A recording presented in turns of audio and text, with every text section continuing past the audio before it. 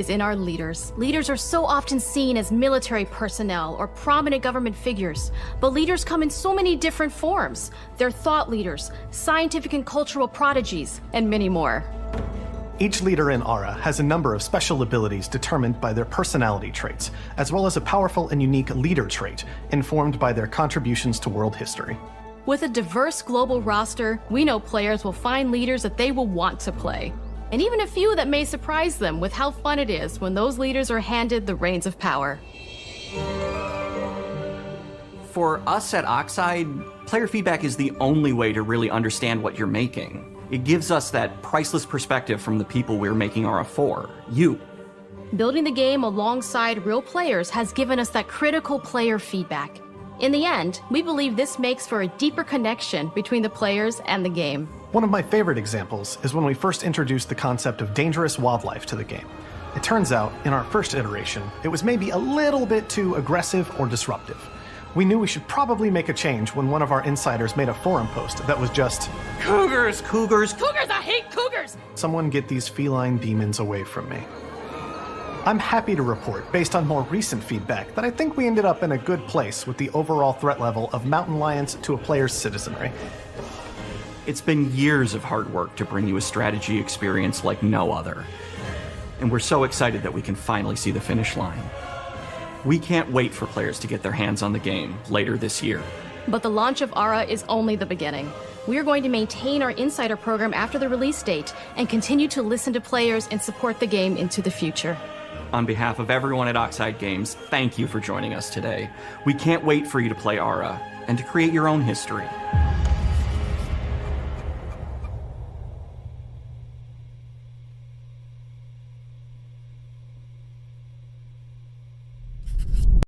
It's no secret that Square Enix's Mana series has impacted the JRPG genre immensely since it debuted in 1991. It's a franchise rich with deep stories and memorable combat that has stood the test of time. Despite the last mainline game releasing 18 years ago, fanfare has yet to die down as seen with the success of the 2020 remake of Trials of Mana. The question is, can a brand new Mana game replicate the same success as a remake? From the 2 hours I played of it at PAX East, Visions of Mana's fresh take on battle and class systems not only gives it the potential to meet the success of the originals, but it might even end up surpassing them. Okay, next. From the moment I started playing Visions of Mana, my expectations of it changed. Gone are the days of sprite-drawn, top-down 2D combat. Here are the days of fast-paced, flashy, and vibrant 3D semi-open field battles. Gameplay puts a heavy focus on the action part of the action JRPG genre, including aspects like aerial combat to help open up the tag-based sword slashing and magic system already in place.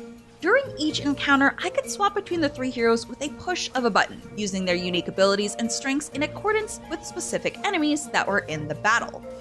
Val's heavy attacks were useful for fighting big enemies one-on-one, while Morley's speed is perfect for encounters made up of a higher number of enemies. Karina serves as the ideal support role, not only providing healing but dishing out powerful magic attacks like Thunderbolt that deal area of effect damage that is both powerful and far-reaching. Whenever I wasn't using the other two characters in combat, the AI takes over seamlessly. Having all three heroes participate in the battle all at once results in a variety of combo moves that deal significant damage, especially when adding elemental vessels into the mix. These mystical artifacts play a huge role in Visions of Mana's combat. Depending on who has which element attached to them, their skill sets, stats, and weapon types will change drastically. I loved how different the trio felt while experimenting with switching classes for specific battles. In this preview, there were two different elemental vessels, Moon and Wind. The first manipulates the flow of time,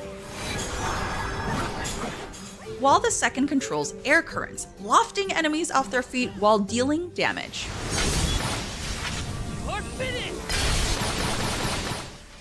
Playing as Val's Aegis class using the Vessel of the Moon is a completely different experience than when it's equipped to either of the other party members.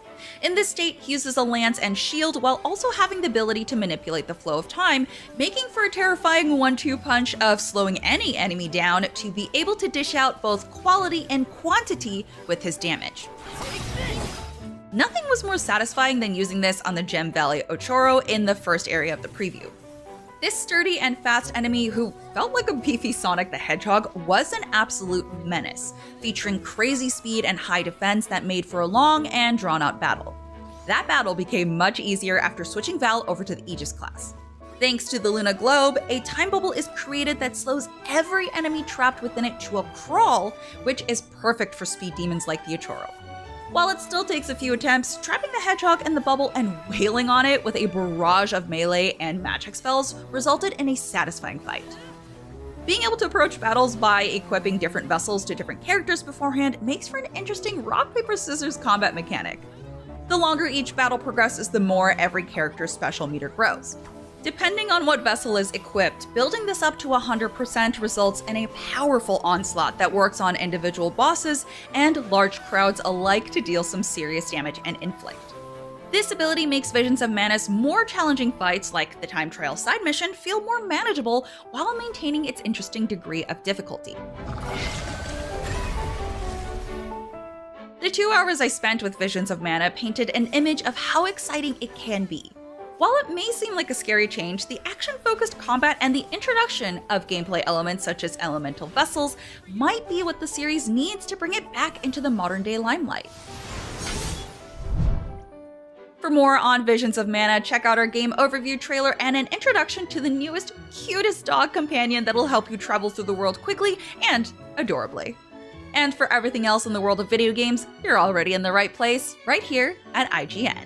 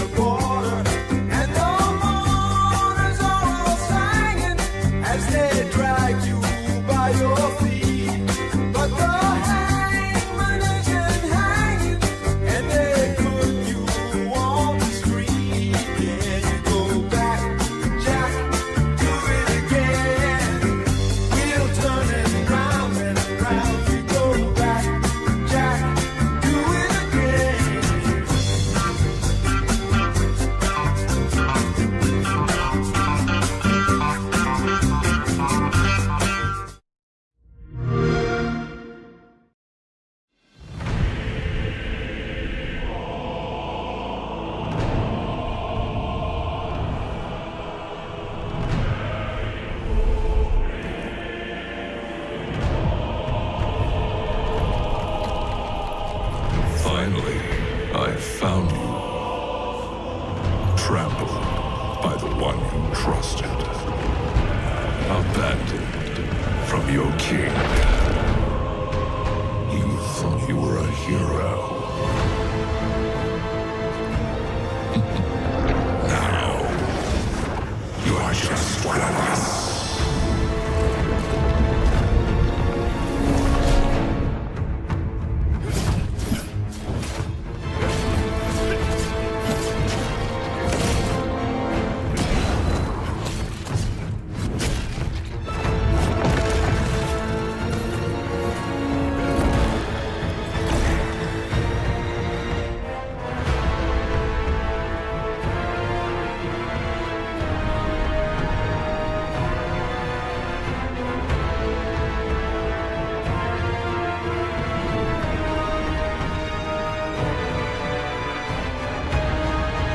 This is no ordinary ghost.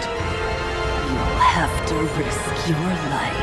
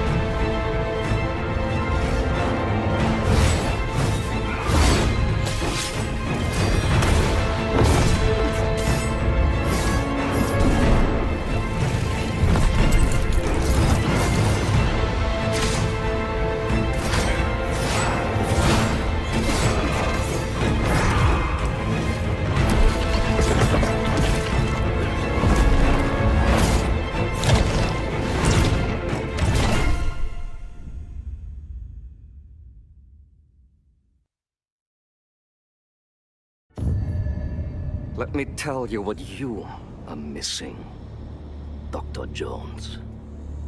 While you were playing your pointless game, I was playing you. You're wondering if maybe you should have built yourself a life of meaning instead of ending up here, dead and forgotten in the sense of Africa.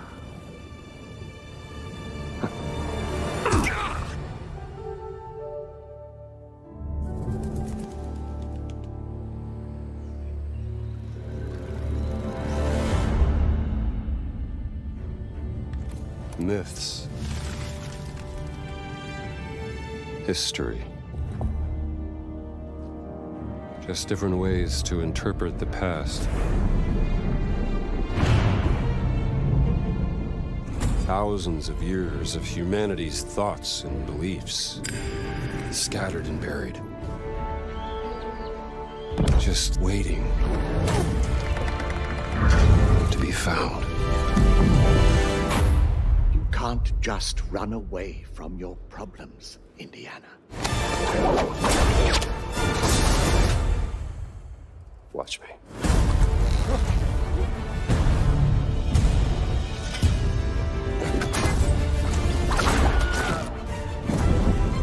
Throughout history, mankind has built sites of great spiritual significance. If you were to draw a line through these ancient sites around the globe, you get a perfectly aligned circle.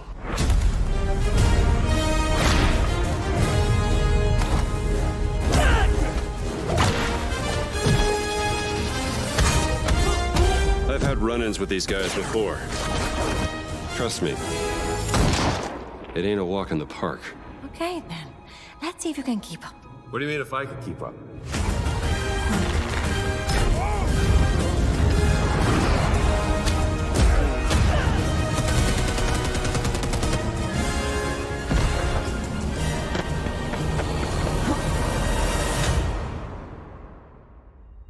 Patron of the fallen angels. protector of the Chukulimani, the Great Circle.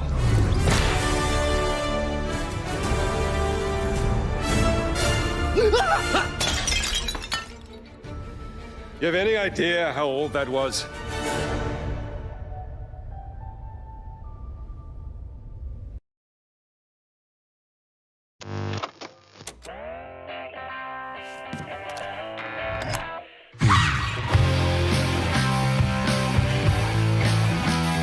Should've put up the red flag that you were gonna be a drag. You think you're funny, boy? I can tell. We'll see who's laughing when I see you in hell. See you in hell. Time to repent for the kid, the harassment and the harm that you did, kid.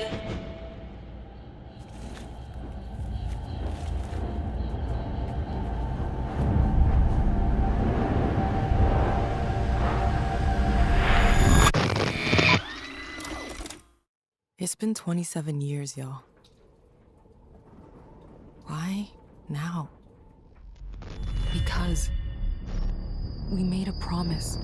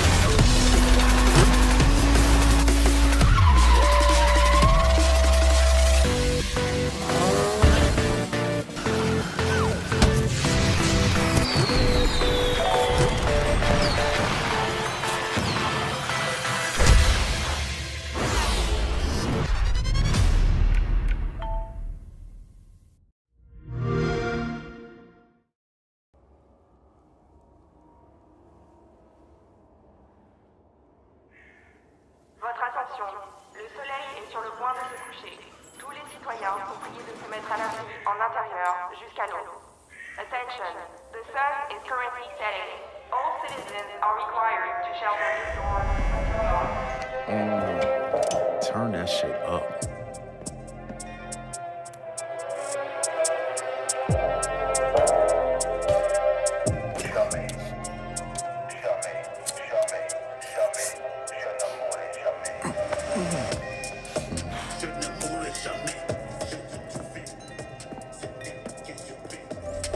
Relax, man.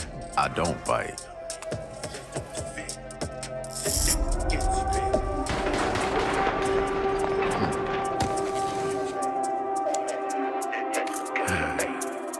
Lock up tight now. Night's just getting started.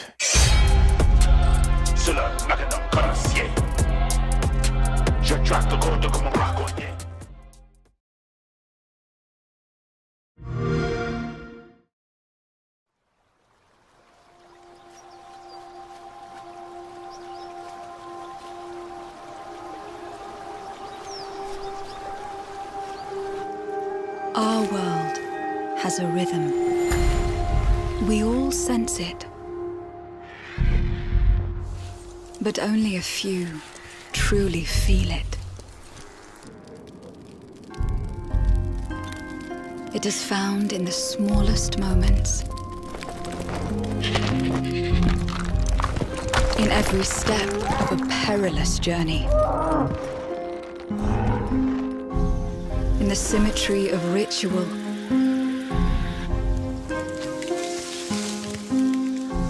In the bonds we share.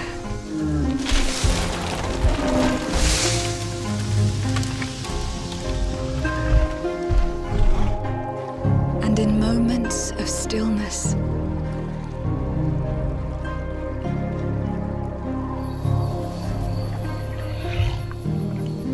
It teaches us to look beyond the expected.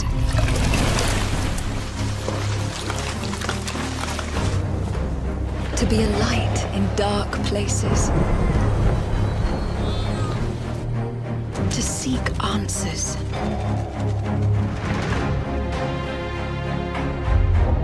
And to stand watch over our world. Our world has a rhythm. We all sense it. But only a few truly feel it.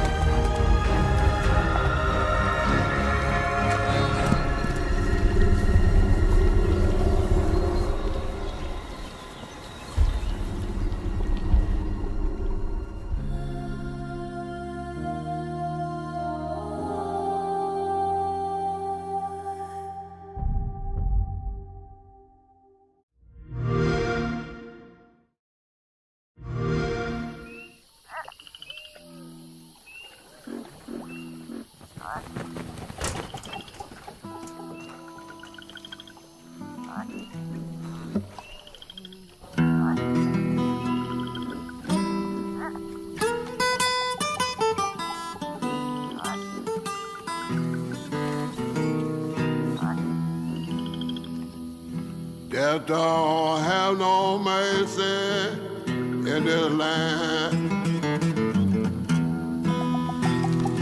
Death don't have no mercy in this land. He'll come to your house and it won't stay long.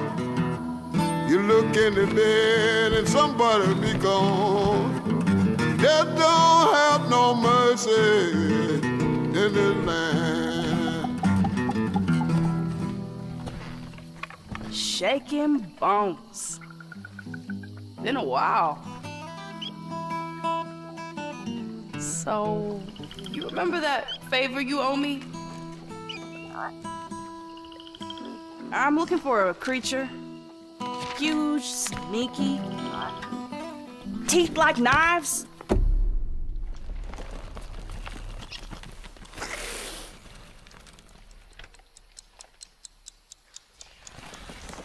No? Well, hey, how about you guys?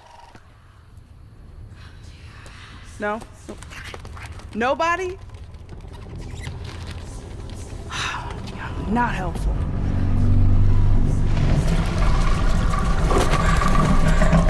Mm-hmm. Sneaky.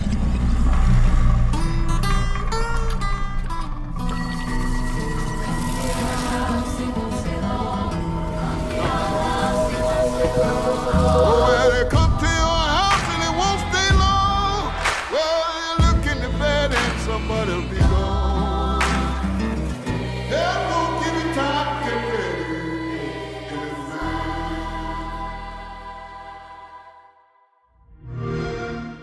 Play it day one with Game Pass.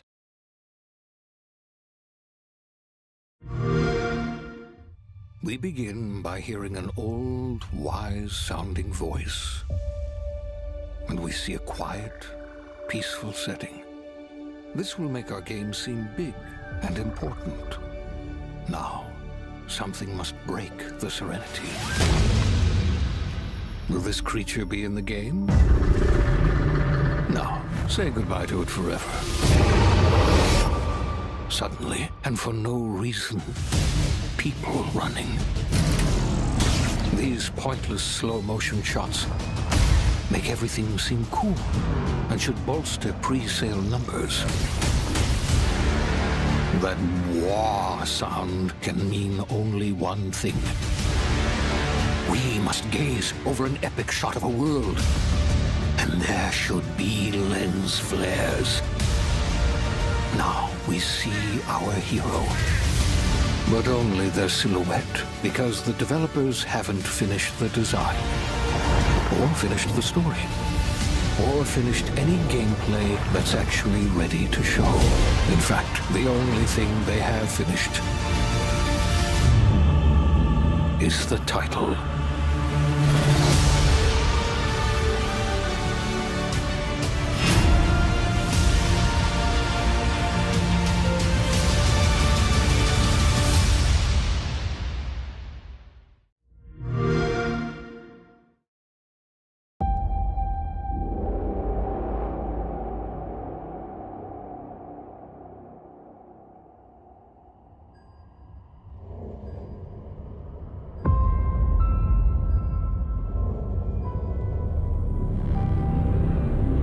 I remember when everything changed. The floods, the storms, the fires, people dying in the streets.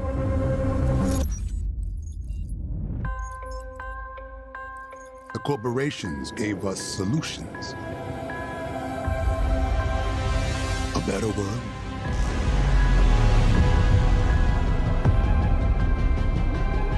And we welcome them into our lives. But the laws of nature aren't meant to be broken. We need to know what they're hiding. Cruel world.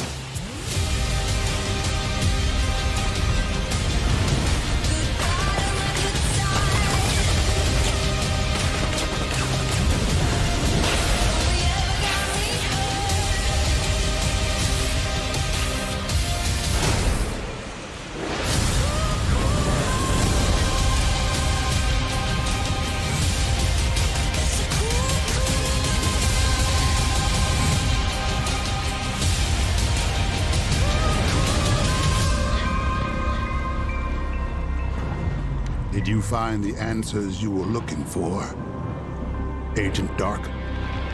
Not yet. This is just the beginning.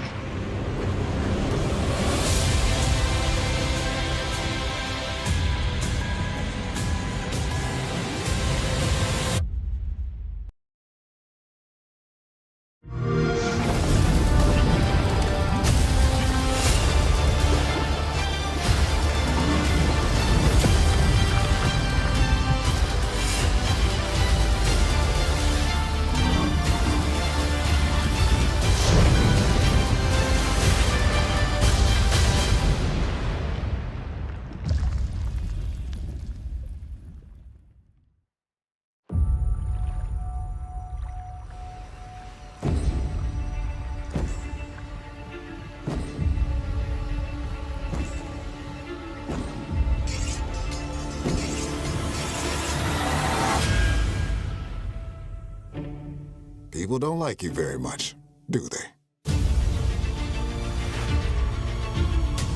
Sent here to the living lands by an emperor who couldn't bother to come himself.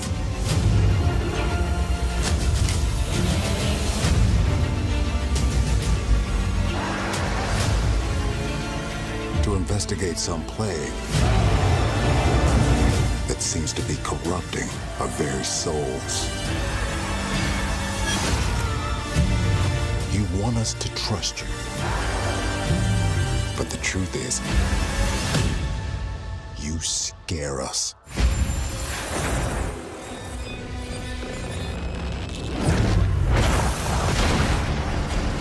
The way you fight. The power you wield. The secrets you keep. You're either here to save us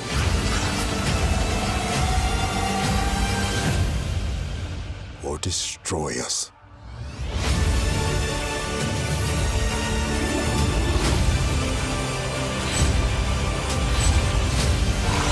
So now that you have all this power,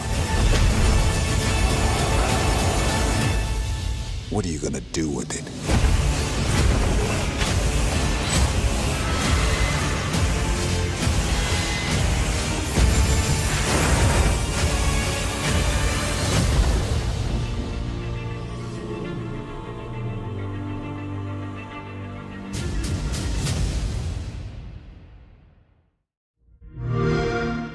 Play it day one with Game Pass.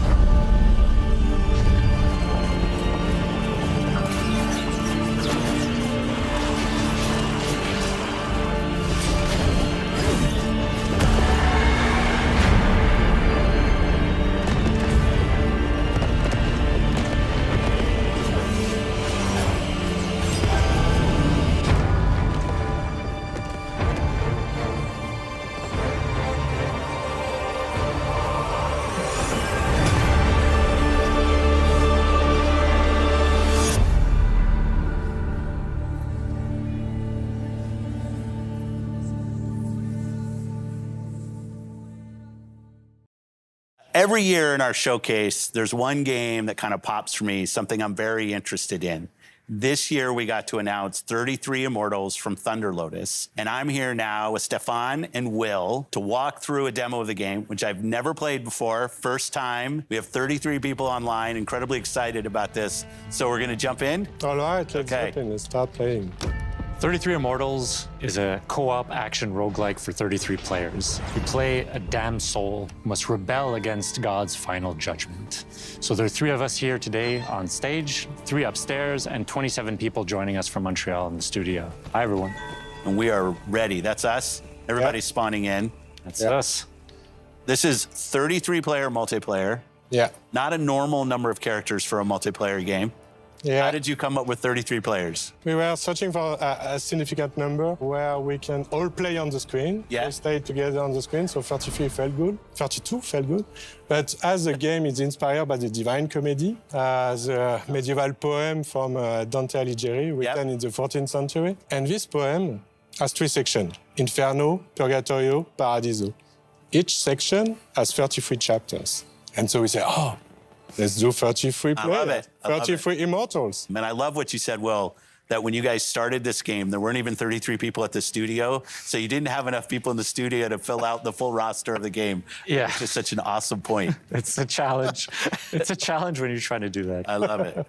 Okay, so no 2 runs are the same. We're actually spawning in a different position, a different situation. We are in the cemetery. If you hold the left trigger, the world map is going to show up. And we can see that we are 33 right now, actually, in Inferno, but we are scattered around the world. Oh, we're not all in the same place. Yeah, because we all have to complete torture chambers. Got it. To make the game progress. Okay. And we are located at the southwest of Inferno. Yeah. And so the closest torture chambers is to the east. Okay. So let's go there. Got it.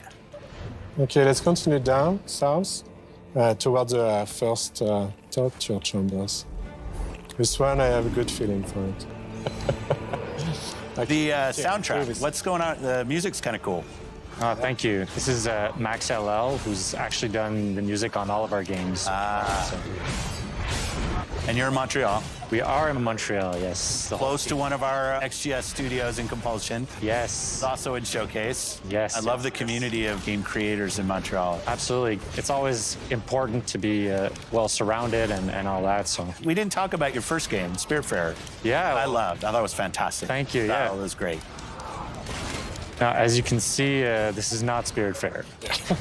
No, but like, how do you think about that from a studio standpoint, having such, I mean, Well, I would say they're stylized games, but Yeah, outside absolutely. of that, very different games. We're not worried about, genre. Our goal is really to just try and make unique, immersive, creative experiences that players love and that they want to play for.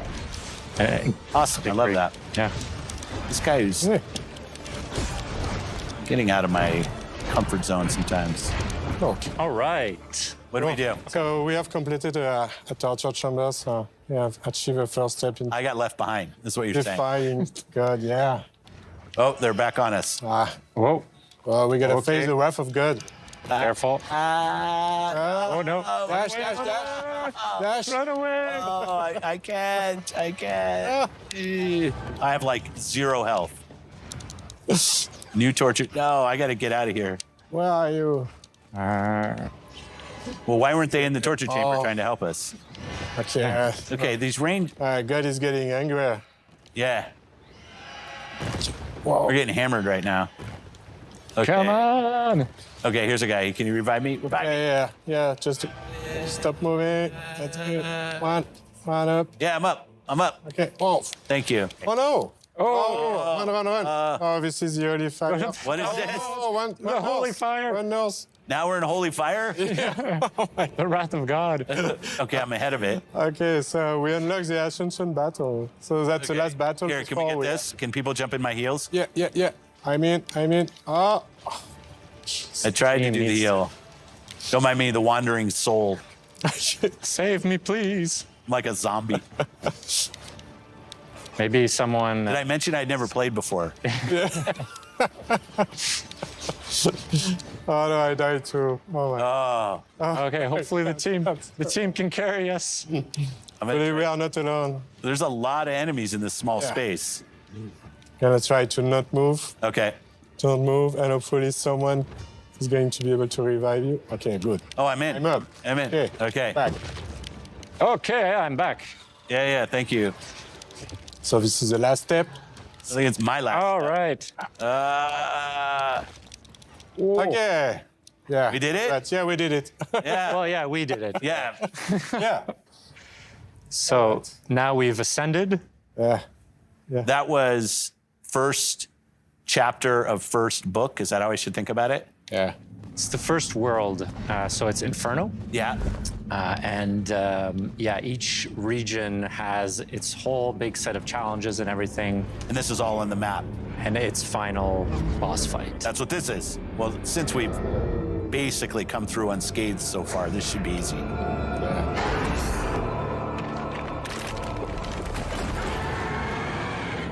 Okay. Yeah, it's easy. You saved us from having to kill the final boss. Yeah. It's a bit of a tease. I like it. I like it.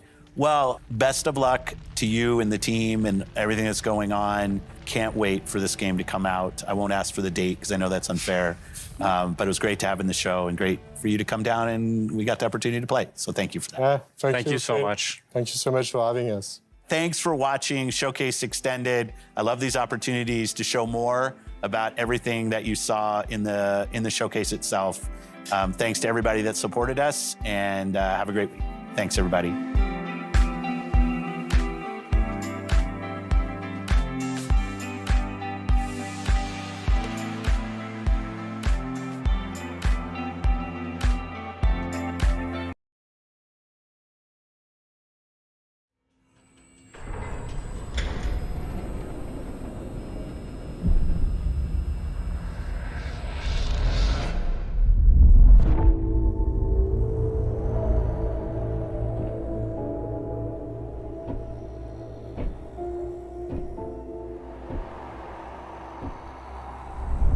You asked me about my good luck charm. Remember? It's an empty shell. Decided to play soldier with me? Dimitri and I were just discussing a certain puzzle we found in the zone. But we can't quite seem to get all the pieces to fit. Maybe you can figure it out. It reminded me that we used to be puppets. I took just one awkward step, and my whole world plunged into darkness. I'm sorry, Strider.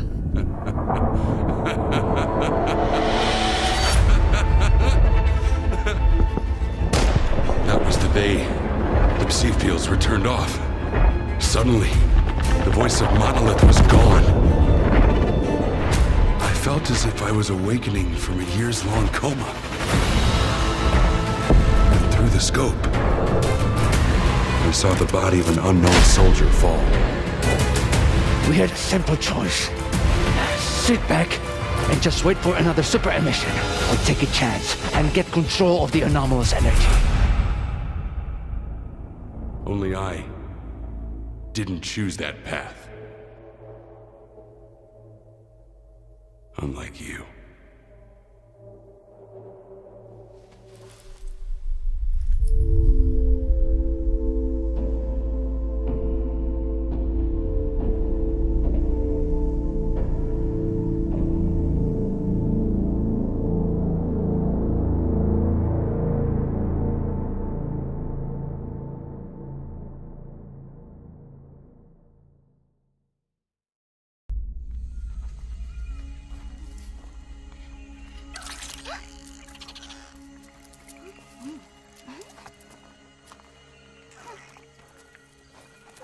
It's time to go.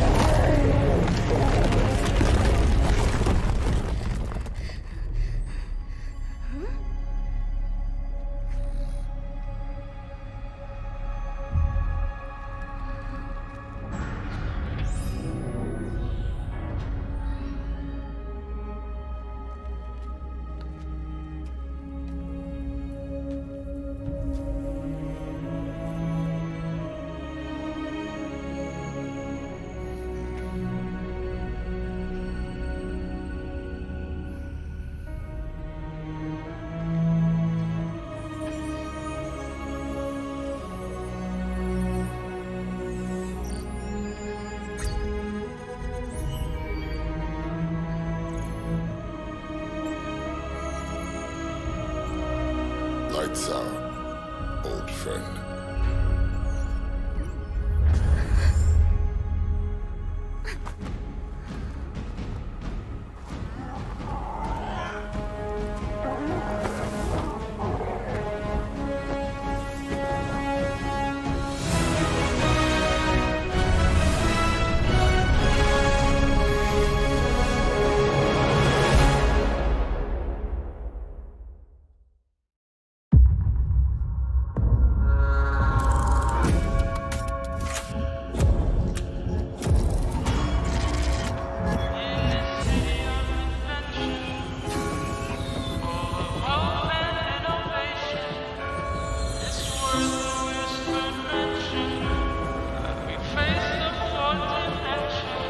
This city is a miracle of progress.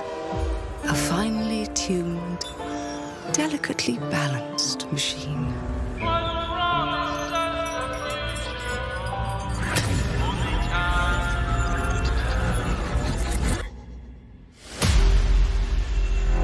But it only takes one rebellious little gear to ruin everything.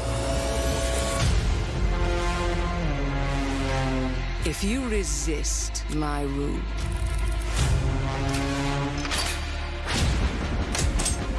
if you alter our past, if you threaten what I have built, there is nowhere in space or time where I will not destroy you.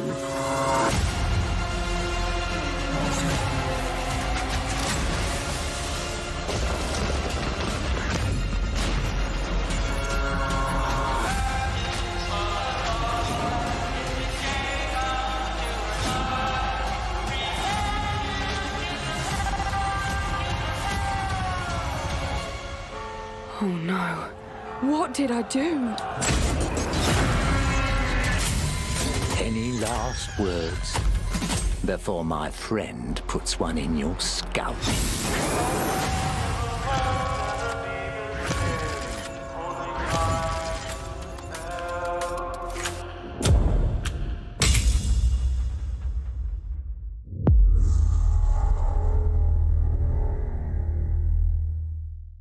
Oh, we're finally doing this, are we? Because I was going to make a sandwich.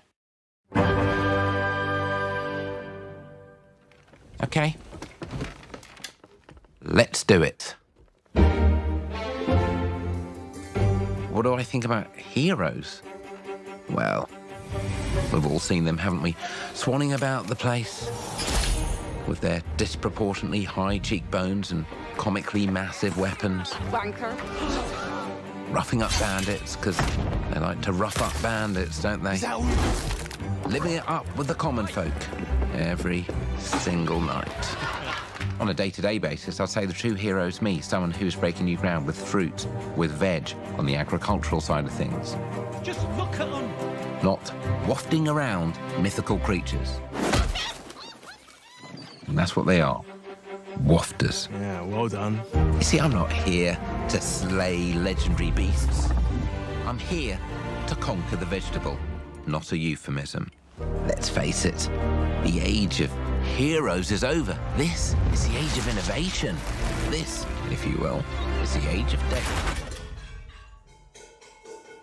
One moment.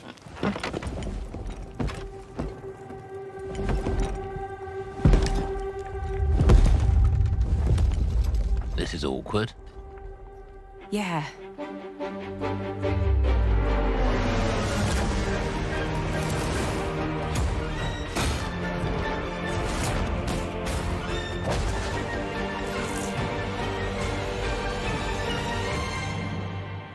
Oh.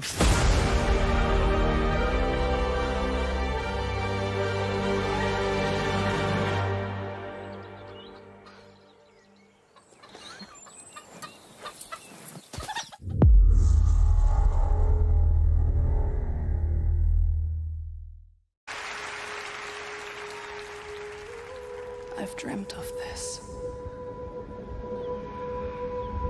This place of fear and fury. Do you hear it? The heartbeat of the lost ones.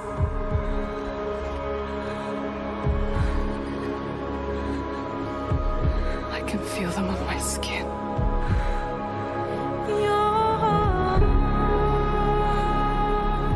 Each death, inked in blood.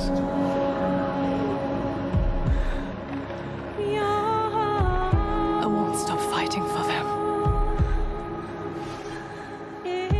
Until the very last beat fades away.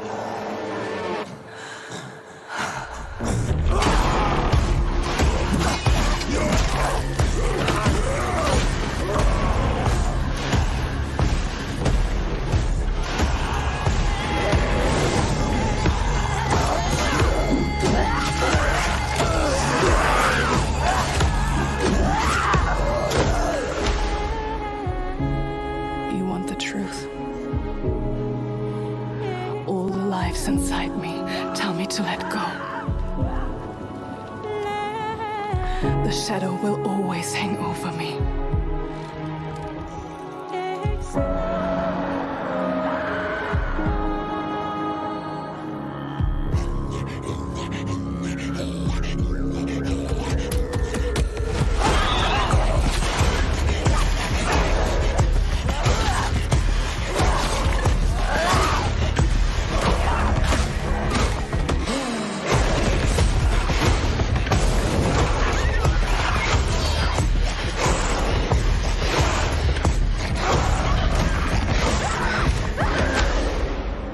What will I become?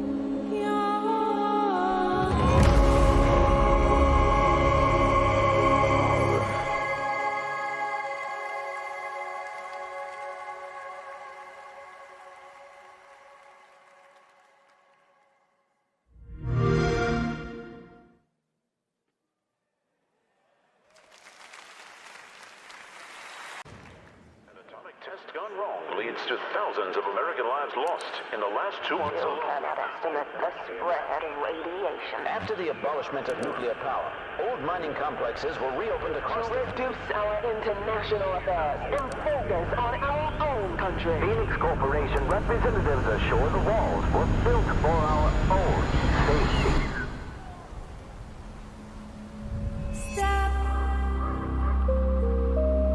Within this cage, inhale its rise, and dying twice.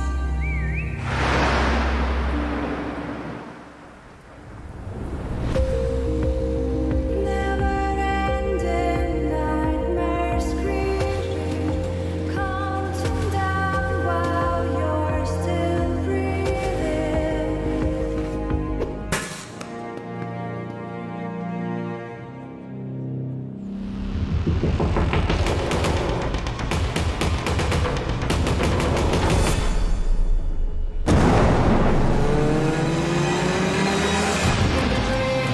You'll see myself killing me, turn black, then the wall, pushing me till I fall by myself in my head, counting clicks till I'm dead. What a wonder.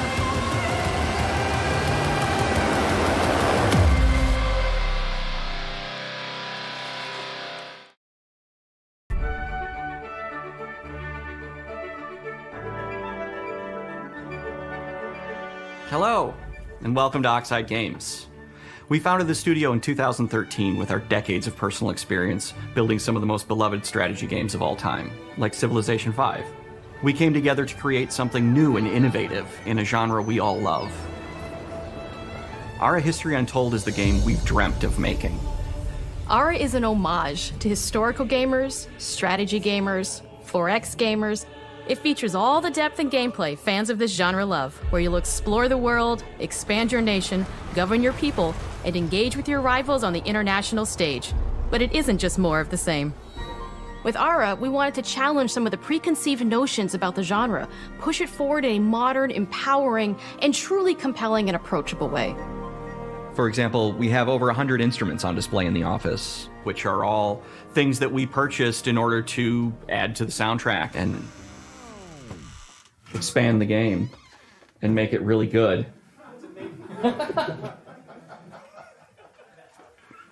Hi, Dan. That's Dan. We started in his basement. It's been an amazing process to see from concept to completion. We started small, building a robust game engine, questioning our design assumptions, and prototyping out features, rediscovering what made us fall in love with strategy games in the first place. The end result is Ara, the historical grand strategy game that presents a living world where you can rule how you want to rule and chart your own path to becoming the most prestigious nation on the planet. For Ara, we knew we needed deep systems with outcomes that encourage exploration and give players the power to experiment and make meaningful strategic choices while still having agency over their playstyle. We also wanted to explore more in different parts of history and give players from around the world the chance to see the game reflect their unique perspective and not just ours. And finally, we knew that for players to feel the impact of their decisions, they would need to see their choices reflected in the game world itself, not just through numbers on a menu. One of the first differences you'll see when you dive into Ara is what we call the living world. It's a procedurally generated alternate Earth, bursting with life, an intuitive, authentic, and immersive space, a blank canvas for players to paint the society of their dreams. The living world isn't just a map. It reflects the choices players make over the course of the game. They can see everything from the settling of the wilderness to cultural influence on architecture over time to the thousands of citizens living their lives and reacting to the changes. We want players to feel like they're truly occupying the world, leading their people as they thrive and grow.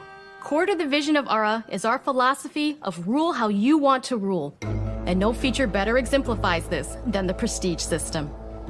To win a game of Ara, players will compete with their rivals to build the most influential, impressive, and important nation the world has ever known.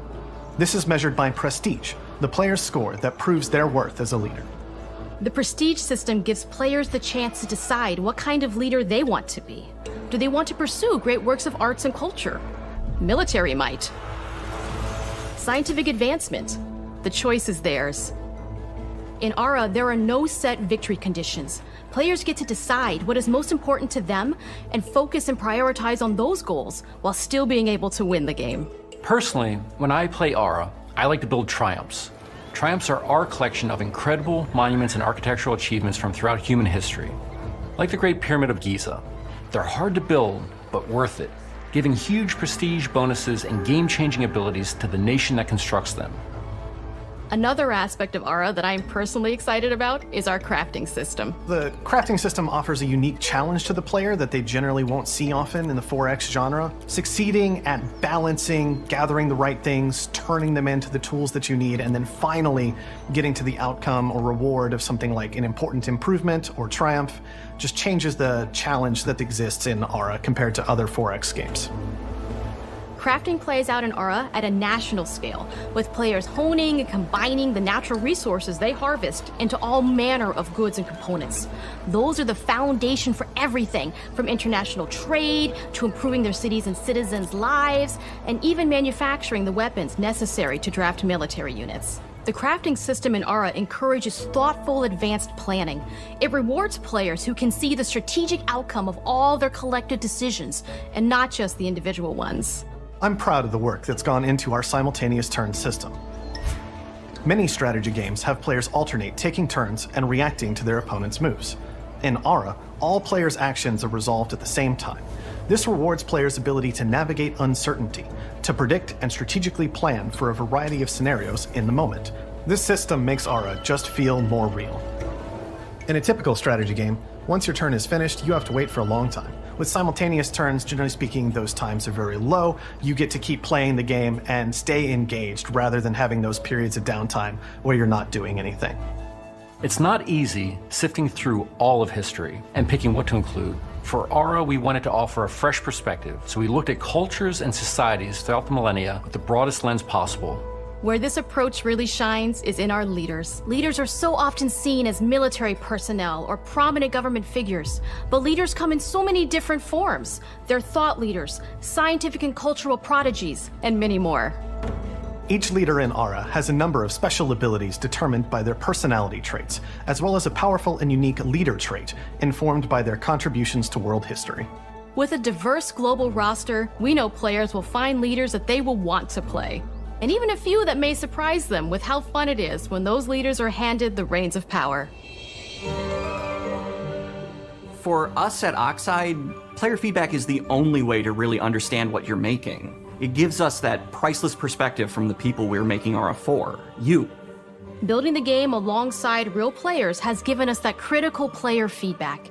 In the end, we believe this makes for a deeper connection between the players and the game. One of my favorite examples is when we first introduced the concept of dangerous wildlife to the game. It turns out, in our first iteration, it was maybe a little bit too aggressive or disruptive. We knew we should probably make a change when one of our insiders made a forum post that was just, "Cougars, cougars, cougars, I hate cougars! Someone get these feline demons away from me." I'm happy to report, based on more recent feedback, that I think we ended up in a good place with the overall threat level of mountain lions to a player's citizenry. It's been years of hard work to bring you a strategy experience like no other. And we're so excited that we can finally see the finish line. We can't wait for players to get their hands on the game later this year. But the launch of Aura is only the beginning. We are going to maintain our insider program after the release date and continue to listen to players and support the game into the future. On behalf of everyone at Oxide Games, thank you for joining us today. We can't wait for you to play Aura and to create your own history.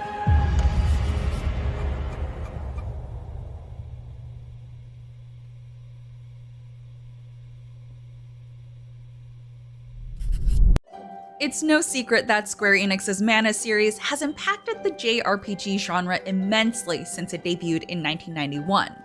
It's a franchise rich with deep stories and memorable combat that has stood the test of time. Despite the last mainline game releasing 18 years ago, fanfare has yet to die down as seen with the success of the 2020 remake of Trials of Mana. The question is, can a brand new Mana game replicate the same success as a remake? From the 2 hours I played of it at PAX East, Visions of Mana's fresh take on battle and class systems not only gives it the potential to meet the success of the originals, but it might even end up surpassing them. From the moment I started playing Visions of Mana, my expectations of it changed. Gone are the days of sprite-drawn, top-down 2D combat. Here are the days of fast-paced, flashy, and vibrant 3D semi-open field battles. Gameplay puts a heavy focus on the action part of the action JRPG genre, including aspects like aerial combat to help open up the tag-based sword slashing and magic system already in place. During each encounter, I could swap between the three heroes with a push of a button, using their unique abilities and strengths in accordance with specific enemies that were in the battle. Val's heavy attacks were useful for fighting big enemies one-on-one, while Morley's speed is perfect for encounters made up of a higher number of enemies. Karina serves as the ideal support role, not only providing healing but dishing out powerful magic attacks like Thunderbolt that deal area of effect damage that is both powerful and far-reaching. Whenever I wasn't using the other two characters in combat, the AI takes over seamlessly. Having all three heroes participate in the battle all at once results in a variety of combo moves that deal significant damage, especially when adding elemental vessels into the mix. These mystical artifacts play a huge role in Visions of Mana's combat. Depending on who has which element attached to them, their skill sets, stats, and weapon types will change drastically. I loved how different the trio felt while experimenting with switching classes for specific battles. In this preview, there were two different elemental vessels, Moon and Wind. The first manipulates the flow of time, while the second controls air currents, lofting enemies off their feet while dealing damage.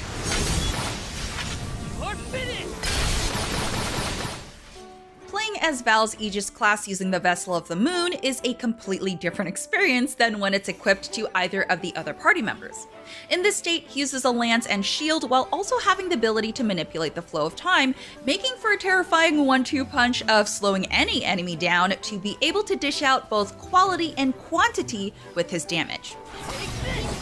Nothing was more satisfying than using this on the Gem Valley Ochoro in the first area of the preview.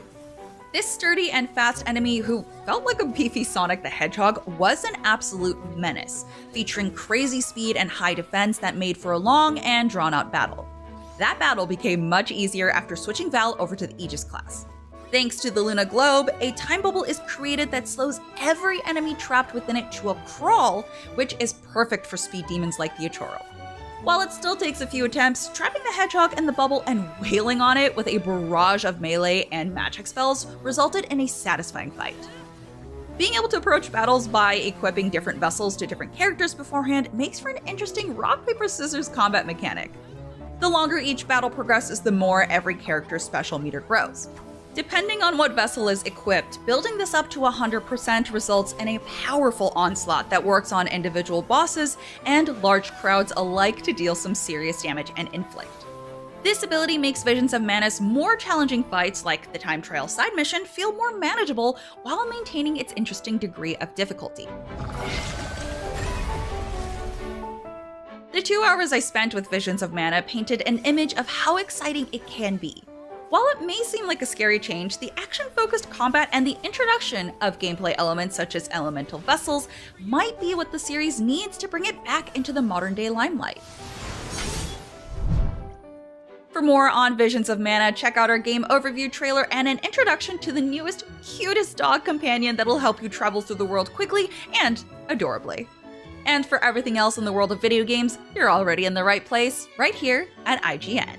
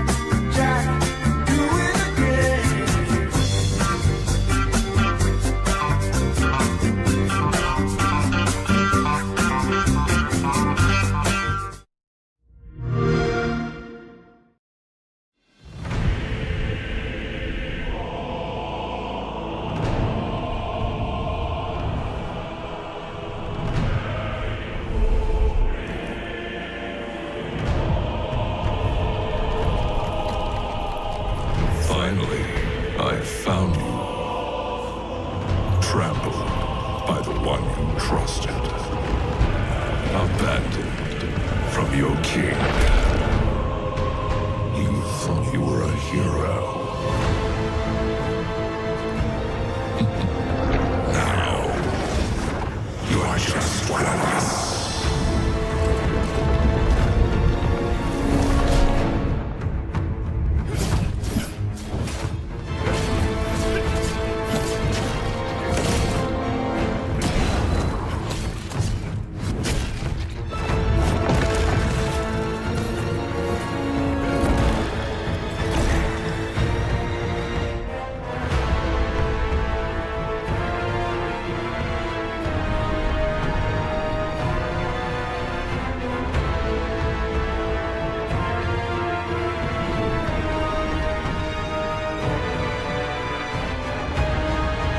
This is no ordinary ghost. You'll have to risk your life.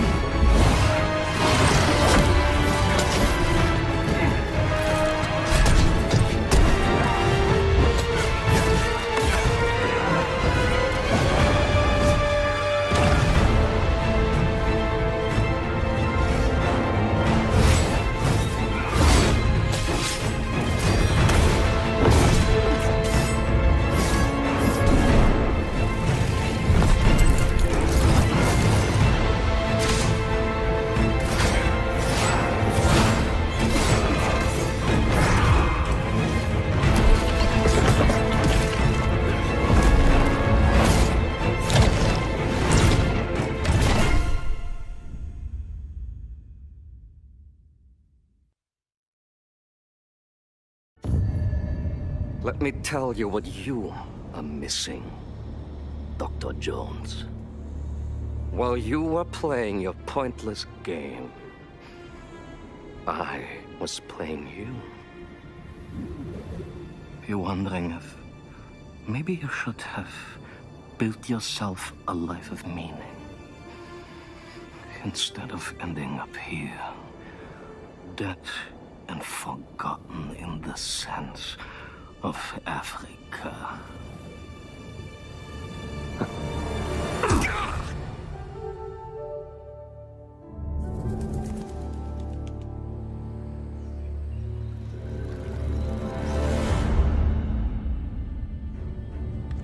Myths.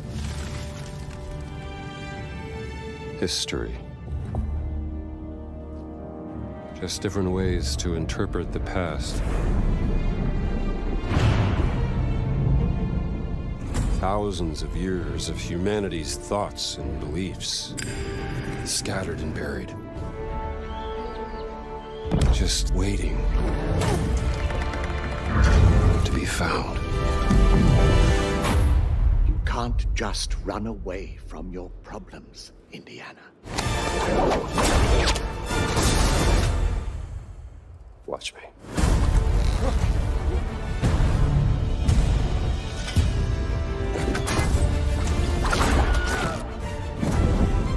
Throughout history,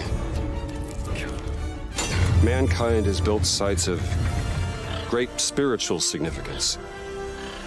If you were to draw a line through these ancient sites around the globe, you get a perfectly aligned circle.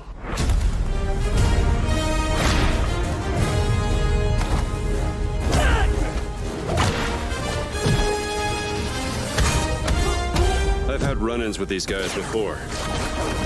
Trust me, it ain't a walk in the park. Okay, then. Let's see if you can keep up. What do you mean if I could keep up?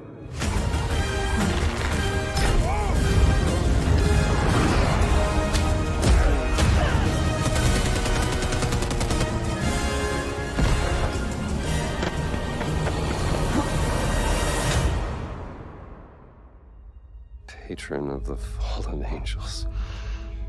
Protector of the Chirkulimani. The Great Circle.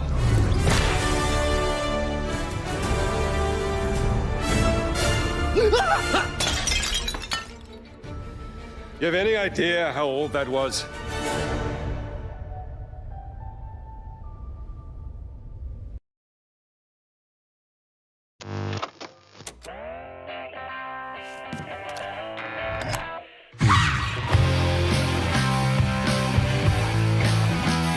Should've put up the red flag that you were gonna be a drag. You think you're funny, boy? I can tell.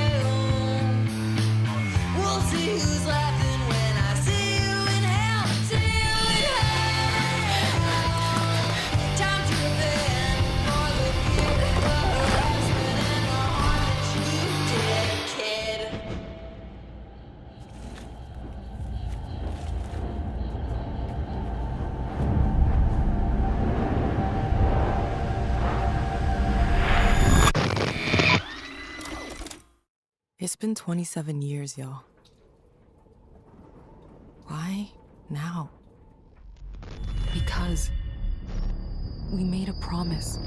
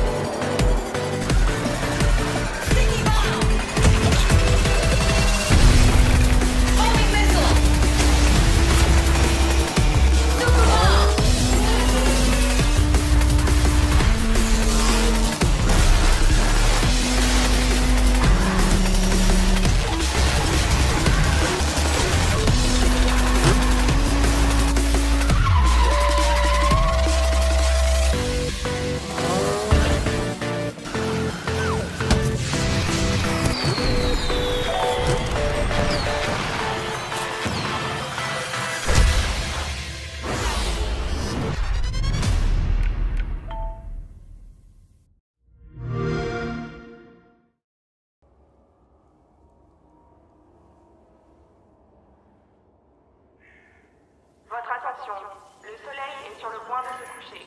Tous les citoyens sont priés de se mettre à l'abri en intérieur jusqu'à l'aube. Attention, the sun is currently setting. All citizens are required to shelter indoors. Turn that shit up.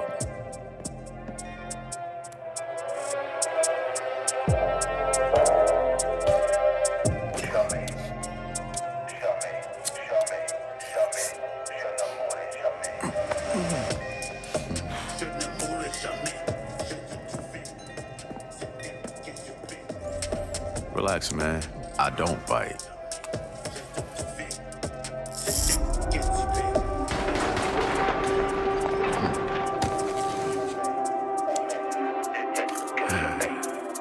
Lock up tight now. Night's just getting started.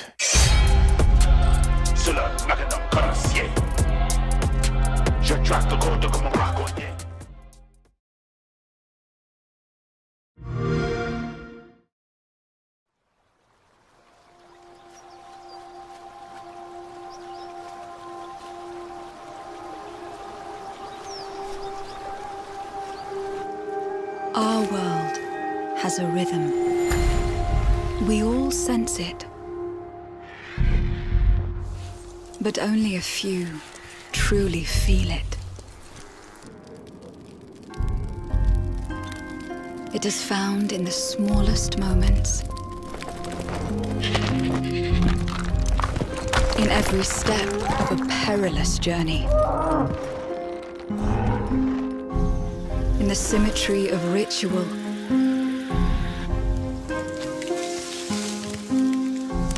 In the bonds we share.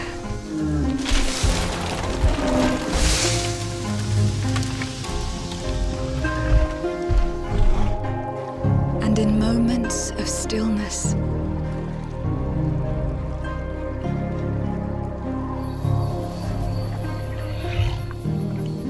It teaches us to look beyond the expected.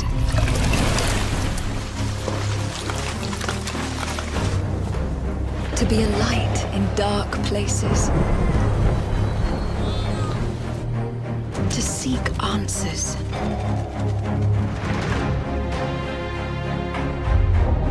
And to stand watch over our world. Our world has a rhythm. We all sense it. But only a few truly feel it.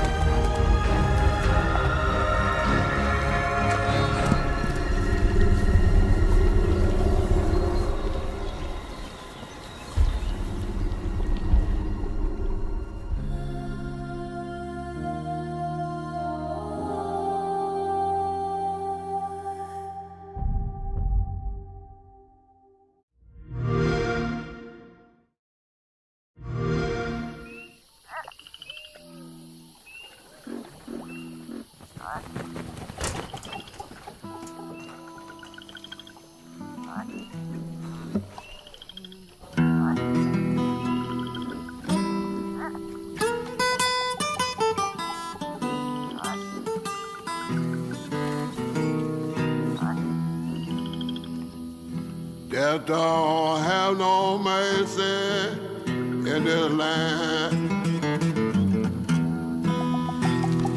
Death don't have no mercy in this land. He'll come to your house and it won't stay long. You look in the bed and somebody'll be gone. Death don't have no mercy in this land. Shaking bones. Been a while. So, you remember that favor you owe me? I'm looking for a creature. Huge, sneaky, teeth like knives.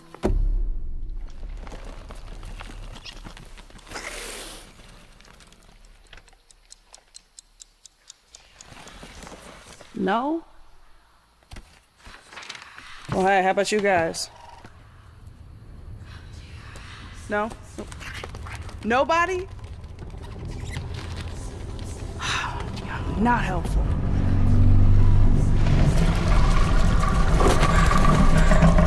Mm-hmm. Sneaky.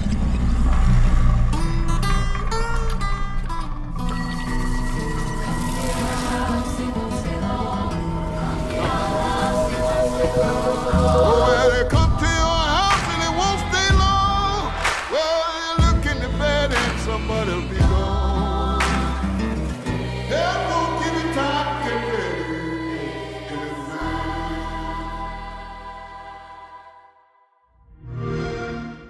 Play it day one with Game Pass.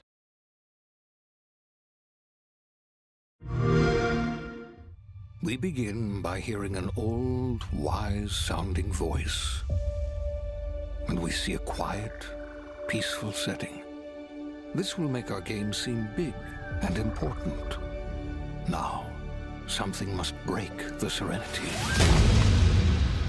Will this creature be in the game? No. Say goodbye to it forever. Suddenly, and for no reason, people running. These pointless slow-motion shots make everything seem cool and should bolster pre-sale numbers. That wah sound can mean only one thing. We must gaze over an epic shot of a world, and there should be lens flares. Now we see our hero, but only their silhouette, because the developers haven't finished the design, or finished the story, or finished any gameplay that's actually ready to show. In fact, the only thing they have finished is the title.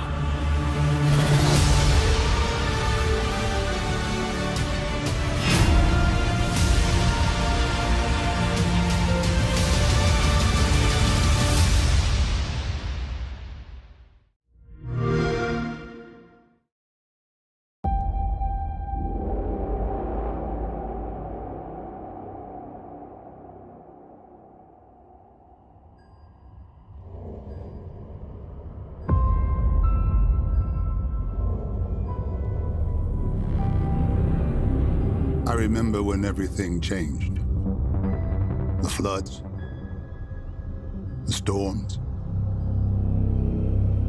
the fires, people dying in the streets.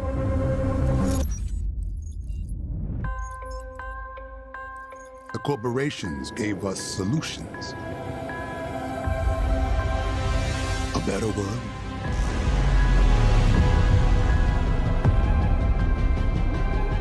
And we welcome them into our lives.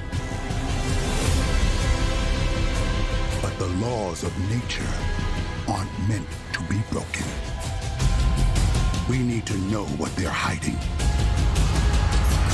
Cruel world.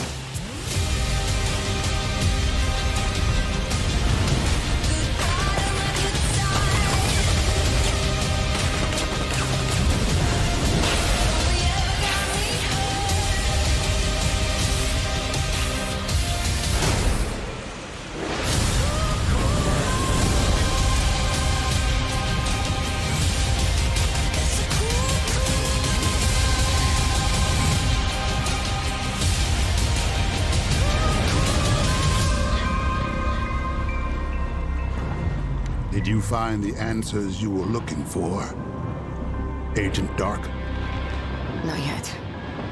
This is just the beginning.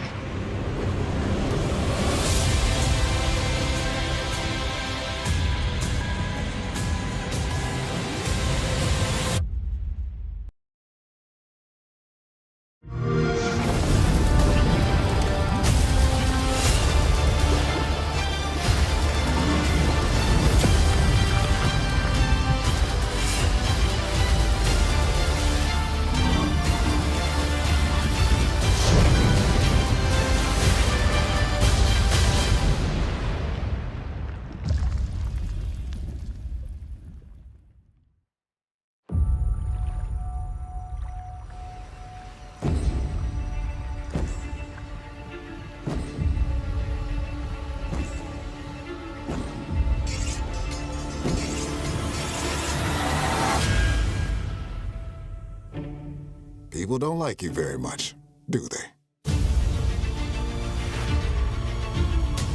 Sent here to the living lands by an emperor who couldn't bother to come himself.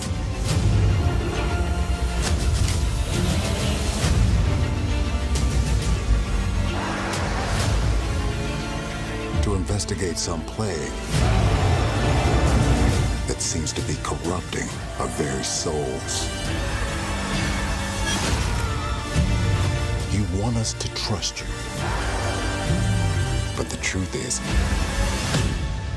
you scare us.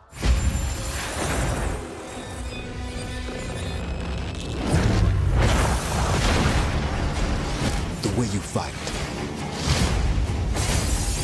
The power you wield. The secrets you keep. You're either here to save us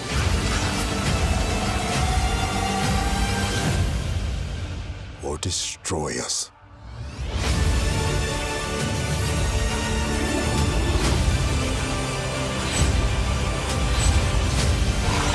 So now that you have all this power, what are you gonna do with it?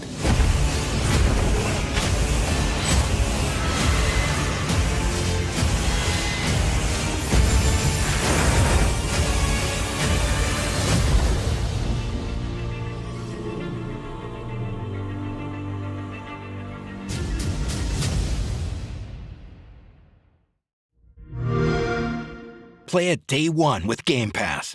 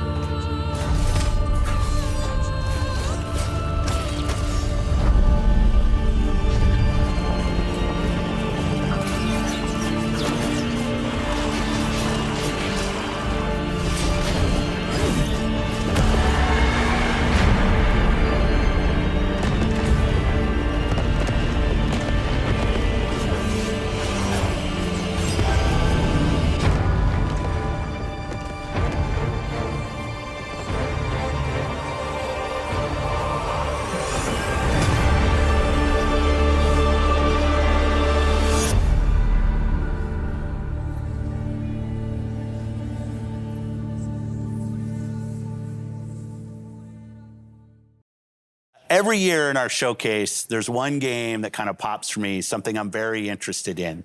This year, we got to announce 33 Immortals from Thunder Lotus. And I'm here now with Stefan and Will to walk through a demo of the game, which I've never played before. First time. We have 33 people online, incredibly excited about this. So we're going to jump in? All right, let's jump in and start playing. 33 Immortals is a co-op action roguelike for 33 players. You play a damned soul who must rebel against God's final judgment.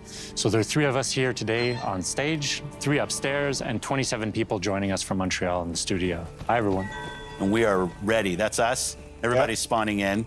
That's us.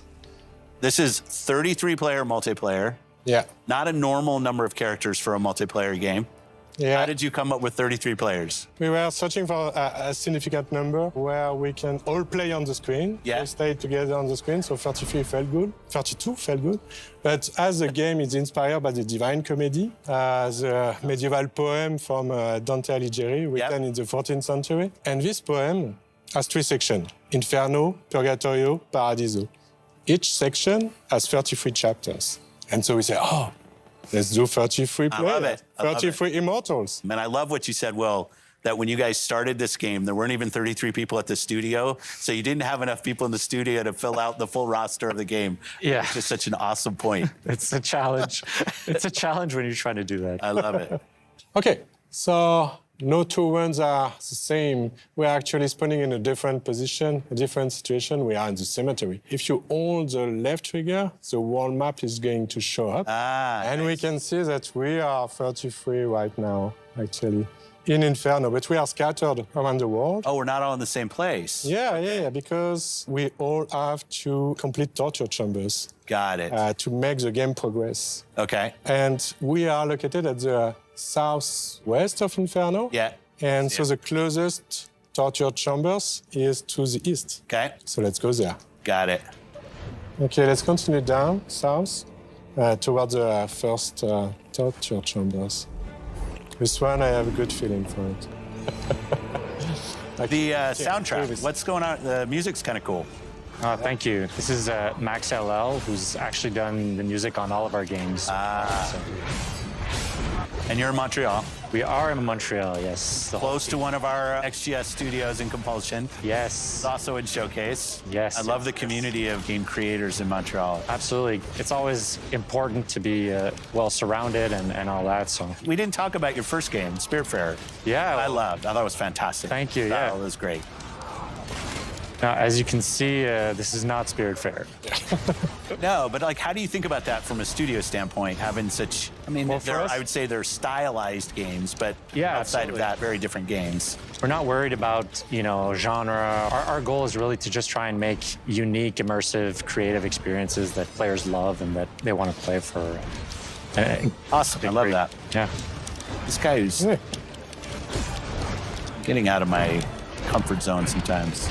Okay. All right. What do we do? So we have completed a torture chamber, so we have achieved a first step in... I got left behind, is what you're saying. Defying God, yeah. Oh, they're back on us. Whoa. Well, we gotta face the wrath of God.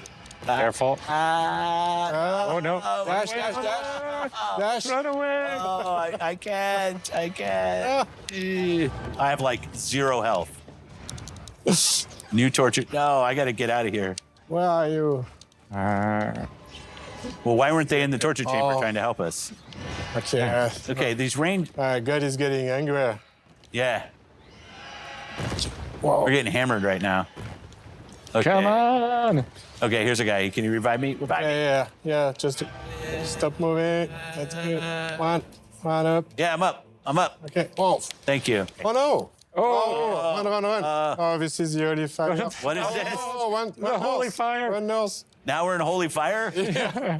The wrath of God. Okay, I'm ahead of it. Okay, so we unlock the Ascension battle. So that's the last battle. Here, can we get this? Can people jump in my heels? Yeah. I'm in. Oh. I tried to do the heal.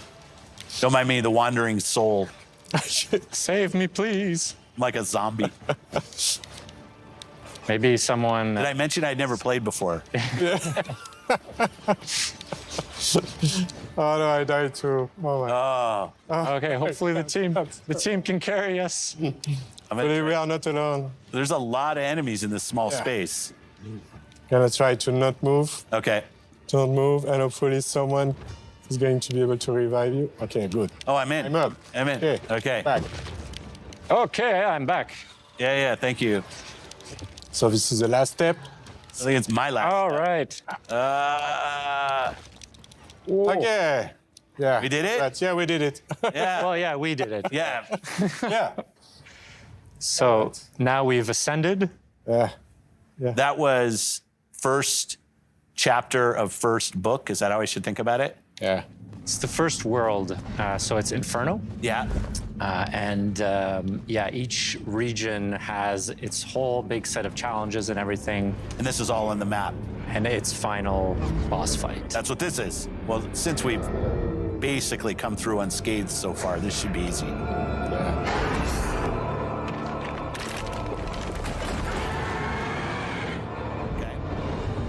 Yeah, it's easy.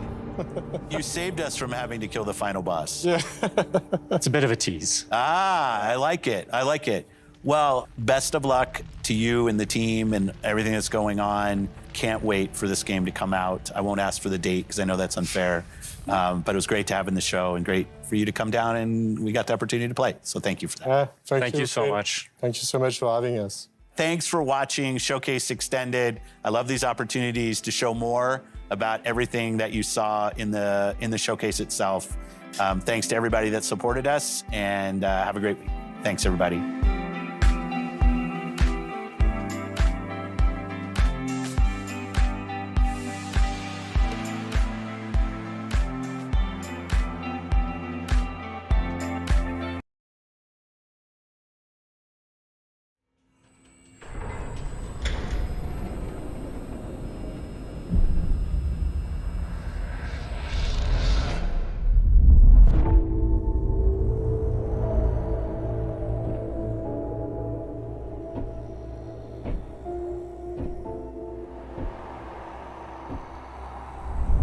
You asked me about my good luck charm.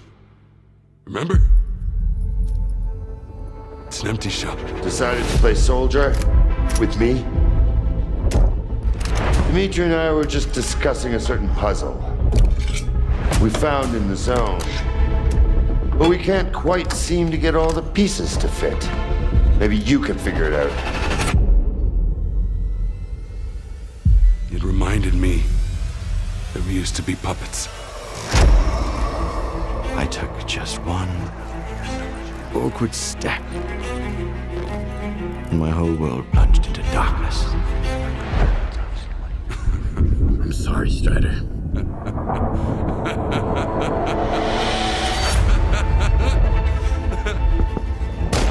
That was the day the psi fields were turned off. Suddenly, the voice of Monolith was gone. I felt as if I was awakening from a years-long coma. And through the scope, I saw the body of an unknown soldier fall. We had a simple choice. Sit back and just wait for another super emission, or take a chance and get control of the anomalous energy. Only I didn't choose that path.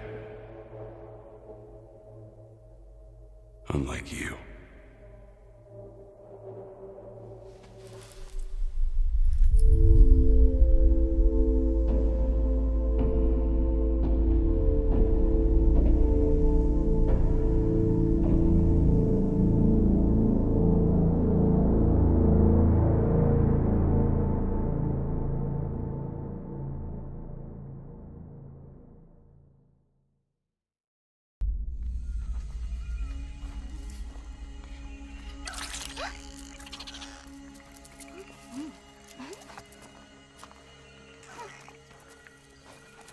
It's time to go.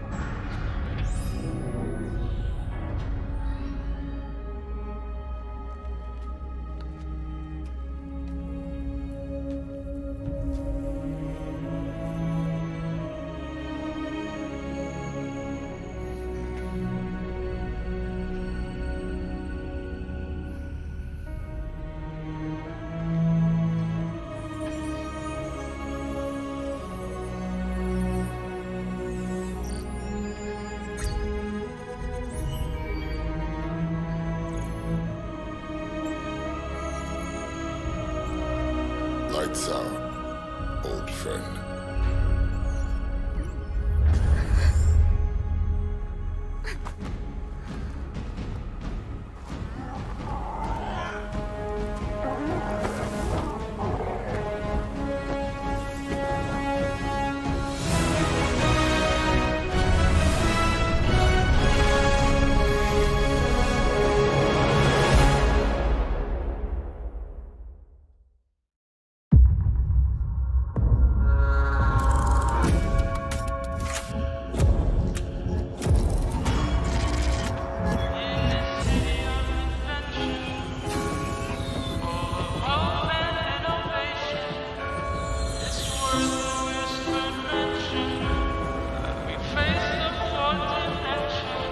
This city is a miracle of progress.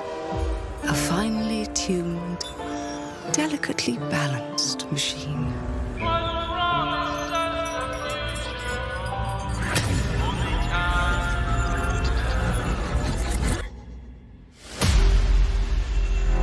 But it only takes one rebellious little gear to ruin everything. If you resist my rule,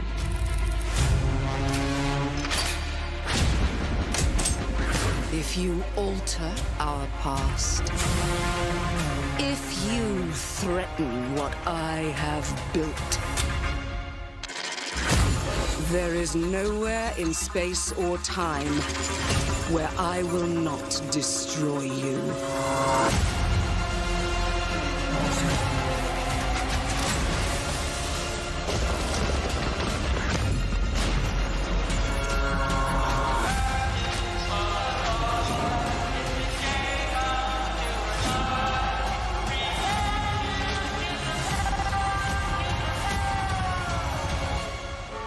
Oh no. What did I do? Any last words before my friend puts one in your scalp?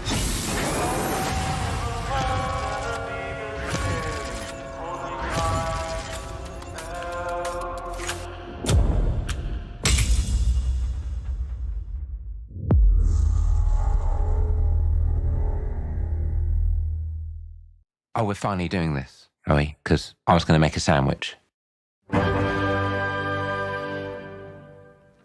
Okay. Let's do it. What do I think about heroes? Well, we've all seen them, haven't we? Swanning about the place with their disproportionately high cheekbones and comically massive weapons. Wanker. Roughing up bandits, because they like to rough up bandits, don't they? Living it up with the common folk every single night. On a day-to-day basis, I'd say the true hero is me, someone who's breaking new ground with fruit, with veg, on the agricultural side of things. Just look at them. Not wafting around mythical creatures. And that's what they are. Wafters. Yeah, well done. You see, I'm not here to slay legendary beasts. I'm here to conquer the vegetable, not a euphemism. Let's face it, the age of heroes is over. This is the age of innovation. This, if you will, is the age of death. One moment.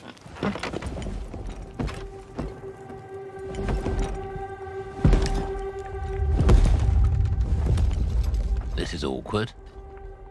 Yeah.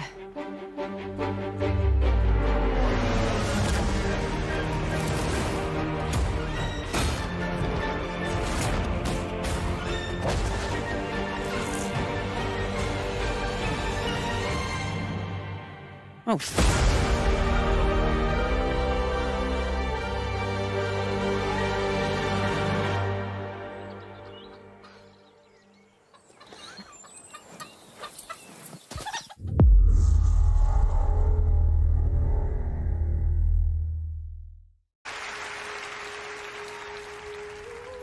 I've dreamt of this.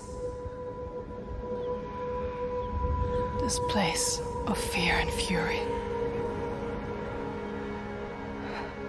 Do you hear it? The heartbeat of the lost ones.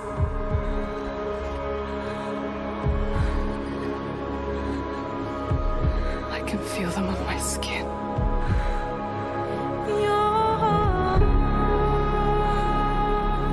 Each death, inked in blood.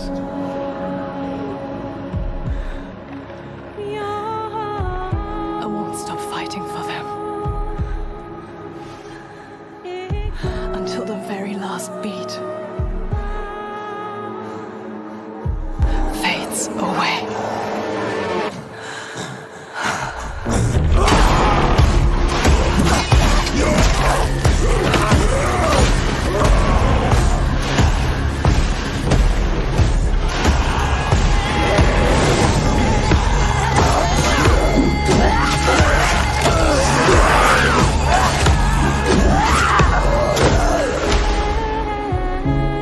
You want the truth? All the lives inside me tell me to let go. The shadow will always hang over me.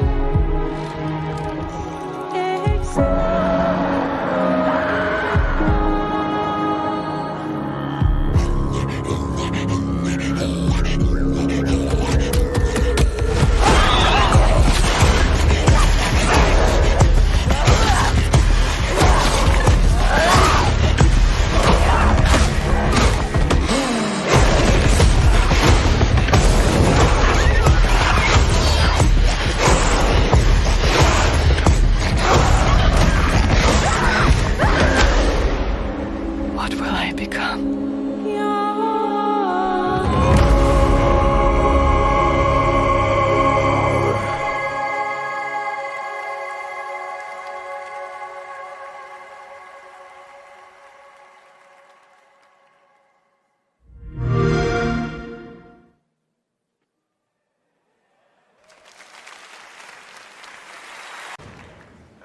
Test gone wrong leads to thousands of American lives lost in the last 2 months alone. Cannot estimate the spread of radiation. After the abolishment of nuclear power, old mining complexes were reopened across to reduce our international affairs and focus on our own country. Phoenix Corporation representatives assure the walls were built for our own safety.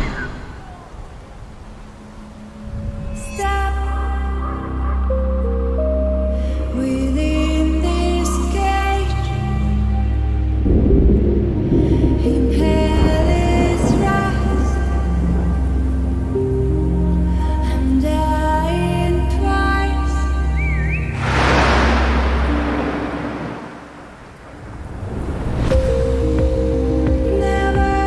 Never-ending nightmares screaming, counting down while you're still breathing.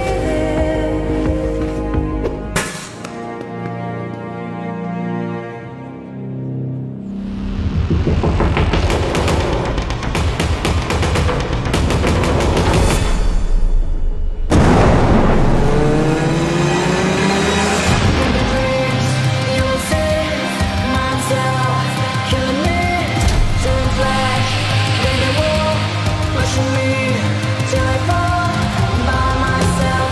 In my head, counting clicks till I'm dead. What a wonder.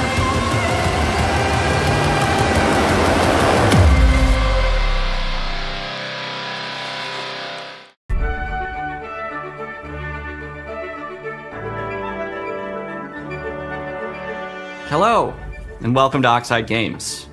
We founded the studio in 2013 with our decades of personal experience building some of the most beloved strategy games of all time, like Civilization V. We came together to create something new and innovative in a genre we all love. Ara History Untold is the game we've dreamt of making. Ara is an homage to historical gamers, strategy gamers, 4X gamers. It features all the depth and gameplay fans of this genre love, where you'll explore the world, expand your nation, govern your people, and engage with your rivals on the international stage. But it isn't just more of the same.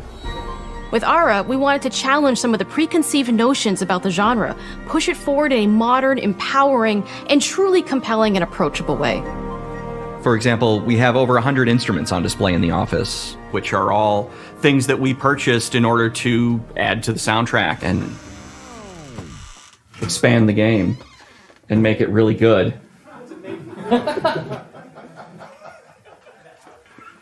Hi, Dan. That's Dan. We started in his basement. It's been an amazing process to see from concept to completion. We started small, building a robust game engine, questioning our design assumptions, and prototyping out features, rediscovering what made us fall in love with strategy games in the first place. The end result is Ara, the historical grand strategy game that presents a living world where you can rule how you want to rule and chart your own path to becoming the most prestigious nation on the planet. For Ara, we knew we needed deep systems with outcomes that encourage exploration and give players the power to experiment and make meaningful strategic choices while still having agency over their playstyle. We also wanted to explore more in different parts of history and give players from around the world the chance to see the game reflect their unique perspective and not just ours.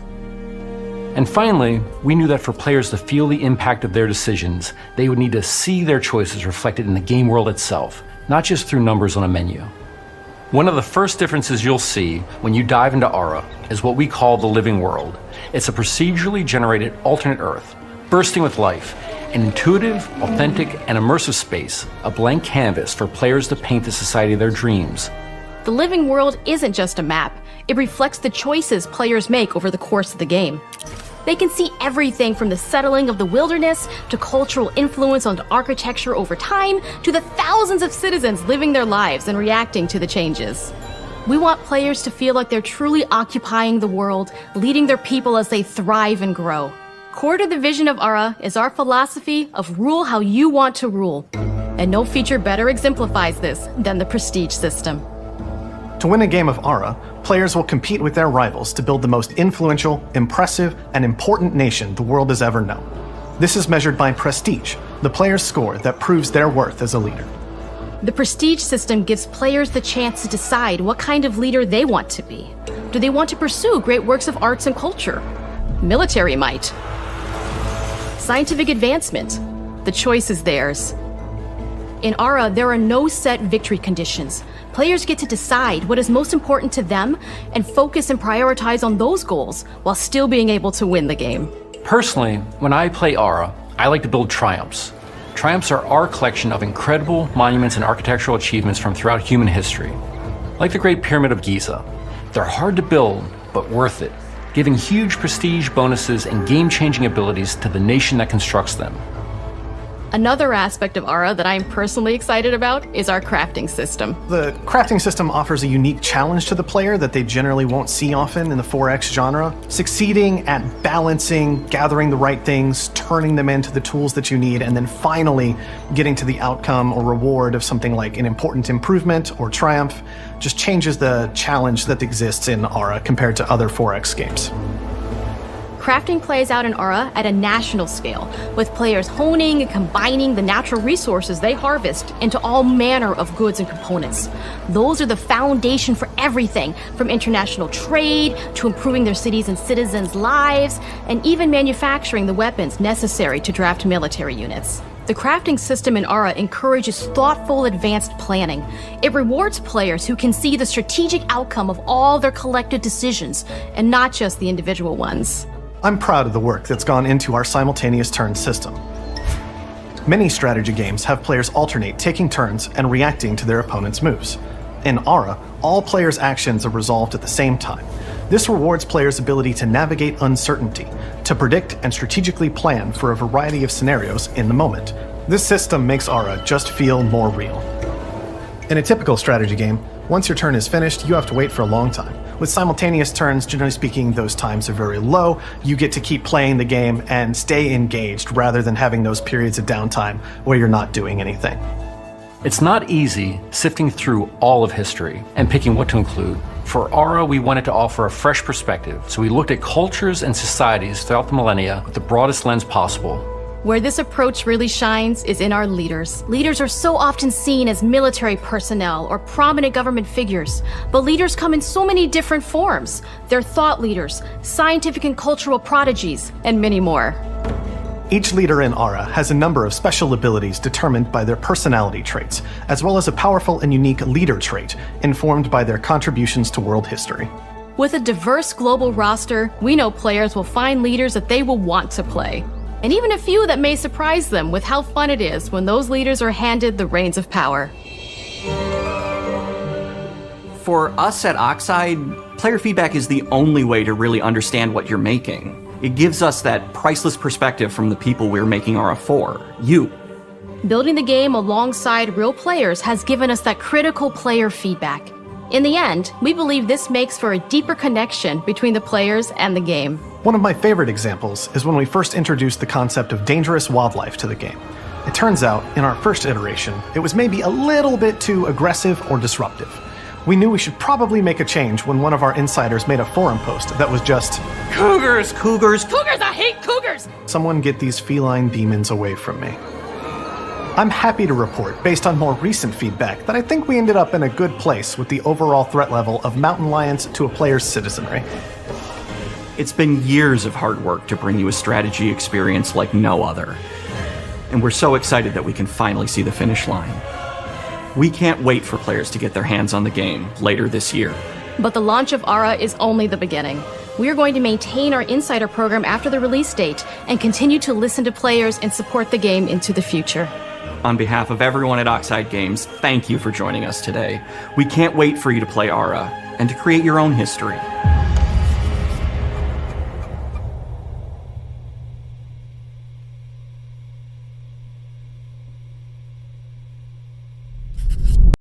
It's no secret that Square Enix's Mana series has impacted the JRPG genre immensely since it debuted in 1991. It's a franchise rich with deep stories and memorable combat that has stood the test of time.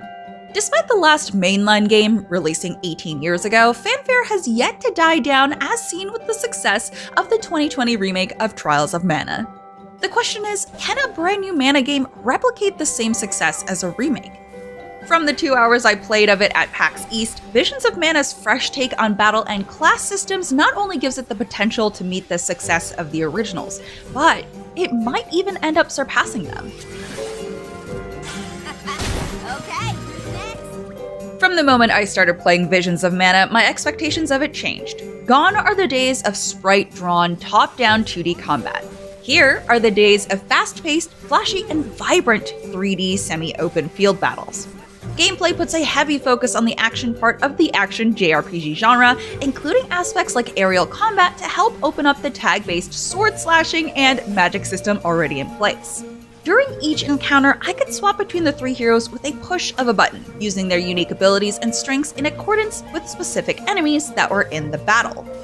Val's heavy attacks were useful for fighting big enemies one-on-one, while Morley's speed is perfect for encounters made up of a higher number of enemies. Karina serves as the ideal support role, not only providing healing but dishing out powerful magic attacks like Thunderbolt that deal area of effect damage that is both powerful and far-reaching. Whenever I wasn't using the other two characters in combat, the AI takes over seamlessly. Having all three heroes participate in the battle all at once results in a variety of combo moves that deal significant damage, especially when adding elemental vessels into the mix. These mystical artifacts play a huge role in Visions of Mana's combat. Depending on who has which element attached to them, their skill sets, stats, and weapon types will change drastically. I loved how different the trio felt while experimenting with switching classes for specific battles. In this preview, there were two different elemental vessels, Moon and Wind. The first manipulates the flow of time, while the second controls air currents, lofting enemies off their feet while dealing damage.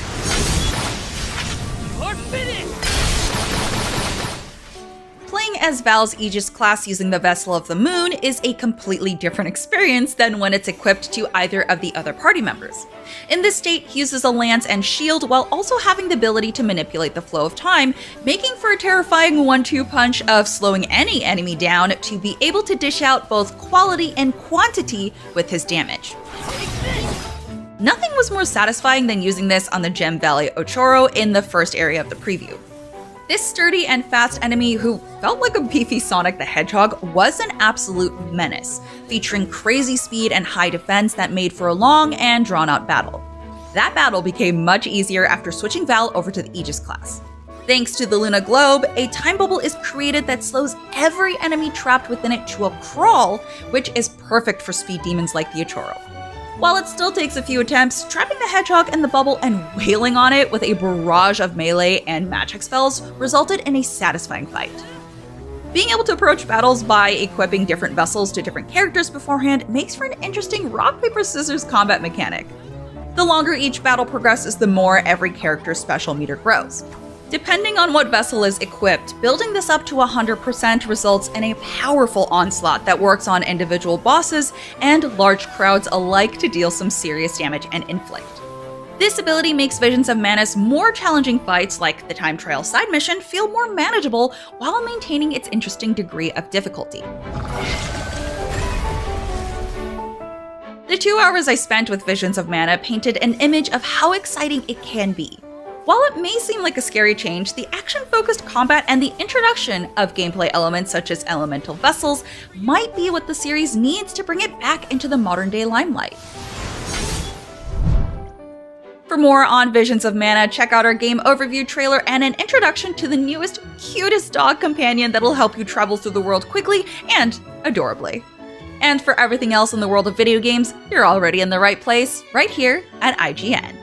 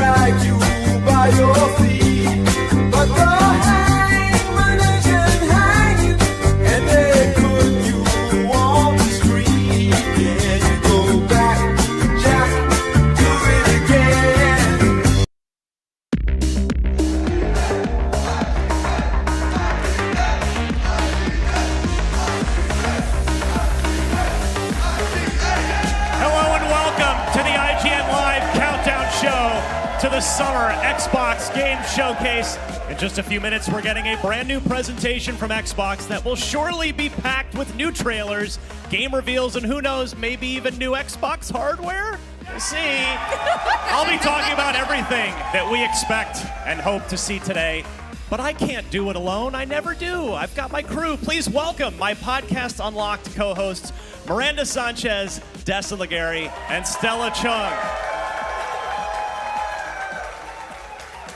All right, we are getting an early start today with the pre-show, so people are still trickling in, but it's already super loud in here, and I love it. It's going to get crazy. It's going to get crazier. IGN Live's had a huge turnout these last 2 days. Here's a look at what it looked like yesterday.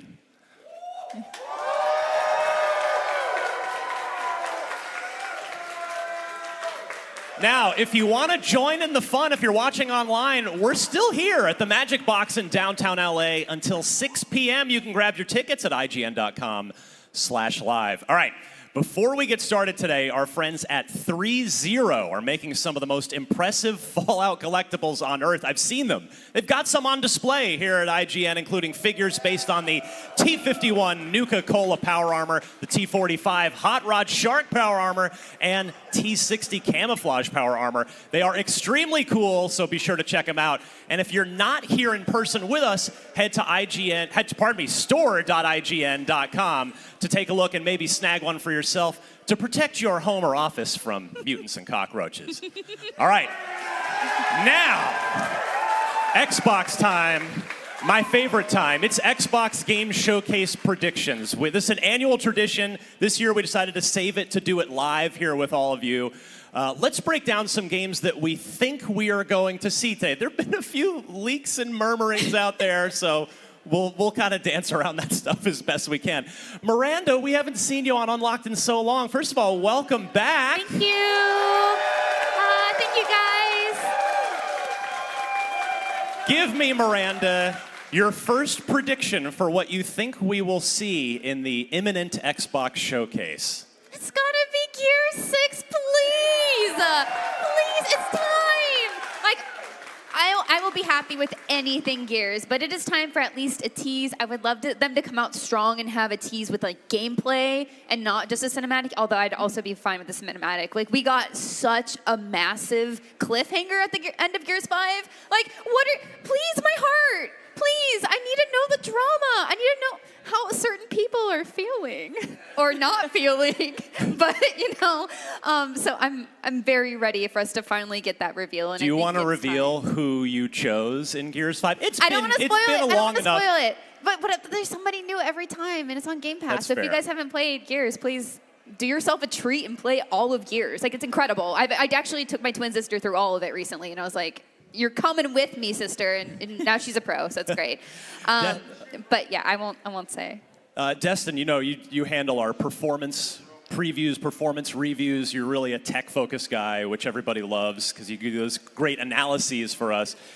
All the Gears games have always been like A-plus technical showcases for Xbox platforms, going back from the first one all the way up through 5.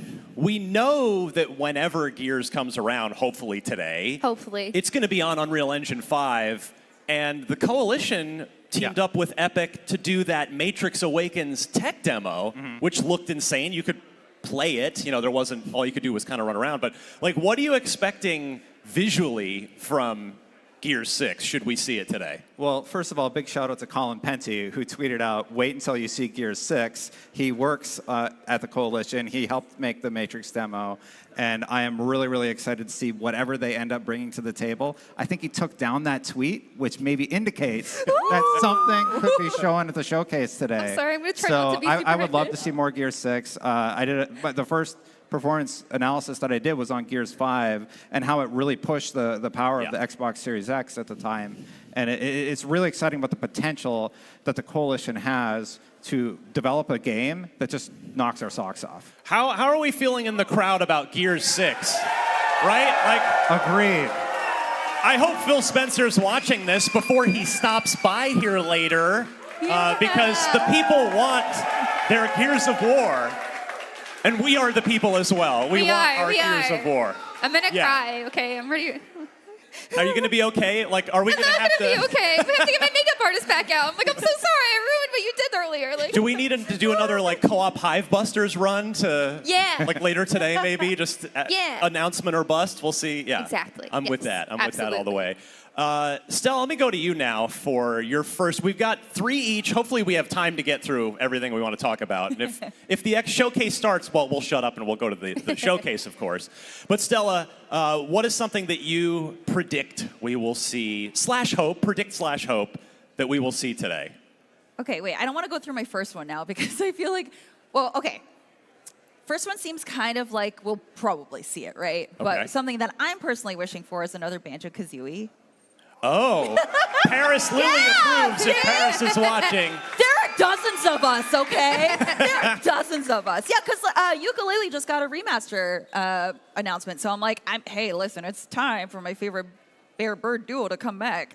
That's all I'm saying. I want my childhood back. Think about how good that could look on a Series X. Yes. Like what they could be capable of. I mean, Also, there's a high ceiling there, I think, from a technical perspective. Also paired with one of your predictions, I feel like it would just go real perfect. You know what I mean? Which I try to lead you into your prediction.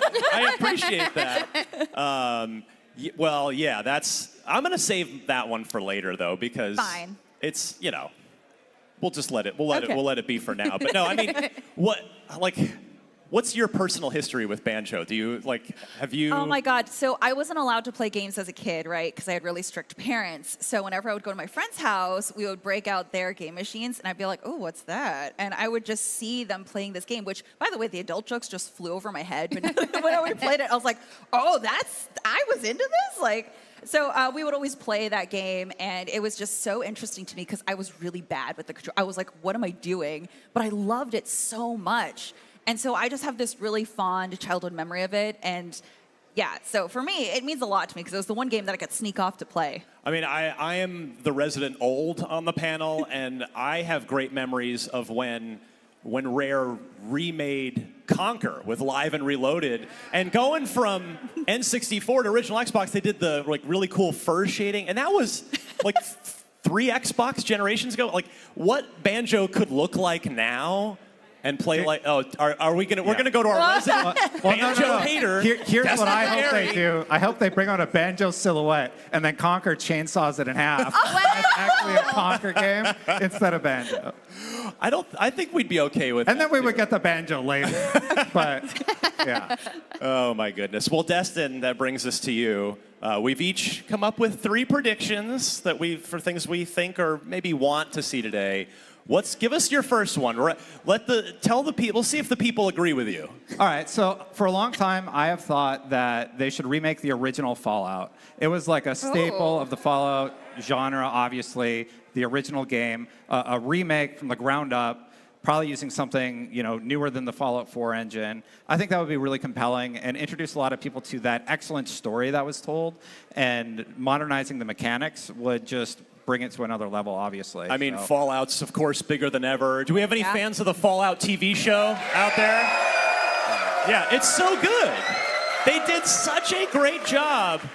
And has anybody in the ign-live crowd gotten back into the Fallout games because of the TV show? Yeah, it's hotter than ever in the wasteland. And Destin, I'm gonna roll with you on this because I know you've been on this train for a little while now. Give me the Fallout 1 remake, but I think it would be such a great project, especially now. And I know that the studio that I'm gonna propose would be great to do this is busy with one project, but I think they have another team, and I think there'd be nobody better than inXile to handle that, right? Because of course we know Bethesda Game Studios is busy with The Elder Scrolls 6, which. That I'm not predicting we will see today. I think that's going to be a ways off yet. But inXile, they've got connections going back to the original game. It would be a very poetic fit, would it not? Yeah, I would actually just absolutely love that. And I think if we think back to whatever was in the FTC documents, I do know a lot of the games were mentioned at least, but just nothing official about it. Chances are they would more likely remake Fallout 3.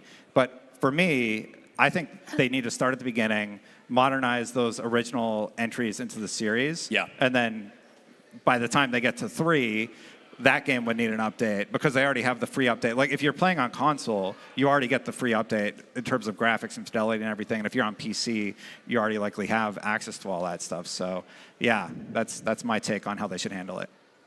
All right, I will go next. We're kind of doing the reverse snake draft order thing here, which we like to do. So, who out there would want an Xbox handheld? I'm not the only one, right? Yes. I think it's going to happen, Everyone. and I think it's going to happen today. I don't know if we'll get a price. I don't know if we'll get a release date, but I think Phil and the team are going to come out and say, we are working on a handheld, so you will be able to take your games, your Game Pass, anywhere that you want to go. I love my Steam Deck. The handheld PC gaming market is blowing up right now. And yeah, there is clearly a lot of enthusiasm. Miranda, Xbox handheld, little Fusion Frenzy on the go for you, maybe? Please. But I'm skeptical because they've never really shown a huge interest in handhelds, and it kind of does feel the larger market of handhelds have like come and gone in a way.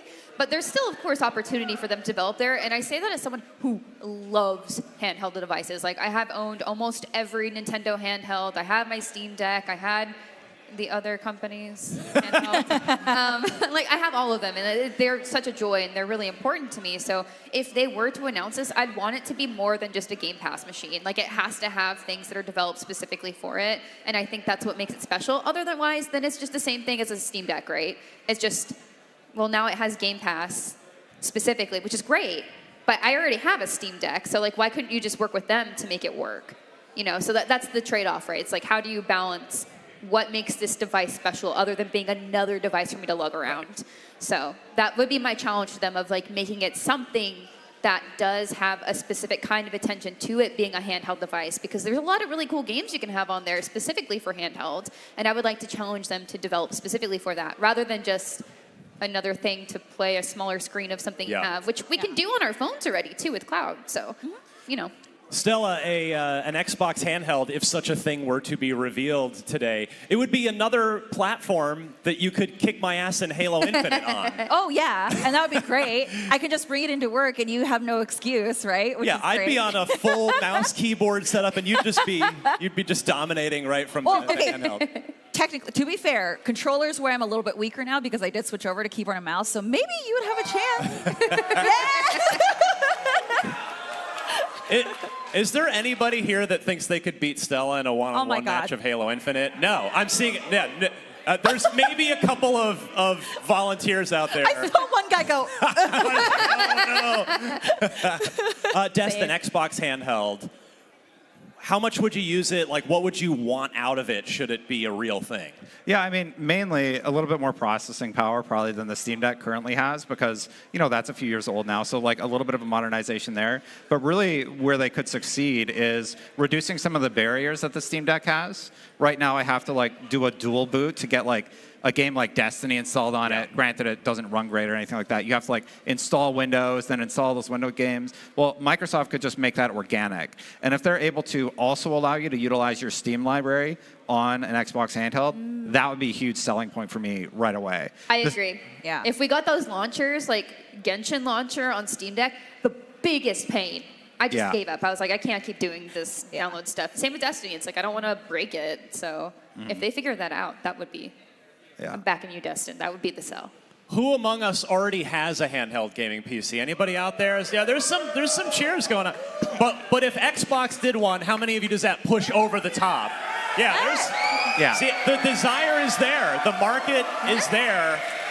I mean, I would love to see, whenever this thing comes out, like maybe it kind of replaces the Series S in a sense, where it's the lower, you know, you could still have a super powerful home console, but why not just make an Xbox handheld effectively be like the Switch, but for Xbox, where you could dock it, play it on your TV if you wanted to, or just grab it and take it with you. That's where I would love to see Microsoft go with this. So we'll see what happens. That's arguably my bold. I wanted to swing for the fences with my first prediction here.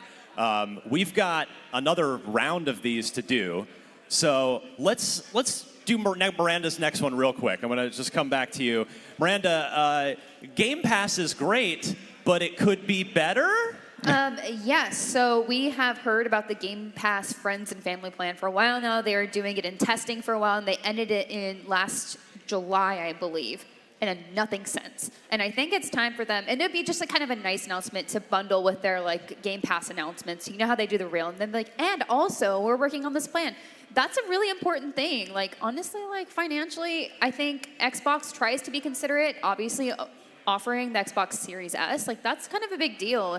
And them offering a family and friends specifically plan, like acknowledging, unlike Netflix and other places, it's like, you have accounts outside your house? How dare you? And Xbox is like, no, we're accounting for that because obviously, do you actually want to have 4 accounts in one house? No, I live across the country with my sister. Yeah, like we gotta do it like that. So them accounting for that, I think, would be really considerate and a great thing to just showcase with their reels that they usually do. Just a quick thing. That'd be really nice. How many Game Pass subscribers do we have in the house? Everybody uses it. It's a great prediction, Miranda. I love it. We've got more predictions. We're going to take a quick break right now, but the Xbox Showcase is coming up very soon, less than 15 minutes. So don't go anywhere, IGN Live. We'll be right back.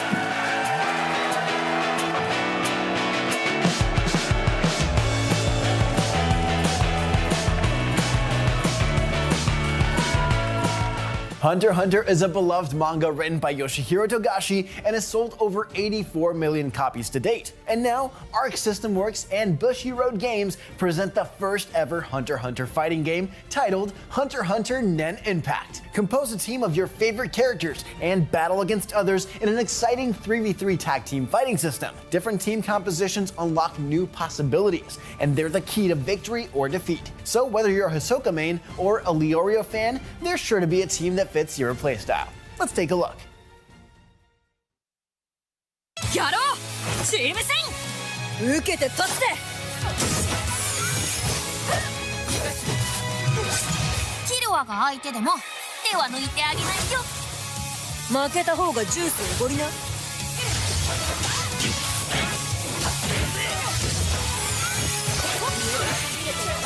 クズめ死で償えこういう奴がいるからやめられねえ殺しはな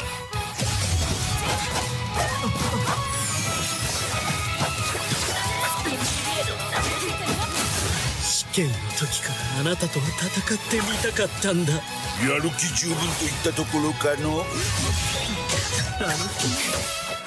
一気にガン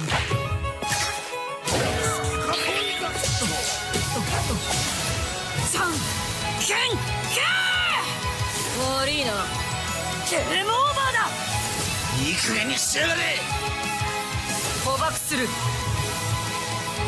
死神クイズ回答者はいらない百式反応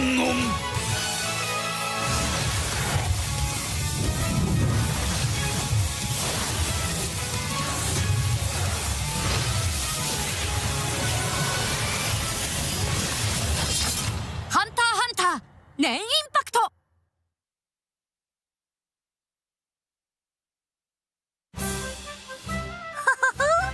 目のはや目のはやっと逃げるオーラでなんかむちゃくちゃにしてやるたいな気分私が戦うんですの怖いうわ可愛こぶってんじゃねえよババア切り札は隠すもんだろうほらよまだだバカだね私のが強いつってんだわよ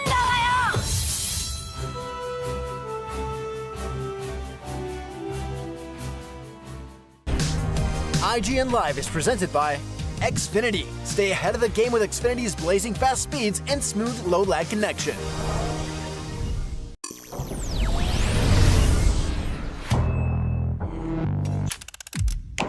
IGN Summer of Gaming is back. Welcome back. I'm Max Scoville, and today's a big one. This is incredible. I mean, this is wow. Thank you, Destin. That was great. This June, IGN is the place for the biggest gaming event. We are live. Welcome back to IGN Live from across the industry. Let's do it. IGN Store has it all.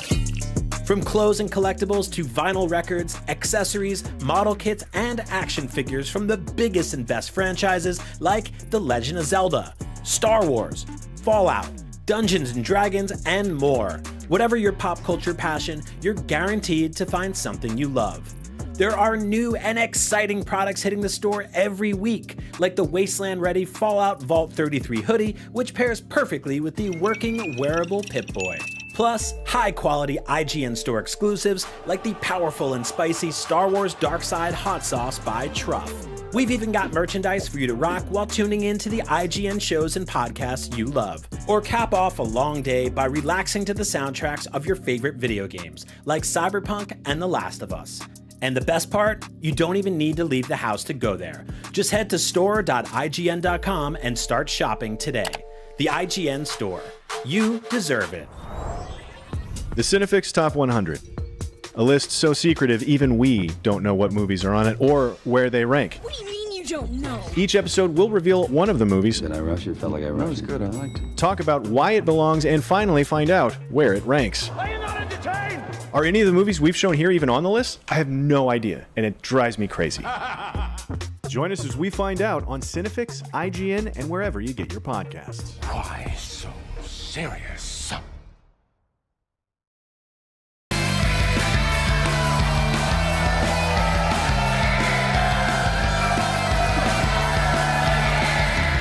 And we're back. This is the last day of IGN Live, and we are kicking things off early by counting down to the Xbox Showcase. But there's tons more planned for later today. And if you want to join us here at the Magic Box in downtown LA, join the party. You can grab a ticket right now at ign.com/live. So let's continue with our final predictions for the Xbox Showcase. We're going to have to, I think, power through this last group, which is great. So we heard from Miranda about Game Pass Friends and Family, which I think would be awesome to see. Stella, give me something else here. There's a certain fantasy role-playing game that you'd like to see more of that's being developed in the UK by some racing game people. I wonder what title that could be. Oh, right, Fable. Yes.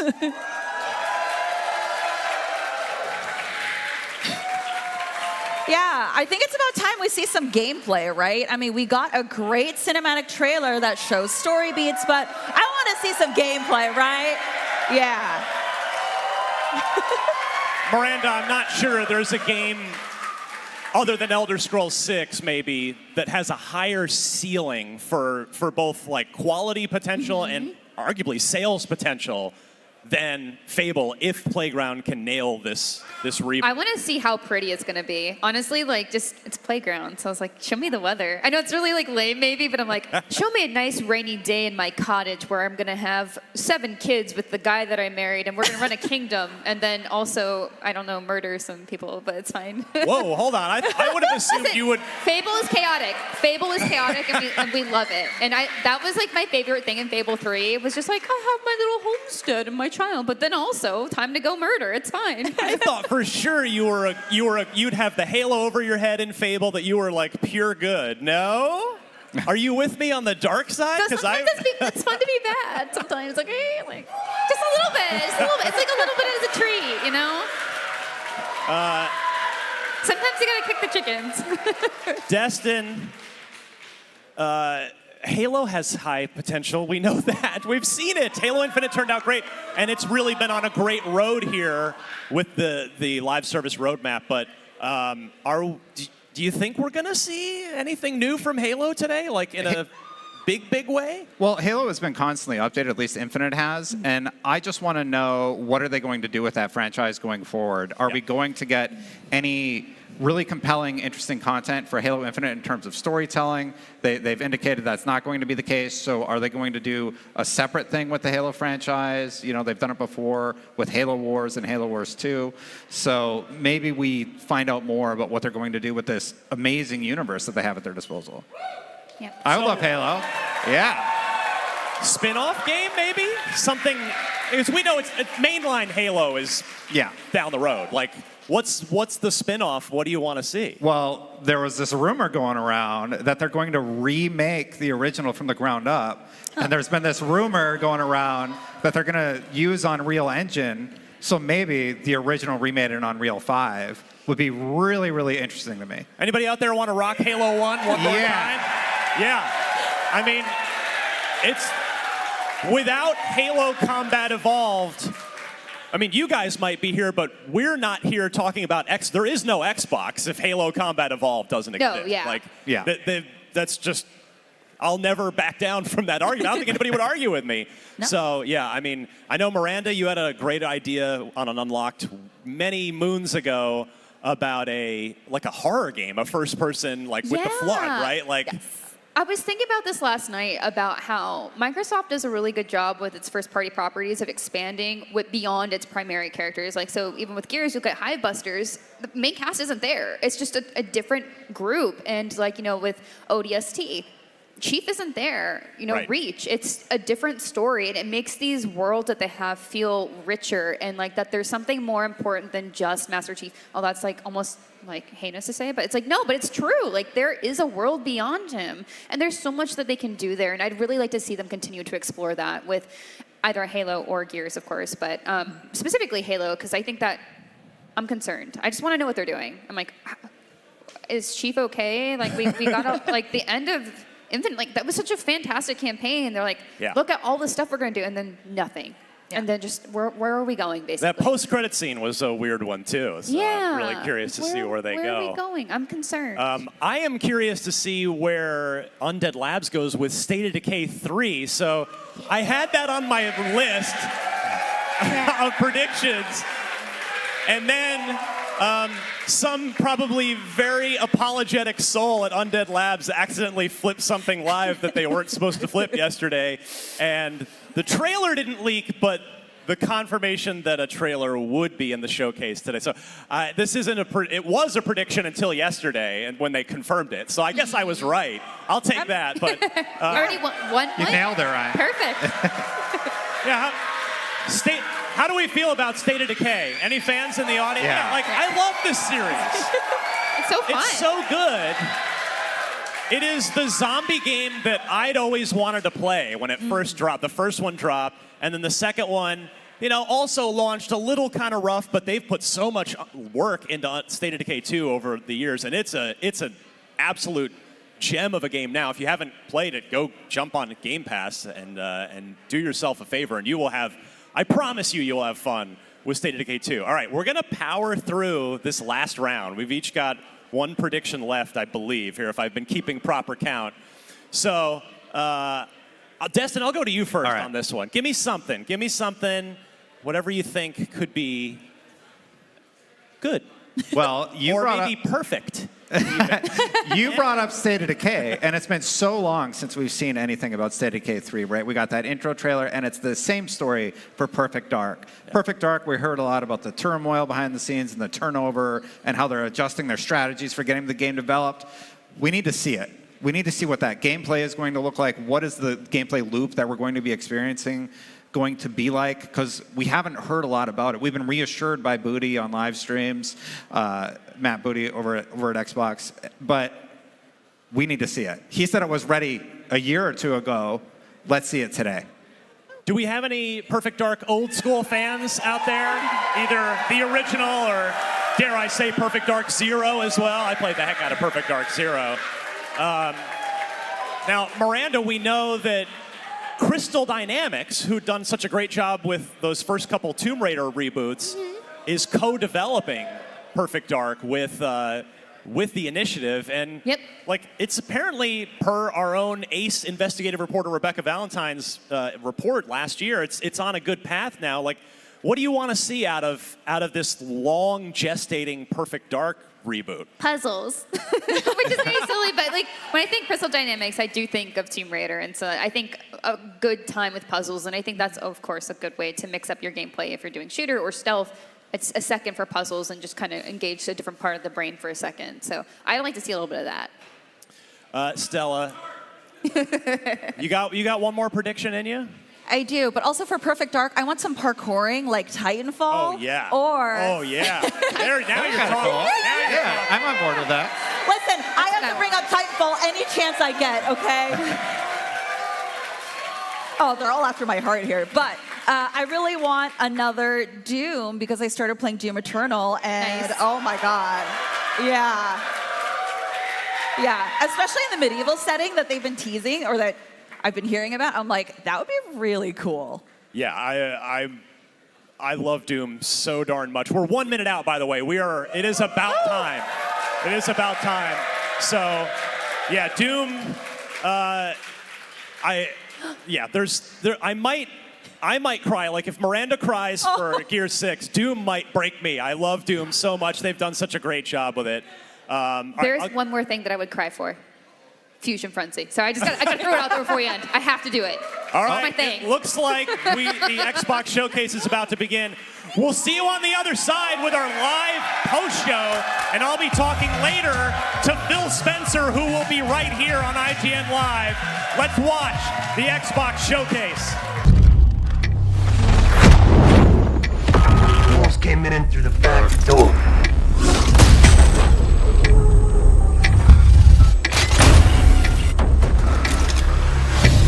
Don't trust anyone.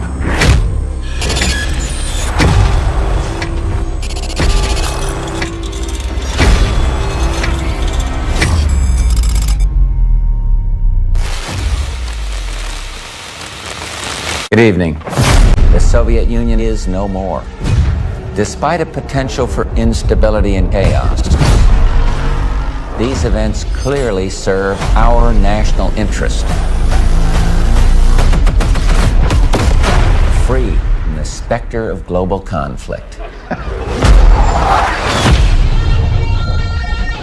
Today we celebrate the mystery of American renewal. Something's going on. Something big. I'm a fire starter, terrific fire starter. I figured if I stuck around hell long enough, I'd see the devil. How's he look? I'm a fire starter, terrific fire starter. The agency is compromised. We're being hunted from the inside. I'm a fire starter, terrific fire starter. You don't have to trust me, Marshal. But it might be better if you do. Hey! It's something you should see. What the hell are we getting into? Don't trust anyone.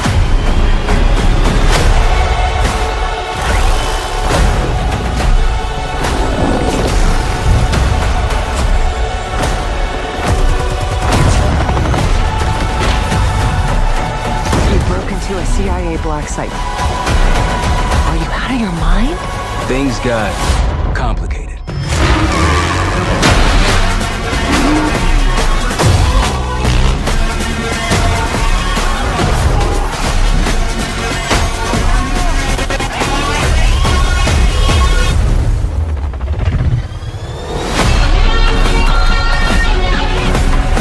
May God continue to bless the United States of America. You just got a first look at the campaign for Call of Duty Black Ops 6. Set in the 1990s after the Cold War ends, where the truth isn't what it seems. It's an honor to stand here representing the creative teams at Activision. And please stay tuned after the showcase, where we will take you inside the studios to hear directly from Treyarch and Raven, who are working on Call of Duty Black Ops 6. You'll get a 25-minute deep dive into the story and a sneak peek at multiplayer and zombies. It's been 10 years since Call of Duty has been in our show. It's been even longer since all Call of Duty players got the same game at the same time. Going forward, everyone will experience the game, including the Black Ops 6 beta, the season expansions, and the updates at launch. There are currently over 100 million people who play Call of Duty every month.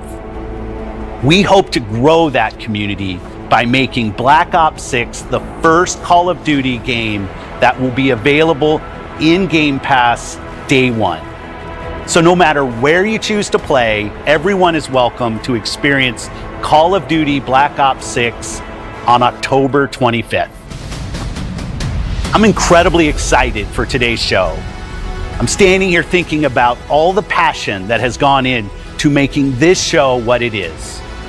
It's an honor to share the latest efforts from our partners around the world and from our own creative teams at Activision, Bethesda, Blizzard, and Xbox Game Studios, who are doing what I believe is some of their best work ever. And now I get to introduce something that is special to me. As someone who has played games for as long as I have, it's amazing that I get to set up this world premiere. So thank you all for joining us, and please enjoy the show. World premiere.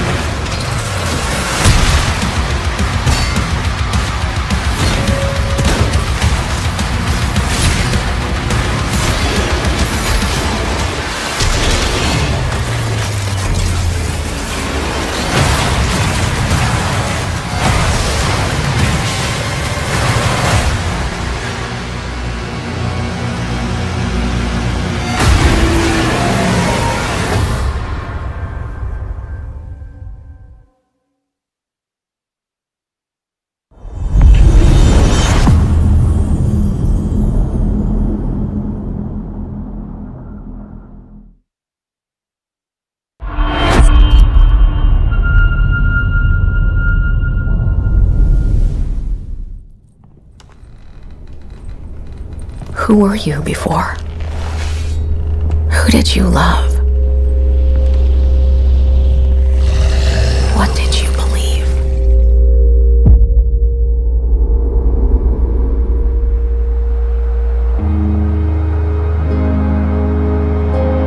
It's too late to ask now. We all knew the risks when we ventured out beyond the gates. But you helped us make something greater than the fear and death that surrounded us.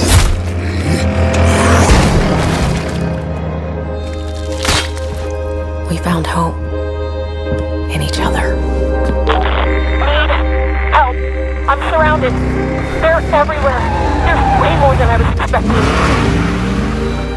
And even if we bought the other survivors just one more day, the sacrifice would be worth it.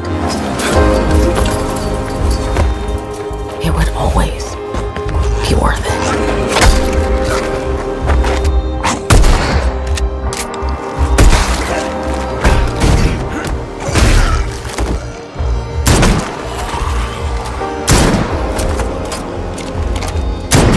And that helped us find the courage to keep going, to fight on.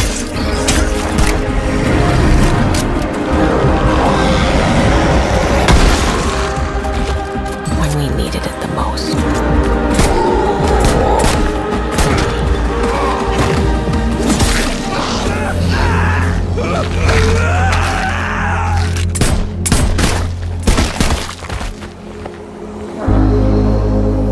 didn't know you well.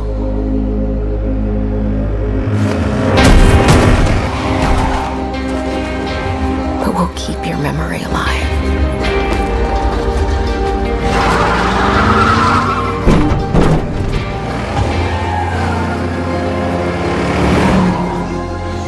Every sacrifice we make matters and will never be forgotten.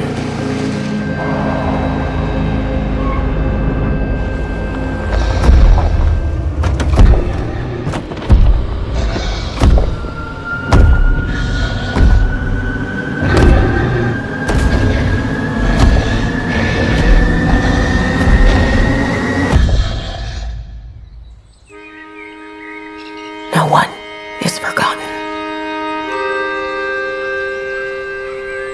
We live on.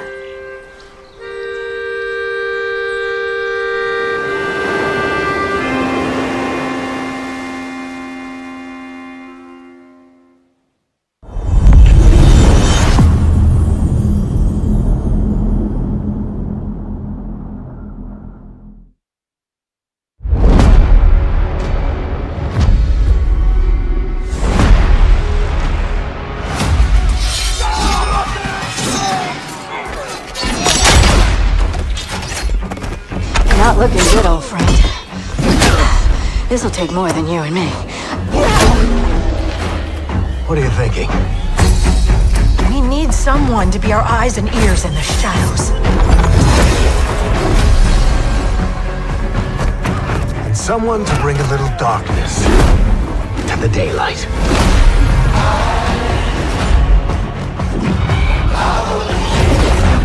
We're going into the Fade, aren't we?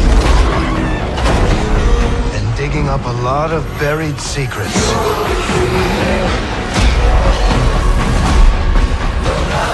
What about Darkspawn?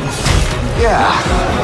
Someone who will stand between us and a pack of demons.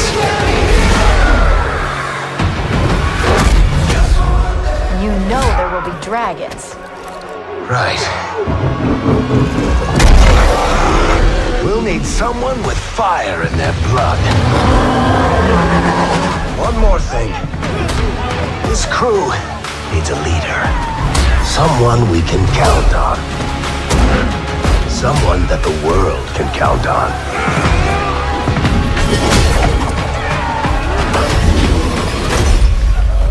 But where are we gonna find her?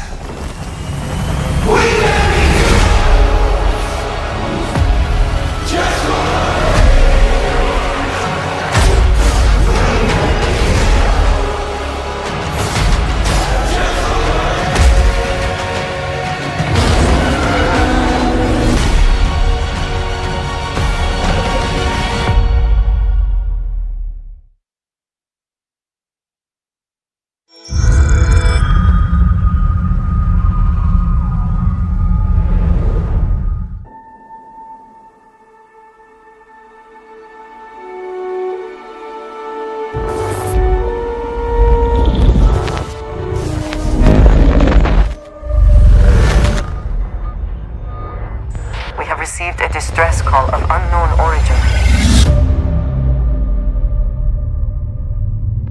There is no record of a star station in this orbit.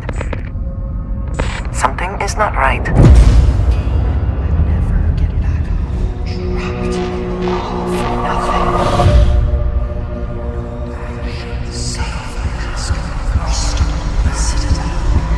This is the Serpent's will.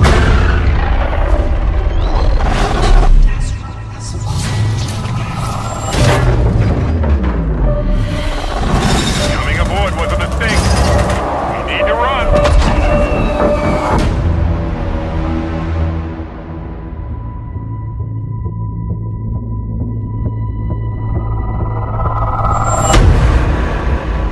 Hold very still and choose your words carefully.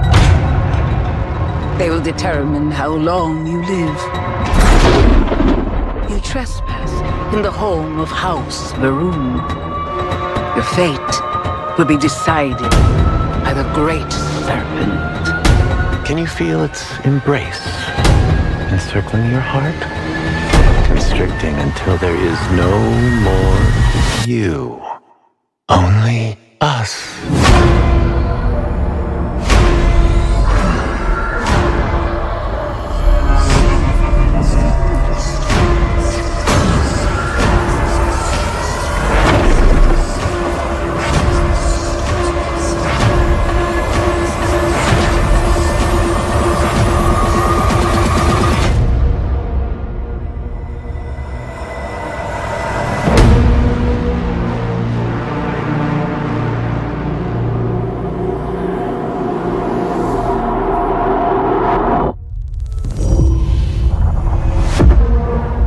I'm from the Trackers Alliance.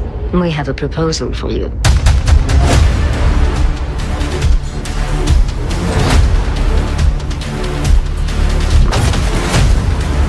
I wish you the best of luck.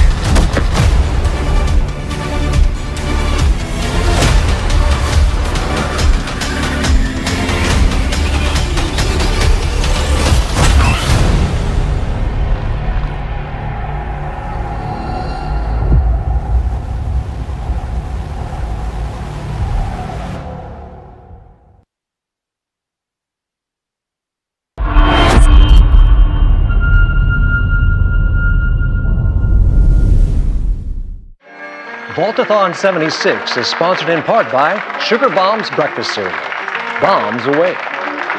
Folks, if you're just joining us, we're coming to you live in the 10th consecutive hour of our Vaultathon 76 drive. We've got operators standing by and, oh, it looks like we've got one. Harry's on from Skyline Valley. He's sending the whole family to Vault 76. How about that? Skyline Valley, beautiful country, right in the heart of Shenandoah. Oh, Shenandoah, I hear you calling. Call now to join Harry and the over 17 million Vault dwellers already on board. And let's keep those numbers climbing. Got 4 on the line from AVR Medical Center. Roll Twins, congrats. Vault 76 is a growing community, and strong community can weather any storm. Why, just take a look at our Skyline Valley neighbors in Vault 63. The greatest scientific minds are hard at work, cooking up shocking new ways to protect and preserve this Appalachian Eden. Yes, Skyline Valley is a stunning portrait of Mother Nature in repose. From the picturesque Shenandoah National Park to its majestic wildlife and friendly local residents, Skyline Valley is a welcome home to all. And don't forget to bring home a souvenir or two. When the bombs started dropping, don't come a-knocking. Call now to reserve your place in Vault 76. Still not sold? Well, I suppose having skin is not for everyone. Best of luck out there. Across the wide Missouri.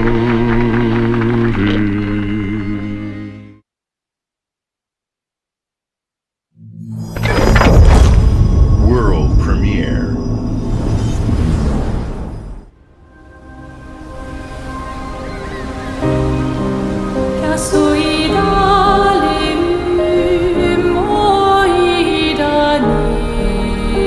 Soon she'll wake and paint again. Paint a new number, ticking down every year.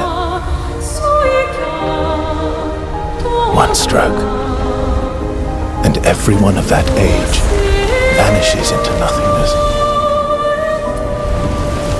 Every year she paints again, and every year an expedition departs for the continent with one hopeless mission: destroy the paintress so she can never paint death again.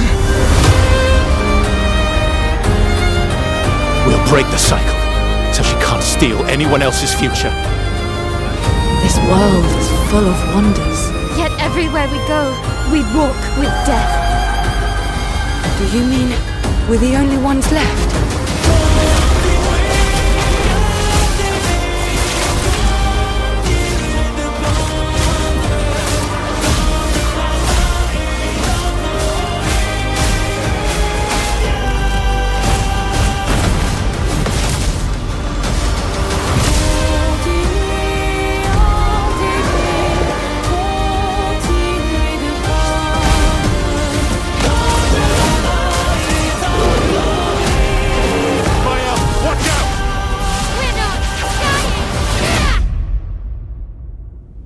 Even if we fail, we lay the trail for those who will come after.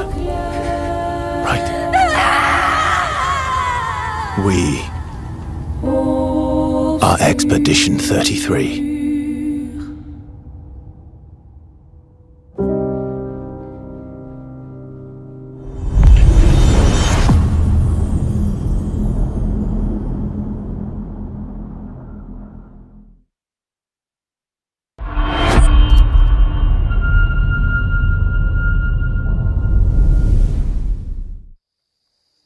Do you think there's a chance my mom's still alive?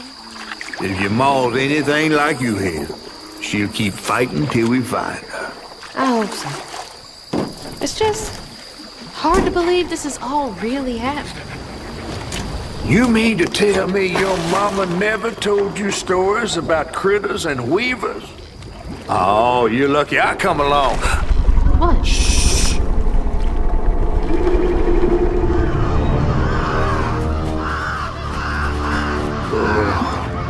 That's two-toed Tom. Big gator. I gotta drop you off fast. After I got you out of that tree, you said you helped me find my mama. I ain't at the disposition to be gator snacks. Well, me neither. If we're gonna go on, we gotta get rid of him. I'm all ears. There's a church up a ways with a big bell. Go on and ring it. You want to make him come running? Tom can't abide the sound of bells. Some church folks once tried to dynamite him, and he didn't take that too kind. If you ring that bell, he might skedaddle. You better not skedaddle. Go on now, scoot. I'll pick you up yonder after to go find your mom. Trifling ass mudcat. Hey, I heard that.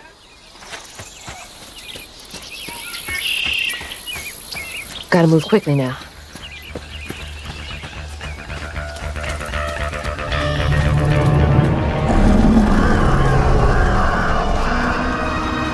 Wait, that floating island is the gator?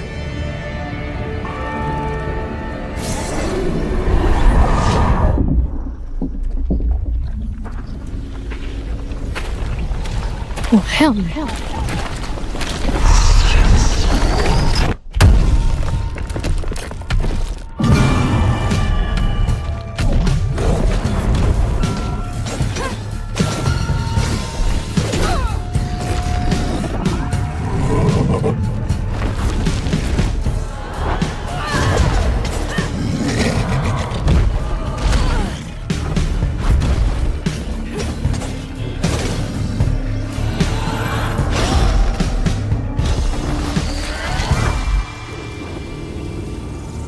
All right, time to find that church.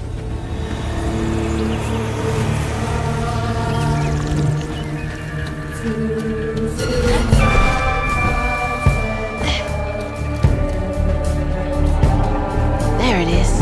Now to get over there.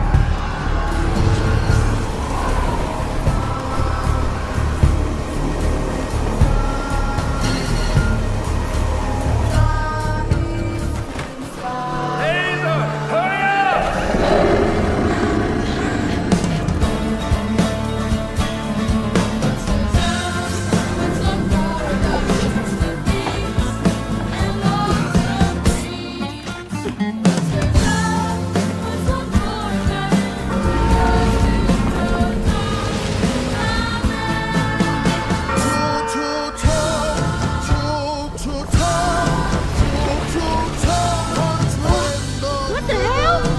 Hurry up! Jump!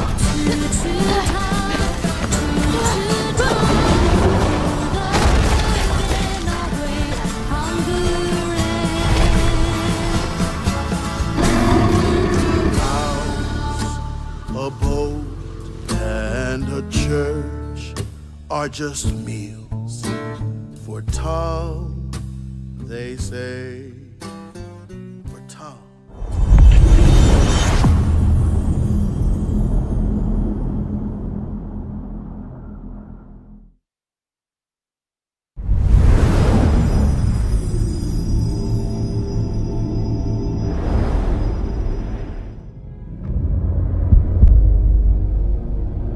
In darkness, slumbers and dreams.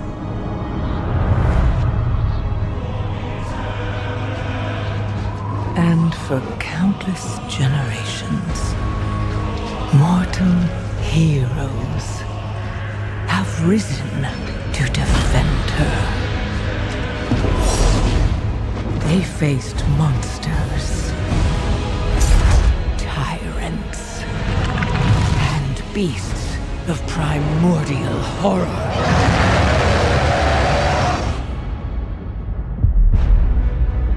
Though they fought amongst themselves, their enmity following them to the most distant shores. And even across time and space, their courage never faltered. Even upon the very threshold of death.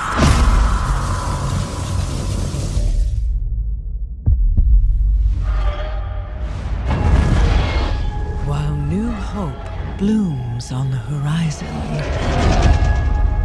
the final battle draws near.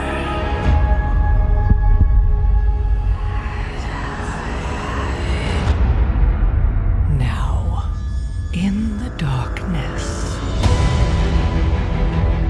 at the very heart of the world, the drums of war thunder once again.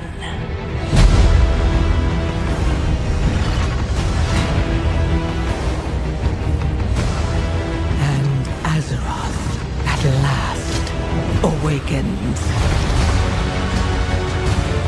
The world's soul, so long denied me, shall be mine.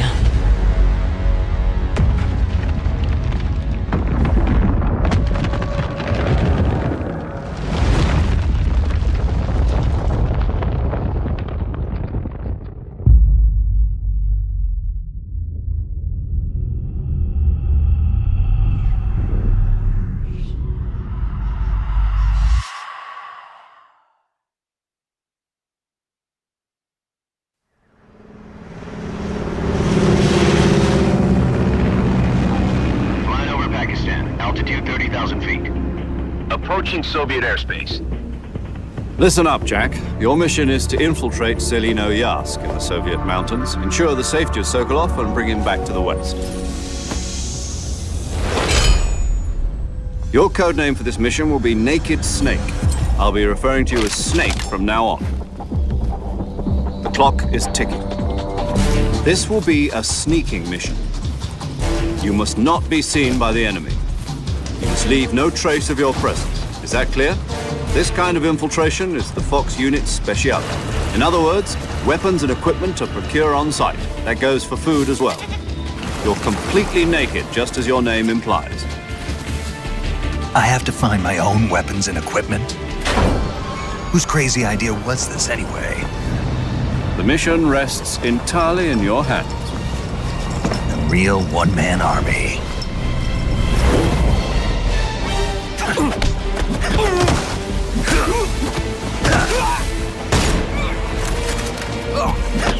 Freeze.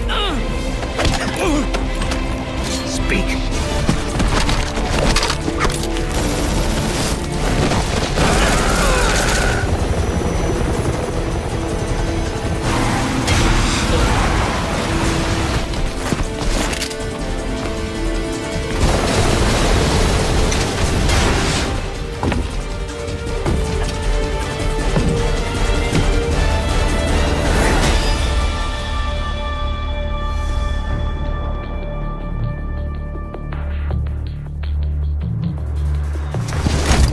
Commencing virtuous mission now.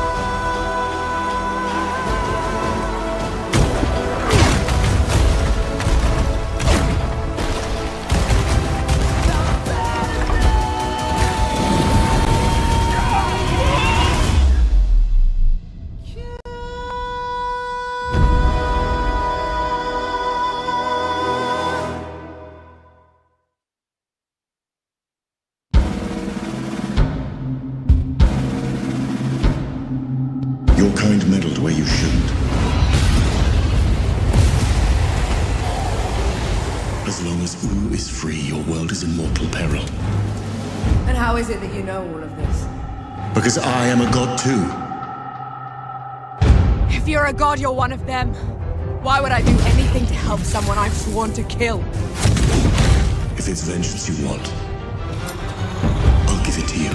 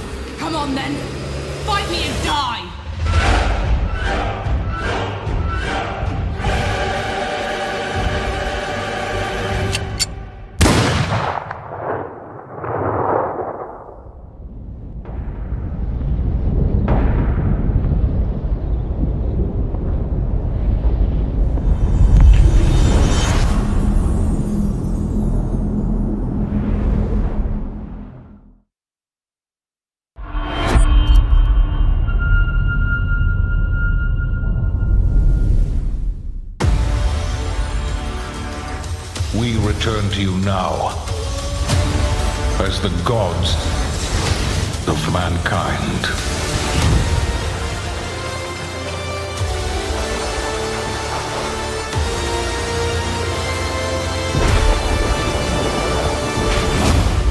Rulers of the Greeks and the Norse. The Egyptians and the Atlanteans. We created mankind to fight for our glory.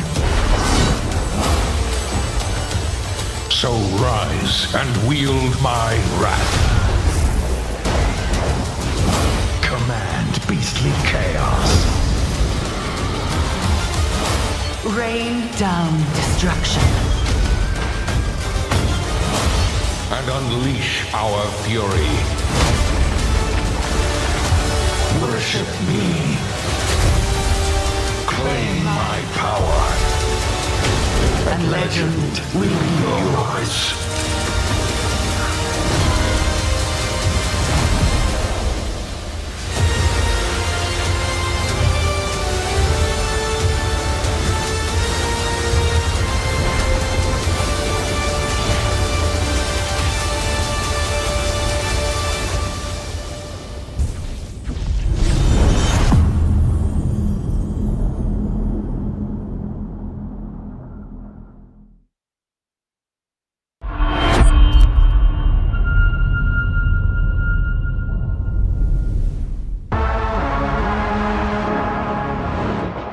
Your target is in possession of a radioactive device.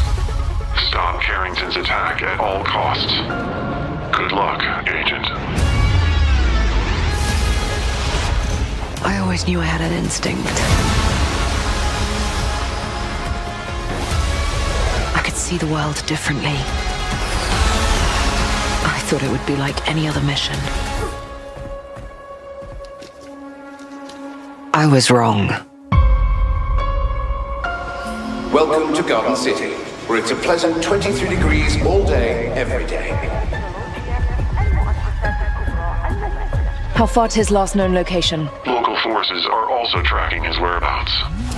You need to find him before they do. I'll have to improvise. Generating voice print. افتح. ارسل واحدا آخر. اختبر البوابة بحسب.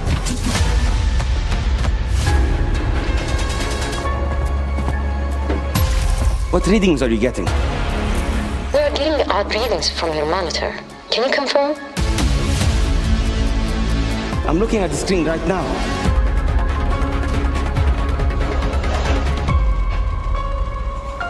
intel places Carrington on the second floor.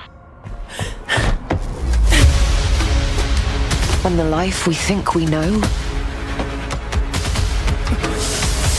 turns out to be a lie. There's only one way forward. Find the truth.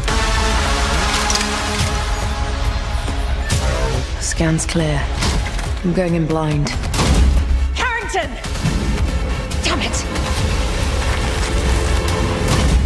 Analyze. What am I looking at here? Carrington appears to be targeting a research facility. If he attacks it, the casualties could be astronomical. Agent Stark, it's a pleasure to meet you. I could use someone with your skills.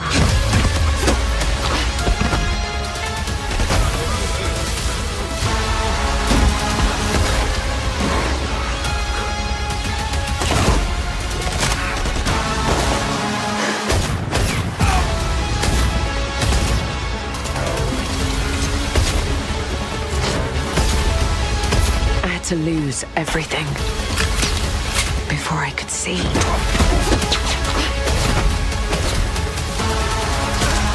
What this world was really hiding.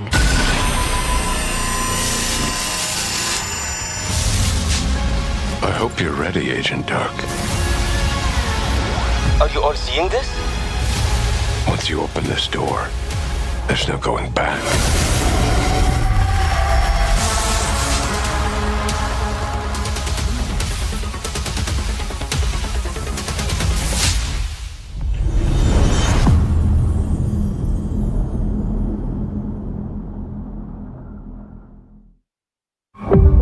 Agent Joanna Dark is caught in the middle of a near-future war over advanced technology that threatens the lives of millions.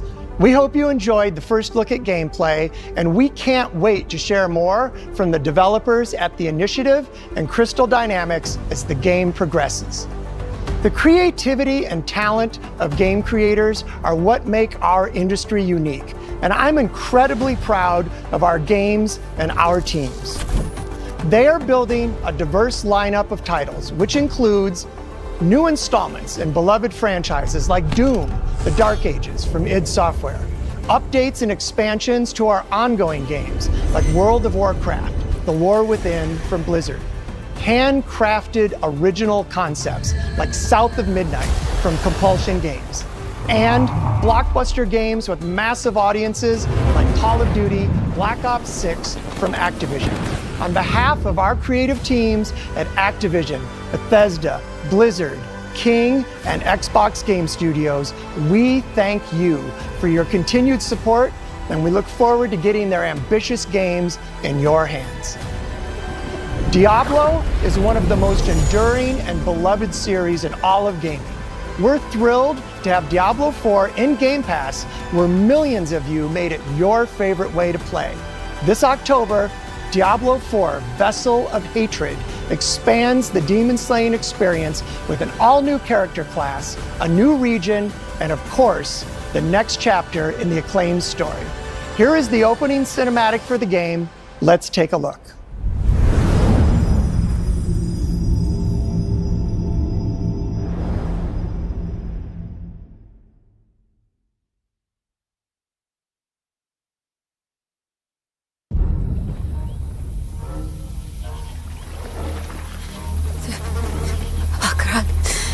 Cheers, Chicham.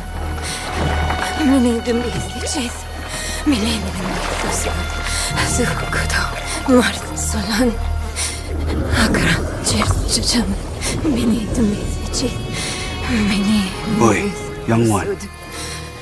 Are you all right? Akra. Cheers, Chicham. Many the cheese. Many the sud. Nerel? Zukudo. Mart. Oh, you're not well. Please, please, my child, let me help you. Stay away from me! Nerel! Is that how I raised you? No, Mother. But I must carry this burden alone. I must get to Akarat's tomb. But look at you. You're killing yourself. I don't know how much longer I can... I'm here, little magpie. I missed you so much. I'm so proud of you. But now, I need you to give up. No. Of course it's you! You monster! Let go of me! Let go? No. You made a choice. And I warned you, little magpie. There would be consequences.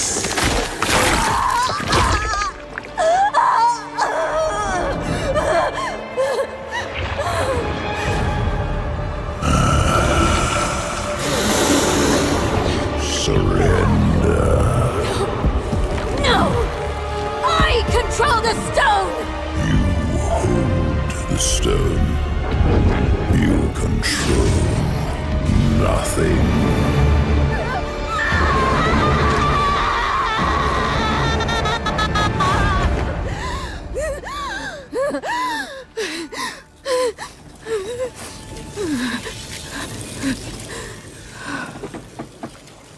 Maybe you're right. Maybe I could use some help.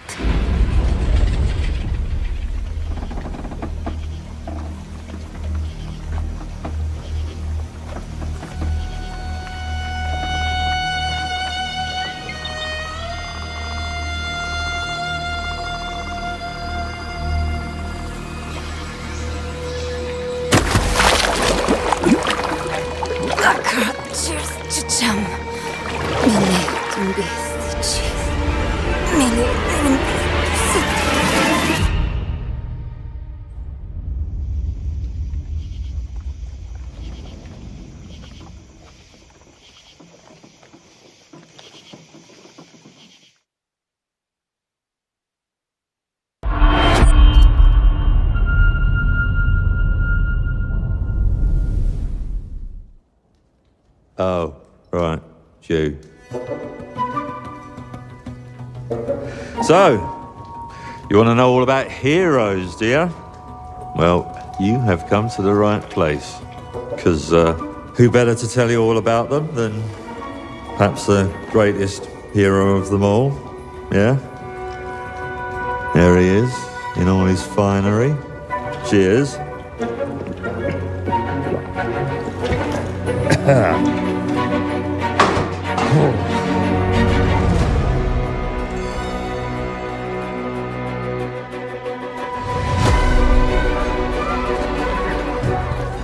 I mean, sure, you get your mega fans, You are like literally my favourite person. your haters, It's like a fan club, but we hate you. your chancers, and the occasional giant toad, for some reason. But it's more than that. It's about the choices you make. I'm a hero. I should do what I want. You thought you could save her? You know, it's your life and death stuff. That's what defines you, doesn't it? Really, stays with you. I knew this one hero. I took her in when she had nowhere else to go. Welcome to the most exclusive club in all of Albion. Thought I'd get her out there, make the most of her gift. But you know what it's like when you're young and you have a point to prove. I tell you, this kid, she had it all. The skill, the talent, the power. She was something else, all right. She was terrifying. So, yeah, I knew this girl once who made all the wrong choices. Humphrey. She's back.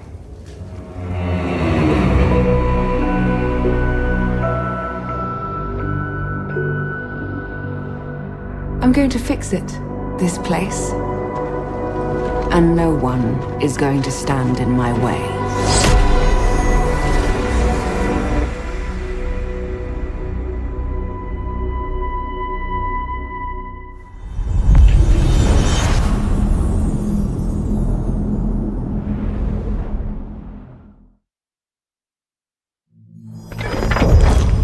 World premiere.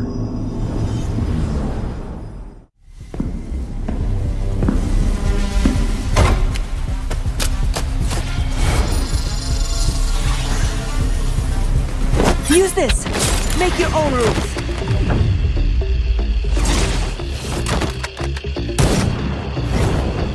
It's my turn.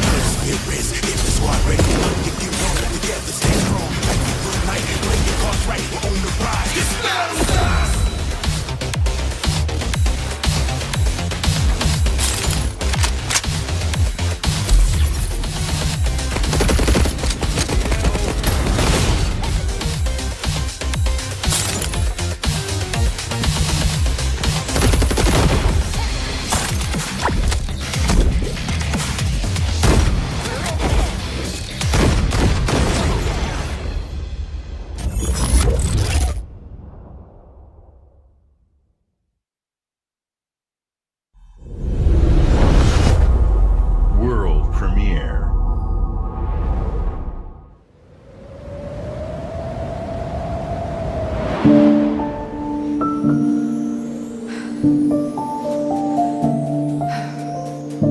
There is nothing left for me in the city.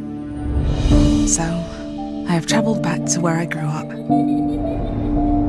Here, I found my childhood home in ruins. Why hasn't my aunt taken good care of it? The bridge to her house is broken, so I can't even ask her.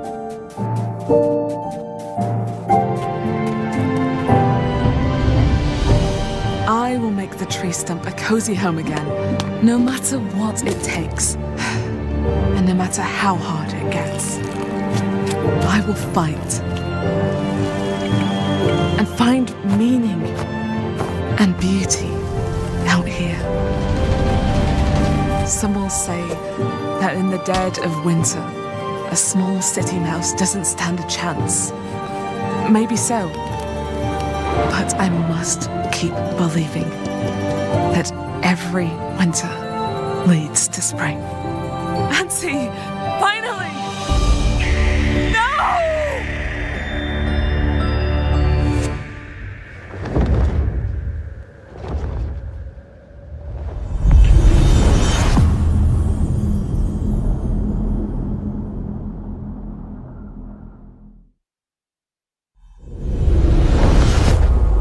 World premiere.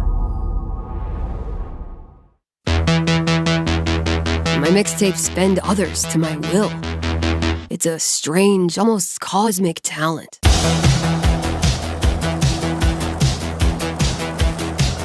Go back to a time where summers lasted forever, when friendships were unbreakable, and any trouble was good trouble. This year, I want to ride a flaming stallion of delinquency. Yes!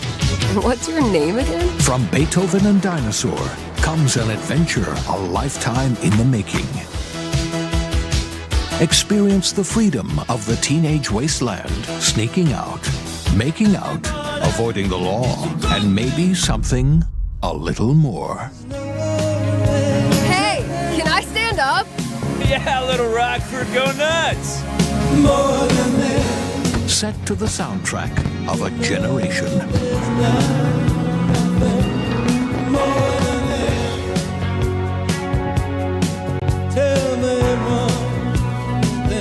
What are we gonna think of ourselves in 10 years?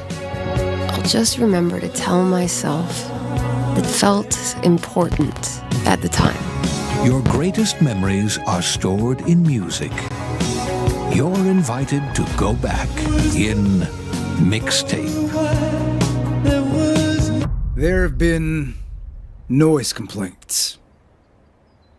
Okay.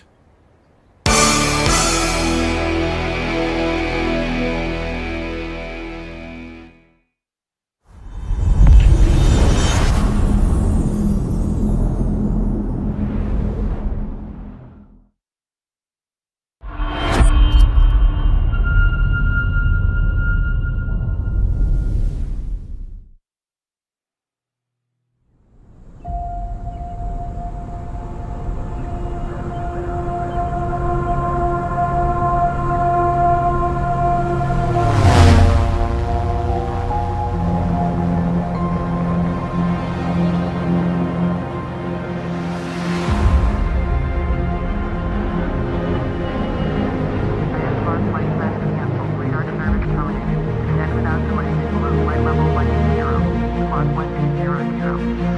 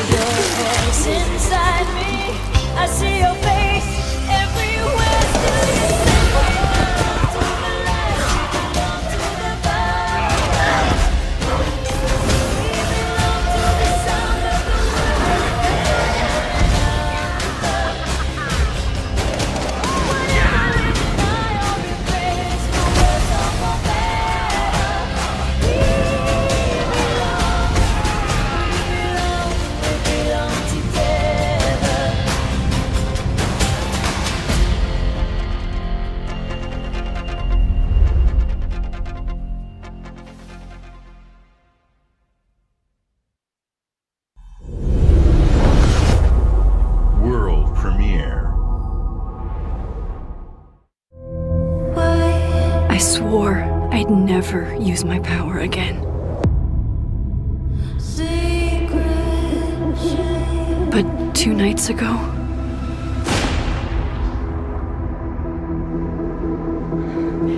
I found my friend's body in the woods.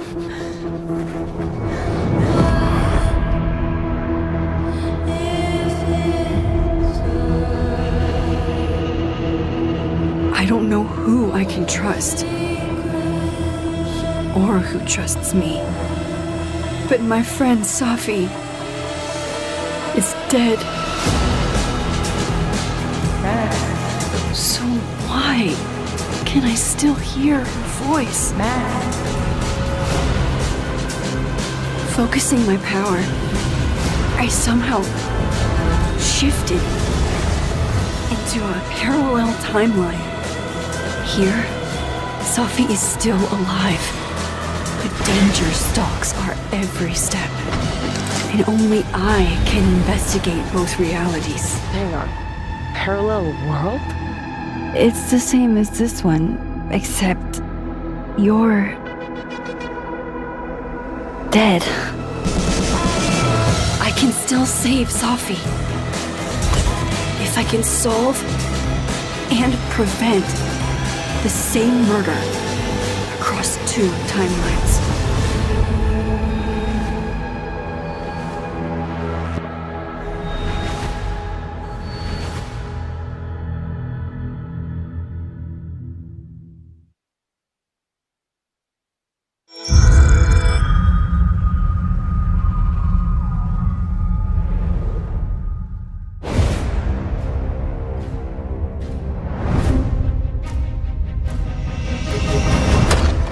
Are you sure you want to investigate this, Indy?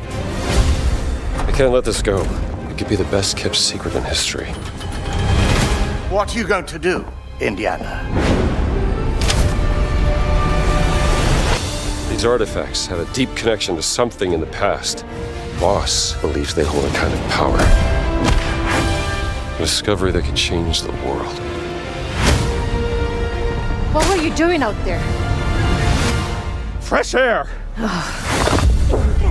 We have to find the stones, Gina. Or they will. If you were to draw a line through these ancient sites around the globe, you'd get a perfectly aligned circle. The Great Circle. Exactly. I intercepted a Morse code coming from the Himalayas. Where Voss is sending all of his men.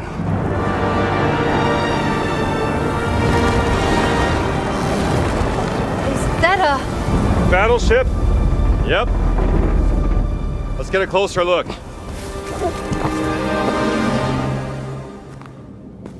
Gotta find the stone and get off this ship. What's that in his hands? What does it say? Earth something. What was that? We'd better hide.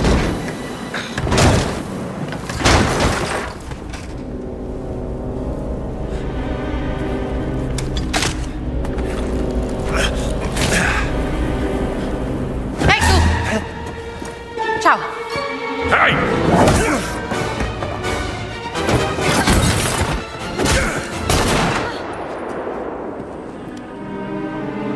Hands behind your head.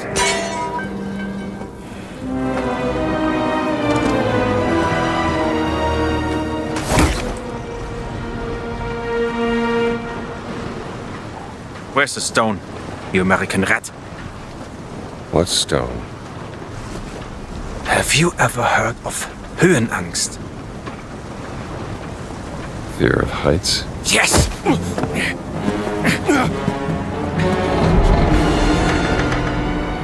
And I have it.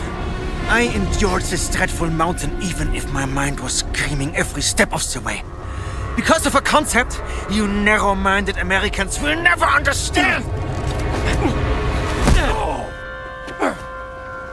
Devotion. Total and absolute devotion to the fatherland. You have no purpose. What you have is your stupid American cartoons. Choo-choo, choo-choo. Ha ha ha ha. You laugh and dance, celebrating your own idiocy and drinking the piss you call beer. I will walk through fire for the devoted men of the Reich. Give me that stone. Now! Can't give you what I don't have. I shall search your corpse to make sure! Please wait. Give me the stone. Gina.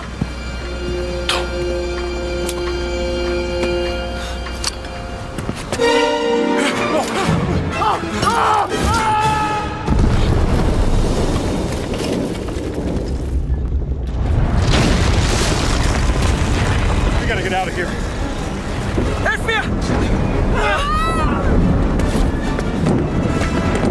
That's the stone!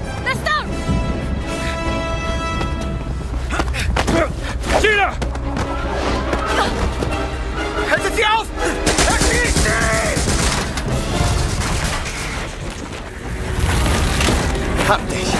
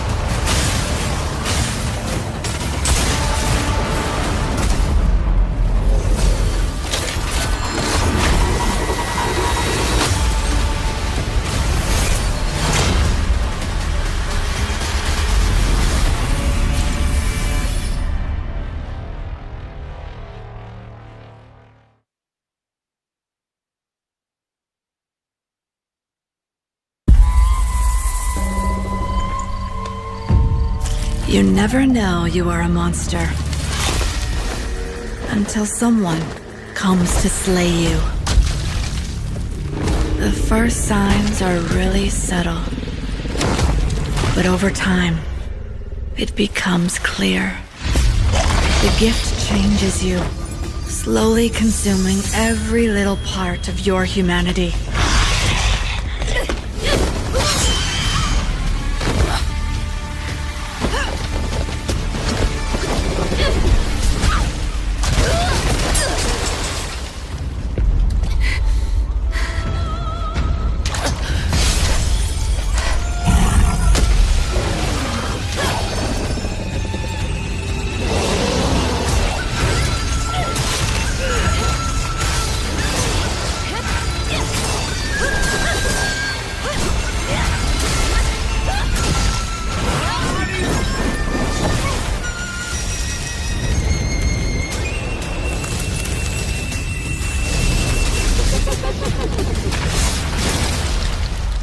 I should know. It runs in my blood.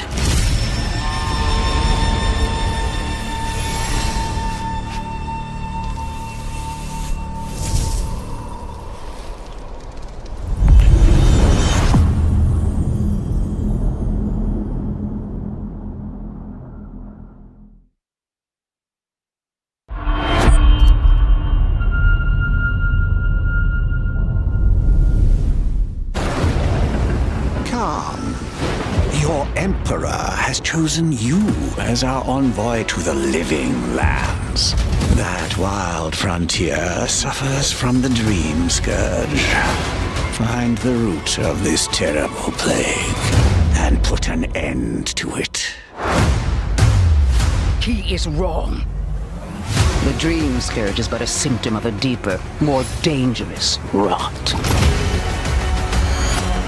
Go, tame the chaos that plagues the living lands, so that those who remain standing can shape its future. They both deceive you. There is more wonder in this world than eyes alone can see. You must open yourself to its mysteries. Tend to its purpose, no matter how wild. And become what the living lands truly needs. Its protector.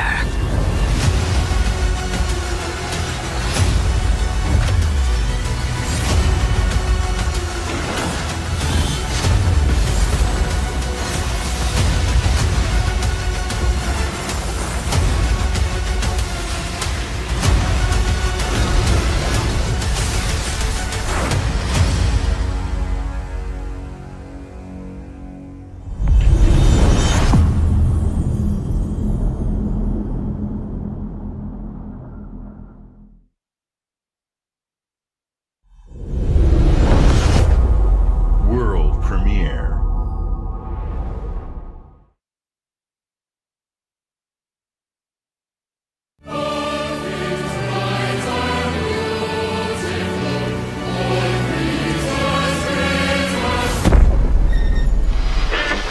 Emergency at Windscale Atom Plant.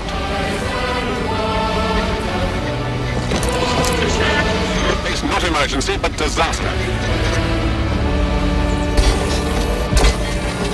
Now the worst seems to be over.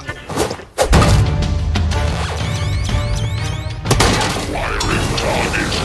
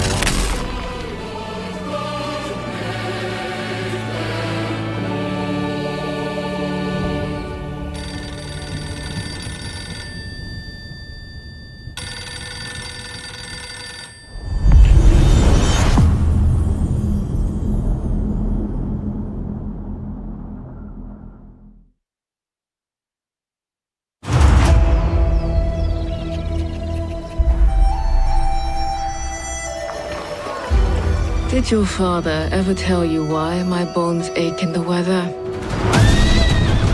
War. Their soldiers killed everyone. I do not fear our enemy. They talk of peace and dream of war.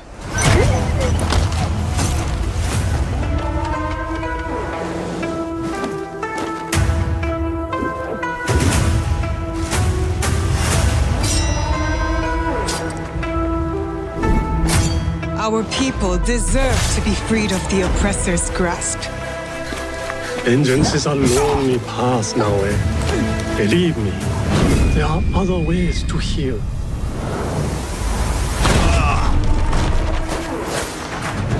People so quick to abuse their power do not deserve to keep it. There is much we will learn from each other, Yasuke.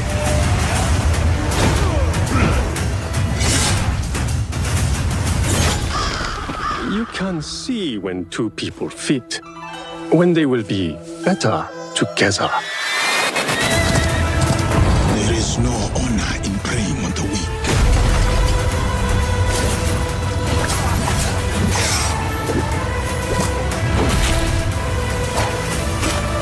Together, we will bring justice back to the people.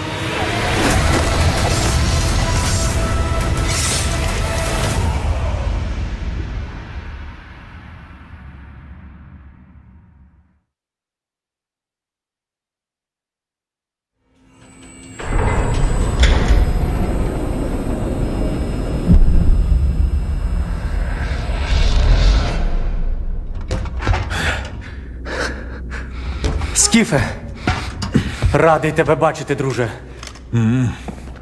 Валимо звідси.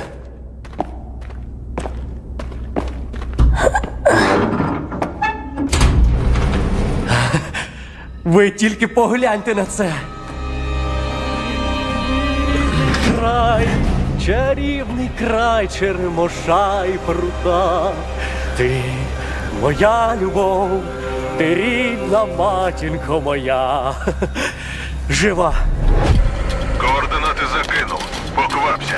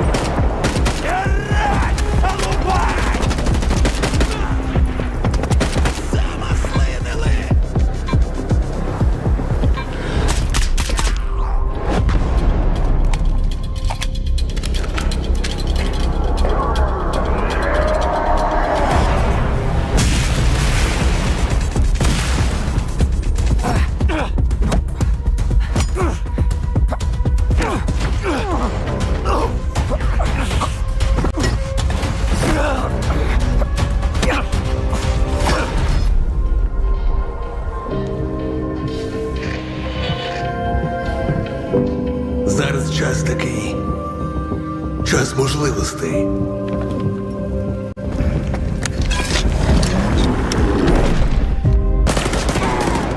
Усі ці жертви, усі ці смерті. Який в них сенс? Зона така, якою бачиш її ти.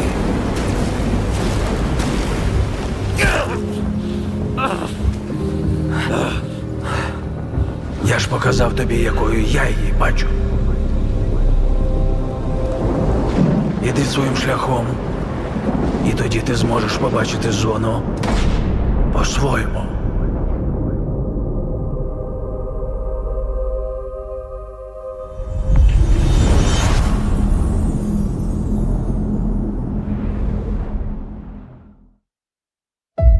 We've been honored to partner with GSC Game World, the Ukrainian studio behind Stalker 2. We can't wait for you to experience their game yourselves on September 5th. Today, you've seen amazing games from creators around the world, from both our partners and our own studios, from the biggest blockbusters to original independent games. I hope you enjoy the breadth of titles coming to Xbox. In addition to all these great games, we're introducing a new all-digital Series X and expanding color and storage options across the Series X and S lineup. They'll be coming to select markets this holiday. These new X and S consoles, alongside the many other devices in our Xbox gaming family, offer you more choices. It's our mission to make Xbox the best place for you to play by including the titles from our own studios in Game Pass at launch, by bringing your games into the future with our commitment to game preservation, by pushing the technical boundaries in our future hardware, and empowering you to play your games anywhere you want on Xbox consoles, PC, and cloud. This is what defines Xbox today and in the future, and we're hard at work on the next generation. Immediately after Showcase ends, Call of Duty Black Ops 6 Direct begins. We're taking you inside Treyarch and Raven for an extended look at what's next in Black Ops. But before we dive into the Direct, we've saved one more thing. World premiere.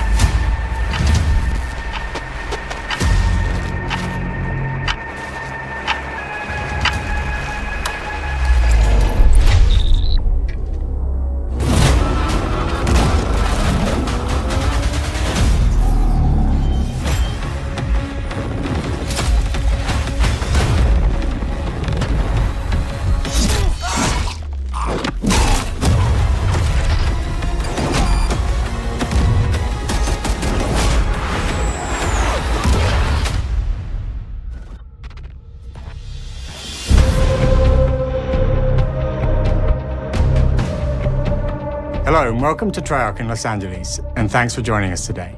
We're excited to share what we've been working on for the past few years. For Black Ops 6, we really wanted to give ourselves the time to craft something truly great. This means we're delivering a new level of polish and innovation across all parts of the game.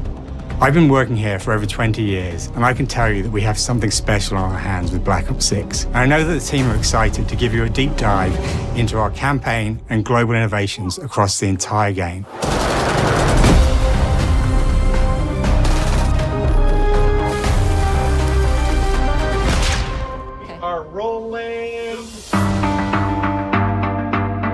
With Black Ops 6, we're taking players to a new but familiar era, the early 90s. In true signature Black Ops fashion, our story builds on real history, thrusting players into a conspiracy where a shadowy force has infiltrated the highest levels of the US government, branding anyone who resists as traitors and forcing players to go rogue for the first time to fight the very machine that created them. The team has been meticulously crafting every aspect of this game to deliver the fun and attitude players expect from the Black Ops franchise. Multiplayer is of course here and brings the Black Ops style and provides a playground for the brand new Omni movement system. New way to push beyond your limits and move like an action hero. You'll see a sneak peek of that later today. Round-based zombies is absolutely back and better than ever, and you can be sure it's full of surprises. With that, let's step into the mind-bending campaign experience we've been crafting with our partners at Raven.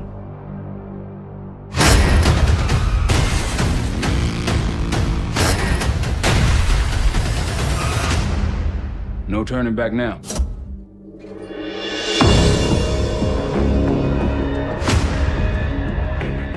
Every Call of Duty player has a favorite campaign mission. When we set out to make Black Ops 6, we were focused on delivering missions so iconic that they stick in your memory long after.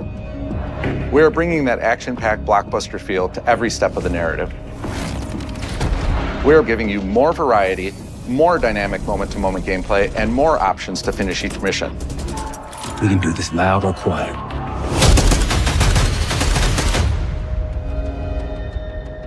The game is packed with unexpected moments of Black Ops mystery. It's a high-octane spy thriller where you're never sure who to trust and what's real. And it's all set against the backdrop of the early 90s. The Soviet Union was crumbling after the fall of the Berlin Wall and the end of the Cold War. The US is the only remaining superpower.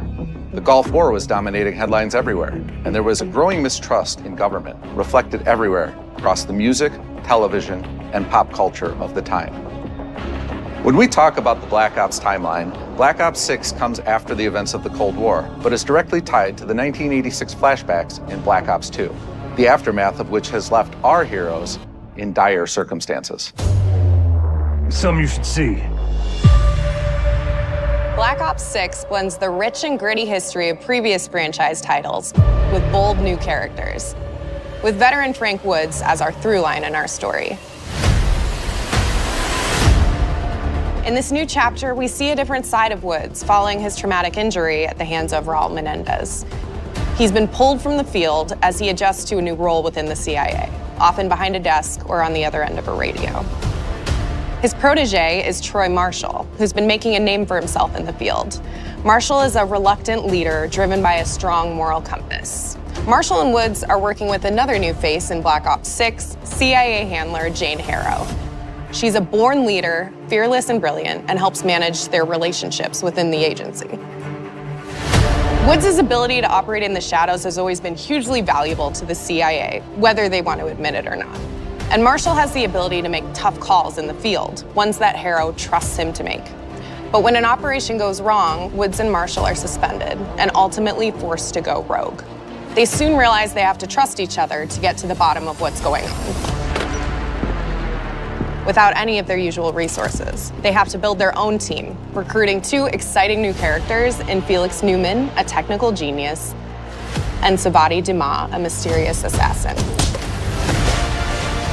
With the end of the Cold War, these former enemies have become new allies. And with the sudden return of notorious operative Russell Adler, who'd gone missing for months, a former ally may have become a new enemy. For the Black Ops single-player campaign, we prioritized mission variety and unique experiences. Our goal was to offer players a wide variety of mission types, each crafted from the ground up. One moment, you'll be storming a palace. The next, you'll be pulling off a heist at a casino. We aim to take players all over the world and immerse them in vastly different experiences. Within these missions, we wanted gameplay to unfold in multiple ways, giving players the freedom to navigate through them as they see fit. Where we have different combat styles, we also have conversation opportunities where you can talk, barter, and manipulate your way into different experiences. And we think you'll want to replay levels to see them all.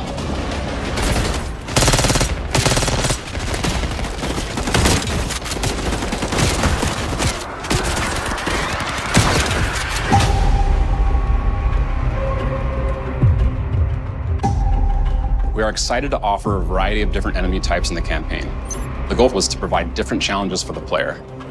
So whether they choose to go in guns blazing or take a stealthier approach. Line them up right, you can take them both down with one shot. Nice and quiet. We've continued to push on what's possible in terms of how our enemy combatants behave. Your enemies will be relentless, constantly seeking to outmaneuver you throughout the levels. They'll cut off escape routes, push on players' location, and force them to think on their feet. We've created certain missions where we give you a high-level objective and a variety of ways to approach that objective.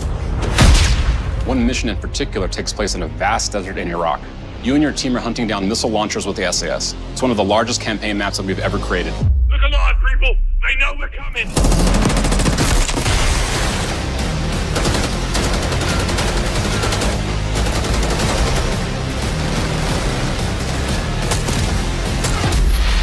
You'll find that some of our destinations have a startling contrast in look and feel as well. We have a mission that takes place in an opulent casino in Southern Europe. It's unlike any past mission in Call of Duty. And what the player does in this space is totally unexpected. And another one of our missions we have set in the harsh tundra of northern Russia.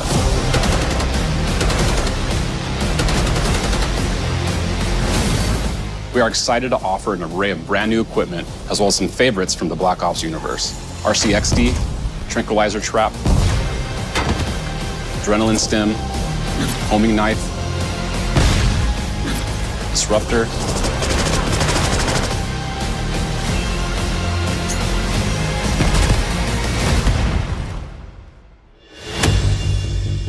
The campaign is grounded within an expanded campaign hub called the Safe House. You might remember we also had that in Black Ops Cold War. But this time, we wanted to think a little bit more broadly about the environment. We chose to have our team's hub located in a more naturalistic setting. So, it's in an abandoned manor by an ocean cliffside. What's most unique is that it used to be a KGB black site, which was operational during the 50s and 60s. This brings a lot of intrigue to the Safe House and will allow players to explore and discover secrets from the past. The team is also bringing back the evidence board, which is still the centerpiece of the Safe House experience, but with brand new upgrades. Players can view the campaign outline, gain deeper insights into missions, and analyze evidence collected throughout missions. One on the side, please. Okay. Capture. Okay, the attacker comes in. I'll go. 3, 2, 1, go! That was sick. Great. I think we got it. With Black Ops 6, our goal is to create a more connected experience that keeps players immersed across every single mode. We've pushed ourselves at every corner to innovate and craft the most signature Black Ops experience for our players. Movement has been a consistent area of focus and innovation for Call of Duty. And with Black Ops 6, we're redefining movement across the entire game. For the first time ever, players can sprint in any direction and move like a true Black Ops action hero with an entirely new global system we call Omni Movement. This unlocks the ability to move like never before and seamlessly chain combat maneuvers like slide, dive, and our enhanced supine prone in full 360 degrees range of motion. From the beginning, we started with, you can't do this thing, why?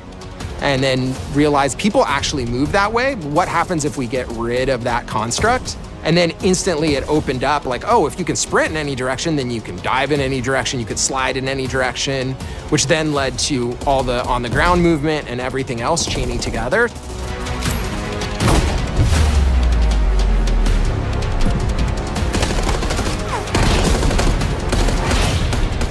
It's really been something that changes how you think and play the game, whether it's campaign, MP, or zombies. We truly believe that once you experience Omni movement, there's no going back.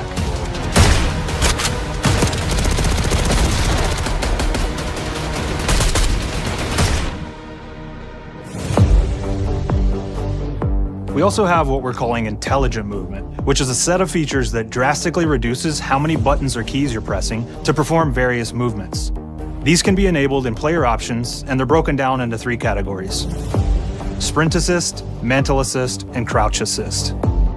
And each of these settings will allow for fine-tuning. Intelligent movement really started with this idea that we want all players to focus on what they want to do and not how to do it. We want every player, regardless of skill level or input or experience with Call of Duty, to be able to engage with Omni movement and live out their own action hero fantasy in Black Ops 6.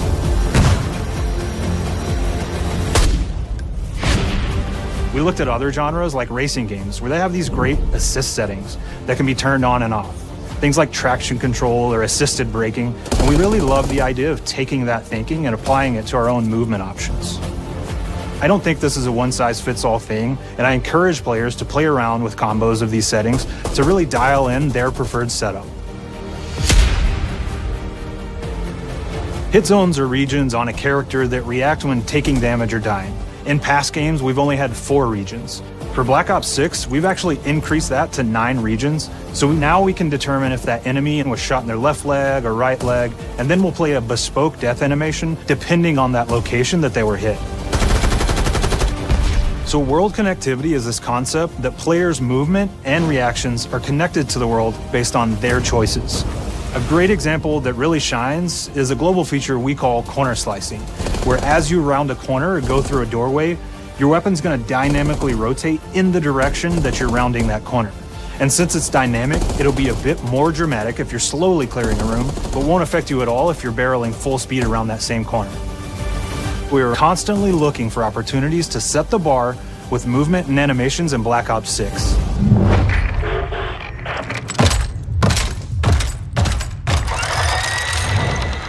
Take cover! Our team is super thrilled to show you the best looking characters that we've done. Through our process of photogrammetry, gear was acquired, scanned, and incorporated onto each of our operatives. For our faces, a dynamic real-time analysis of spontaneous performances was captured and processed to make every emotional, impactful moment true to actual life. We made sure to have special attention to the cuticles and make sure that they don't look like they're just freshly cut. There's dirt in between their nails, the oils on their palms as they're sweaty and running through situations that they're in. We're paying attention to every detail.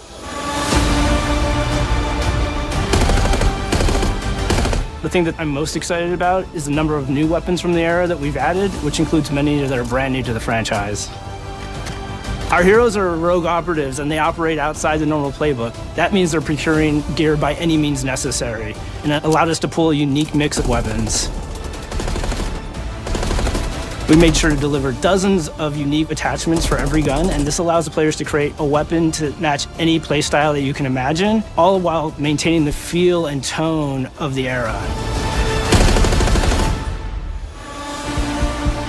In Black Ops 6, we really strive for striking that balance between real and hyper-real, but we want to ground our effects in realism. We find real-world reference so that we can match that motion, the weight, the timing, then riff off of that and create that hyper-real look that everybody has come to know and love from Call of Duty.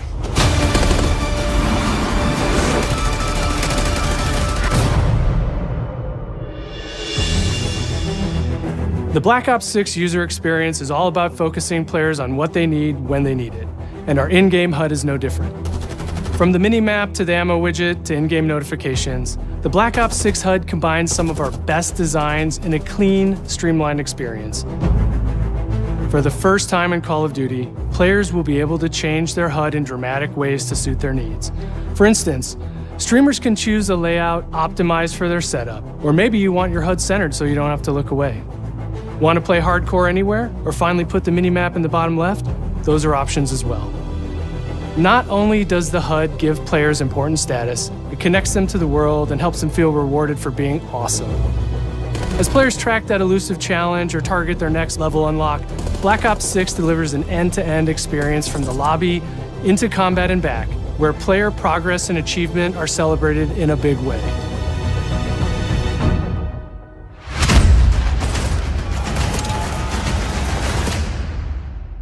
All right, all settled. Audio's good. Everybody's happy, Jeff? Lawrence with it.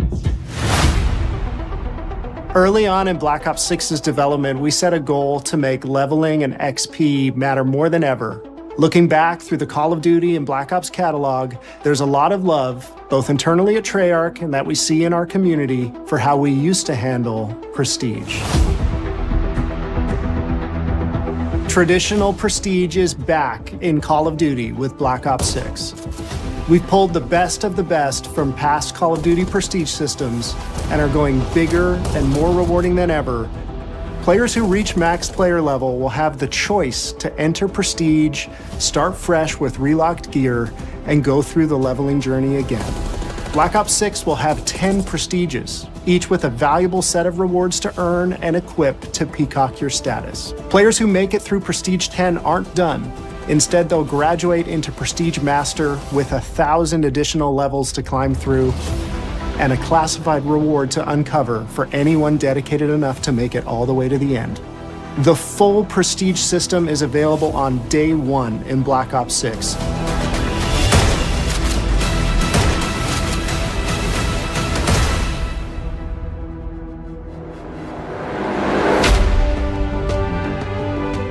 We know how many of our players look forward to multiplayer, and we will be providing a deep dive on it later in the year. For now, here's some insight into our development of Black Ops 6 multiplayer. Our vision since day one has been to craft an approachable and engaging step change of that signature Black Ops multiplayer experience. We focused on supporting 3 core playstyles for launch. Enforcers are the slayers who like to kill and stay on the move. Recon is all about intel and counter-intel play. And strategists are support players who throw their bodies at objectives for the win or focus on taking out enemy score streaks for the team. All of our weapons, gear, and gadgets in multiplayer have been intentionally designed through that lens of supporting these play styles. And of course, it wouldn't be a Black Ops game if you can't relive those action hero moments in theater mode, which we're happy to announce is returning with Black Ops 6. Now, I said we're only getting a taste of MP today, but of course that means you're going to get some early details on maps. We're happy to announce that we will be launching with 16 all-new MP maps. We've got 12 core 6v6 and 4 strike maps, which can be played as 6v6 or 2v2. What do players like? What do we know that they want? So we're back to our classic 3-lane maps.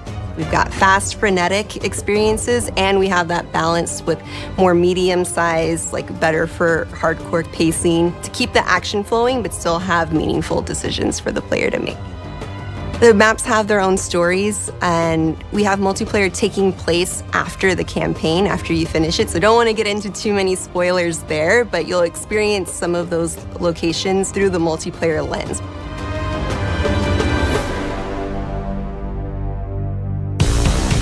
We've covered a lot today, but couldn't leave you without giving you just one more thing.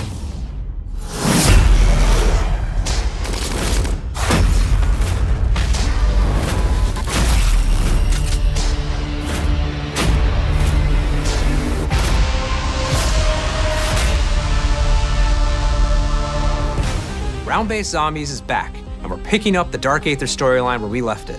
We're excited to announce that there will be 2 brand new maps available at launch, with a curated mix of fan-favorite features and new elements to discover. For those new to Zombies, it's our unique take on the cooperative horde mode, where every map is packed full of powerful weapons and upgrades, deadly enemies, and tons of secrets to uncover. The legacy of Zombies is incredibly important to Treyarch, and we are so proud of what the mode is bringing to players in Black Ops 6. As you've heard today, the innovations in movement systems will also be coming to zombies. Plus, there are many additional zombie-specific features, both new and returning. This is going to be a truly epic return for round-based zombies. Be on the lookout for more intel coming later this year. Steph interviewed AB. Mark? Now, we know we only gave you a little taste of multiplayer here today, so make sure to mark your calendars for our worldwide multiplayer reveal event at Call of Duty Next on August 28th. Make sure to stay tuned for details and watch your favorite streamers get hands-on Black Ops 6 so you can be prepped and ready to jump into our MP beta and feel Omni movement for yourself. We'll be sharing so much more about Black Ops 6 in the coming months and look forward to seeing your reactions and your feedback from our open beta coming up this fall and into launch. And it's not just about launch, because the team is already focused on delivering a ton of content in the live seasons, which we'll be sharing more about. Am I allowed to talk about Warzone yet? No. Our goal on Black Ops 6 was, and still is, to make something that is the best work we've ever done, and frankly, the most fun to play. To do that, we deconstructed all of our gameplay, our systems, and content plans, and repeatedly asked how something could be better. In some cases, that led us to huge innovations like Omni movement, where we're now allowing players to move how real people and operators move. In other cases, it led us back to some of our classic systems like Prestige, then taking that classic system through the ringer and making updates and improvements. Across our weapons, gear, operators, maps, and more, a huge push has been to hit the highest visual and audio fidelity possible. The campaign tells an all-new Black Ops story where you're forced to go rogue and are being hunted by the teams that trained you. On top of that, the team is really focused on mission and engagement variety. Multiplayer is a key ingredient in the DNA of Black Ops, and hopefully, in this sneak peek, it was clear that every single part of the MP game loop will be improved and better than ever, from movement, to shooting, to footsteps, to engagement systems, to death. And last but definitely not least, the triumphant return of round-based zombies. There is so much more to share across all 3 game modes before the game officially launches on October 25th. On behalf of the entire team, we can't wait for you to play Call of Duty Black Ops 6.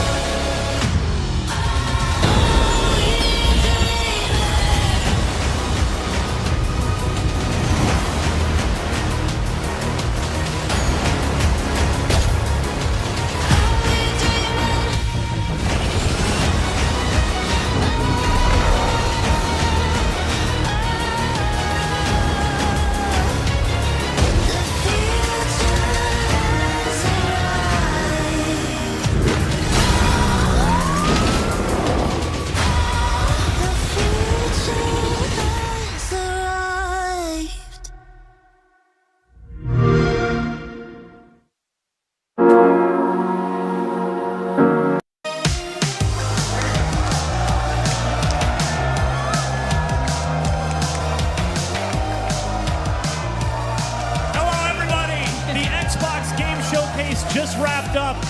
We are here to break down everything that was shown off right here at IGN Live. I'm Ryan McCaffrey, longtime host of IGN's weekly Xbox show, Podcast Unlocked. And here with me are my Unlocked co-hosts, Destin Legary, Stella Chung, and Miranda Sanchez. Bam! Hello, IGN Live. I'm going to start right here. I've been covering Xbox for a long time. A lot of you have been watching me and us on covering Xbox for a long time. That was the greatest Xbox showcase they've ever done. It was fire. The crowd agrees. They nailed it, and there's so much to get to, and we have not enough time. I could do this all day, and I wish I could. Miranda, I'm going to start with you because the one more thing after Sarah Bond, started to wrap us up was the very thing that you hoped and desired for, and I should have been filming her so I could have posted that, but Miranda, Gears of War, you got it, but not how you thought you were going to get Gears of War. Talk to me, please. When it was announced, when I saw like the TV with logos we know from Gears, I just slammed my hands down on the table. I was like, I'm so sorry. I'm so sorry, everybody who's working near me. But I was like, is that Marcus? Is he a baby? Is that a baby Marcus Phoenix? Whose hand? Is that Dom? Baby Dom? Yeah, I'm down. I'm down. At first, I was a little disappointed and a little worried. I was like, what if they just drop Kate's story? Because I love Kate.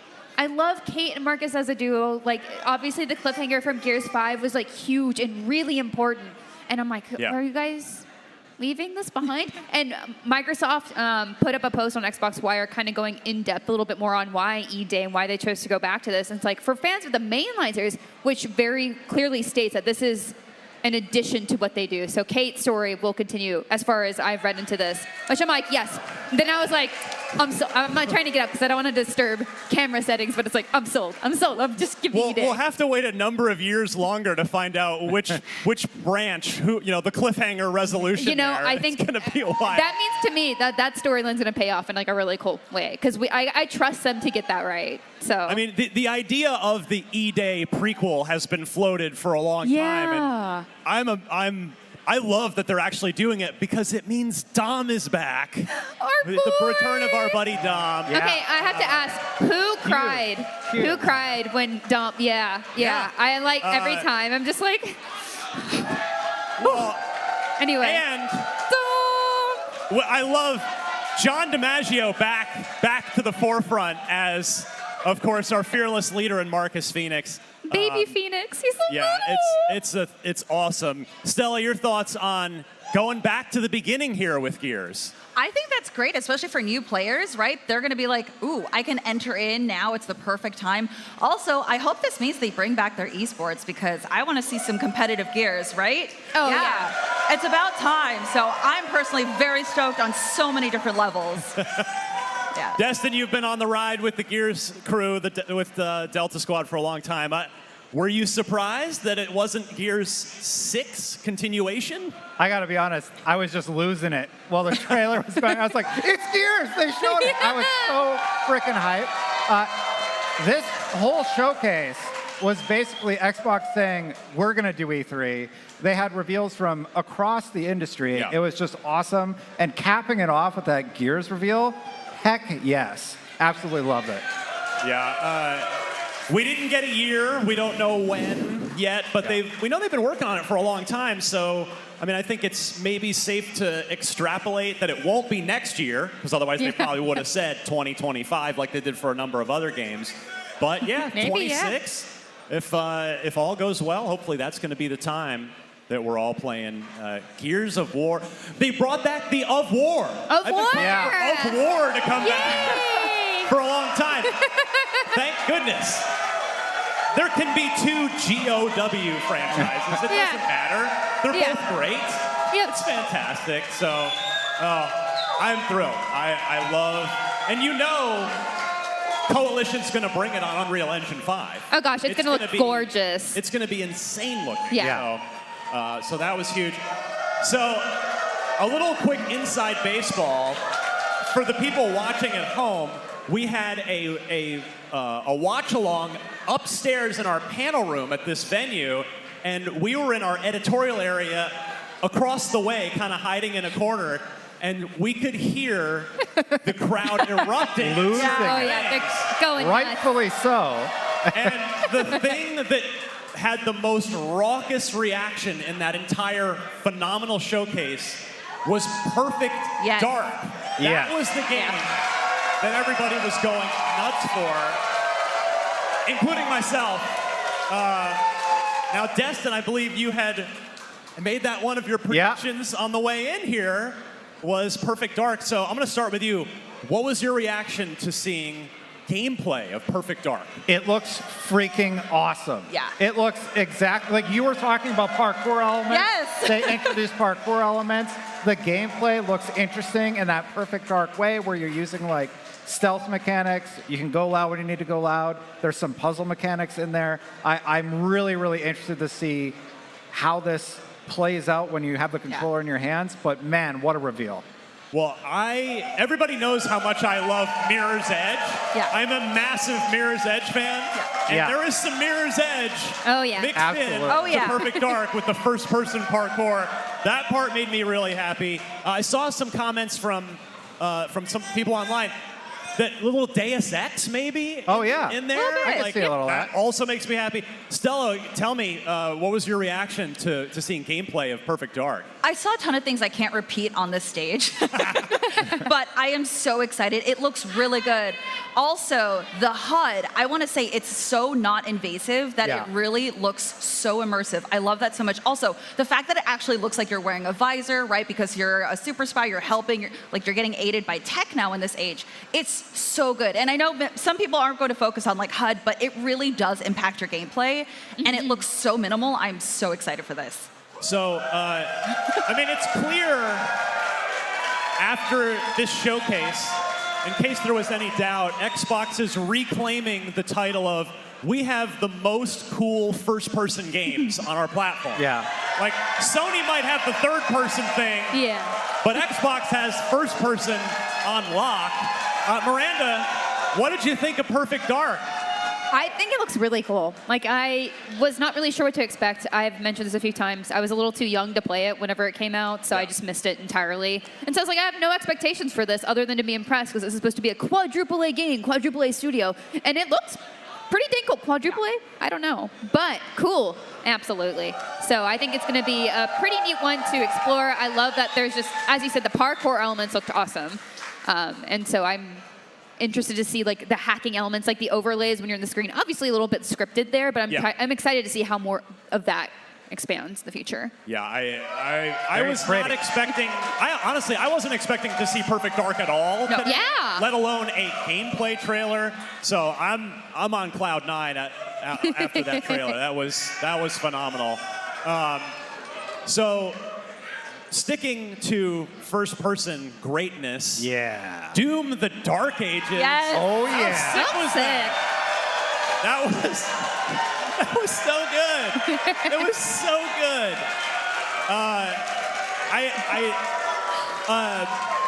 Miranda, as our resident Gears of War superfan, were you thinking Chain Shield as I was? Because that was. I was like fanning myself like, oh, that and like the shotgun with the skull in it that shoots bones. Yeah. I was like, oh, say less. But yeah, no, it looks cool and a different color palette for Doom too. Yeah.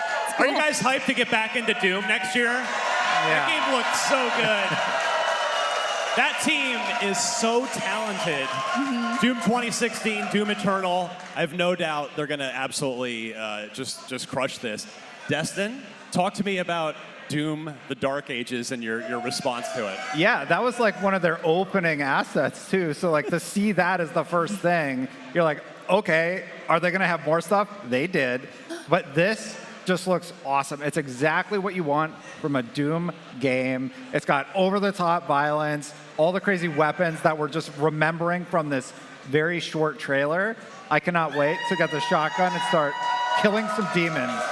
Yeah, the unfortunate part of our job is I haven't had a chance to watch any of these trailers more than once. Right. So I want to go back and study the Doom trailer and a lot of these trailers. But Stella, you're just now making your way at my insistence on Unlocked through Doom Eternal. What was your reaction as somebody currently playing Doom Eternal to seeing the Dark Ages? Again, I said a lot of things I can't repeat, but it is so cool. My favorite thing about Doom is the weapons actually feel so heavy, right? Like you feel just how big of a guy you are as Doom guy, like using these incredibly heavy weapons. I love it so much. Chain Shield is awesome. Also, I saw us climb into a mech or something, which looks incredible at the end. Oh, yeah, the mech. Yeah. Not to mention, I want to know more about that. There's a mount. You can ride the mount. Yeah, you get a buddy. It's, being able to fight like a Colossus-sized monster. I'm like, yes, I am all in. I am so excited. Also, I'm happy to see my husband, Doom guy, again. So. I mean, anybody that's gotten really deep into Doom and Doom Eternal and has read all the lore in the text log things knows that we're going back to the beginning of the Doomslayer's time before he was on ice for thousands of years or whatever until you'll keep finding all the journals. No, but is this going to be? So this is going to be. Do you think they're going to show Daisy, his little bunny? We'll see, but they're definitely we're going back in time here for sure. Doom is going to be very high on my shopping list in 2025. All right, there are 5. See, this was this good of a showcase. Everybody's still fired up, as am I. A game I gotta admit, I was not expecting to see today because we did get that teaser last year, but I believe I think it was Miranda that called it in the pre-show. Fable. Oh, We'll get yeah. to Indy. I did not expect I was yours. Maybe last year I called it, though, but you did. I'm surprised. I was actually surprised that was just baked in the middle. Like, that seemed like an end or a, like, hard beginning. Yeah. So I was like, dang, like, that Perfect Dark 2 is like, it's just a solid show. How insane visually did Fable look when they're going around the town stuff and the out? I mean, so this is on Forza Tech. That's what they're using for this. So you are going to get the weather effects, the whole. I mean, it's wild what is going on. I also like that this was giving What We Do in the Shadows vibes. Yeah. Like, it really had that just goofy to Cam, like, yeah, so I'm a hero. I guess we're going on doing something, you know. And again, I'm going on memory, which is not a good idea. It wasn't Fable, didn't they say 2025 at the end of that one? Or am I crazy? I can't remember now. No, the crowd's quiet. So because I made a joke with Sam about it being the same time as GTA. So it was. So I think you could pretty much pencil that in for fall 2025. I can't imagine we'd see it before that. Maybe Doom in spring and Fable in the fall would be already a nice year for Xbox. Destin, thoughts on Fable? I mean, it looks freaking phenomenal. Seeing the interactions between the different characters that your protagonist is talking to, I was like, I cannot wait to see what kind of stories they're going to tell here. Clearly, you brought up What We Do in the Shadows. There's been a lot of references to the style of humor that they're going to be implementing in this particular version of Fable. We had, I don't remember how to say his name from IT Crowd, but in the previous trailer, and they just keep going to those fan favorite actors. Very, very excited about the new Fable. Do we have some hype for Fable in the crowd out there? I think we do. I mean, I sure do. I love this game, this series. Fable 2 is my favorite so far, but like we were saying in the pre-show, I just can't think of a more talented team to take this on than Playground. Yeah. I mean, they don't make 9s, they make 10s. Those guys make 10 out of 10 video games. Insane. And so, Fable is just going to be very high on my wish list. So hopefully that means we'll get to play it for the first time and share that with you on IGN at some point next year. But for now, we got some gameplay. So we've got a lot more to discuss from the Xbox showcase. Right now, we're going to take a quick break. And when we return, we've got more highlights from that amazing Xbox showcase. Stay tuned for more IGN Live in just a minute.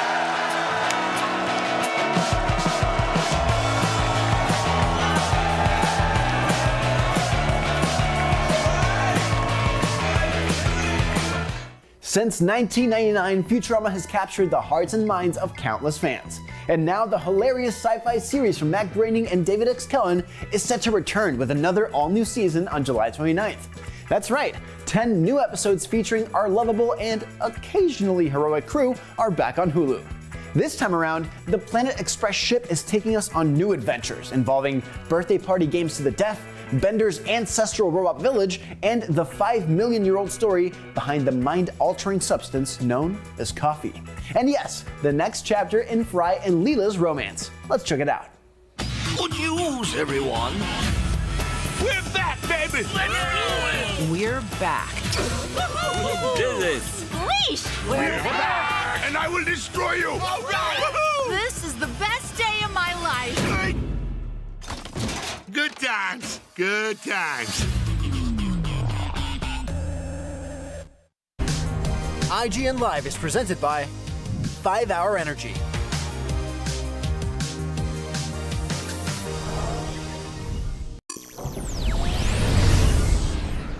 Want the ultimate IGN experience? Check out IGN Plus. Members get exclusive deals and giveaways, ad-free browsing, unlimited tracking on IGN Maps, discounts at the IGN store and with IGN partners, and best of all, free games.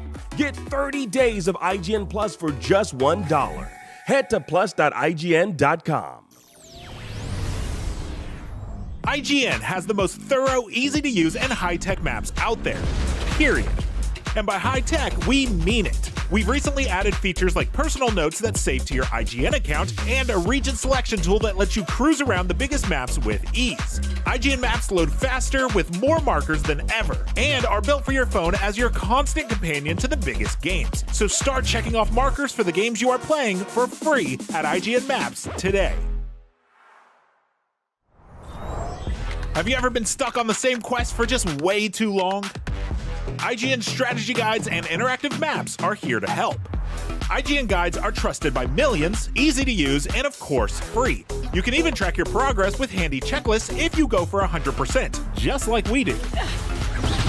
IGN has the very best, most complete and accurate guides for The Legend of Zelda Tears of the Kingdom, Baldur's Gate 3, Cyberpunk 2077, Hogwarts Legacy, and so much more.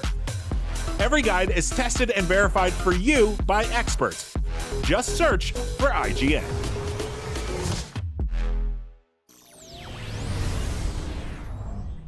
IGN Playlist is the best way to track your game collection. Now you can even import your entire Steam library to Playlist, making it easier than ever to review games, show off your collection to the world, and finally chip away at that massive backlog you keep meaning to get to. IGN Playlist, check it out.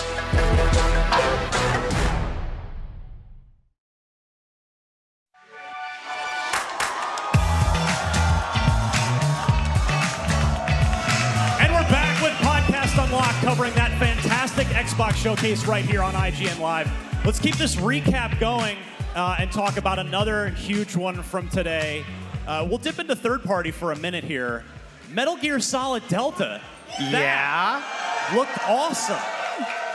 That looked awesome. Destin, I know you love this series. I want to go to you first on Metal Gear Delta. This is an Unreal Engine 5 remake of MGS3, Snake Eater. What'd you think? Yeah, well, they actually showed a lot more of the introductory sequences and how they've remastered them. So we have a few comparisons on IGN that I have done based off the assets that have been released already. So just getting to see these scenes that I've captured like 5 times remastered, it looks so good, and it's really faithful to how the original was, with some interesting mechanics like being able to climb on the rafters. But Snake looks great, right? Yeah, I'm 100% sold on this one. I'm down to see what Konami does with it. Very excited.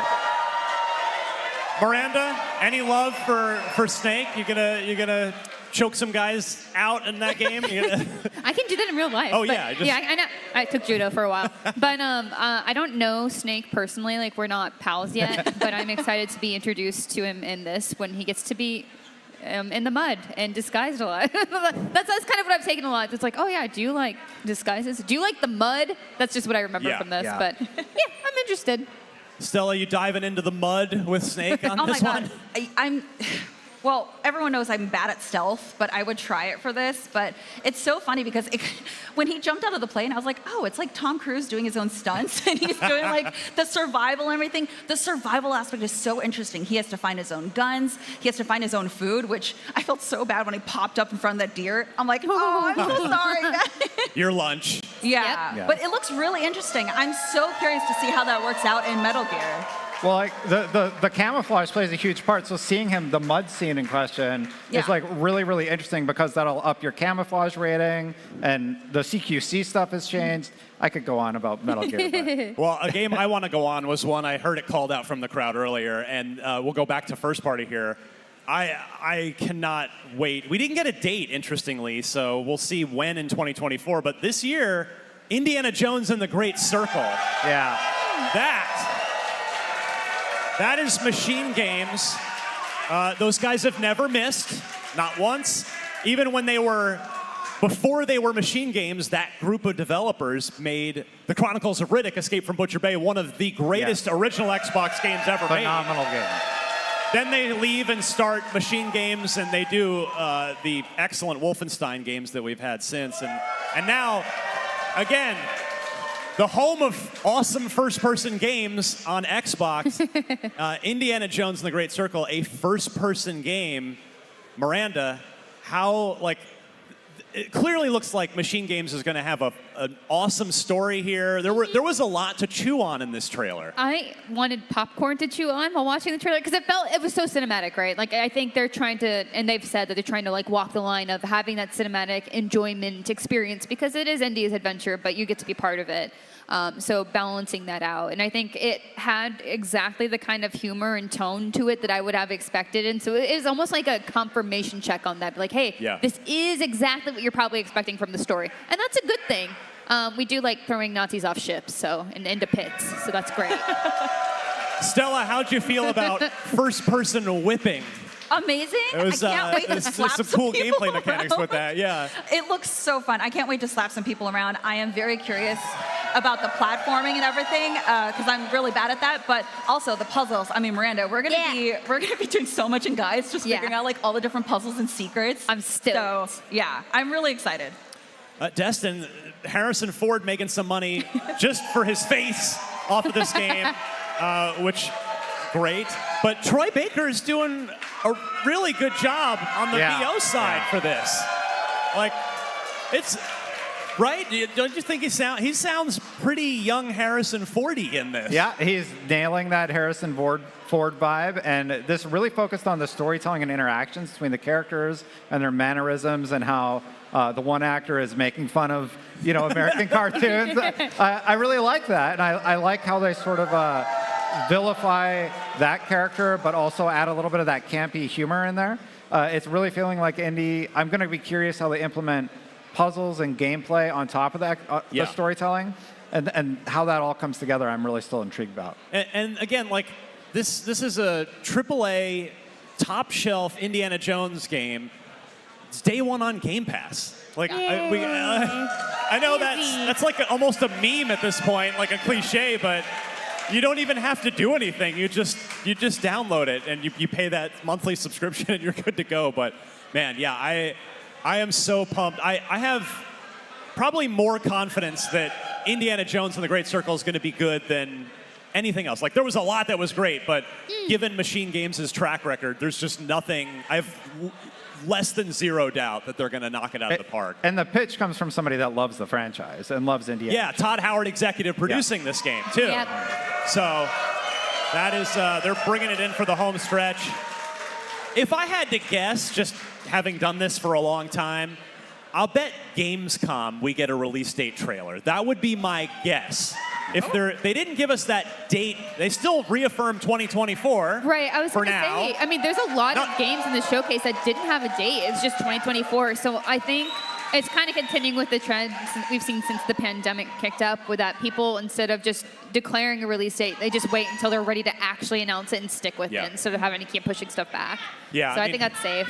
Nothing's out until it's out anymore, but I think Gamescom is a pretty safe bet to get a release date trailer for Indiana Jones and the Great Circle.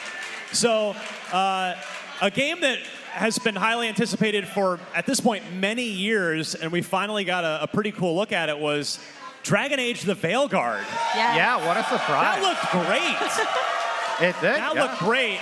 I mean, Destin, you're a big BioWare fan. It has been, actually, this year is 10 years since the last Dragon Age, which was, by the way, IGN's 2014 Game of the Year. Wow. Sunset Overdrive got robbed that year, by the way. I voted for Sunset Overdrive. Yeah, I see some support out there for it. But what'd you think, Destin, of Dragon Age? You know, long hiatus. This game it got announced forever ago. It's already had a name change, but now we get a pretty good look at kind of, or a good idea at least of just what it is. What'd you think? Yeah, I'm still intrigued by whatever Dragon Age is going to wind up being, but what I felt was more important was Xbox showcasing this on their stage as opposed to EA doing something separately or with Summer Games Fest. Yeah. Because it shows their commitment to the partnerships that they've been working to establish. And to see Dragon Age on their stage, it's a huge win for Microsoft and Xbox. And that wasn't just Dragon Age. There were a bunch of games like that. And it really made the showcase feel special. Yeah. Now, Miranda, you love your video game relationships, games where you can establish relationships with your characters. Yeah. And this seems like apparently there's going to be a lot of that going on with the companions. Yeah, it's BioWare. We got it. Yeah, exactly, we're gonna have those romance guides. What I liked about this trailer too is that we had so many like quick looks at new characters that are coming. So like we see Varric and other people that we've seen before, but then it's just like here's a name flash, a very quick look at like almost a taste of their personality before we actually get to know them. So it's like I'm already plotting who I'm gonna romance first. So, you know. Stella, any thoughts on what we saw from Dragon Age the Veilguard? Yeah, I loved Inquisition. That was actually my first entry into the Dragon Age games. Yeah. And I loved it so much, and also loved the romance. There's so many good scenes in there. Yeah, romance. But I'm really curious to see where the story's going to go, because it left off, especially with the DLC, there were some pretty hard feelings there. So I'm very curious to see how that's going to pan out.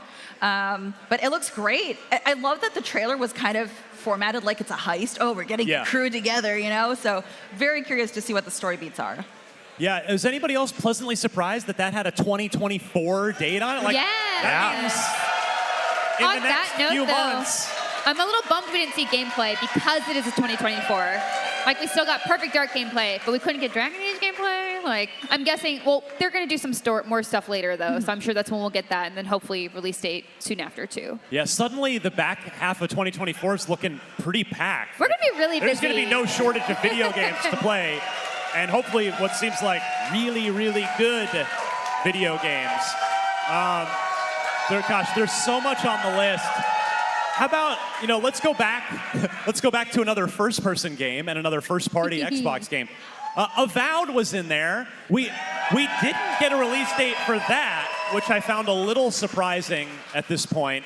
But we did get a pretty variety-filled gameplay trailer. Destin, we've talked on Unlocked a lot over, like, that game has... it hasn't always won everybody over, right? We had that initial CG trailer that it gave a certain impression, right? Yeah. That initial CG trailer, and then they had the follow-up, which was the more recent reveal. But I'm really intrigued by the story that is teased within every reveal so far. Gameplay is looking like it's starting to come together, and it's coming out this year, so we'll know very soon for sure. But the story is what's going to really win people over, I think, with Avowed. And Obsidian has an incredible track record with delivering great stories and games. Obsidian, by the way, they're like about an hour and a half south of here, down in Irvine. Anybody from Irvine in the house? We got this. I'm not sure, but yeah, Avowed still on track for 2024. We don't know an exact date yet, so I suspect they're probably trying to get confident about it before they tell us exactly what it's going to be. But another one that you can play on your Xbox and in Game Pass this year. That is coming this year.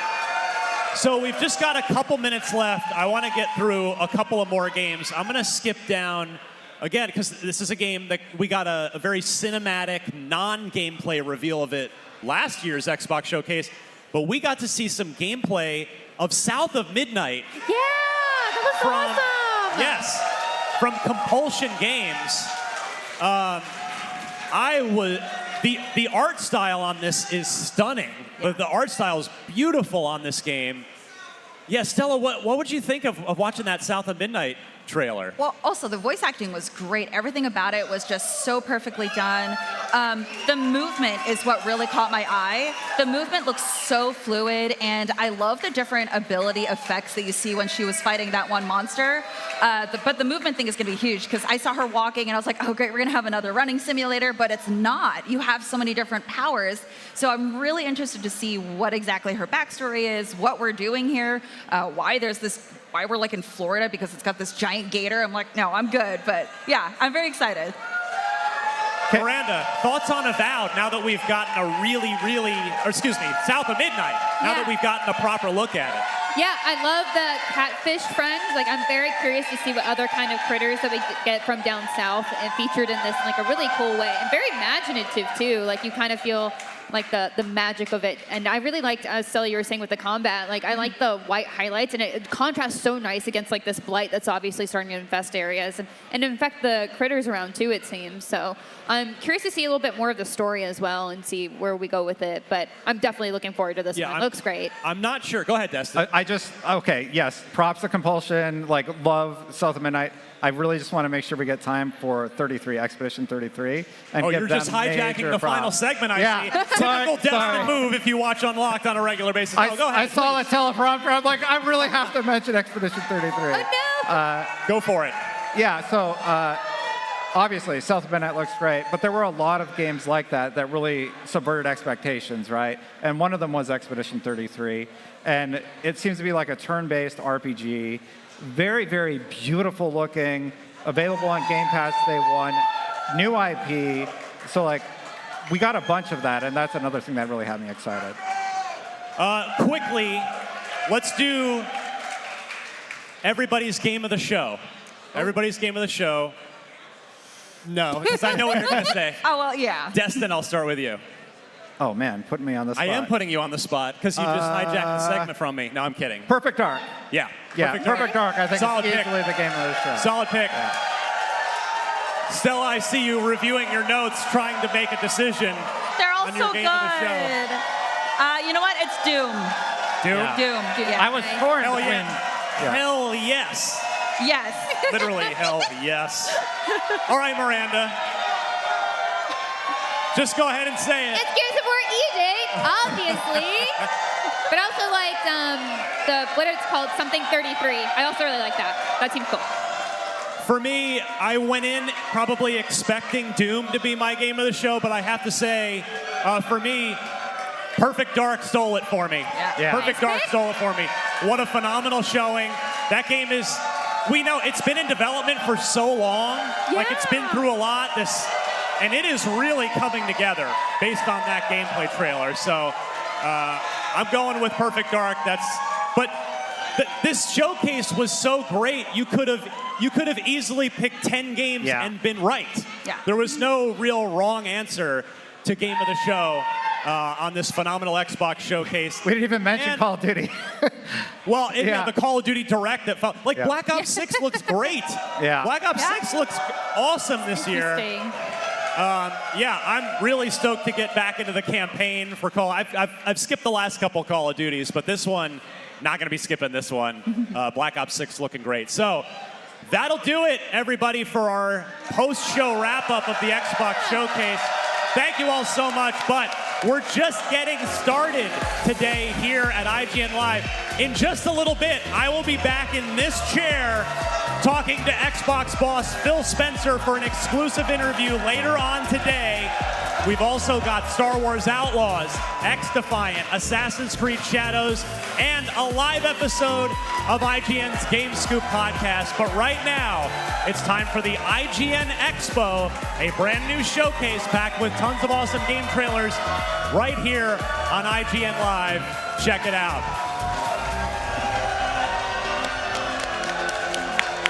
Thank you, everybody.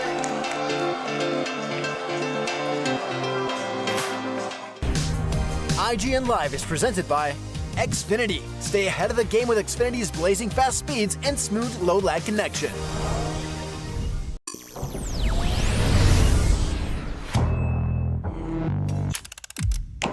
IGN Summer of Gaming is back. Welcome back. I'm Max Scoville, and today's a big one. This is incredible. I mean, this is wow. Thank you, Destin.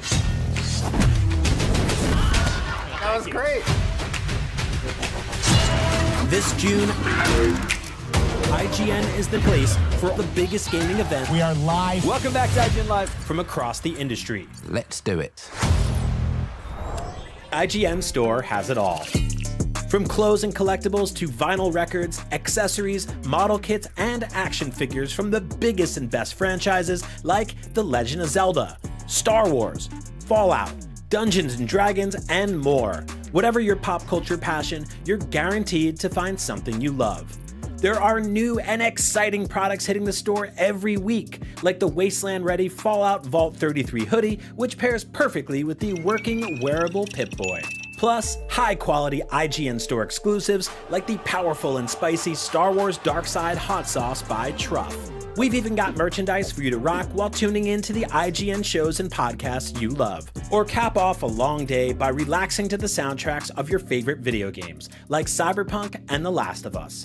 And the best part? You don't even need to leave the house to go there. Just head to store.ign.com and start shopping today. The IGN Store. You deserve it. The Cinefix Top 100. A list so secretive even we don't know what movies are on it or where they rank. What do you mean you don't know? Each episode will reveal one of the movies. Did I rush it? Felt like I rushed. That was good. I liked it. Talk about why it belongs and finally find out where it ranks. Are you not entertained? Are any of the movies we've shown here even on the list? I have no idea, and it drives me crazy. Join us as we find out on Cinefix, IGN, and wherever you get your podcasts. Why so serious?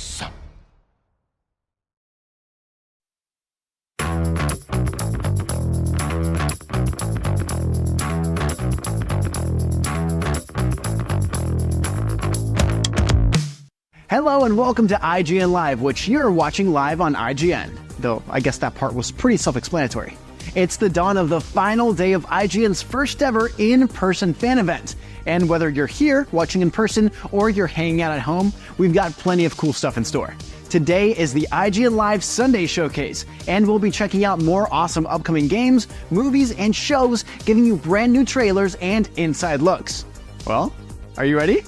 Oh, you are. All right, let's hit it. I realise it is tradition to drink, but I believe if the stag gets too drunk the night before its wedding, it runs the risk of being shot. Then keep up with me, so there might be other, slower targets. I do not think any of us can keep up with you tonight. I thought you were not much of a drinker, Lord Kilmartin. No, I am not. But in my defence, your mother does not like me. Our mother does not like you. I shall handle this. Lord Kilmartin, our mother adores you. But our mother also has an obsession with great love stories. What should he do? Give the man some practical advice. Frankly, you might consider doing something foolish. So something bold. Declare yourself. Throw rocks at Francesca's window tonight. No. Your problem is that you're trying much too hard to be respectful. Bold.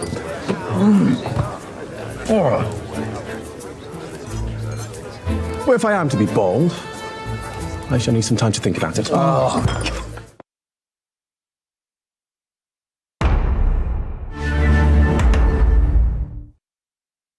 Hey, this is Jeffrey Dean Morgan. I am super excited to be joining the cast of The Boys this season. What's your code name again?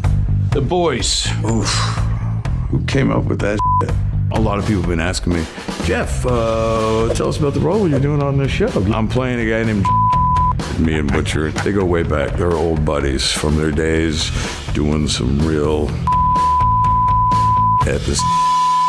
Butcher has discovered that he's only got months to live, and my character shows up to take him on one last full of diabolical. After all, up soups like. Are you fucking joking? All right, can I at least tell them that me and Butcher is who's trying to make a that is all the can I say that I try to help to get him? Fine. Here's what I'm going to tell you. The Boys season 4 is going to be insane. And I can promise you this, you are not ready for it.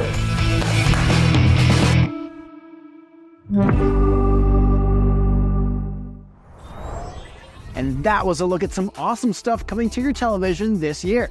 You want even more? Well, here's a little bit more. Hola, and welcome to the wonderful world of Little Lands. Little Lands is a place filled with lush forests, rugged mountains, mysterious caves, and occasionally gigantic mushrooms. The residents of Little Lands are by and large a friendly bunch, and they like to greet each other with a cheerful wave. Robin lives at home with her abuela in a quaint little settlement called Clay Jar Village, named, of course, for the large and mysterious clay jars you'll find around town.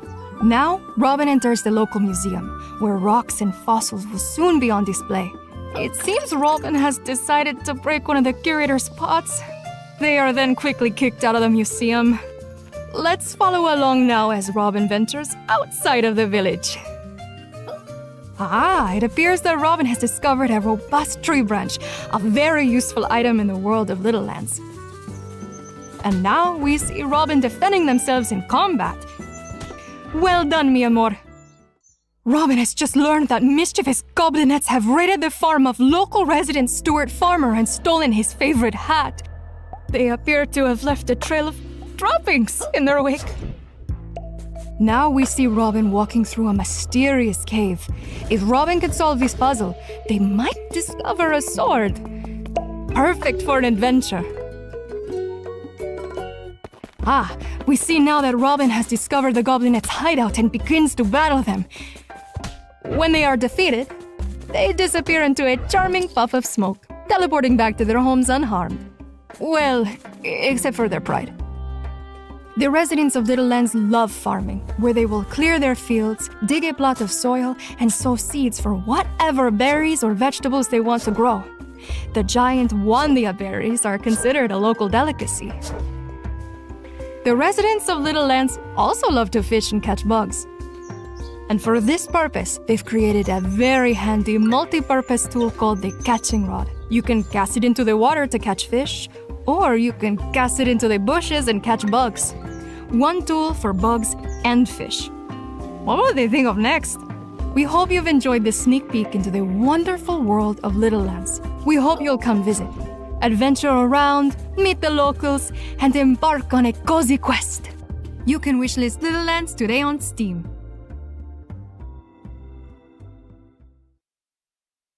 Ciao a tutti, sono Andrea, il produttore esecutivo di On Your Tail. E io sono Ramona, associate producer. Tutto il team di Memorable Games sta lavorando duramente sul gioco, cercando di portare l'esperienza di vacanza investigativa più coinvolgente di sempre a tutti voi. Non ci credete? Potrete provare voi stessi On Your Tail, dato che la demo è disponibile su Steam e Nintendo Switch. Ma come? È già disponibile? Sì, la potete scaricare e giocare già da ora. Nella demo potrete esplorare una piccola parte di Borgomarina nei panni di Diana, la nostra intrepida protagonista. Preparatevi a risolvere qualche mistero, Mamma Lucia ha bisogno d'aiuto. Ogni personaggio, ogni luogo, ogni oggetto sono rappresentati da una carta nel gioco. Ecco la lente magica di Diana. Attraverso la lente puoi vedere il passato ed analizzare l'ambiente per cercare di capire cosa è cambiato dal momento del furto ad adesso. La fase di deduzione è rappresentata come un gioco da tavolo. Ora devo scegliere l'ordine in cui, secondo me, gli eventi collegati agli indizi che abbiamo trovato sono successi. Ma posso anche andare a pesca? Certo, dai un'occhiata alle spiagge di Borgomarina. Voglio provare a tirare su un gigantesco pesce. Puoi anche farti una divertente partita a biglie sulle spiagge della città. Bene, fammi vedere questa pista di biglie. E posso anche conoscere un nuovo amico e andare in giro con lui?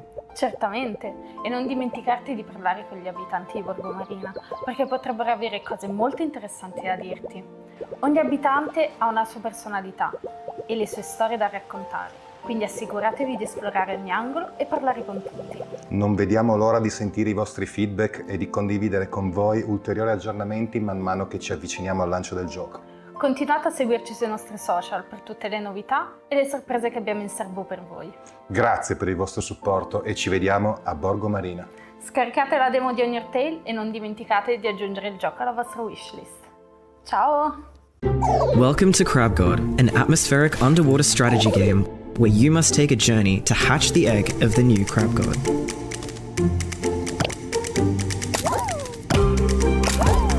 Crablings are your enthusiastic followers guided by you to create thriving ecosystems.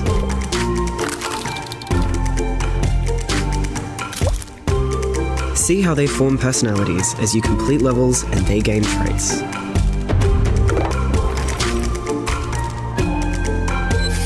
You can grow a variety of sea plants and coral to attract all kinds of weird and wonderful aquatic life. Learn about them to create even better strategies and produce more food for your colony.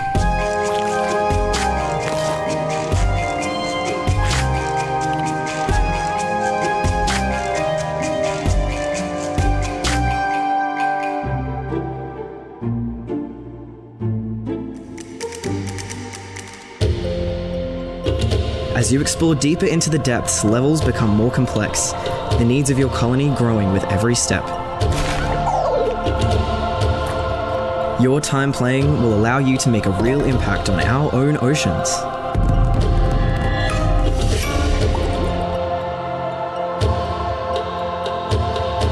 Protect your colony's supplies and structures from invasive deep-sea threats by arming your crablings with spears and planting traps.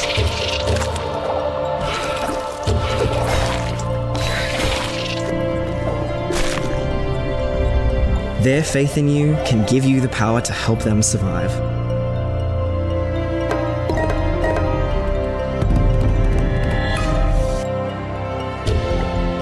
So start your great migration and become the Crab God.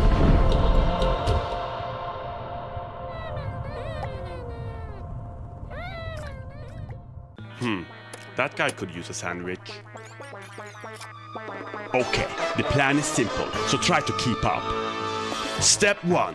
Forage up some blueberries in the mountains, plus a few extras for flair. Stick the landing by going to Breezy Bay to bake some bread. Use the money you made from selling berry smoothies to upgrade the kitchen. It was part of the plan all along. Go to the mill. Forage some wheat. Make the dough. And bake the bread. Step 2. Admire your masterpiece. Step 3 is getting there, and getting there in style. Start off with a paint job. Any color will do. Nice. And then, step on it. Take the shortcut over the east side to avoid traffic. Do a sharp turn. Go off-road if you have to. And there you have it.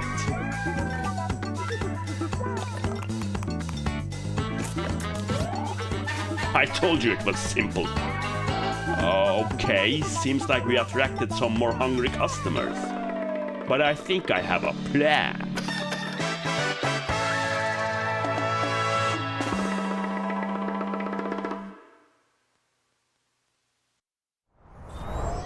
You're watching the ign-live Sunday Expo. Coming up, a whole block of brand new game trailers. But first, a quick break. ign-live will be right back after this, so don't go anywhere. ign-live is presented by PlayStation. Days of Play are happening now until June 12th.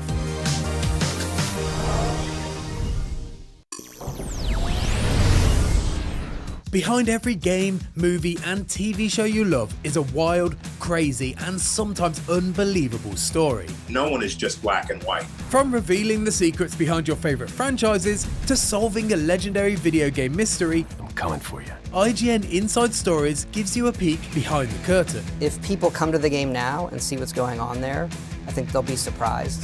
Join us as we dive into hyper-dedicated fan bases, worldwide phenomenons, and the most incredible untold tales in games and entertainment. I said, wait a minute, that doesn't sound so good. It was definitely not what I expected in the best way. Inside Stories, available now only on IGN. And I was like, holy shit, we're gonna do this. IGN Store has it all. From clothes and collectibles to vinyl records, accessories, model kits, and action figures from the biggest and best franchises like The Legend of Zelda, Star Wars, Fallout, Dungeons & Dragons, and more. Whatever your pop culture passion, you're guaranteed to find something you love. There are new and exciting products hitting the store every week, like the Wasteland-ready Fallout Vault 33 hoodie, which pairs perfectly with the working wearable Pip-Boy. Plus, high-quality IGN store exclusives like the powerful and spicy Star Wars Dark Side Hot Sauce by Truff. We've even got merchandise for you to rock while tuning in to the IGN shows and podcasts you love. Or cap off a long day by relaxing to the soundtracks of your favorite video games, like Cyberpunk and The Last of Us. And the best part? You don't even need to leave the house to go there. Just head to store.ign.com and start shopping today. The IGN Store. You deserve it. This June, IGN Summer of Gaming We are live. Welcome back to ign-live. Is back. Let's do it. Welcome back. This is IGN Live right here on, well, IGN. You already knew that. But did you know that up next we have some new game trailers to check out? Wait, you knew that too? Are you psychic? Do you have like superpowers or something? Well, I bet even you won't be able to predict the lineup of games we're about to show you. On with the show. Excellent. Who needs those who aren't afraid to ask? But even more so, it needs those who find answers themselves. Fuck! What's this for?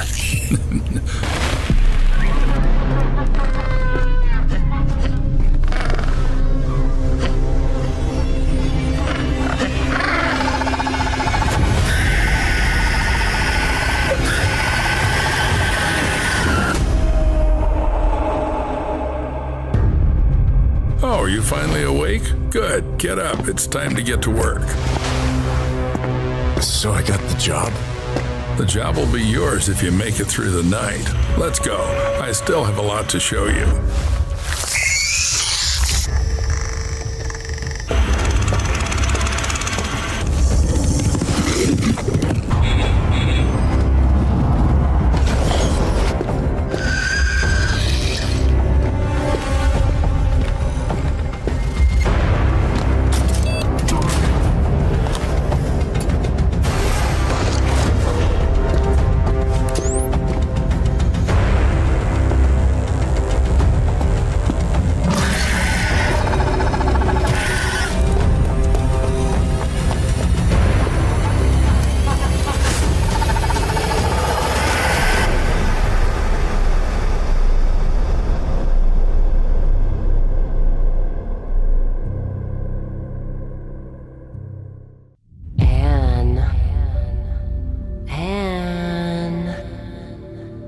I'm coming for you.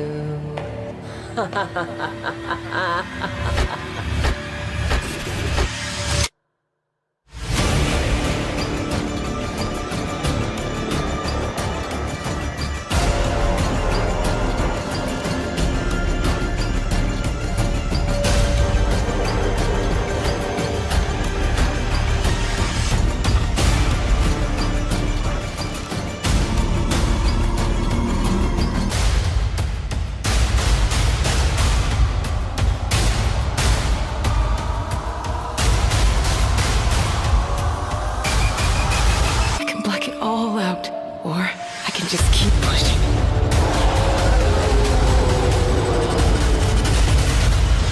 Help me, please, someone, help me.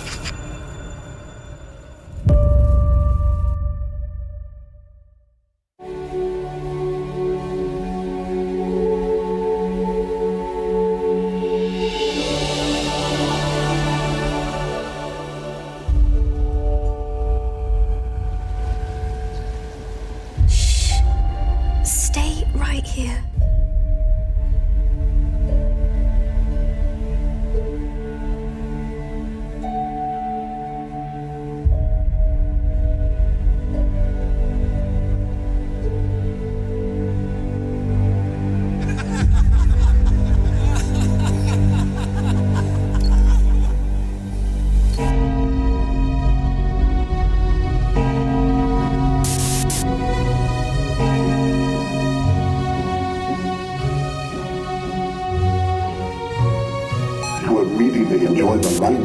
benefit from this technological wonder? Call this number now to reach our customer service team that are waiting to assist you with your order.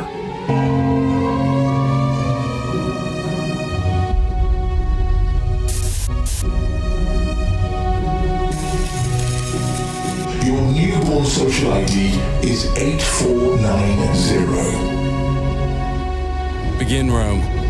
3, 2, 1. Synchronization complete.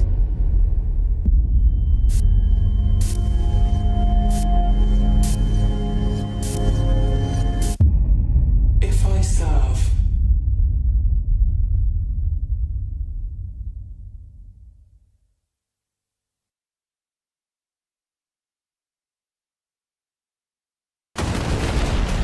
War, famine, destruction, death. The year is 20XX. Welcome to the future.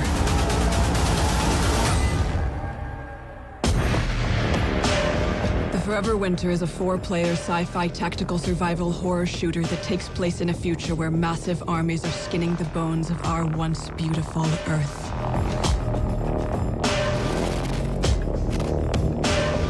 You are a scavenger, lovingly referred to as a scav. Within this combat ecosystem, you assume the role of looter and survivor. Trapped between 2 warring military factions of the future, each with their own objectives.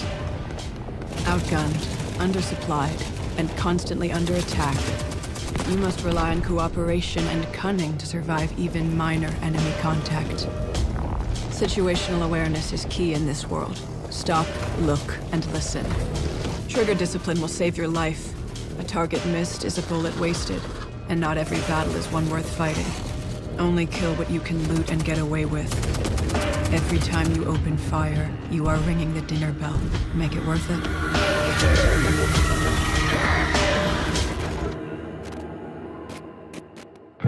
Welcome home, deep down in the guts of the city. Refugees seek shelter here, and they choose your level because you have one of the few things that matter. Water. H2O brings traders, shops, and allied mercenaries that have your 6. If you want to survive, you'll need to pick up jobs from the 2 warring factions. Be smart about the jobs you take.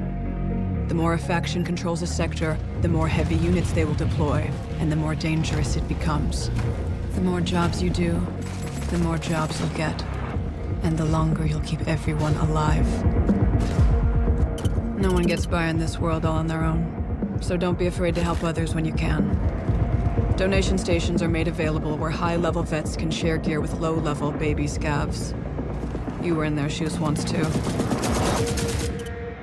Here you can customize your rig, an innovative modular platform that grants you advanced abilities. Pneumatic jump allows you to quickly traverse rough terrain and reach hard-to-get drops.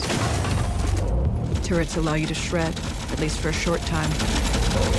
And scanners allow you to scout ahead to plan your route. You want guns? You've got them. Modify and upgrade your firearms for the jobs you take. Always remember, the more gear and ammo you bring in, the less you can carry out.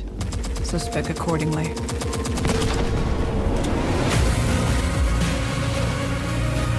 Once you're kitted up, it's time to enter the macro city of Lost Angels. Megastructures meant to house millions lie vacant, while automated underground factories churn out war machines by the minute. As the war rages and destroys the world by day, AI-driven machines nicknamed the Night Shift rebuild by night. Recovery units stalk the streets, dragging the wounded and the dead to be harvested for their organs. Learn your surroundings, avoid patrols, and maybe you can make it out alive.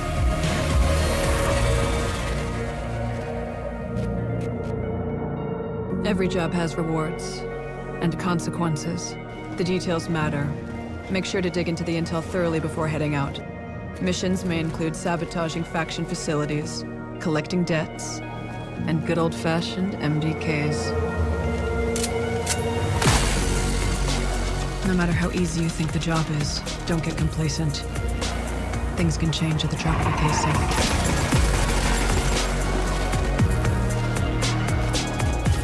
If by some chance you find something of real value, you will be hunted, and the factions will send bosses that far exceed your fire team's capabilities. Take note of their weaknesses and plan your strategy to take them down.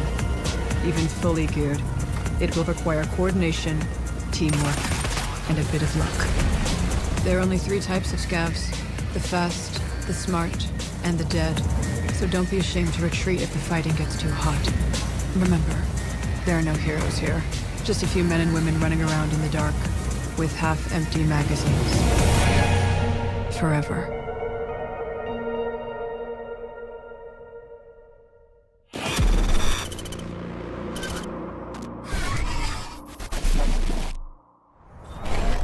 You're watching the ign-live Sunday Showcase. We hope you enjoyed all the trailers we just showed you, and since they're being so nice today, here's even more.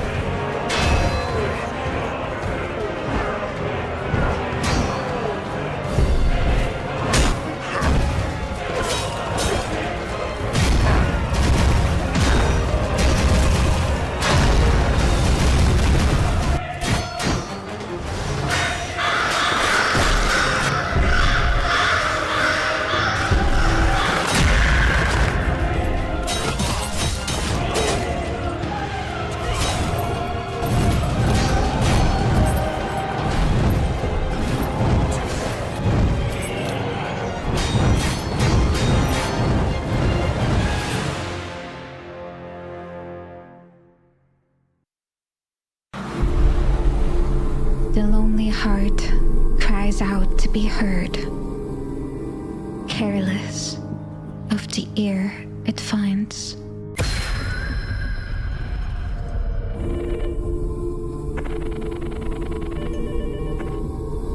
And she who listens hears your call.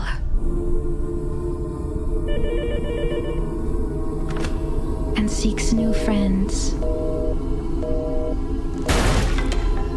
to take away.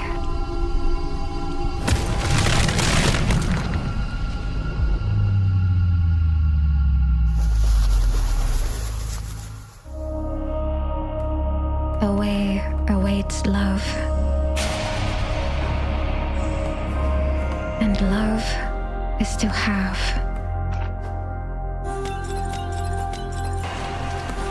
To have is to chase.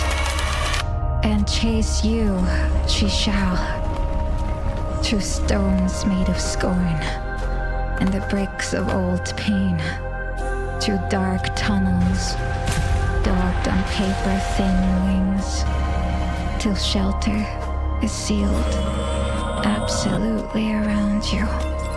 Fly in amber, dog in tomb. Love eternal. Product not yet rated.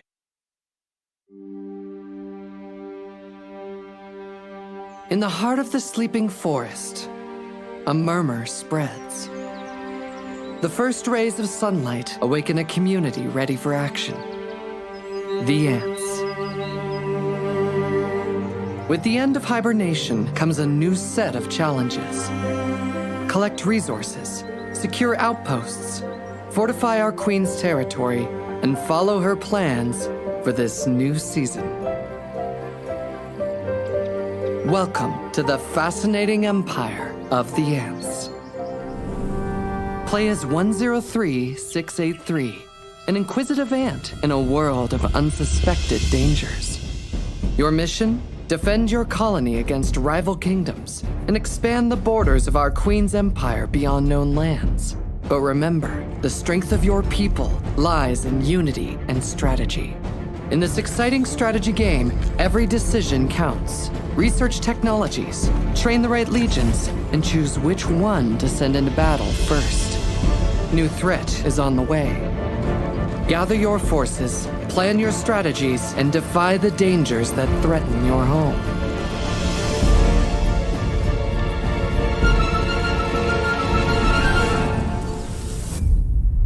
So, prepare to embark on an epic adventure like no other, in a world never seen, where the fate of millions lies in your sole hands.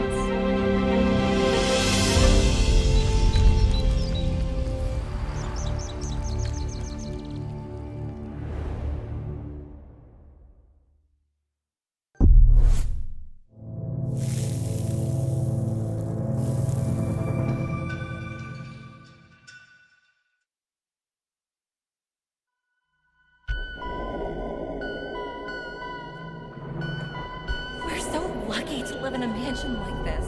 Right, Jennifer?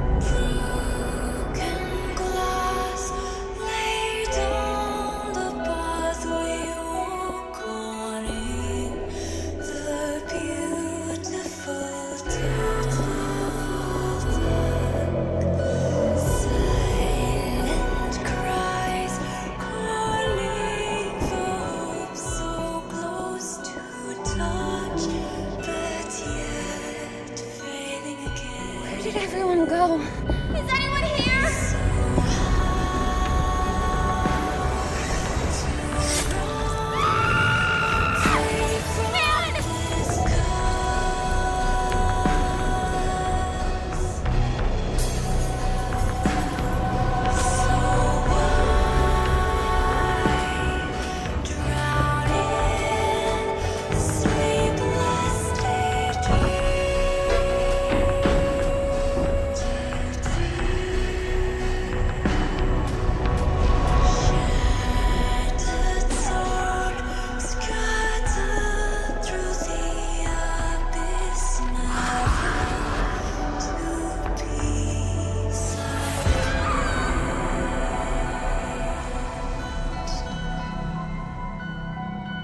Clock Tower Rewind.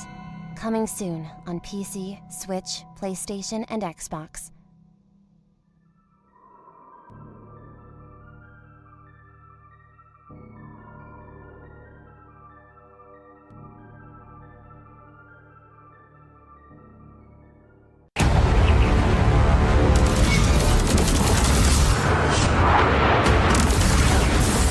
I was only young when the Conquerors came. They seized our worlds, made outcasts of us all. And although only a few of us remain, and our enemy's might is overwhelming, I know that together, through cunning and shared resolve, and by turning our enemy's tools against them, we shall take back our homes.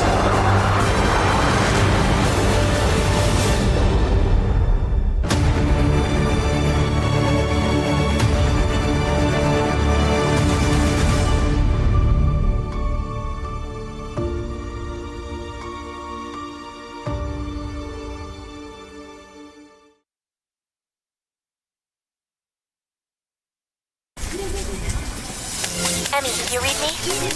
How goes the mission? Dig into the server room, install the dongle, then get out. You got it. Good luck.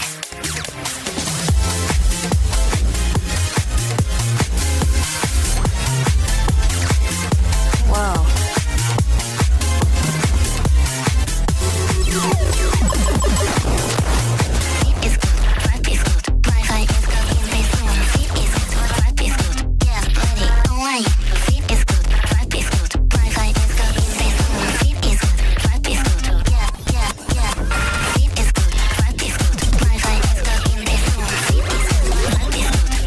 Biohack downloaded. Bio isn't body? Like my body?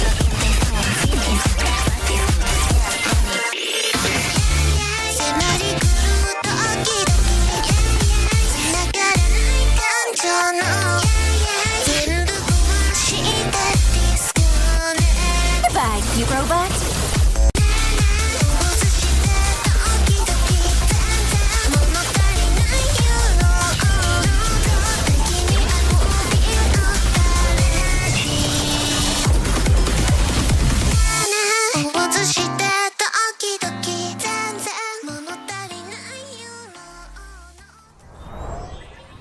Was that enough trailers for you? Well, I hope so, because I'm fresh out.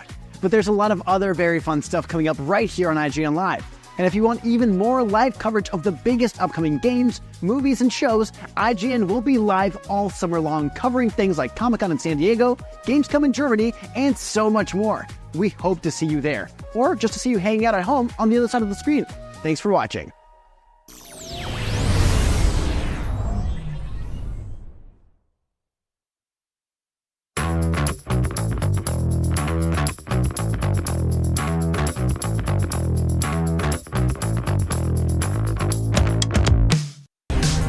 IGN Live is presented by 5 Hour Energy.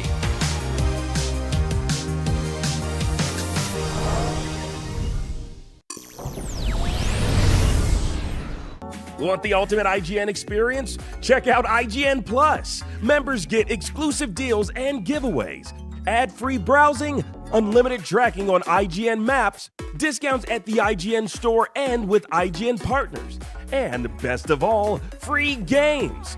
Get 30 days of IGN Plus for just $1. Head to plus.ign.com. IGN has the most thorough, easy-to-use, and high-tech maps out there, period.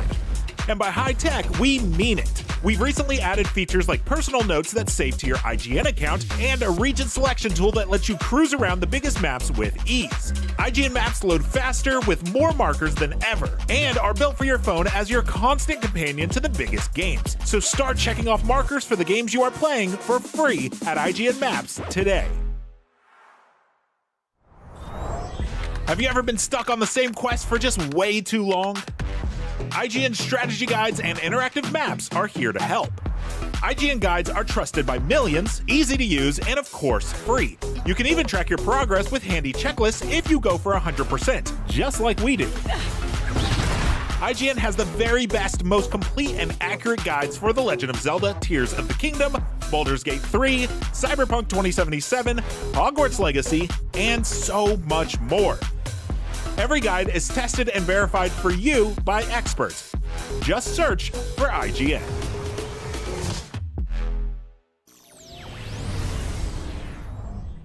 IGN Playlist is the best way to track your game collection. Now you can even import your entire Steam library to Playlist, making it easier than ever to review games, show off your collection to the world, and finally chip away at that massive backlog you keep meaning to get to. IGN Playlist, check it out.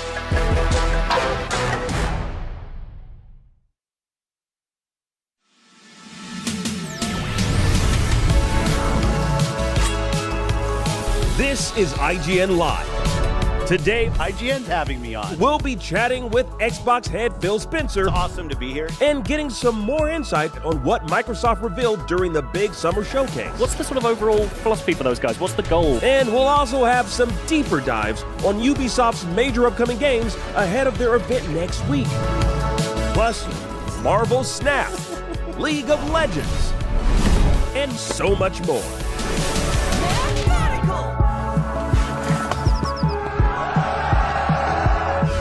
It's here, it's live, and it starts right now.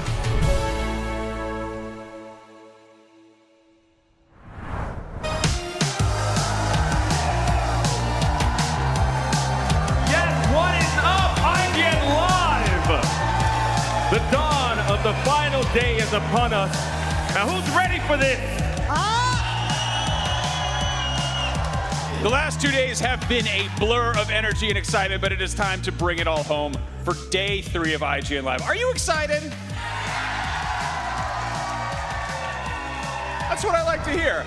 IGN Live is the biggest gaming party of the summer. We've got tons and tons of giveaways, incredible guests, a huge room full of playable games, and so much more. And if you're in the area, you still have time to get here. Head to ign.com/live. Use the coupon code IGNHOST, one word, and get a free ticket to IGN Live. And if you're already here, get ready for a jam-packed day and a ton of giveaways. That's right. All right, so day 3 of IGN Live is about to kick off. We may have mentioned that, but today we have a ton of cool stuff planned. We've got a John Wick anniversary panel. We have Star Wars Outlaws. We have live episodes of Podcast Unlocked with Phil Spencer. Are you excited for today? Well, we'll be streaming everything for the people watching at home, but if you're here in person, there are over 100 gaming stations to check out, plus a ton of fun, crazy things to do. But right now, it's time to check in on the IGN Live show floor. How are things going over there? What's up, y'all? I'm over here at the Playdate booth at IGN Live, and I have in my hand a console that not only fits in the palm of your hand, but also has a little crank, so all the games work off of that gimmick. And Root Bear, the one that I liked the most, you actually have to get the perfect pour of beer, and it's a lot harder than you think. So that's super fun. There's also 24 other great games that came in Season 1. And apparently, if you order it now, which is only $1.99, it ships immediately. So that's super cool. But if you like your full-size games, don't worry. We're still covering those. Alan Wheeler actually got to talk to the League of Legends developers over at Riot. So actually, let's go ahead and check it out right now. How is it going, IGN Live? Yeah! All right. My name is Alan, and I am joined by none other than Eduardo Cortejoso, Mode's product lead at Riot, and Matthew Long Harrison, the lead gameplay designer on League of Legends. Get over here, guys. Welcome to the stage. Hello.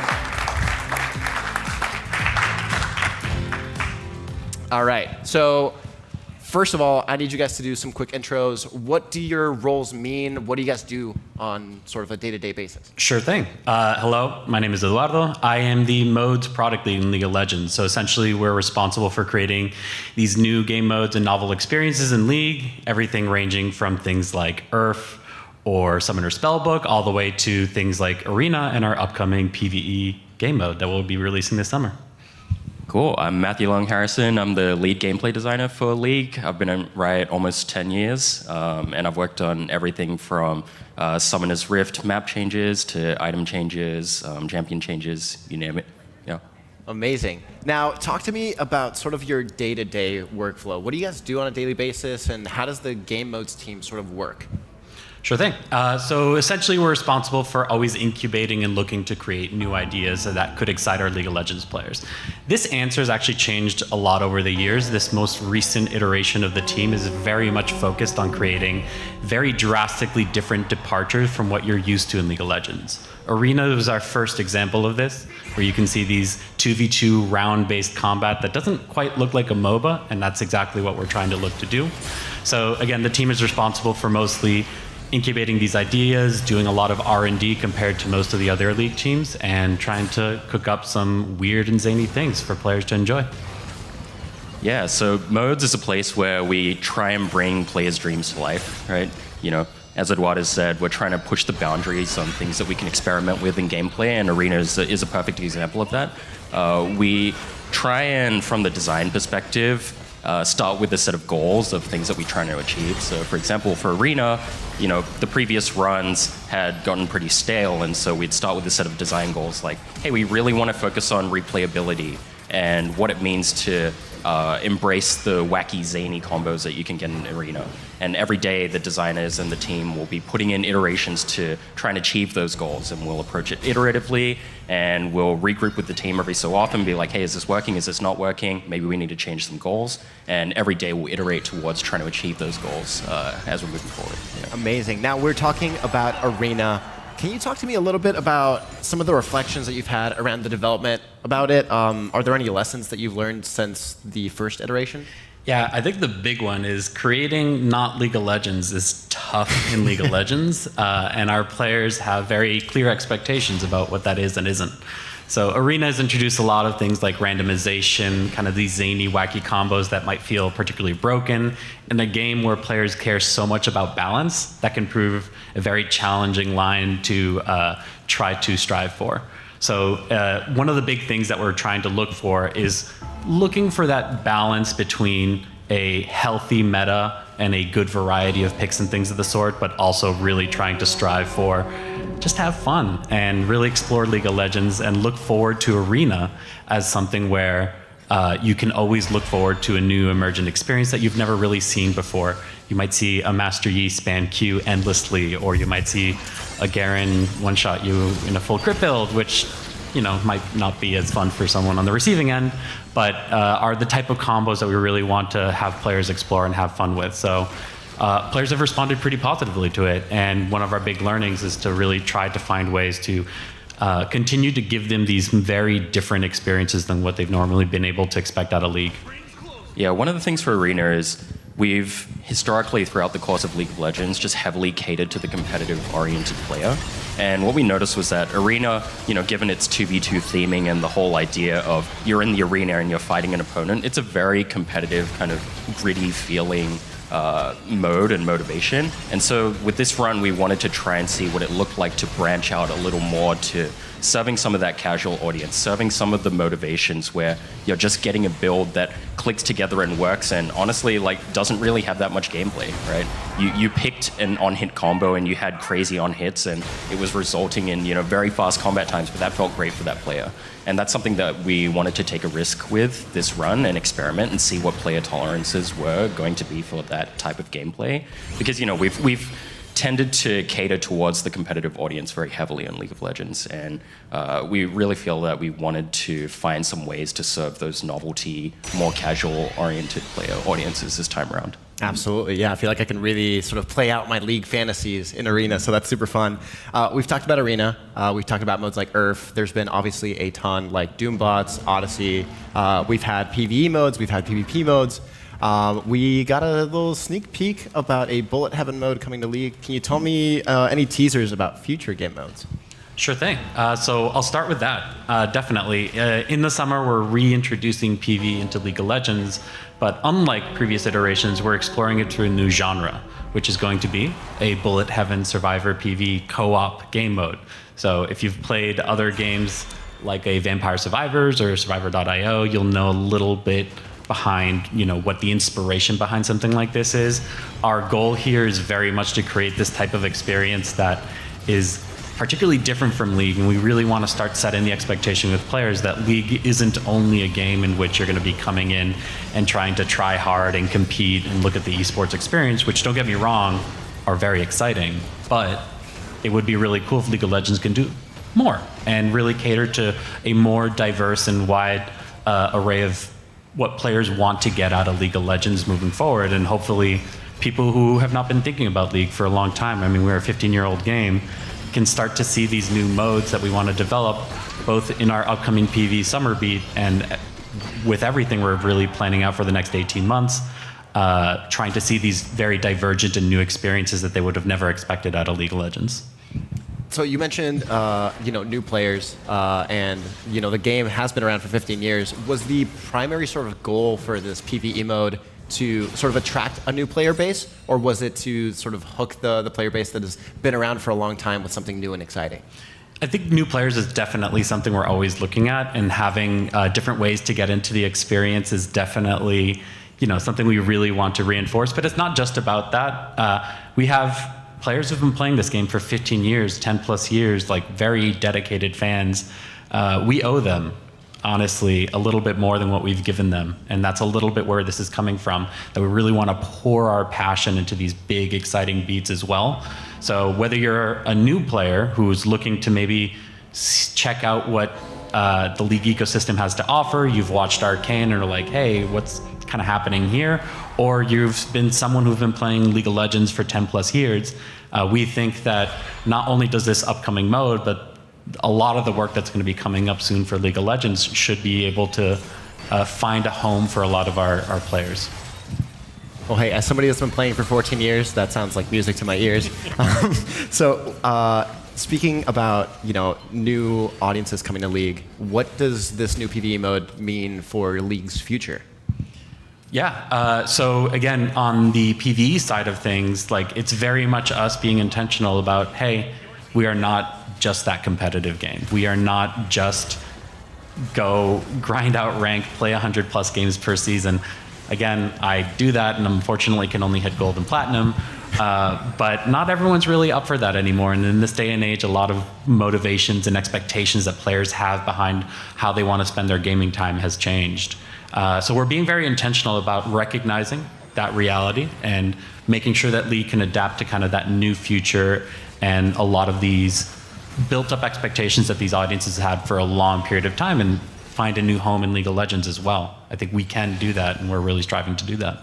Yeah, one thing I would kind of say is that modes is almost a great entryway for new players to get into the game, right? Like they don't need to know 167 champions and all of the items and all of those types of things. And it's a way for players to bring their friends into the League ecosystem and to kind of experience some of the fun and hopefully try and find ways to branch out into other experiences that League offers. So. Yeah, I cannot tell you how many friends I've gotten into the game just by being like, hey, let's hop on some ARAMs. And they're like, oh, but I don't know this champion. I'm like, it's all good. It's just for fun. Like, no need to be competitive. Nobody's going to get mad at you if you're not doing well. Low stakes. Exactly. And that's one of the things that I love about League is there's always a different thing to jump into, whether that's, League itself, TFT, ARAMs, new game modes. There's always something to check out. You were talking about item changes, balancing, things like that. We just went through some pretty big changes with items, keystones. To you, what does a perfectly balanced League look like, and how do we get there? Yeah, I would say, perfect balance as a concept, I think, is pretty hard to define. I don't think it really exists in the sense of the word, because players are always discovering something new, and if we've done our job well, that's always going to be happening, right? And so, is the ideal state of balance, we nerfed Heimerdinger because nobody was playing Heimerdinger, but he was secretly OP, right? Like, is that what a balanced game means, right? And in many ways, balance itself is the perception of balance and not necessarily what we strictly think is, the ideal 50-50, everything is numbers balanced, right? And if we're also doing our job well, we're releasing a lot of new content over time. And content takes some time to master, right? Like even if we release a new champion tomorrow, even for Faker or for Chovy or even the best players in the world, they're not going to master it on day one. And so there's always going to be some amount of learning and adaptation and development and strategies and counter strategies being developed. So I would say it's pretty hard to strive for this perfect state of balance. But we try and make sure that as many viable playstyles are possible at a time. We really think that variety is the thing that keeps League of Legends spinning and keeps players coming back again and again, because that you're not playing against Trundle top every game, for example. And that's the type of thing that we strive to do every patch, right? Like we try and look at the classes and the player audiences and make sure that they're served well. But then how am I going to grind my LP? I need my OP picks. We could buff your favorite champion. I don't know. Now, we talked about different game modes, the casual, the competitive sort of side of the fan base. When adding in new components, whether that's a champion, items, runes, whatever it may be, how do you sort of go about checking out the balance between, the fun side of the sort of game modes like, Arena, ARAMs, versus the more competitive side of Summoner's Rift, Ranked, and then the actual pro scene? Like, what do you sort of look at first? How do you find that balance? Yeah, I'll talk first about just the overall strategy of how we add content to the game. So, we'll add content into the game and we'll try and make sure that it's serving these different player audiences. Like I mentioned before, we have the casual audiences, we have pro. We tend to balance for 4 main audiences. So we have pro, we have the elite players, which is, on the cusp streamers, the ones that are playing in Master, Grandmaster Challenger. We have the skilled player base, which we consider to be, roughly around Emerald to that Master tier. And then we have average play. So like this is the vast majority of players are playing an average play, right? Me. And so we want to make sure that at any given skill bracket, there's nothing that feels strictly overpowered, right? Like a Garen, for example, is going to be running over regular play, but he's not necessarily going to be super good in pro play or elite play. And we need to make sure that we're not making Garen super powerful in pro play at the expense of the average player's game, right? So we try and make sure that we are doing these comprehensive passes to make sure that these champions and items and runes and what have you are all serving their purpose and viable at different skill levels. Yeah, and to add on to that, like when we're considering a lot of these champions kits for game modes, you may notice for things like Arena, hey, maybe not everyone loves a 2v2 fight where you can't escape, and that's okay. Part of the approach that we're going to have and have been having for a while now is to rethink how we're approaching rebalancing or maybe even changing champions kits to fit a particular game mode in particular. So for an example, in our upcoming summer game, you're going to see some pretty drastic departures based off of the champion kits that you might not have expected. And it's mostly because we're trying to make sure that what these characters can do makes sense within the context of what we're playing. So Summoner's Rift is one thing, but as we continue to expand and build out new experiences, we're really taking a close look at what does good look like for a lot of our characters and champions. Fantastic. Guys, that's about all the time and all the questions that I have. Matthew, Eduardo, thank you so much for coming out to IGN Live and answering our questions about League of Legends. Guys, thank you so much. Thank you.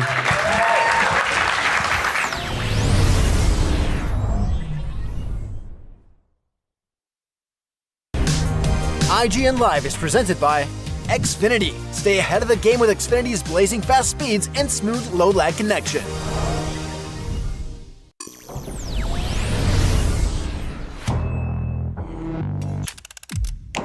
IGN Summer of Gaming is back. Welcome back. I'm Max Scoville, and today's a big one. This is incredible. I mean, this is, wow. Thank you, Destin.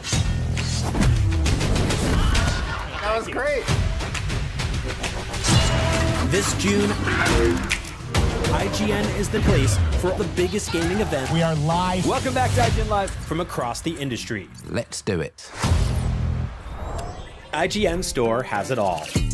From clothes and collectibles to vinyl records, accessories, model kits, and action figures from the biggest and best franchises like The Legend of Zelda, Star Wars, Fallout, Dungeons & Dragons, and more. Whatever your pop culture passion, you're guaranteed to find something you love.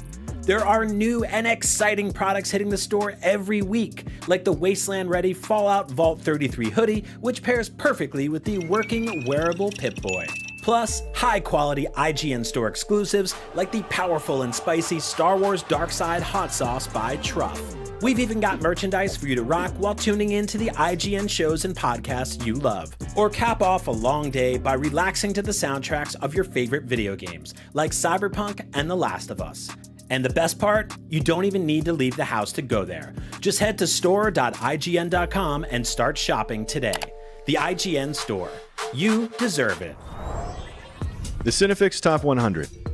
A list so secretive even we don't know what movies are on it or where they rank. What do you mean you don't know? Each episode will reveal one of the movies. Did I rush it? Felt like I rushed. That was good. I liked it. Talk about why it belongs and finally find out where it ranks. Are you not entertained? Are any of the movies we've shown here even on the list? I have no idea, and it drives me crazy. Join us as we find out on Cinefix, IGN, and wherever you get your podcasts. Why so serious? Okay, I know it's a really long weekend full of lots of fun and games, but if you ever need a break, you can just come to this little couch area where there's a cozy little fire. It's not real, but you know, it looks real. And just hang out, play some co-op games, just relax on the couch, maybe watch some movies. But if you're really interested in movies, we actually have the director of John Wick, Chad Stahelski here, who's gonna break down what makes that epic action film so epic. Let's check it out. It was crazy. Thanks, sir. Here at IGN, and 10 years ago, I found myself in a movie theater with an afternoon to kill. I'd been hearing about this movie, something about an assassin played by Keanu Reeves, something about an IGN review that was pretty good at the time, and something about a dog. We've all seen the movie plenty of times, you guys. We know how it goes. Settle down.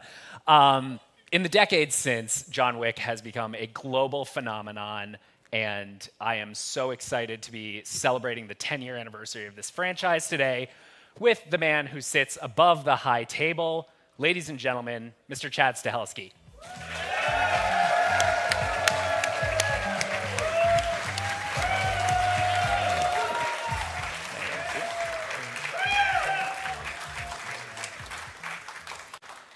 Hi. Chad, how you doing today? Good, good. Thanks. Thanks, everybody, for coming. Yes, thank you guys very much. Now, before we get started, we do have a treat for you guys.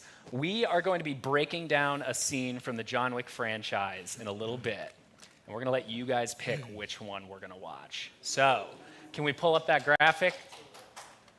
We're going to be voting on one scene from each of the 4 John Wick movies, and we are doing this by acclamation, loud noise. So here we go. I'm going to run you down your choices, and whatever I decide was the loudest reaction is going to be the clip we react to. The clip from John Wick 1 we are going to be voting on is Wick hunts Yosef. I'm going to call for it, bro. The scene from John Wick Chapter 2 we're going to be voting on is the mirror room scene. I'm sitting right in front of it here, but as you can see, The Siege Part 1 is the scene from John Wick Chapter 3 hyphen Parabellum that we're going to be voting on, and the scene from Chapter 4 we're going to be voting on. You get a little bit of a twofer for this one. It is Enter Kane. You get not only Wick versus Kane, but Wick versus Koji as well. Rip. So here we go. Let's hear it. Who wants to watch the clip from John Wick 1? Yeah! Very good. How about John Wick Chapter 2? Yeah! How about John Wick Chapter 3? Yeah! How about John Wick Chapter 4? Yeah!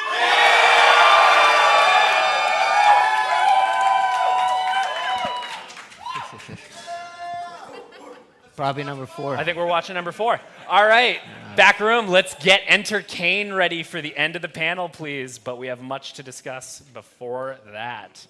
I want to start at the beginning. That seems like a pretty good place. In a lot of ways, I think that this franchise sort of cracked the code for establishing new IP in the 21st century. You started with a modest budget and a very focused creative direction. You layered things on top of that. You made the budgets kind of align with that. So I want to know how your approach to making the John Wick films has changed since you started making them, and what has stayed exactly the same? Probably easier to say what's stayed exactly the same. I mean, it's always been Keanu and myself in a room. We've always got, you probably heard the stories, we have a big room with this big whiteboard in it, and we write down, you know, the 20 films we love, 20 films we hate. And we write down everything that we love from Greek mythology, even a word in Japanese like Mana no Awari or Hagakure or Kamikaze or something like that, or a Greek term, or we'll write down Odysseus or Sisyphus, and we'll write down these stories. And it's just this big chaotic idea or slurry of ideas. And then as we start writing, we start building, okay, honor, trust, and we'll just start building scenes around that, and we kind of throw it together. And then at the same time, we have another board over here that says Paris. Okay, gotta shoot in Paris. Or we'll have like the Jordanian desert. We love, you know, Lawrence of Arabia, so we want to shoot where they shot. And we kind of just piece ideas together and start building it. But it's, again, as you guys can tell, it's a movie, but it's also a cinematic like reverence. We like Good, the Bad, the Ugly. We like Zatoichi. We like Kurosawa. We like David Lean. You know, anything from Le Cercle Rouge, The Assassin, French films, to Amélie, to, I don't know, pick anything that we love, and we try to put, like, I have a museum fetish. You can probably see that. I guess I have a neon club fetish, apparently. Brutalist architecture. Someone's got to think for brutalist architecture up in here. I think there's a lot of that. I think I have a lot of issues. But, you know, the music, like, there's just things we love. Keanu's a musician. We love music, so a lot of, you know, any chance we have to do classical music or a club scene or anything that we can get our composers in on that we can help do that is great. You know, Tom Cruise runs, Keanu walks, so we need cool places to walk. I mean, it plays into that idea. You know, he's Baba Yaga. He's almost like a horror movie character in a way. Yeah, we read this Russian myth back in the day when Dave Leitch and I did the first one. We're like, okay, we need something cool. He's a Russian hitman, but we need some mythology. Open Russian mythology book, little old witch. We're like Baba Yaga, and he wasn't supposed to be the Baba Yaga. You guys did that. We're like, he's the guy you call to kill the old witch, and then suddenly he became the Baba Yaga. Yeah. As far as what has changed, I mean, obviously, you know, when you go up, the more money you make, the more money they allow you to budget, which is it's a good ratio. But that allows us to try different things, and it allows us to explore, whether it's VFX, practical effects, stunts, or something like that. It helps us create the worlds. I guess also, remember, like, it's not like we had this 10-year plan. We're like, oh, we're going to do the first one, and then we got the second one. We had no clue. Like, I'm talking no clue. We thought we were never going to work again after the first one. You know, literally, I was like, okay, fries. I can cook burgers. I'm good. But, like, as you go through it, you're constantly learning. You know, people like you guys, they ask me, is your favorite 1, 2, 3, 4? What's your favorite? I always compare it to like high school or college. You know, your first year anywhere new is this wondrous, oh my God, it's terrifying, but it's wondrous. And you're like, oh, this opportunity. The second year, okay, that's when you start to figure things out, or you meet your true love, or you actually care about learning. The third one is like, oh, you start forming about who you want to be, and, you know, what around the world informs you creatively and as a director. And the fourth one is like, thank God I didn't flunk out. And then you exit and you graduate. So they're all very close to my heart in one way or the other, and they're very different learning experiences. Yeah. And luckily, I had a great mentor in Keanu Reeves that allowed me to make mistakes and kind of help guide me through it. Yeah. Now go back to mythology a little bit, because that is one of my favorite aspects of this franchise. You pull from Greek mythology, you pull from Russian mythology. What do you look for in myths that you want to be folding into the John Wick world? One is always hero, whatever you think the term of your protagonist is, whether he's a rogue or a Ronin or he's struggling to get home. What does he want? Your typical Joseph Campbell kind of thing. We look for that and how to twist it. The adventure or what the obstacles are. I think it's important to have an antagonist, not necessarily a bad guy, but what's the obstacle? And I'm also a big Leone and Kurosawa fan. So there's a good guy. There's Luke, and then there's Vader. But we always like third-party interference. Donnie Yen's a good example. Like when you hear Keanu Reeves and Donnie Yen, you want to see Keanu fight Donnie Yen, right? Yeah. Okay. Clearly. But you also want to see Donnie Yen and Keanu kick the shit out of everybody else too, right? Yeah. So we know I'm the same. So you go in. Every action movie has this, again, some of the things we thought were holes in regular action movies is you get the good guy and he kicks the shit out of all your ND, that's nondescript for movie language. He kicks the shit out of all the stunt guys and guys in black leather jackets, you can't miss them, etc. Right? And they kick that, and then your bad guy comes on screen for that last scene and then where he's either the intellectual bad guy and he's got the big, brooding, hulking stunt guy next to him, or, it's unfortunately someone that's not up to the action part. So, and you've spent all your money on Keanu, you spent all your money on Donnie, they better fucking fight. You know what I mean? But, I like them both. I like both characters. So when we look at myths, a lot of times the characters are frenemies. They're changing alliances. So the first act, they're friends. The second act, they're confrontational. The third act, they have to team up and then fight each other again. I think that's really interesting. And that's one of the things we look for in all the mythologies is trying to find out this rolling alliance thing. And then on top of that, they should always be struggling with the third-party interaction, whether two guys fighting on a roof, it's raining, it's snowing, or the police are after them, or a third-party bad guy is after them. So they can always try to team up and, in this case, the high table or something, so they can always team up and go. Other than that, it's ceremony. Whether or not, we steal a lot from Bushido or chivalry, but we just kind of turn it on its head. I think everybody likes that sense of code or honor or that standard to live by, and I think that's important to drill into some of the characters.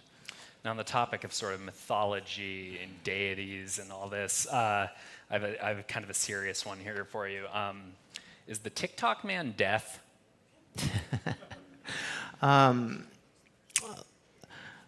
We kind of originally modeled him off something, if you remember back,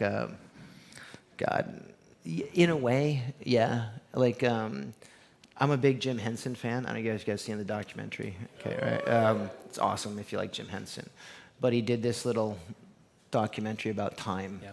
And that's kind of where we got the idea for TikTok. It was Henson's always his obsession with not enough time to do what he wants. And you'd see these interviews with Jim Henson always going, TikTok, gotta go, TikTok, gotta go. And I remember seeing it as a kid going, I'm gonna steal that. And that's my little reference back to Jim Henson. That's great. And getting Jason Mantzoukas in these things was awesome. A master stroke. Yeah. What a good dude. I also want to know, a lot has changed from a technological standpoint in how we make films in the last 10 years. I want to know, what of those advancements has been the most helpful in creating new John Wick films, and what do you really wish you had on the first one? Knowledge, actually. That would have been helpful to know what I was doing. Whether it's lenses or camera technology, the new Alexa LFs, or what we're doing with anamorphic lenses, that's all cool. But it's whatever helps you get the shot and expands and keep people safe. I always think, people think that we're kind of anti-CG or anything. I'm not. I love, some of my best friends are visual effects supervisors and artists and stuff. I think CG alone has probably saved more stunt guys' lives than any airbag or any safety requirement that we do with wires. I mean, if you saw what we had to do, when I was a stunt performer, it was hockey pads and hope the driver didn't run you over when he backed up. You took the hit. Now with what we can do with wires and removals and what we do with pads, that sequence you see in John Wick 4 with the cars, we're hitting the guys with the cars at really high speeds, for for those who've never been hit by a car. And stunts, if you're around 10, 15 miles an hour, I know that seems really slow, but if you do the mass times acceleration of 2,000 pounds times Can 50 somebody miles get an on hour. that out in the audience? When I was coached by the guy that was coaching me to race motorcycles, he put us in a full helmet and leathers, and he's like, run into that wall as fast as you can. That's about 7 miles an hour, and it'll knock you out. So imagine 150 miles an hour. You're like, okay. So when we hit guys with cars, it's usually around 15 to 20, and if you go above that, we call it weeboo time. You get in the weeboo ride to the hospital, right? But with John Wick 4, we could go up to 20, 25, 30 miles an hour because it allowed us to put visual effects and special pads on the mats, on the ground that we could erase out. I mean, the tracking programs, some of it AI-based to track pixels and move stuff, it's phenomenal now. And that, it allows us to try more, even practically, and not do completely digital rendering. I think that's a little lazy. But to take what we've always wanted to do and push practical effects and practical stunts to the limit, oh yeah, they got to be part of it for sure. Yeah. Now, another thing that this franchise really celebrates is international cinema and international action cinema, really, too. Can you think of any movies that, for fans that are just kind of coming into international action cinema, what are sort of your 3 easiest recommendations? Oh, my God. Jesus, you got an hour. Look, you got to hit Sergio Leone, right? We all agree. You got to get a little good, the bad, the ugly in there. If you count that as international, we'll count it as Italian. Okay. I think you got to hit a little Kurosawa just to warm yourselves up. And then from there, I'd say, okay, you either got to jump over to France for a little bit with Le Cercle Rouge or The Assassin or something like that, or you got to jump to Korea, hit The Old Boy, I Saw the Devil, something like that, or you go deep Japanese to Zachouichi. You know, I think those are good places to start. All right. And that'll point you in a direction, I think. All right, you've got your viewing list for the weekend after you go home from IGN Live. I think you guys are probably ready to watch a clip, huh? You guys want to watch a scene? All right, if we could get the back room to please queue up Enter Kane, which is only my name for this, not Chad's. It's not trademarked. So I'll just, I'm going to set the table for us here as this gets started. As we all know, John's old friend Kane has grudgingly accepted a contract on John's life from the high table and has tracked him to the Osaka Continental, where he is being given shelter by Koji Shimazu. And here we go. We're going to get that going. Now, something I love about how you frame this first shot in the sequence here is you've got Kane still sort of sectioned off here. He's still imprisoned. Can you talk about how you use set design to tell the story of these movies? As you, again, lighting is almost everything for us. We're always trying to come up with lighting designs or set pieces where you can see practical lighting. I'm a big fan of westerns and samurais. What they typically call a cowboy shot allows you to see mid-thigh, the gun, the sword. And then we try to get, we fill the set with glass and artwork like this, so you're always seeing something in frames. So every frame has a character or a style or a color to it, and that allows you to shape. And if you went back to the dailies and saw editorial in this, we're moving. There's no continuity. I'm moving those glass cases like literally every shot, just because I'm like, it doesn't matter. Put it. It'll look cool. Give me the yellow one over here. Drives continuity insane. But look, it works. But it's not. Talk about the importance or less importance of continuity in action. No, continuity is it's very important. You need an anchor. You need a thread. You need a through line. But that doesn't mean you can't bend it a little bit. Yeah, when you need to. I always say get the shot. Yep. Now, talk a little bit. Obviously, when you've got a blind character that is swinging a sword and firing a gun, you've got to come up with some pretty fun moves for him. Yeah, no, doing a gunfight with a blind guy is not easy. But that's a lot with Donnie. Like Donnie, he's like, I swear to God, he's like a cat. Even like he's 58 right here. Yeah.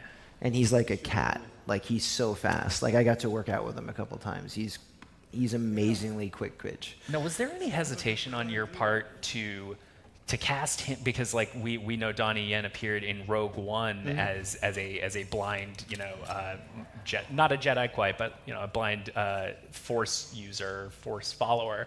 Was there any hesitation on your part to kind of put him into not that at all. similar I just know mold? I wanted him to be totally different. Donnie had a little hesitation, but like Donnie's a very smart guy. We got on the phone and we talked for hours about everything he hated about the script. And it was all the way I was trying to portray Donnie, which was probably a little bit more like the blind guy. And he's like, nah, I want to wear the suit. I'm going to be like the blind John Wick. I'm going to be cool. I'm like, all right, fair enough. And we kind of did it like that. And then you have to create the situation with the glass and all the stuff so you couldn't see John. So. Yeah, and but that's the fun part. And the practical thing that I like about all this glass flying, these bullets going, is that you're seeing action and reaction. Everything has sort of a consequence. Again, what we were saying before with visual effects, you can do that now, so I don't have to, injure the actors with exploding glass or anything like that. We have the chance to make things as safe as we can to get the kind of shots that you want. Now, was this the first scene with Keanu and Donnie that It was. you shot? Yeah, Oh, really? This is how they got together. met. Donnie would come by and watch Keanu do the nunchucks. And I don't know if he was nodding with approval or nodding with shame. I couldn't tell because he's pretty good with nunchucks. But at the end, it was like, he's like, wow, Keanu's really, he's going for it. It seems, are the nunchucks the thing in this franchise that Keanu feels the most sort of like, oh, I wanted to, I even know that he still feels a little shaky about how he did. Yeah, Even though it looks incredible. you'd have to ask him, but I think he did a really good job. I think he do. gets like, he loves driving, like that's his thing. Like in the car, that's when he goes for it the most, Yeah. So these two are still going at it here. Can you also talk about, obviously the first part of this is just about done, but maybe this also has to establish that Wick and Kane are of equal power. Yeah. Can you talk a little bit how you worked that into the choreography and the beats of this scene? I mean, just if you guys haven't been on a set or stuff, there's a couple ways to do action. Like if you're doing what we call like a blood sport fight, two guys fight in the ring. It's fairly choreographed, and the guys have rehearsed for weeks, and they get in and they do the sections, unless they try to do it as a master or a long take. And then there's the conceptual stuff where you're trying to tell a story throughout, or there's what we call like a Jackie Chan or a running fight, where it's through mazes and streets and things. And you would think we'd have a really concise vision. We really don't. It's a little bit looser than you think. We have a storyline, we have character beats, almost like you'd write a scene. So I'll write the story, antagonism to get here, this is going to say the line, and then they're going to hate each other here, but this is where the dog stares at them. We kind of block it out. And then the stunt teams will choreograph these great pieces, and then we'll mold them on the day to fit. We're kind of different than most other stunt teams in that way. We train the guys to be good at certain sections and pieces, then we kind of mold it. And as you're, just like doing a dialogue scene, you'll be in the scene, you think it's going to read one way, and you hear the actors doing it, and you're like, oh, this is not working, or wow, this is way different than I thought it was going to go. And you kind of got to roll with it a little bit. You can always be the director who's, that's not how I see it, and you got to bend them to your will, which happens sometimes. But with action, it's very organic. It's like dancing. So we try to see where it's going, and we've cut whole pieces out because, it seemed really cool in the gym, but when we get out on set with the glass and the guns, it's just not, or it's boring, or we don't think it's telling the right story piece. So we'll fit it to lens about, okay, this is where he twitches his hand, or this is where he wipes the blood off and tastes it. Like, you come up with these moments, and you rely on the cast to sometimes. That's why I don't like using doubles that much. It's the actors that sometimes, in John Wick 3, Keanu actually slips and falls right on his ass fighting the two Indonesian guys, and we're like, oh, that's great. And he didn't break character, he just stayed in. The two guys were looking like, and we kept it, and it was beautiful, and then we played it off like that. With Donnie, that fight that you guys just watched, we had choreographed this whole piece where Keanu's going ding, ding, ding, ding, ding, ding, ding. Oh my God, it was like 90 seconds of just sword work. I'm not kidding. The second take, Donnie decides to go into Donnie mode and goes, what? And Keanu literally turns and runs away during the take. And then I yell, cut, and we're all laughing, and he comes over, he goes, I'm not buying it, man. I'm like, what? There's no way John Wick could beat this guy. So we're like, and I wanted to go, well, just do, I was like, no, you're pretty right. I mean, that's, Donnie looks a lot faster than you, I'm not going to lie. I mean, we got a room full of Kane fans here, right? Yeah. No, so we're like, no, we're not going to do that choreography. You're just going to run from the whole fight and try to shoot him. We're like, okay, that sounds better. So sometimes it happens like that. Yeah, we're setting up here. Akira is taking an injured Koji out into the garden here, and here's Kane waiting for them. Now, what was it like working a scene with both Donnie and two of my biggest Hiroyuki Sanada? My biggest crushes, Hiroyuki Sanada and Donnie Yen. Oh. It's cool. I've been trying to work with Hiroyuki for 3 John Wicks. So just our schedules keep missing. And I actually hired him on John Wick 3, but right before he flew to us, he broke his Achilles tendon, or he tore his Achilles tendon. So he had to bow out. And that's luckily a good friend of mine, Mark Dacascos, came in and got the role, which he did an amazing He's fantastic job. as a So you get Hiroyuki Sanada, and then you get Donnie Yen. And like Hiroyuki is everything you think he is. He is like he will practice 1,000 times to get it right. He likes knowing the choreography. He is very traditionally trained in Aido and Kendo and Kenjutsu and stuff, and he's great. And then there's Donnie, who is just fly by the seat of your pants. Let's just go. So I had a great time. I don't know how they felt that we had to put them together. And Donnie's always changing and making it flow, and Hero's being so respectful and trying to keep up and adapt to their choreography. But when it clicks, you're like, okay, we have a good, as soon as we saw him rehearse, we're like, okay, we have a good story here. We're good. And did that make this one of the harder fight scenes in this film to choreograph because of those different styles? Look, once you let go and just dance and not worry about adhering to some pre-notion of action or stuff or what's in your head, we're just letting the two best of what they do in the world do their thing and click. Again, it's very easy for me. I put the ideas and we guide them through the motion of what works for camera and story and let them do their thing. It's great. Now, there's a little frustration back and forth. Of course, you want to make it good and you're trying to match each. And Donnie's trying to do a fencing more Chinese style, and it's got to fit with what Hiroyuki is trying to do. And that's a little bit of nurturing and molding. But like, no, logistically, like this is one I was like, I'm going to sit back here and enjoy this. This is great. Let these guys do their work. They're very cool. And again, I mean, they're both in great shape. I mean, Hiroyuki's like 60 here and Donnie's 58. They're amazing. Man, I couldn't great be half men. of this. Yeah. Now, one thing I love about this scene is that you set it on this sort of gangplank-esque narrow platform to kind of keep them constrained together. Yeah. How can you think of any of like your favorite examples of using production design to sort of create tension in a fight scene in this franchise? I'm a big fan of anime as well. So I got to recently work with Shintaro Watanabe, like we talked about, like the guy that directed all the Cowboy Bebops and Samurai Champloo.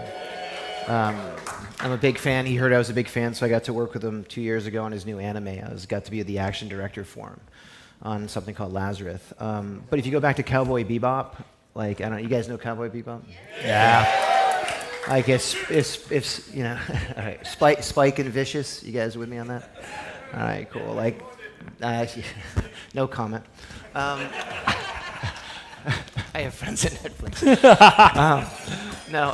Like, look, I think that's a good design. Like, any good anime usually takes great use of it. And if you look at any Jackie Chan or any great, all the influences that I have, especially from Wu Ping or Crouching Tiger or Fist of Legend or anything, like, it's a big part of Asian choreography or of Asian anime is the set design helps define what it is. So we always look for a staircase, a phone booth, a waterfall, and we just try to take it to the next level with color and sound and what that could mean. I mean, I think Tarantino did a great job in Kill Bill 2 of like the Lucy Liu fight and the snow and the thing, like, you know, but even he borrows from a lot of Asian cinema where the mise-en-scène of the set piece and the music and the mood all come together to really accentuate. Because again, if we took this and I showed you in front of the stage here, it's two guys swinging a sword. But if you can get the colors and the emotion and the water and just, it gives you opportunities for the sound, right? The water, the crickets chirping. It gives you ideas with lighting so you can frame them against the light and I can put lanterns up, you know. But if I did this fight just, you know, on Santa Monica Beach, it's probably not as cool. Maybe it could be cool. Yeah, Sunrise, I don't know. Put it on the list. Yeah. Oh man, we're coming to the end of this scene here. This is obviously setting up, you know, something we might come back to at some other point in the future, but we're not going to dwell on it too much right now. We got Akira and Kane here parting ways in quite a sad moment. Yeah, we like tragedies. Don't we all? Yeah. We are, hey. Now, I do have one last little treat for you guys because Chad has been good enough to agree to take some questions here today. So, what we're going to do, if anybody has a question for Chad, I'd like you to very slowly walk to that mic over there, and we're going to have time to take just a few. So if anyone has any questions that they'd like to ask Chad, now would be the time. No, you're first. All right, Come look on, at you guys go. ask away. No one's elbowing. We're all being kind to each other. My friend, do we have that mic hot now? Check. Hey, Check. that's pretty hot. Could you tell us your name? My name's Adrian. Hey, what's up? Welcome to ign-live. Don't hashtag that. What's your question, buddy? My question is John Wick still alive? And if so or not, is there going to be a part 5? You're killing me, man.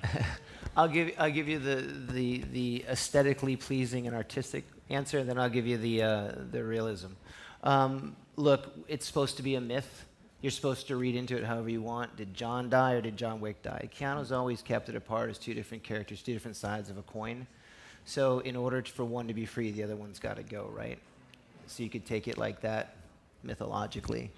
And like, look, if you ask us about commerce and making them, like Keanu and I would work together. We do John Wicks to the day we died. Like, they're fun. I love my crew. I love Keanu. Look, it always happens, like, and I know you hear me say this before. If I woke up tomorrow with a good take that didn't feel like we were cash grabbing or we had a really good story, I'd be in production tomorrow. So if Keanu calls me maybe tonight and goes, hey, I heard you on IGN Live. I got an idea. Like, I'd be like, cool, let's talk about it. Like, look, if you think you can pull it off without being cheesy or cool and it's fun, right on, man. Like, I'm just like you guys. I don't want to see stuff forced down my throat, but at the time, if you got a good idea, you crack it, you make me go, wow, I'm in. Nice. Thanks a lot for your question. Hello, sir. Can we have your name and your question? Were you laughing the entire time on sets during the final infinite staircase? And in a side serious question, in choreographing that, are you using storyboarding and previs to plan, or is it just No, like, good it'd question. be really fun? Inside, I'm laughing. I'm laughing being here. I still think somebody's gonna find If out. you guys listen closely, you can still hear John Wick falling down a staircase. You can still hear me on the somewhere. track just laughing my ass. No, like when on set, we have a pretty serious mindset when we're doing big gags. Like you gotta be focused because it can go bad quick. So you keep it very serious. You keep it going. But yeah, Vincent, Keanu's stunt double, the guy that actually did the crazy stair fall on the second take, that whole thing. You're yes. Like, we're trying to be cool and keep it serious because that's a big gag, but at the same time, you're going, holy fuck, he's doing it. And he keeps going, like, and we never thought, like, we were actually betting Vincent he couldn't do it all in one go. First time he got stuck on, like, the 5th step, no joke. And we're like, this is going to be a long night. And he just went, and he just launched. And that guy, I don't know if you ever jumped backwards down 200 steps. No. Big, brass, right? You know what I mean? Like, he had to go. Like, there is no concern for your health. So he goes all the way down. He's halfway down, and we're literally going, oh, this is going to be good. But yeah, in a way, yes. With vehicular stuff, I'll do keyframes and boards. I have one of the best storyboard artists in Hollywood, a guy named Todd Harris. He's amazing. He gets me. We get the frames. We're same references. So, like, to get conceptual ideas, because you got to get your ideas, the Bob Fosse quote, right? 50% of directors being a little kooky. The other 50% is finding people kookier than you to do it. Okay, well, you got to get those ideas to people. And I can't just go, rah! Like, you got to show them. So I'll keyframe and board, even though I may not know how to do everything. The staircase we were scouting, and we're up Sacré-Cœur because I knew I wanted to duel up there. And we looked down the stairs, and me and my stunt coordinator, Scott Rogers, went, oh, yeah, I know, he's going down these. Is it like with freaking with The Exorcist? We wanted a staircase that we could do better than that. And that's what we found. So it's a little bit of boards, a little bit of stunt viz, a little pre-viz, and a little bit of just, we went and built like 20 steps in the gym so the stunt guys could practice certain little things with the railing. But most of it, we got there a day early and we were rehearsing. But yeah, so it's a little of everything. It changed, like most, like the glass fight with Donnie and stuff, I don't really board, I'll just keyframe, meaning I know the frame's gonna be here, so this is what you have to build. We know the blue screen's going here, we know we have to build a pond, and then we're gonna need this level of bamboo forest. Like, I'll do things like that for the crew, but not action details. That I'll do with the stunt team. Super cool, thanks. Thank you very much for your question.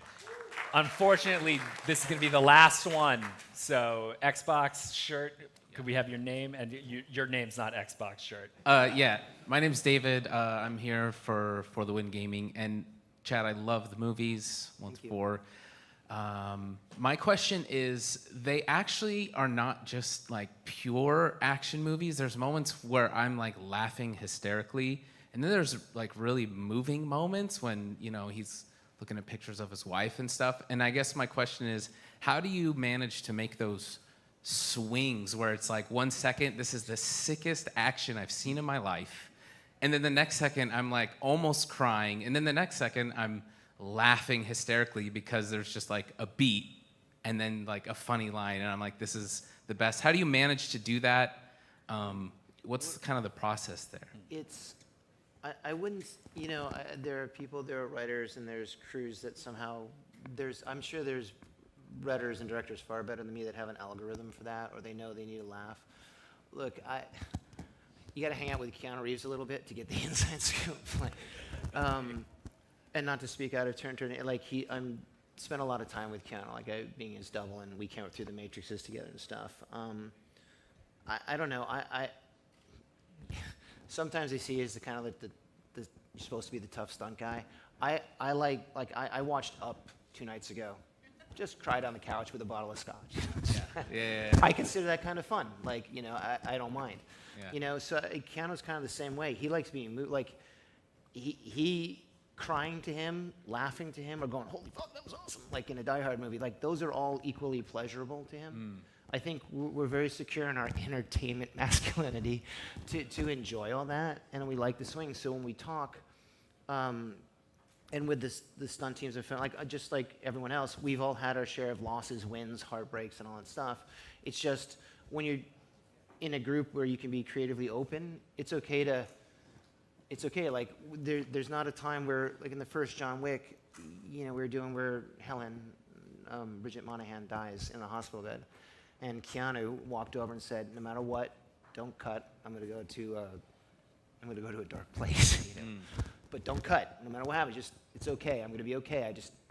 And not going to get into it, but he's had some things happen to him where he just drew on that and he let it go, and that's what made the scene good. Wow. I guess what I'm saying is in the room, like in John Wick 2, Gianna, we got together and we talked about someone or a friend or someone we knew had someone in their life commit suicide, so we talked about how to handle that in John Wick 2. Like, but then again, 20 minutes later, we're talking about how to decapitate people with a shotgun. Like, I don't know. We kind of roll like that just in our lives about how to jump, and I think luckily I work with people that are mature enough in emotion and immature enough with emotion to have fun on both, and we know when we come to a John Wick meeting, we know we're very self-aware of what we're doing. We're making a cartoon. We're taking the best of Buster Keaton and Harold Lloyd, but we're also trying to mix it with the happiness of Amelie, or the sadness, or the directness of Point Blank, or something like that.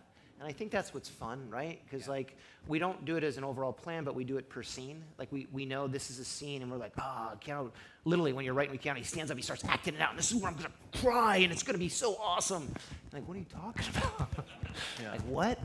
And like this is where the puppy, like, you know, like we're all dog guys, so like when they thought we were kidding about like stomping on a puppy, but like, you know, we're like, look, we're going to do it in a certain way with the baby lens, and we're going to make you feel something, and that's going to be the click. And it's not so much that, it's what happens afterwards. It's how he buries it.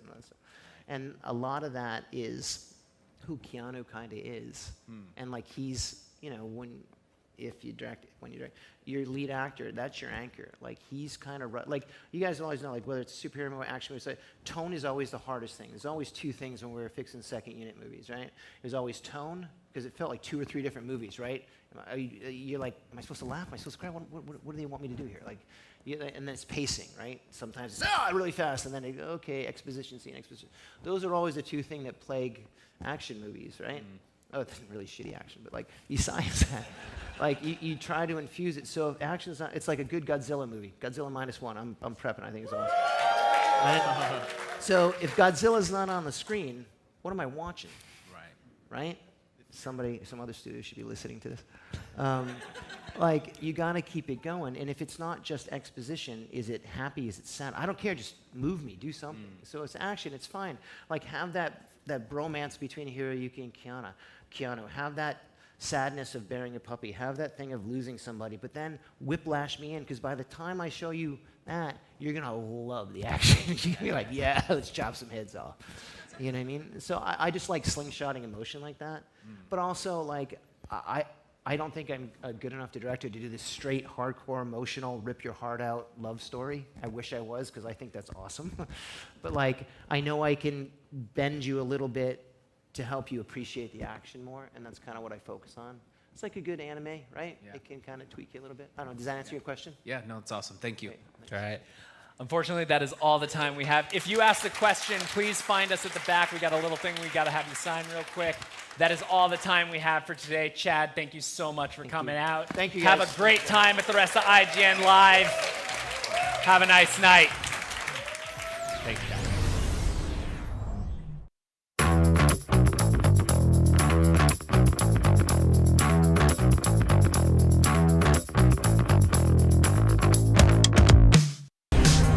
IGN Live is presented by Lenovo Legion.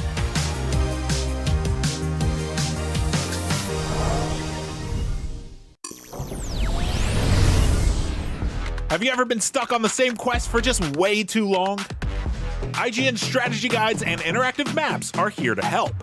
IGN guides are trusted by millions, easy to use, and of course, free. You can even track your progress with handy checklists if you go for 100%, just like we do. IGN has the very best, most complete and accurate guides for The Legend of Zelda, Tears of the Kingdom, Baldur's Gate 3, Cyberpunk 2077, Hogwarts Legacy, and so much more. Every guide is tested and verified for you by experts. Just search for IGN. IGN Playlist is the best way to track your game collection. Now you can even import your entire Steam library to Playlist, making it easier than ever to review games, show off your collection to the world, and finally chip away at that massive backlog you keep meaning to get to. IGN Playlist, check it out. The average Cinefix movie list features nearly 100 different films and approximately 25 minutes worth of wall-to-wall deep dive analysis. To simulate that pace for this 30-second ad, we're featuring 26 different films, and before you say it, no, that math does not check out. We're not math people, we're movie people.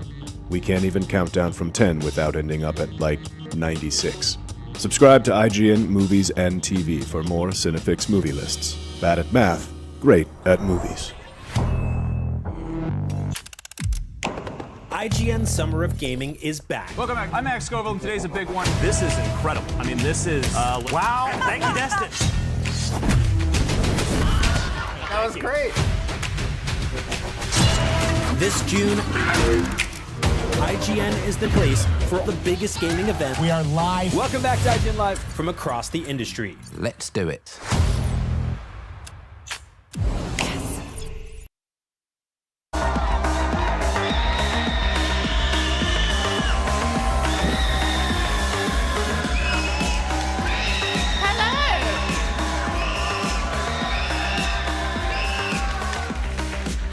You're watching IGN Live. PC gaming is thriving and better than ever. Who here is a PC gamer? Yeah. So with me, I've got some experts to discuss the future of PC gaming. We've got the founder of Digital Foundry, Richard Ledbetter. Hey. Cheers. And from NVIDIA, we've got Jacob Freeman and Guillermo Simon. So thank you very much for coming to IGN Live. We've seen a huge leap in technology in recent years, thanks to the advancements and innovations in PC gaming. Things like DLSS upscaling, some of the amazing things happening with AI. So I'm curious about how we're feeling about the next kind of big evolution and where you kind of see everything going. We've got some new shiny toys coming up soon. We've got a lot of amazing things that you guys are doing with ways to help gamers. So what do you see as kind of the next kind of 5 years looking like? Well, there's definitely a lot to talk about there. If we can start with something pretty simple, like lighting in games. You know, if you look at full ray traced lighting or path traced lighting, it's actually not. It's not a relatively new concept in the world of computer graphics. You know, it's been done in CG for a long time. But what is new is ray tracing for gaming. Yeah. You know, it's really the holy grail of lighting, and the way that you light a game really impacts how realistic it looks, how the reflections look. You know, a lot of people think of ray tracing, they think of it as reflections, that's definitely a part of it. But when it comes to full ray tracing, there's a lot more. You know, if you just look around the room, you know, you see the way that light interacts with objects, the way it bounces off objects, all impacts how realistic it looks. And because of the advances in not only hardware, but in, for example, in AI and games, DLSS, frame generation, has really made it possible to be able to do that at 60 FPS plus, which we really weren't able to before. Yeah, I think it's really important to point out how difficult this is. NVIDIA put out the first ray-tracing hardware in 2018, and my colleague Alex is really into this. He just couldn't believe the presentation because he just didn't think it was kind of possible.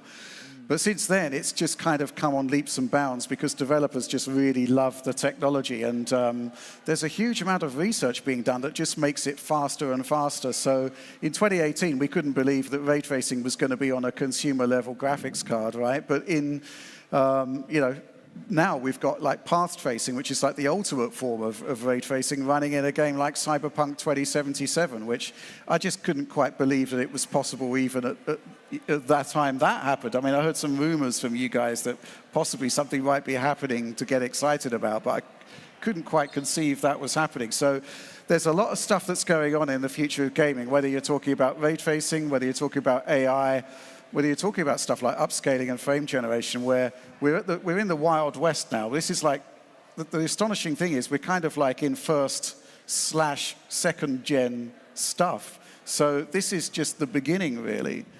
It's just quite remarkable, really. Yeah, and kind of like what we were talking about earlier, we're relatively in the early stages of seeing full ray tracing in games. So I think we're going to see a pretty big turning point, if we haven't already, in the very near future. Yeah, and you mentioned Cyberpunk there, and I know we have some Cyberpunk fans in the house, so they know what you're talking about.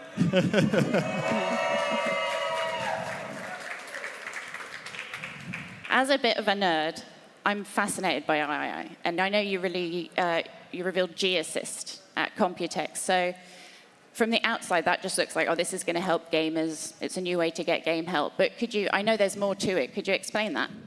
Yeah, sure. So as you explained, it's essentially an assistant to help gamers with different things. So for example, at Computex, we had 2 use cases. One of them was an assistant that would help with game-specific guidance. So in this case, it was with Ark Survival Ascended. So it was questions about how you would craft a particular item or how you would defeat a particular boss. So that was one part of the use case. And the other one was just how configurable PC gaming can be, asking the assistant about how to extract maximum performance and efficiency from your rig. And so those are sort of the 2 use cases that we saw. In general, I think that it will change the way that we engage with our apps. I don't think that this would be constrained to just gaming. Of course, we see this in other aspects today, but gaming is often the very first use case that gets AI adoption. We saw this with DLSS. When was it? Like 7 years ago. It was, in my opinion, the first widely deployed AI for gaming, and now it's sort of become the standard for it. And so, yeah, I mean, I should say that it's a tech demo today, but it's intended to showcase a vision for how developers or the community could build assistants like these that would help for different tasks. And of course, we're collecting feedback and excited to see what developers might do with it if it becomes anything more than a tech demo in the near future. Yeah. And Richard, I know you live and breathe PC gaming specs. So how do you see something like G-Assist changing the way that just a normal nerd like me might interact with their games? There's a scene in like Star Trek 4 where Mr. Scott needs to use the computer, and he picks up the mouse and goes, "Hello, computer." And he doesn't quite understand that a mouse is a completely different interface. But this is exactly kind of what G-Assist is. It's a different way of talking to the computer to actually get the information you want, talking to it in a conversational way, to access features and to kind of get the information you want. And I'm kind of interested in it because we at DF we do like optimized settings, which is like the best balance of bang for the buck, for the best gaming experience. So, why not just ask G-Assist or some other AI assistant, can you optimize this game to run best on my hardware? So, yeah, I think it's really interesting to see what you can do with it, and also the stuff that it can give you, because it's got so much access to information under the hood that you just don't typically have generally as a user. So yeah, it's really interesting stuff. Yeah. The other thing that you guys have shown off recently, which looked incredible, was the ACE technology. Yeah. I saw a lot of incredible looking kind of human faces. How will we see that affect games? Yeah, I mean, ACE really is very, very cool. It's, for those unaware, it's essentially NVIDIA's initiative to make AI NPCs possible. There's a lot of moving parts. Generally, the way it works is a game developer would go to one of NVIDIA's partners, like In-World AI, and what they do is they essentially host the engine or the backend for how these AI NPCs are designed. And so there would be essays worth of a particular character's backstory, what motivates them, the triggers that might make them take action, all of these sorts of things. And then what NVIDIA is providing is all the models that would essentially bring them to life. So things like speech recognition, speech to text, something we called audio to face, which is how the NPC's face animates when they speak. And it's tied to the phonetics. So it doesn't matter what language they speak. It's at Computex, we had a multilingual agent. You could speak into it in Mandarin. It would come back in English. And of course, there's several other languages. But it doesn't matter what language they speak. The facial animations, which, by the way, it takes a lot of developer work to get right. It's just accurate. And so with Covert Protocol and some of the other examples, we had some examples of how AI NPCs will essentially enhance the experience. You might imagine like an RPG or something like that. Yeah, I mean, I've demoed this a lot of times at trade shows, and people's minds are really blown by it. For the longest time, when we've interacted with NPCs in games, it's usually like you have a few options, and then they have a set of responses. But this really changes completely the way that you interact with an NPC. You can ask it anything. You can ask, tell me a joke. You can say, what's the weather outside? I mean, literally anything. But the character will stay in this story because they have a background, they have a story written for them. So it actually is pretty amazing to be able to interact with. I feel like to a similar extent to how games change from 2D to 3D, it's eventually going to be one of those things where it's either going to reinvent current genres, or it's probably going to create new ones that we can't think of today. But with some creative developers, I think we're on board for some really interesting experiences. Yeah, what's exciting for me, from my perspective, is this is first-gen stuff. This is like early tech demos that we're seeing at the moment. And so sky's the limit once this really takes off. And I'm thinking, other things. For example, let's imagine a game like GTA 6, for example. They've already got really advanced systems for controlling the behavior of all of the people in the city, right? They go about their day, they drink their coffee, they put their umbrellas up when it rains, that kind of thing. But, imagine that powered by AI, and imagine being able to have all of this conversational stuff in there. Imagine a game like Hitman, for example, where the whole gameplay is kind of based on what's happening in the environment in a particular context. It's about gaining information, adding that extra level of interaction with AI. It's just going to take things to a different level. So what we're seeing now is really interesting. But, I'm just thinking like 5-10 years from now, where is it going to end up? It's going to be completely different. That's kind of why I'm still in this particular industry, because there's just new surprises happening all the time. It's a really exciting time right now. Yeah. We're seeing a real rebirth as well of kind of handheld gaming, which, in the past hasn't really been able to keep up with PC gaming in terms of, the looks or the performance. How do you see these technologies like DLSS and things like that. Do you think we'll start to see those in the handheld market? And what could those kind of technologies do on those smaller machines? Right. Well, I can't speak specifically for the handheld market, but for DLSS, for example, you know, it was originally introduced as 6 years ago, I think, right? So relatively new. And it was a way to essentially get better performance by using rendering at a lower resolution and then using an AI-based upscaler to match or exceed your target resolution. And so it actually has evolved, just like you know, a lot of the AI technology we're talking about has evolved rather quickly. So we had DLSS, you know, which is super resolution. And then we introduced frame generation, which is actually using AI to generate an entire frame, significantly improving performance. And a lot of the stuff that we talked about today, like path tracing and you know AI NPCs, a lot of it would actually not be possible without these technologies to run at a 60 FPS plus experience. More recently, we introduced in DLSS 3.5 a feature called ray reconstruction.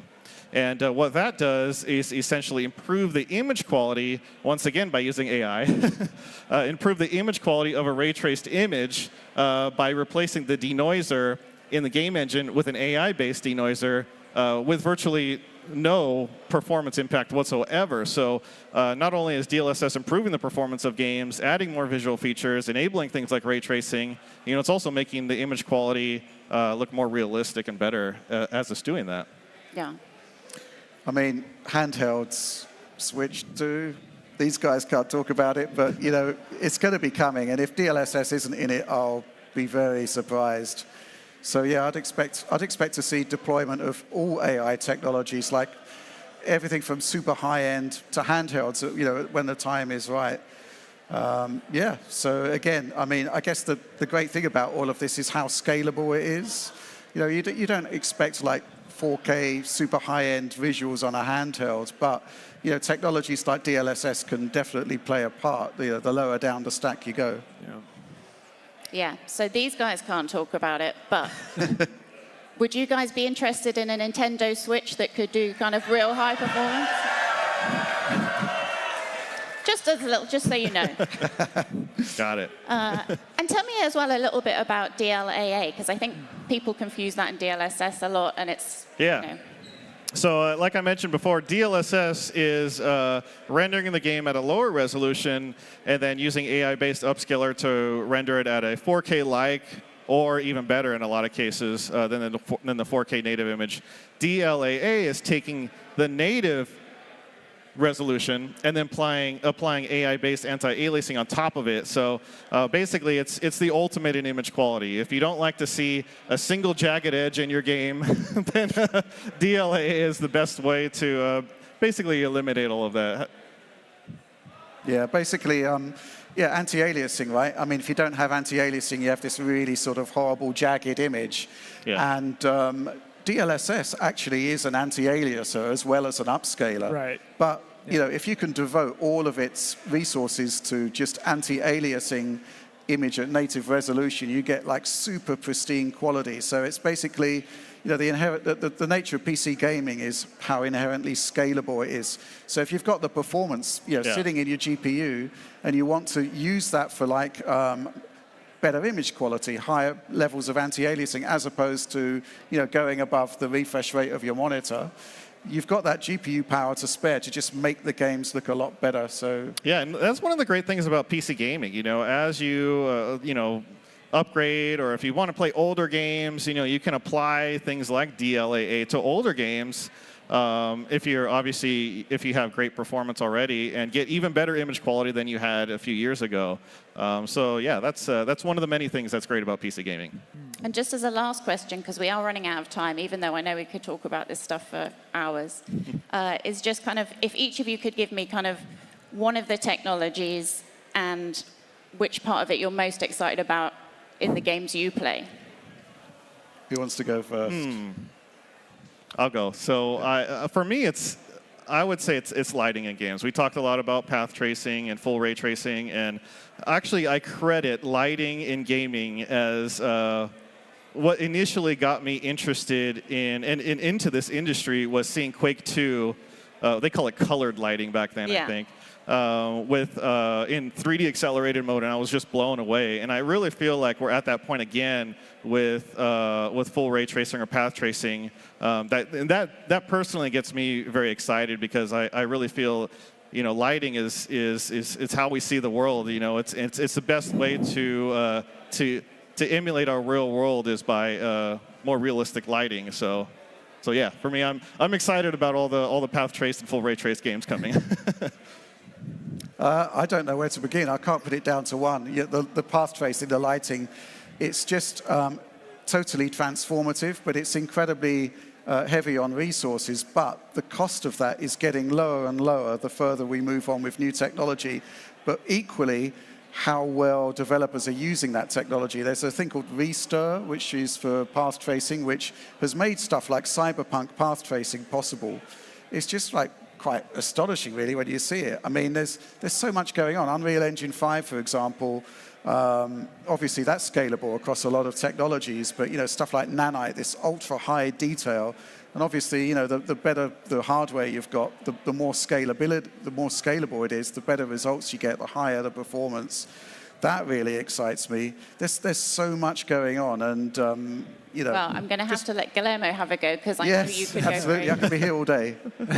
Yeah, I mean, for me, the wish list is long also. As a competitive player, give me 1,000 frames per second, give me 1,000 hertz of refresh rate, 5 milliseconds of latency. But I think to me, in terms of what's near future, it's probably AI and PCs and how they're going to change the way we engage with our favorite titles today and bring about some new genres that I can't really imagine today. Yeah, no, I for one welcome our new AI overlords. So there you have it, a glimpse into the potential future of PC gaming. Thank you so much for joining us. We've got lots more ahead right here on IGN Live. And thank you again. That was great. Thank you.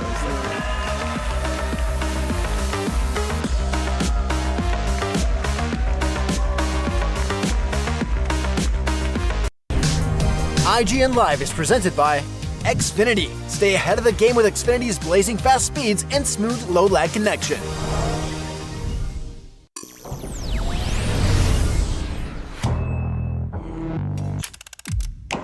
IGN Summer of Gaming is back. Welcome back. I'm Max Scoville, and today's a big one. This is incredible. I mean, this is, wow. Thank you, Destin. That was great. This June, IGN is the place for the biggest gaming event. We are live. Welcome back to IGN Live from across the industry. Let's do it. IGN Store has it all. From clothes and collectibles to vinyl records, accessories, model kits, and action figures from the biggest and best franchises like The Legend of Zelda, Star Wars, Fallout, Dungeons & Dragons, and more. Whatever your pop culture passion, you're guaranteed to find something you love. There are new and exciting products hitting the store every week, like the Wasteland-ready Fallout Vault 33 hoodie, which pairs perfectly with the working wearable Pip-Boy. Plus, high-quality IGN Store exclusives like the powerful and spicy Star Wars Darkside Hot Sauce by Truff. We've even got merchandise for you to rock while tuning in to the IGN shows and podcasts you love. Or cap off a long day by relaxing to the soundtracks of your favorite video games, like Cyberpunk and The Last of Us. And the best part? You don't even need to leave the house to go there. Just head to store.ign.com and start shopping today. The IGN Store. You deserve it. The Cinefix Top 100. A list so secretive even we don't know what movies are on it or where they rank. What do you mean you don't know? Each episode will reveal one of the movies. Did I rush it? Felt like I rushed. That was good. I liked it. Talk about why it belongs and finally find out where it ranks. Are you not entertained? Are any of the movies we've shown here even on the list? I have no idea, and it drives me crazy. Join us as we find out on Cinefix, IGN, and wherever you get your podcasts. Why so serious?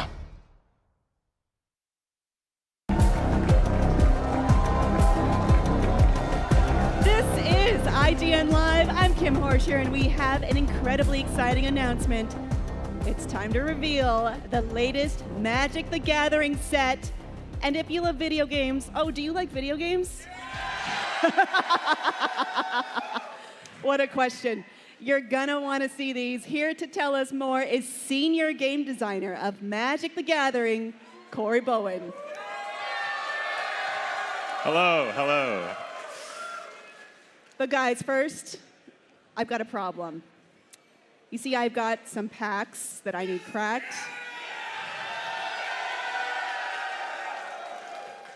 You know, including a set that just came out yesterday.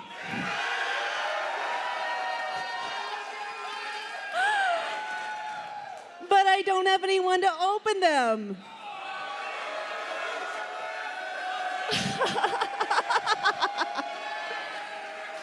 Jada, where are you? Help me out.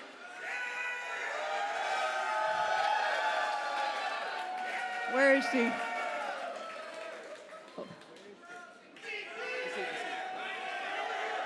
Where is she? There she is.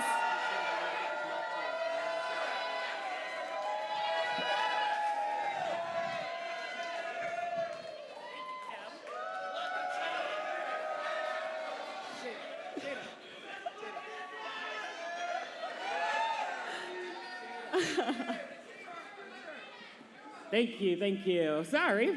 Thank you, Jada. It's amazing here, but it's so many people. How's the crowd feeling? Awesome. All right, so we've got a bunch of packs for you guys to open. We're gonna have you guys open, and I want you guys to pick out your favorite card and show off your favorite card of your packs, all right? I'm gonna give you each a set. Go ahead and get these packs open.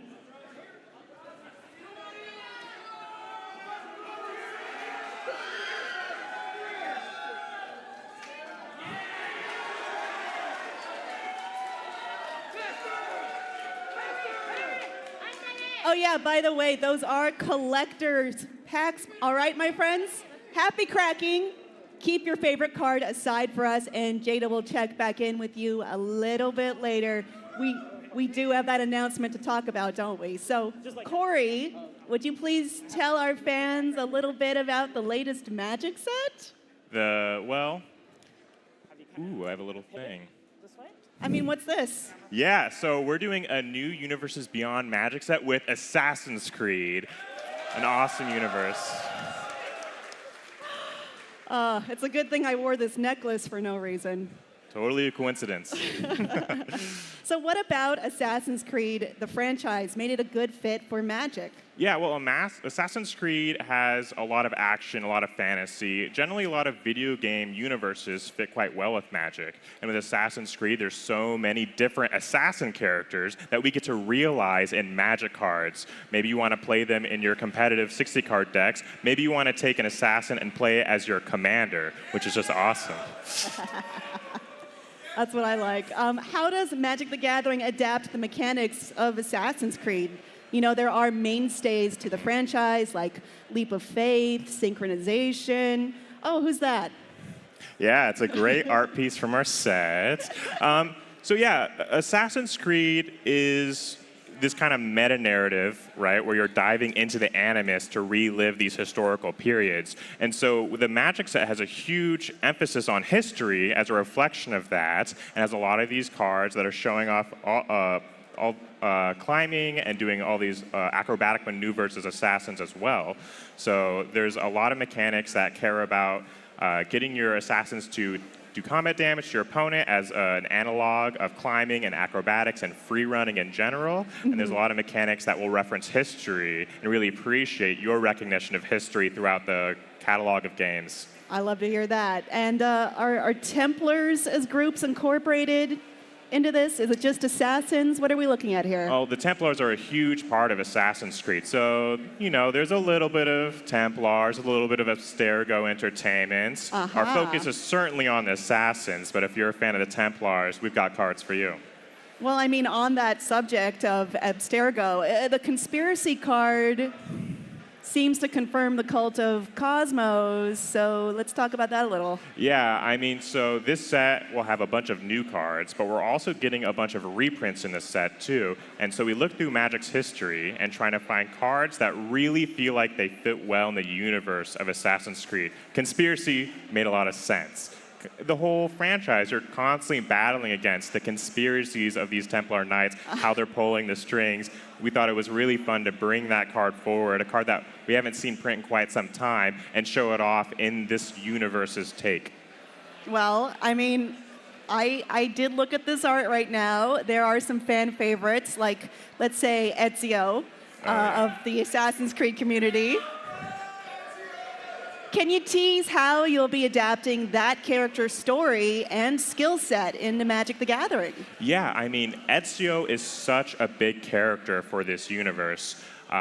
When we were looking at what assassins we really want to emphasize, and maybe some that we didn't want to have so much in the spotlight, or rather lessen, we want them all to be in the spotlight. But Ezio was probably our top assassin. Our top three at the time, it's like Ezio, Altair, and then, and then Ivor from Valhalla was another top ticket for us to represent this set. So with Ezio, we'll have several cards showing him off at different points in his lifetime as well, which is very exciting.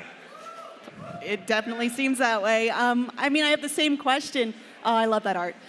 For Cassandra, who I saw in there as well, how will her story be told?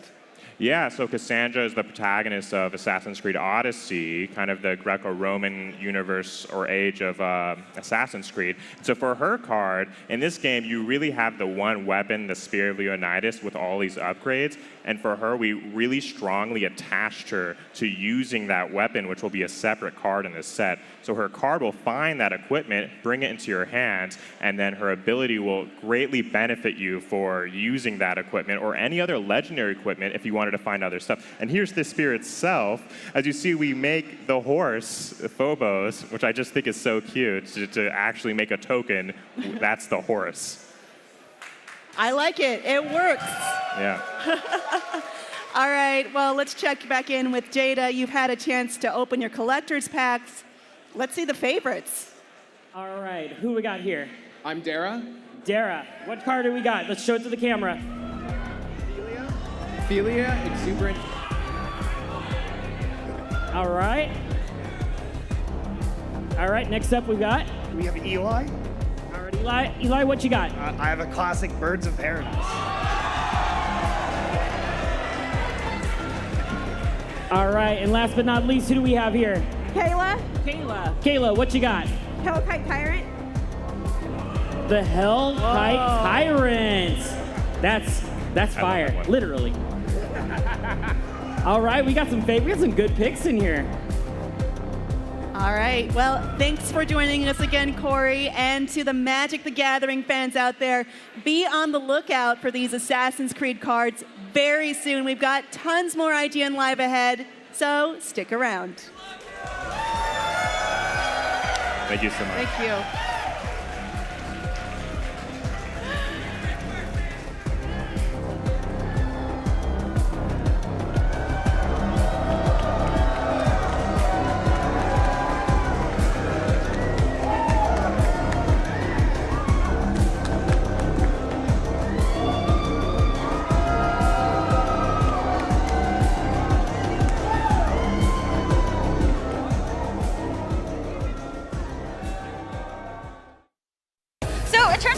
Other video game shows happening this weekend, which I don't know who would have predicted that. It's only a summer of games, but they're not as cool as our stuff. But just in case you do want to know what all you missed, we've got our experts on a panel to tell you everything you may have missed at Summer Games Fest.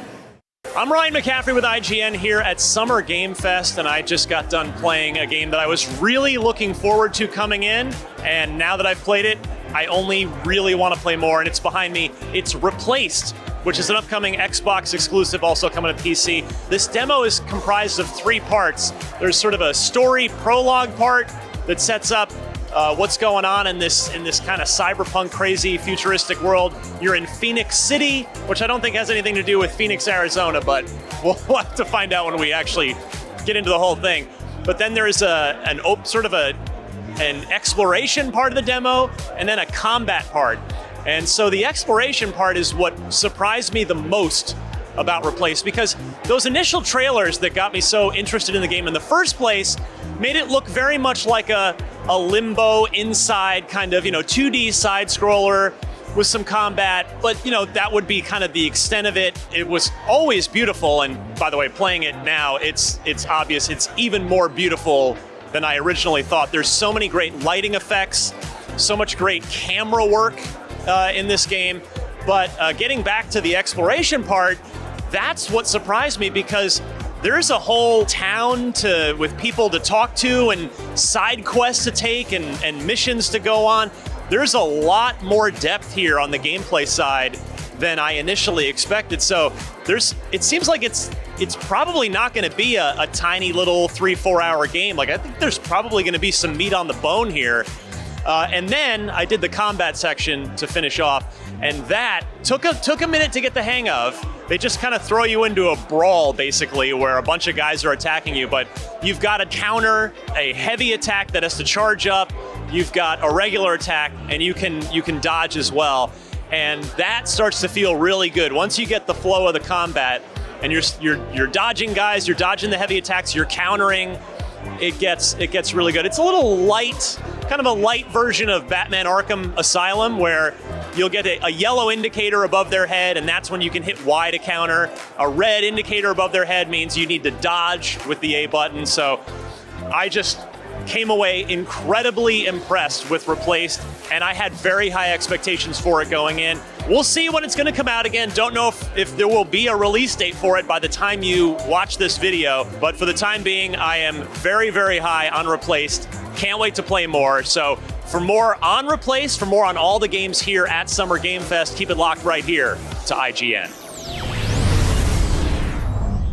Hey everybody, I'm Ryan McCaffrey here at Summer Game Fest in Los Angeles, playing a ton of games. One I want to tell you about right now is Stalker 2: Heart of Chernobyl. This is an Xbox exclusive, due out this September. We've been waiting on this one a long time. You know the developer's story. These are Ukrainian developers who have fought a literal war on their doorstep while trying to get this video game done. It's taken them obviously a little longer than we all originally anticipated, but I just played it, and I think the wait is going to be worth it. This game, A, looks gorgeous, which the trailers already made it pretty clear that was going to be the case.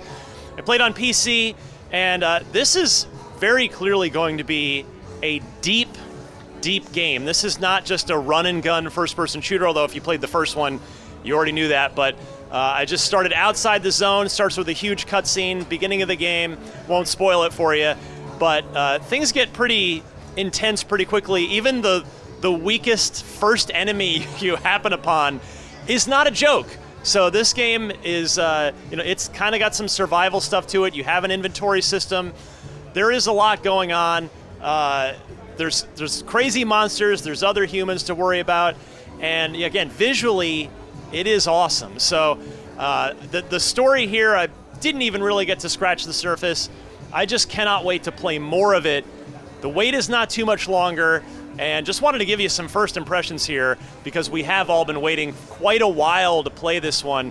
But the initial impression, extremely positive, looks great, plays great. I am eager to see how it's going to look on a Series X after I was playing it on a PC, but super confident in that. So stay tuned. We're going to have a lot more on Stalker 2 in the coming weeks and months here on IGN ahead of that September release. So until then, for all your gaming news and needs, keep it right here at IGN. IGN Live is presented by Lenovo Legion.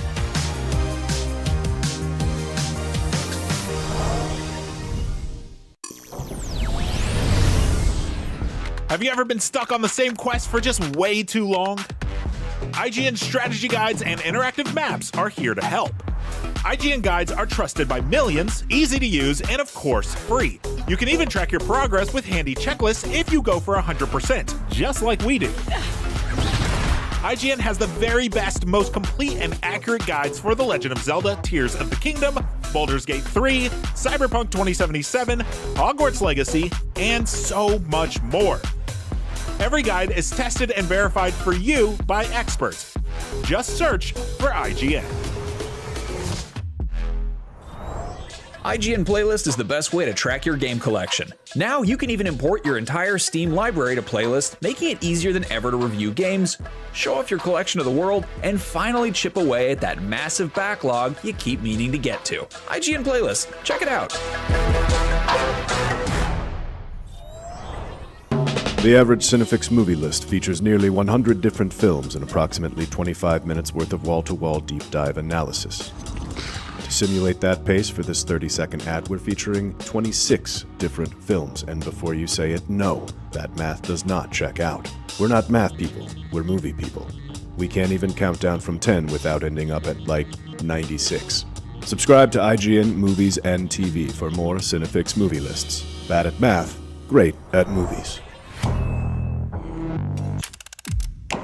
IGN Summer of Gaming is back. Welcome back. I'm Max Scoville, and today's a big one. This is incredible. I mean, this is wow. Thank you, Destin. That was great. This June, IGN is the place for the biggest gaming event. We are live. Welcome back to IGN Live. From across the industry. Let's do it.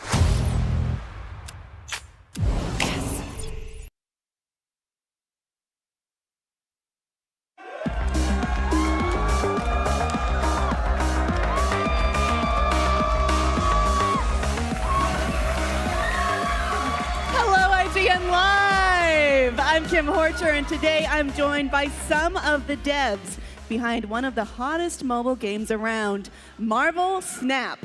Please join me in welcoming from the Marvel Snap dev team, Julia Humphrey, Stephen Jarrett, and Kent Hagman. Cool. Well, thank you so much for having us here, Kim. I'm really excited to have you here, too, because I play this game. We'll be getting a sneak peek at what the team has planned for the game in the weeks and months ahead.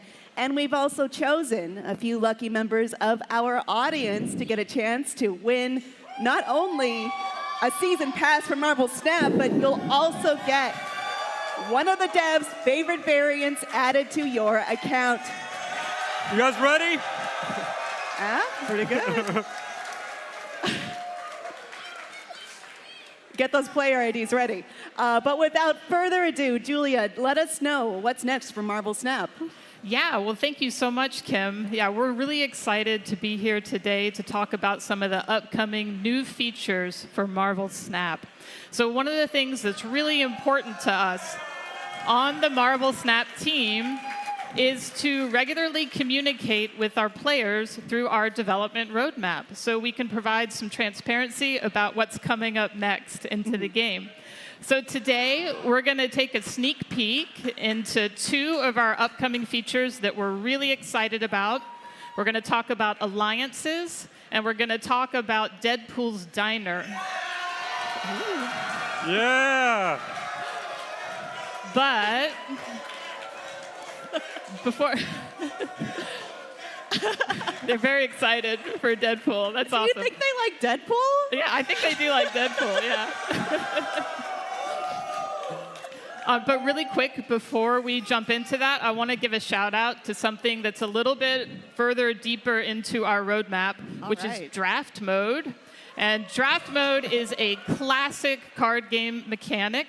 We are in the super early prototype phases for this, but I am super psyched to see how it might shape up for Marvel Snap. But now I'm going to hand it off to Kent to talk about alliances. All right, that's right. Thank you, Julia. Yeah. Hey, it's excited to see you guys all here today.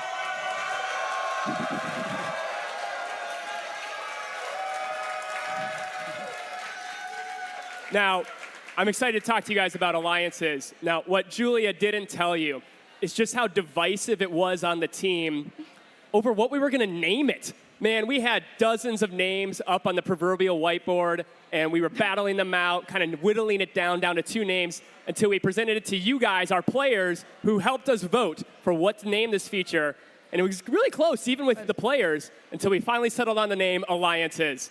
And I'm excited to unveil it to you guys here today with some screenshots of some in-development artwork. Now, obviously, you'll be able to create and join an alliance with your friends and see what awesome decks you guys are winning with. But every week, you and your alliance members are going to be completing bounties and earning rewards at the end of the week based on how you guys all do. Now, we've been playtesting alliances internally for a few months now. And I gotta say, it really adds this new dimension to Marvel Snap that is just amazing. And as developers, we're also really excited about how this presents a new kind of foundation that we get to build upon even more awesome cooperative gameplay in Marvel Snap. And this is, oh yeah, thank you. Alliances will be going live July 30th, and we're excited to get it in your hands. Now, I want to hand it over to my best bubs, Steven here, who's got a really exciting announcement for you guys. All right. Yeah. Yeah. Are you guys ready for one of the biggest moments of the year? Yeah. On July 26th, Marvel Studios' Deadpool and Wolverine is going to hit a theater near you. Yeah. Guess what, though? You're going to get to experience it the entire month of July in Marvel Snap with a season dedicated to our favorite Merc with a Mouth. But he's bringing with him a brand new game mode, too. Deadpool's Diner. Yeah. We've heard the fans. You guys want a new game mode. It's a limited time game mode. We're really excited to bring it to you. And you're going to have to turn... And you're going to have to turn on maximum effort because each match is going to have up to 5 snaps. Stakes are going to get really high. Yeah. And if you turn your opponent into chimichangas, then you can win exclusive rewards like a brand new card. Yeah. Cassandra Nova is going to be in Deadpool's Diner, and she's inspired by Marvel Studios' Deadpool and Wolverine. And we're going to drop a bunch more information on our website, marvelsnap.com. Go check it out.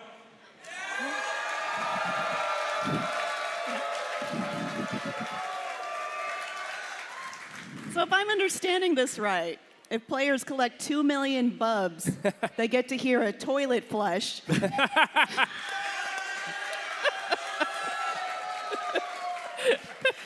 Is this Marvel Snap's next big emotional climax, like the end of the Infinity Saga? You know what happened. I mean, I've played some matches at 200 million bubs, and it is intense. It is intense. Well, that is exciting. I mean, nice. Cassandra Nova's part of this. Yeah, I mean, she's a really exciting character. And, one of the most exciting things in the game as a whole is to get a brand new card. And so we wanted to create a brand new way for people to get new cards in Marvel Snap. Well, this is some, yeah.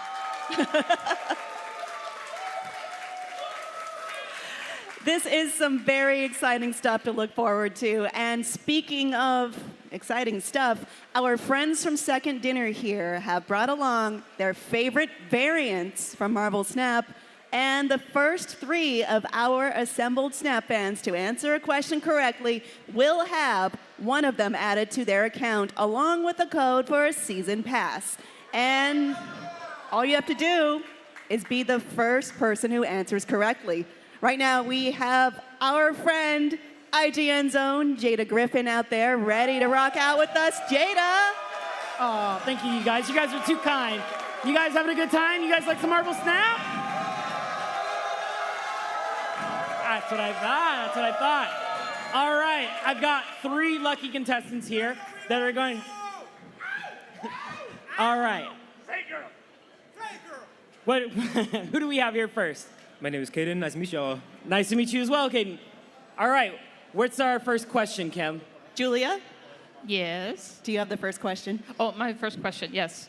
So should I talk about what the variant is? Well, first tell me, what variant did you pick? Yeah, okay. So I have picked a variant by the amazing artist, Rian Gonzalez. I love her. I love her chibi style. So I have picked Chibi Lizard. I love everything about this variant. He's got like a cute little lab coat on. He's just super adorable. So my question for you guys about the character Lizard. What is Dr. Kurt Connor's area of expertise?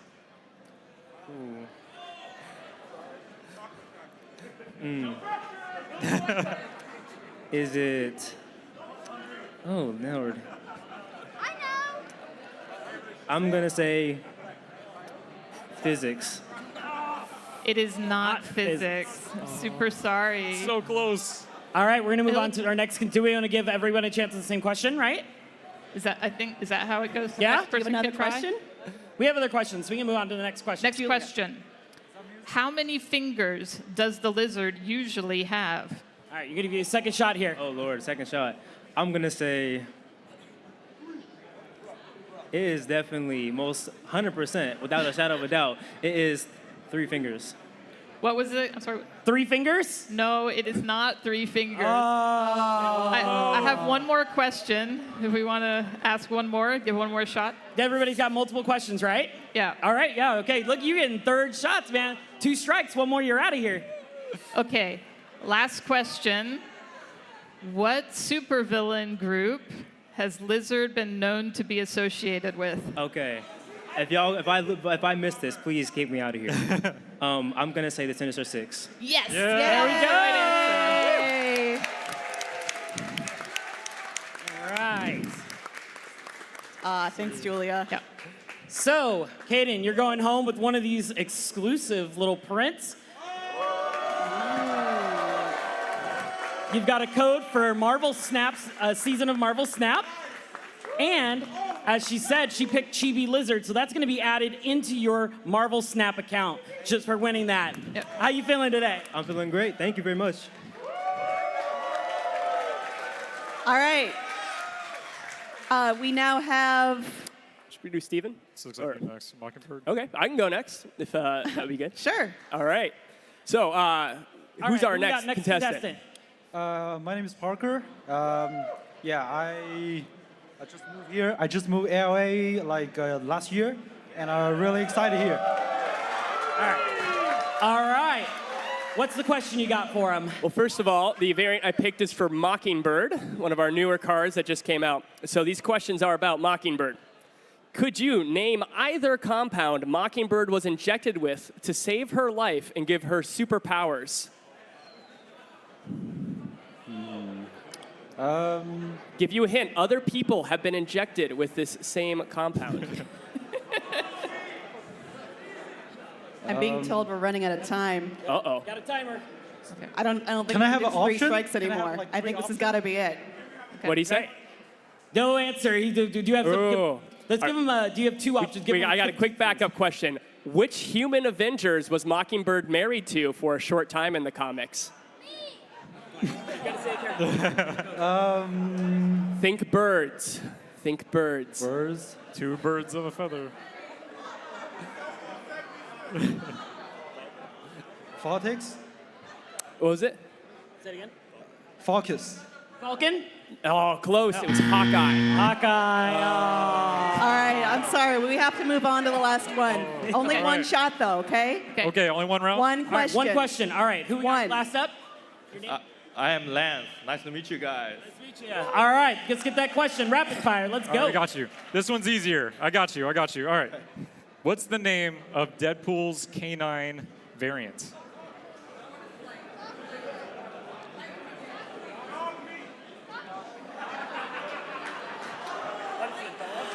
Oh, man. I forgot. Dogpool? Yes! Yeah! All right, everyone. Also getting a variant, a season pass, and that variant for Dogpool added to your Marvel Snap account. Make some noise, everybody. Congratulations to our winners, Julia, Stephen, Kent. Thank you so much for joining us. Marvel Snap fans have a lot to look forward to in the coming months and lots more to look forward to all weekend long right here on IGN Live. Thanks for watching.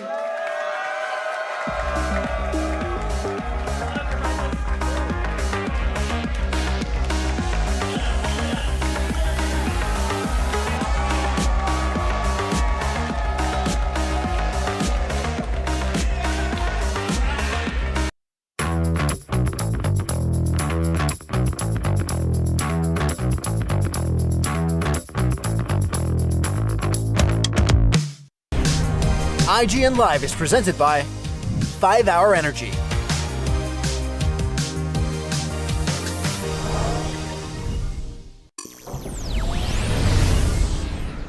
Want the ultimate IGN experience? Check out IGN Plus. Members get exclusive deals and giveaways.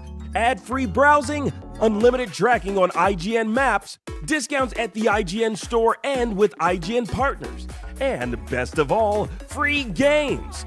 Get 30 days of IGN Plus for just $1. Head to plus.ign.com. IGN has the most thorough, easy-to-use, and high-tech maps out there, period.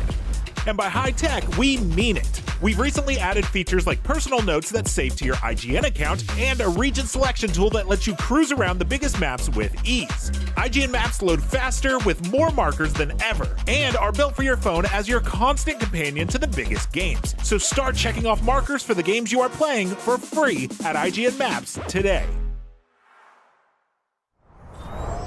Have you ever been stuck on the same quest for just way too long? IGN strategy guides and interactive maps are here to help. IGN guides are trusted by millions, easy to use, and of course, free. You can even track your progress with handy checklists if you go for 100%, just like we do. IGN has the very best, most complete and accurate guides for The Legend of Zelda Tears of the Kingdom, Baldur's Gate 3, Cyberpunk 2077, Hogwarts Legacy, and so much more. Every guide is tested and verified for you by experts. Just search for IGN.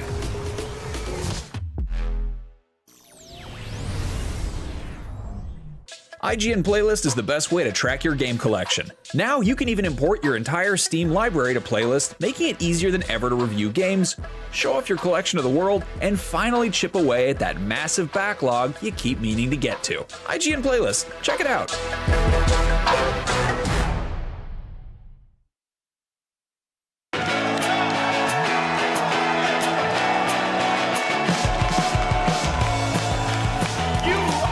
IGN Live.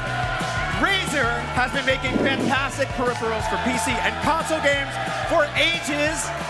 That's right, but their brand new Razer KC Ultra might be my favorite thing they've made yet. Here to tell me all about the Razer KC Ultra is Joey Hanna from Razer. What's up, man?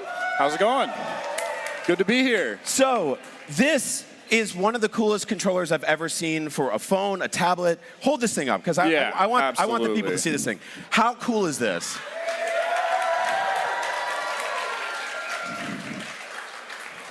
So tell me about the Razer KC Ultra. How did this come together? Yeah, so this really started with a thesis from our CEO that mobile gaming is not what it used to be, and that mobile gaming is hardcore.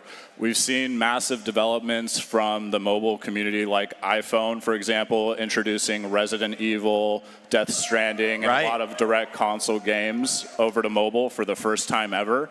So the mobile compute platforms are developing at a very fast rate, and the games and the graphical performance is all catching up with it. Right. However, the gaming inputs has never been viewed as a zero compromise product. It's true. And let's give it a test drive. Just show the people what we got here. So this is us playing Dead Cells, which is obviously one of the best games ever made. Extremely twitchy, roguelite, action platformer, all that fun stuff. A little bit of Metroidvania. So what I really loved about holding this controller is we have two really comfortable sticks. We've got three sets of shoulder buttons. Right. And then we've got the fact that you can actually use this plugged in as a controller for PC gaming. Exactly. It's a true all-in-one controller. And like I said, on the controls is zero compromise. So you get full-sized analog sticks that are coated with TPS-IV, so they're ultra durable. So no wear and tear over time. We really built this thing to perform like it did on day 0 on year 5. So we want this to last for many, many, many years. Right. Now, this is way too light. Like, I've never said that about a controller before. It doesn't feel like I'm holding anything. It's incredibly light. I've used a bunch of these for a bunch of different phone grips and stuff like that. I popped my phone in this thing this morning, and it just immediately started working. So tell me about that. Like, you guys really created something that's just, you can chuck it in your backpack, you throw your phone into it, and you're good to go. Exactly. And the lightness is really coming from our over a decade of experience in the console space. What we're really doing is porting over the same technology that we've had on our pro-grade controllers that cost upwards of $250. Right.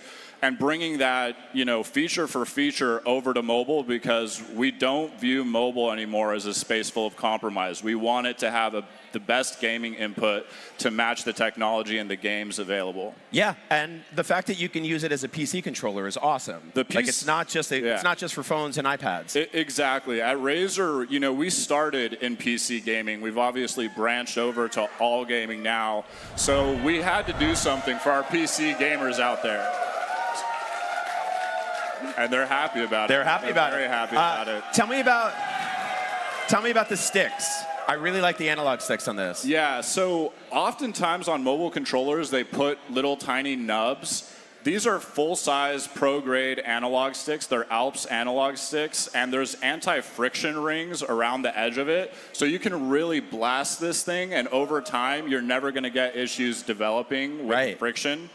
So like I said, year 5, day 0, same performance. And you have lights on it that light up.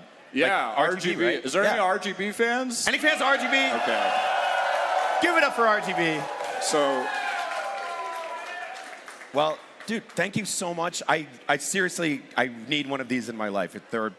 It's exactly what I need for my mobile gaming. It's perfect for me. Thank you so much for coming to IGN Live, man. Yeah, dude, thank you for having me. I love to be here. The Razer Kishi Ultra is in stores right now. We got tons more IGN Live ahead, so stick around. Thank you, guys.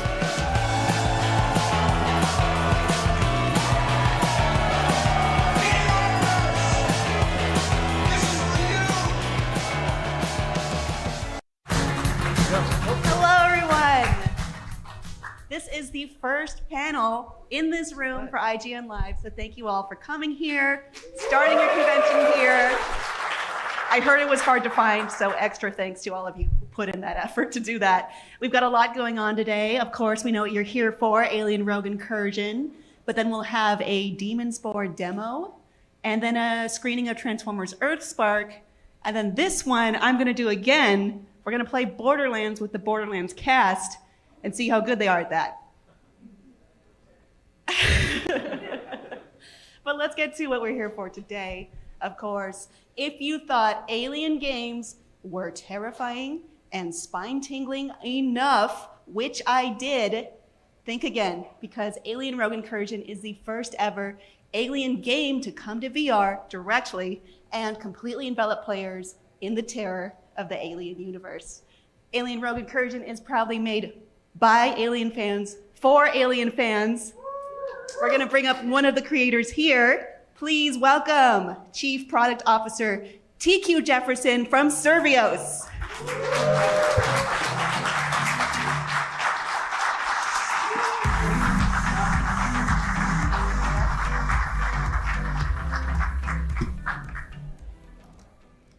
Thank you for joining us, TQ. Thank you for having me. I'm a little scared. I hope this stays still. So this is Survios' first Alien game. What were your jumping off points when building it up? What were some elements you knew you had to include? When we first thought through the game, what we wanted to do is make something that was as authentic as possible to the IP, to the film franchise, something that fans would love. We're all fans ourselves over at Survios. I grew up with Alien. So we wanted to make sure that we nailed all the components that if you had a mental checklist for things that should be in an Alien game, we tried to hit them all. Real quick, which is your favorite Alien movie? Nick was asking earlier. I know some of them answered. It's got to be it's Alien. Okay. It's Alien. It's followed very proud favorite. followed very closely by Aliens. They're two different experiences, and they're both wonderful. But that first Alien was it changed the game, as it were. It really did. It made history. Yeah, absolutely. So we all know, speaking of xenomorphs, that they are the star of the proverbial Alien show. You've teased their kind of dynamic, unpredictable behavior. What can you tell me about developing the xenomorphs, and what can fans expect, oh great, when encountering them? Yeah, this is how do you say I'm having a bad day without saying I'm having a bad day. The thing about the xenomorph is, our mantra is respect the xenomorph. We want to make them terrifying and powerful and fast and ferocious. They're called the perfect organism for a reason. So we want to make our xenomorphs stand out as an enemy type.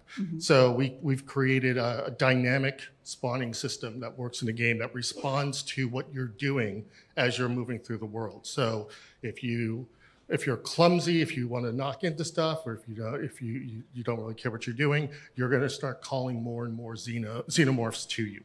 Cool. So yeah, it's almost like dial in your own difficulty setting. If I want to kick things over and knock down doors, I'm going to call more Xenos. It's like ringing the dinner bell for them. Well, we were talking backstage, and I told you I played Alien games before, and I was always scared, looking over my shoulder. So how are you turning that up with VR involved? Well, honestly, there's no greater platform for Alien than VR. Just the idea of being quite literally face-to-face with a xenomorph, it comes across in a way in VR that it's unmatched in any other platform.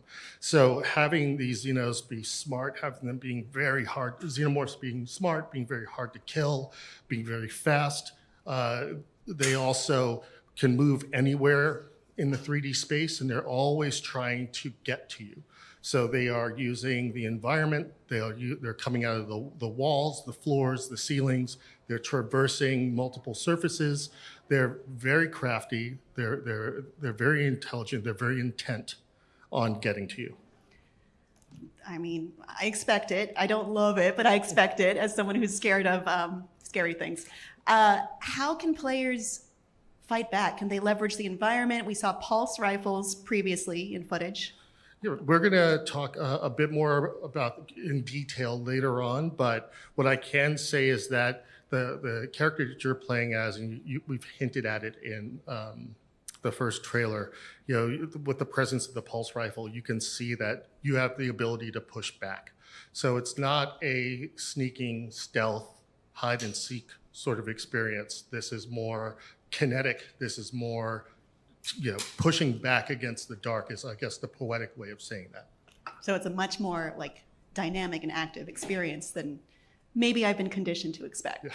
100%. And one of the things that's vital to delivering a good experience in VR is interactivity. What can I touch? What can I pull? What can I mess with in the world?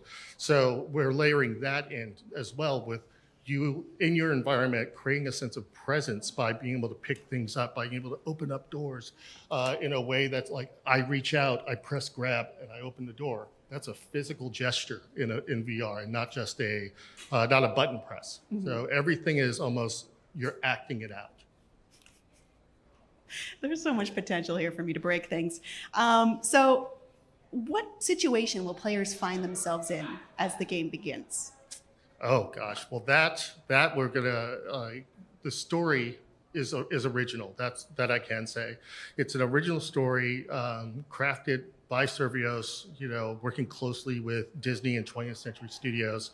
So what you're gonna see is you're gonna see some things that you've never seen before in the Alien franchise. Mm-hmm. You're gonna see places you've never seen before, but there's also gonna be those familiar touch points where if you're looking at it when you're standing in the room, mm-hmm.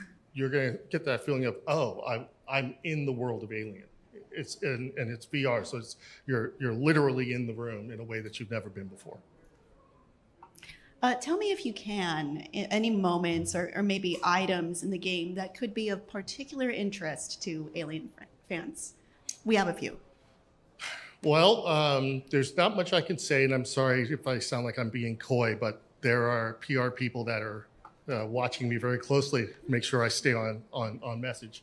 Is you've seen the pulse rifle, and the pulse rifle implies a suite of weaponry, mm-hmm. and let's say gadgets that come with it. that are all going to be sort of at your disposal. Can you But speak to that a little bit? not just yet, because we have more planned for later. But I think the alien fans in the room are reading between the lines right now, and I think they know what I'm saying. So there's that. There's there are entire systems for how we're going to play. We call the game action horror. Mm-hmm. It's action horror with survival elements. So that's another little hint as to what you can expect to find in terms of like what's in the world, what is at your disposal, what can you do to push back against the xenomorphs. Do you have any advice for someone like me who is pretty... it's hard for me to do horror games. I do love Alien. Well, yes, one of the things that... Cry, pray, what yes, is it? Get good with God. One of the things that we're doing, we're designing this game because we know that the Alien franchise fan base is broad. It ranges, a very wide demographic of people because of all the different movies from Prometheus to Resurrection. There have been so many fans that have been introduced to the Alien film franchise that we know we're hoping that people that are new to VR are going to come to this game and jump into the world and enjoy it. So we're designing the game in a way that allows for people to play in shorter increments. So if you want to take it on in sort of, no pun intended, bite-sized doses, you can. And you can get in there, you can play it for X number of minutes, then you can take off the hardware, you can save it, take off the hardware, rest, come back to it later. But the very world is designed to accommodate that sort of gameplay. What is it like for Servios to work on iconic franchises like Alien? It's been, Servios has a history of working with great franchises. Creed is probably our number one or best known title, but Alien is a new level, a new paradigm. Alien allows us to tell a very different type of story. It allows us to create a very different type of game and a different development process.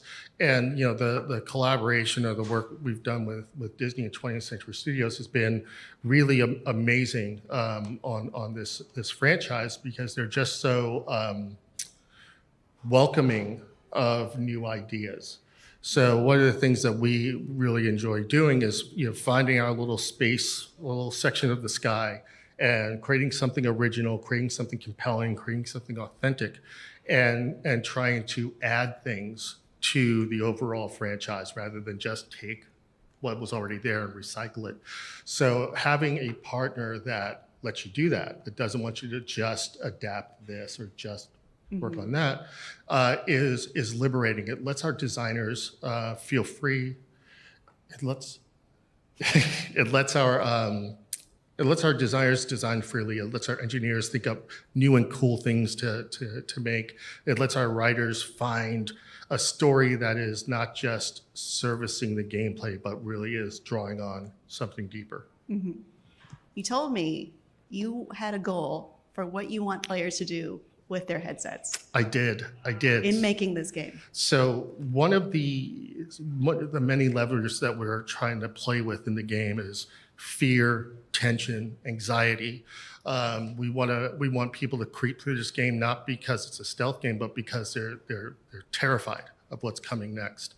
So when things get kinetic and the xenomorphs are coming at you, in mass, if I can get anyone, to so frightened that they pull off the headset for a moment, if they get chased out of the hardware, then I've done my job. That's if you look at any video of Creed on TikTok or whatever social it is, you're probably going to see pictures of people punching walls, punching TVs, punching family members by accident because they're so immersed in the world. Now imagine that level of immersion where you've got the perfect organism, chasing you down. I was about to say, that's boxing. This is a different level. Yeah, this is a fight for your life. That's what we want. We want it to feel like you're there. We want it to feel like, I don't know what's going to happen next. And part of our dynamic system will do that. Like, you can go through a hallway like this one here and fight 2 Xenos. You can restart it, do it again, and it might be 3, it might be 1, it might be 5. So it's you could go through this 5 different ways, and you'll have 5 different fights, and that's the sort of unpredictability that we want to bring to the Xenomorph. Do you have any last word that you'd like to add to this? We do have to wrap it up, though. No worries. First, it's been awesome to finally be able to talk about this game that we've been working on for so very, very long. And it's a thing that we love so much. I'm sure there's some alien fans out there that have been waiting for this type of game, especially in VR. And I'm hoping that we don't disappoint. But I will say, as a shameless plug, wish list us on Meta, on PlayStation, Steam coming soon. So we're coming out this holiday season on all the VR platforms. And it really is, we're trying to make something special. And I really can't wait for you all to see it. All right. Well, happy holidays, everyone.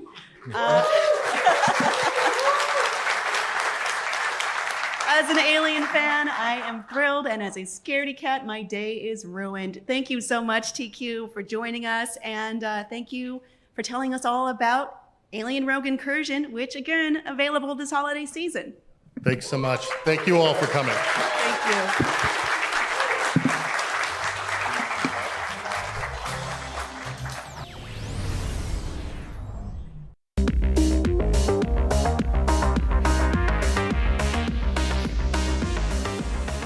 Exploding Kittens is a massively successful card game about, yes, kittens that explode. So the obvious next step was a Netflix animated series about God and the devil trapped in the bodies of house cats.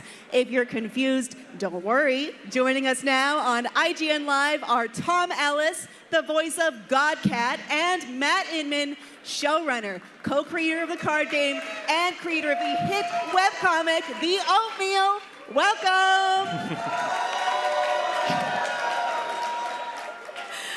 Now, while you're probably a fan of The Oatmeal, if you're joining us here, you still may have questions. Questions like, what will the show look like? And what's a Godcat?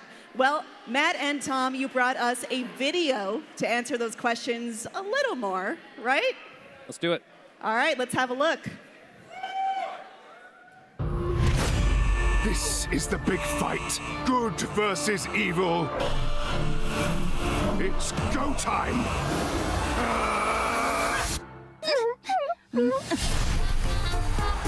Humans are growing on me, and there's no way I'm letting you corrupt them. Are you kidding me? I'm the one who invented open mic nights. Let's do this.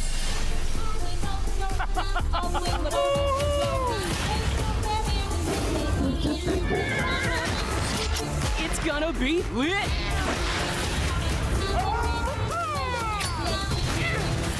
I'm gonna need a can opener because I'm about to open a whoop can of ass. I'm gonna keep you from ruining my creation no matter what. I'm evil. Evil always wins. What's with all the fire and destruction? Oh, is this a gender reveal party? I'm done doing things their way. I'm in charge now. Antichrist on a cracker. This is really happening. Now it's time for you to die hard with a vengeance. Armageddon is on.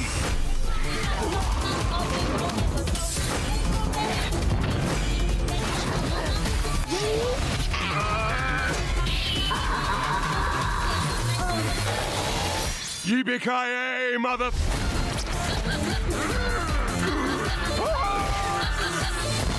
Go, go!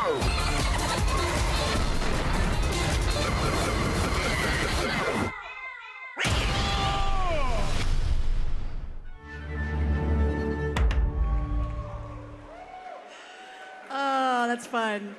Matt, how do you adapt a card game into a show? And did you always think that could be a good idea? No, I never thought that was a good idea. I love the card game, but it is nonsense. Like, every card is just a non sequitur. There's no story. So what happened was I wanted to make it a story. And this is like a little bit of an anecdote, but bear with me. I had an ex-girlfriend who had this cat, and he had a weird name, and he was a weird cat. Like, his name was like Oswald or Osmerler. Like, a cat shouldn't have a weird name like that. And he was odd, and he was strange, and he moved in a weird... It didn't make any sense. And her parents were deeply religious, and they became convinced he was possessed by the devil. Oh. And they actually performed. They had a priest come over and do an exorcism on him. And I would have given everything in the world to be in that room that day to see what a cat exorcism looks like. But I wasn't. On a cat, yeah. That's how... But I wasn't there. And so when it came time to create a story about exploding kittens, I just tried to approach it from what is the most interesting, funny version of this I could make. And that was this sort of God and the Antichrist being stuck in cat bodies. So praise Oswald for that. May he rest in peace. You know, sometimes a weird moment pays off later, and this is one of those times. Yeah. So, Tom, you played the devil. I think people may be aware of this before. Now you're playing God. So what will you do now in your retirement now that you've run the gamut? It's a very good question. Something biblical, obviously. Probably Moses. I don't know. Yeah, it's a hard question, right? I mean, not many people have that distinction. This is the first time, but when I signed up to do this show, I thought this will be the first question I get asked. But yeah. But it's a lot of fun to be on the other side of the equation. I spent a lot of time on Lucifer talking about God. Being God's much more fun. So is that the one you feel more comfortable playing? Yes. Let's just go with that. The first exploding... Oh, nope, sorry. We're going to close up with a little game with the audience. Yeah, that's right. That's you. We like to call it Kittens or Explosions, where I'm going to have Matthew and Tom call on an audience member to answer a question I have about kittens or explosions. And the first person to answer correctly wins a very special prize, a one-of-a-kind custom drawing by Matt Inman. Woo! We're going to take you backstage. We're going to get it done.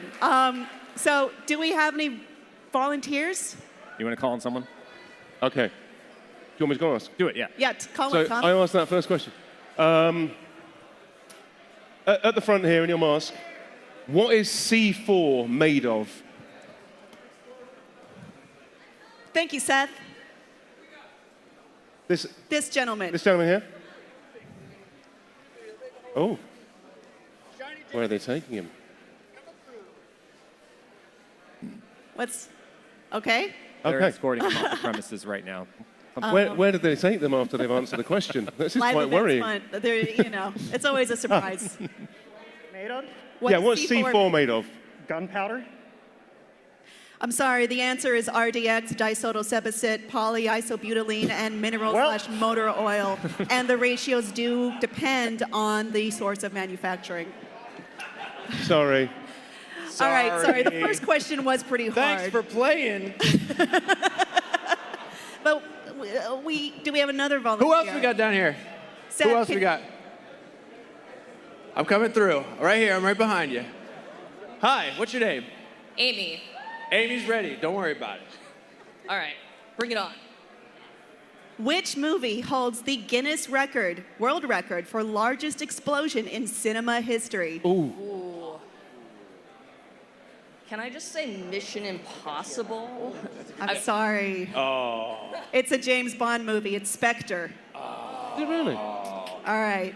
Are we ready for another one? Who wants to answer the question? Right over here. Right. Oh. Don't worry about me. I'm just tripping on things. All right. Kip, let's hear it. This is the last question, by the way. Oh, So no you're on the pressure. hook. No pressure. Which of these two men plays Godcat? You win.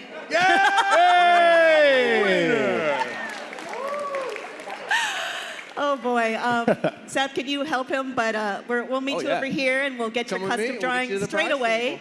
Congratulations, Mike. Excuse me. Congratulations, Mike. Oh, I love your You can shirt. catch Exploding Kittens, the show, on Netflix July 12th. And if you need a way to pass the time, you can grab the card game that it's based on wherever board games are sold. And you can stick around for more. Lots more here on IGN Live, right here on IGN Live. Woo!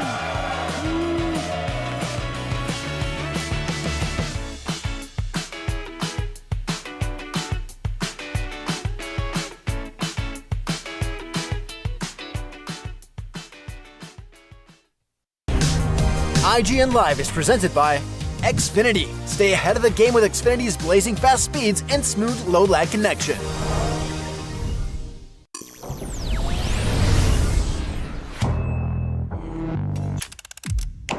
IGN Summer of Gaming is back. Welcome back. I'm Max Scoville, and today's a big one. This is incredible. I mean, this is, wow. Thank you, Destin. That was great. This June, IGN is the place for the biggest gaming event. We are live. Welcome back to IGN Live from across the industry. Let's do it. IGN Store has it all. From clothes and collectibles to vinyl records, accessories, model kits, and action figures from the biggest and best franchises like The Legend of Zelda, Star Wars, Fallout, Dungeons & Dragons, and more. Whatever your pop culture passion, you're guaranteed to find something you love. There are new and exciting products hitting the store every week, like the Wasteland-ready Fallout Vault 33 hoodie, which pairs perfectly with the working wearable Pip-Boy. Plus, high-quality IGN Store exclusives like the powerful and spicy Star Wars Darkside Hot Sauce by Truff. We've even got merchandise for you to rock while tuning in to the IGN shows and podcasts you love. Or cap off a long day by relaxing to the soundtracks of your favorite video games, like Cyberpunk and The Last of Us. And the best part? You don't even need to leave the house to go there. Just head to store.ign.com and start shopping today. The IGN Store. You deserve it.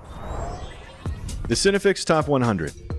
A list so secretive even we don't know what movies are on it or where they rank. What do you mean you don't know? Each episode will reveal one of the movies. Did I rush it? Felt like I rushed. That was good. I liked it. Talk about why it belongs and finally find out where it ranks. Are you not entertained? Are any of the movies we've shown here even on the list? I have no idea, and it drives me crazy. Join us as we find out on Cinefix, IGN, and wherever you get your podcasts. Why so serious?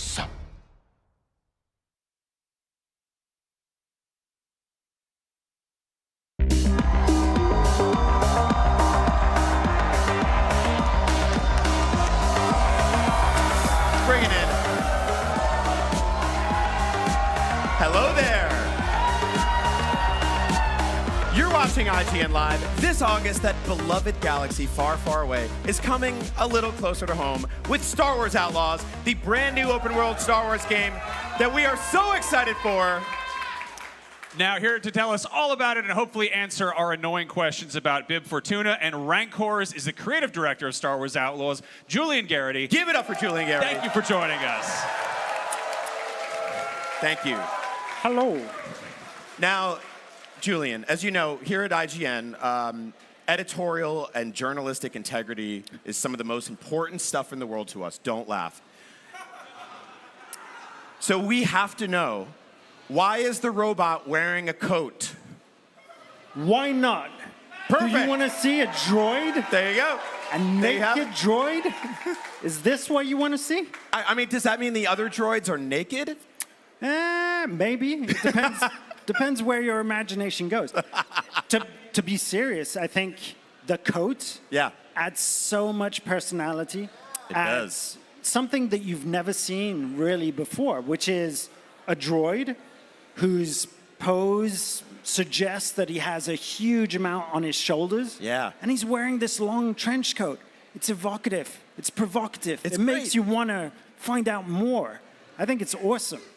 It's weird because it really does suddenly make it seem like all the other droids in the galaxy, with the exception of the Magna Guards, which have little capes, and IG-88, who's wearing nothing but a belt, are all just shameless nudists. Absolutely. All right, droids That's a new are huge perspective perverts. That's for you. canon.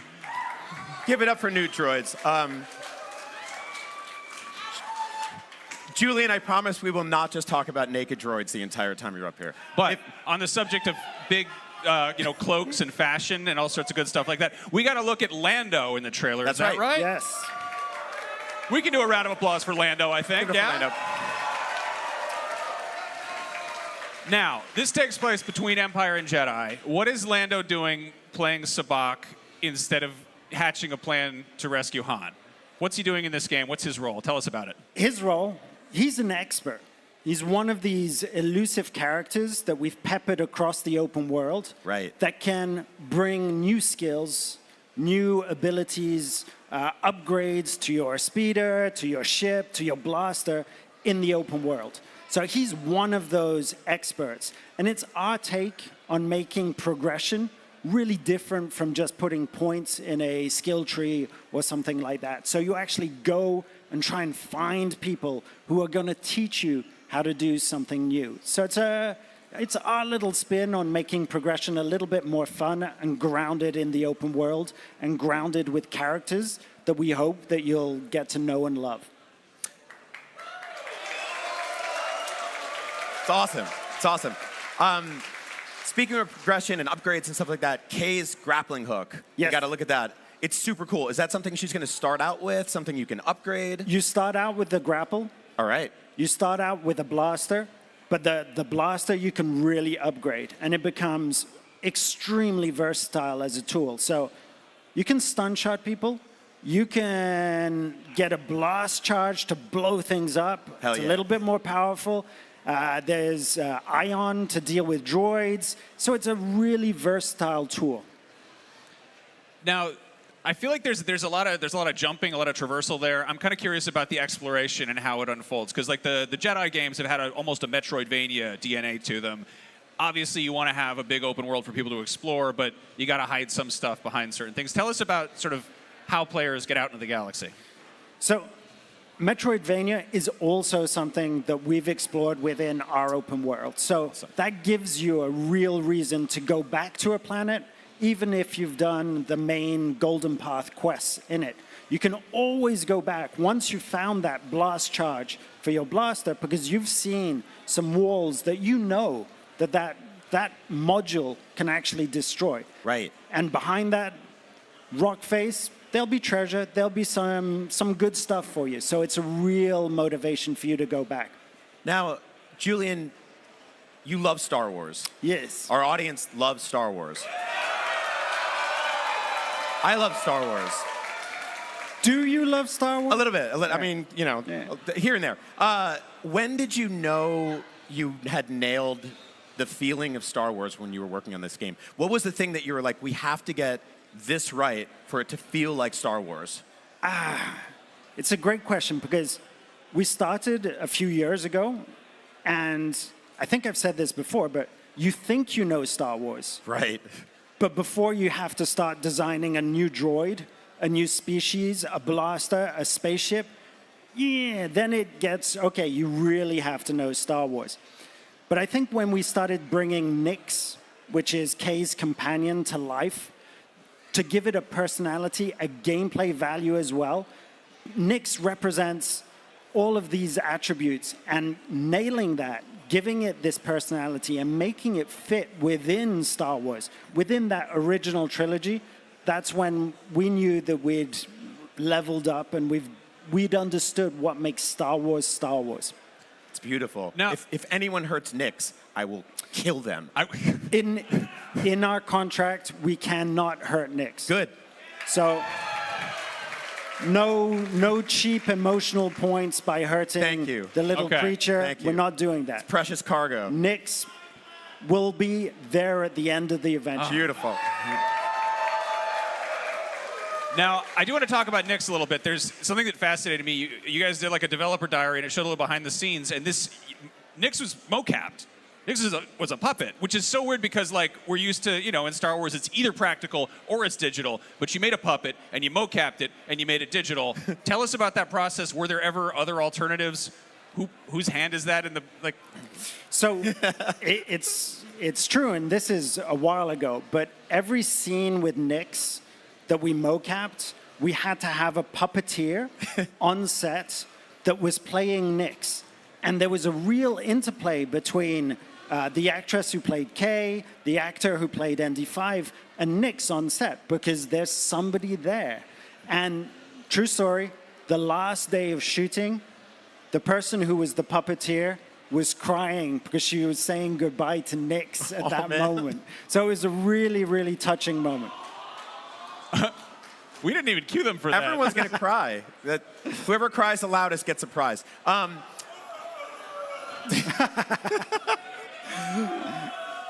Last year, I asked you about the Rancor. Yes. The large beast that in Return of the Jedi lives underneath Jabba's weird bed, and he drops things down there, and they get eaten. I was told we're not really ready to talk about that yet. Are we ready to talk about that yet?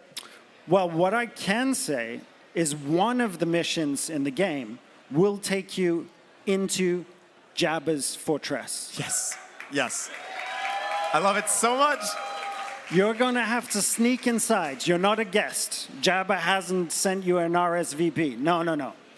You have to sneak inside, and maybe you get to meet his pet. Yes. Maybe. Yes. Yes. It took 1 year, but we got it. We got the Rancor. I'm so happy. I'm so happy. Now, Brian loves Bib Fortuna. Brian has all the Bib Fortuna toys. He's obsessed with that weird snake-headed Major I think Domo. I have like the most Bib Fortuna toys of anybody. I have been banging... Usually I tell my therapist, but I'll tell all of you guys instead. I have been banging the Dengar drum for some time. If you don't know who Dengar is, he's the guy who looks like a mummy. He's on Brian's shirt multiple times. Is Dengar in the game? Can you tell me that? Dengar is not in the game, but Bib Fortuna. Bib Fortuna's in the game. Yes. See, well, I'll take him. I'll take it. My expectations are squarely in place. What's Bib doing? Bib's working with Jabba the Hutt. Yeah. I mean, it's part of the court that Jabba has. So you have Salacious B. Crumb. You've got the whole throne room is there. So Maureen guards, all the creatures back there. So Bib, of course, is there. He's doing what he does best, which is let people in that shouldn't be able to get in, right? Absolutely. Nijaba Nobata. Now, I want to talk about sort of the broader scale exploration because this is, the sort of issue with making an open world Star Wars game is there's multiple worlds. Right. And you want to have that player freedom, that exploration. Are planets locked behind story beats? How big are the areas sort of in relation to each other? And I guess what other kind of open world, open field Ubisoft games would you compare this one to in terms of scale? Yeah, how does it all kind of connect together? So this was one of the dev challenges that we were facing, which was how to create an open world that felt rich enough, rich not only with locations, but activities, but achievable in a way, with enough space around each one of the planets or moons that we developed to make that space exploration in your ship really worthwhile too. So you can start off in a city, leave the city on your speeder, go to a smaller settlement, call your spaceship, jump in your spaceship, go into orbit, blast a few TIE fighters, hyper jump into the orbit of another planet, and land seamlessly, all seamlessly. Come on. Come on. So it's open world, but it's open space. Freedom. It is freedom because we want agency. We want the player to live that fancy of being the ultimate outlaw within Star Wars. And that's all about freedom at the end of the day. So thematically, it's intertwined with the core gameplay that we're proposing. Every planet that we're going to feature is very different as well. So you can't compare Kijimi to Toshara to Akiva to Tatooine. They're all very, very different. It's amazing. Really quick before we go, backstage you were talking to Stig Asmussen. Yes. Who was just on the show earlier. He worked on both of the Star Wars Jedi games. This Star Wars Outlaws is going to join like a long history of hopefully awesome Star Wars games. What was one of your favorite Star Wars games growing up? Growing up, Knights of the Old Republic. Awesome. So for me, that was classic BioWare. It was agency, it was choice, it was narrative, it was characters, it was Star Wars, but with a real difference. So I think BioWare nailed it, Respawn nailed it, DICE nailed it. There's a lot of great Star Wars games. And you're going to nail it. You're going to nail it. Julian, thank you so much. Give it up for Star Wars Outlaws. Out August 30th. You can see more of it at Ubisoft Forward tomorrow. You can catch us on the IGN pre and post show. Right now, there's plenty more IGN Live on the way. May the Force be with you.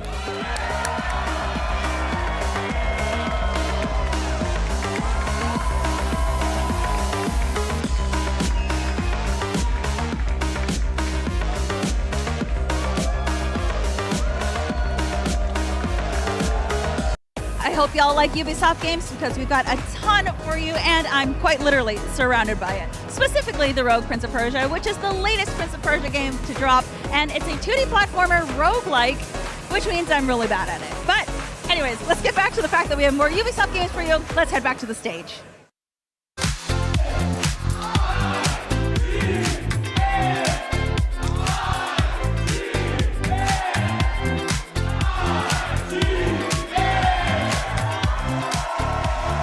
Welcome back, everybody. You are watching IGN Live. Now, players have been begging Ubisoft to bring Assassin's Creed to Japan for years now. With Assassin's Creed Shadows coming this fall, longtime series fans have finally gotten their wish. Joining me now to tell me more is Brooke Davies, Associate Narrative Director on Assassin's Creed Shadows. What's up? So, are there any Assassin's Creed fans here? Okay. You guys are in the right place. Yeah, it's true. I feel like Japan's been like the most requested setting for Assassin's Creed for a long time. Why was it finally the right time to take Assassin's Creed to Japan? I think the dev team is as excited as our fans are to be bringing this setting to everybody. Every great opportunity needs a time and a place. The place was feudal Japan, is feudal Japan for the game, and the time was in 2020. The team decided to make it happen. Wow. So 4 years we've been working on this. Yep. Wow, okay. So 2 protagonists this time out. Is it Naue? Am I pronouncing that correctly? Yep, Naue. Naue and Yasuke.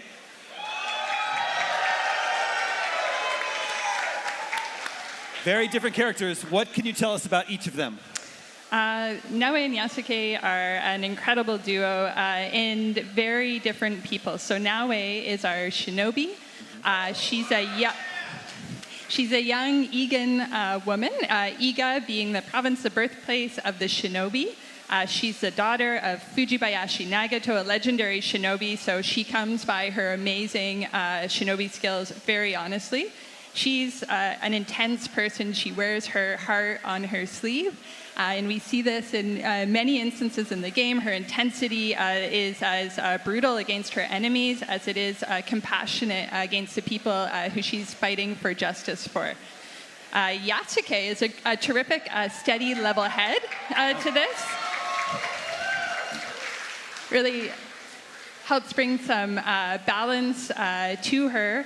Yasuke, our first historical character, is going to connect some very key players in our game's story. The daimyo Oda Nobunaga, one of the most powerful people in Japan at this point in history, and the Jesuits. And he and Naue come together. Don't get off to a great start, but do find a shared path together and work together to bring justice to the people of Japan. So, at the start of the game, do they already know each other? They don't. Okay, interesting. Yeah. Okay. Yeah. In terms of like gameplay-wise, are we switching back and forth between them at will, or is it the game handing you off as the story progresses? So we do have separate personal stories for Naue and Yasuke, and you'll get to play through each of them. But they're going to unfold gently alongside of other elements of the story. So yeah, we'll really get a bit of both. And then, of course, beyond their personal stories, players will be able to choose who they want to play with, shinobi or samurai, Naue or Yasuke, through many of the game's missions. Let's see. What does the audience think? Shinobi? Up for both. Or Samurai. Also Samurai. Pretty even there. So what's sort of what's the conflict that brings them two together, and what are they both sort of fighting for? So from a narrative perspective, we were super lucky to land on this time period. We're in the Azuchi Momoyama period. The game opens in 1579. And what's happening shortly after the game opens is we're going to come to a time of war. And the daimyo that Yasuke is serving, Oda Nobunaga, he's going to go to the province of Iga, which I just mentioned, Naoe's home province, for the Second Tensho Iga War to conquer Iga as part of his mission to unify Japan. So the first time their paths cross, they're on opposite sides of a brutal war, and a lot of the people who Naoe loves and cares about are not going to make it through the conflict. And so how realistic were you going for in the region of Ika? That's right. You know, there's always sort of there's some fantastical elements in Assassin's Creed, but you have a real historical character here. How sort of realistically are you trying to portray this time period and this setting? So the story is a historical fiction. We start with research into the history to get to know really well this time in history, the setting, the culture, because we're going to Japan, basically to compose sort of the historical palette of the game. What are the facts? What do we know? And then on the narrative team, we come in with the story, and we take these story elements that have to fit the palette of the history that we're working with and start blending them together, but in a very harmonious way. The historical validation and research is an ongoing process from the start of the game, still ongoing now, all the way up until the end. Will there be opportunities for romance and building relationships? Absolutely. Yeah? Yeah. And the amazing thing about the dual protagonists that we had fun with on the writing team was developing these relationships, imagining these relationships that these two very different people could have with different people that they encounter in the game world. So, yeah, people generally like romance in their games, right?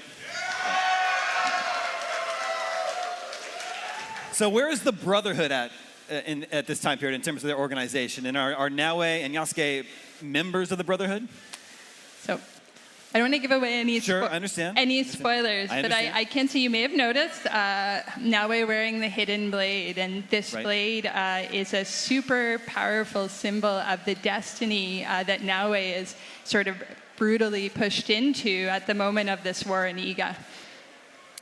There have been a fair amount of recent games that have tackled feudal Japan in recent years. How is Assassin's Creed Shadows going to differentiate itself from other games that have a similar setting?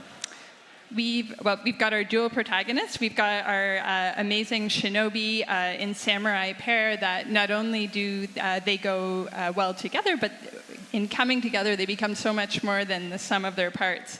And this same sort of dynamism that we see at this point in history, this time of civil war, intrigue, we see in the dynamic friendship that they build, and then we're going to see it in our world, the dynamic seasons of the world. We have all 4 seasons, and this is going to bring feudal Japan to life in a way that's just so detailed. There's so much potential, and it influences gameplay. So no 2 playthroughs are going to be alike. Well, yeah. I love Assassin's Creed. I don't know about anyone else, but I'm excited for AC Shadows. Thank you so much for coming by. Thank you so much for having me. Assassin's Creed Shadows is out November 12th on PlayStation 5, Xbox Series, PC, Mac, and Amazon Luna. Stick around. Wait 1 second. We've got more IGN Live ahead.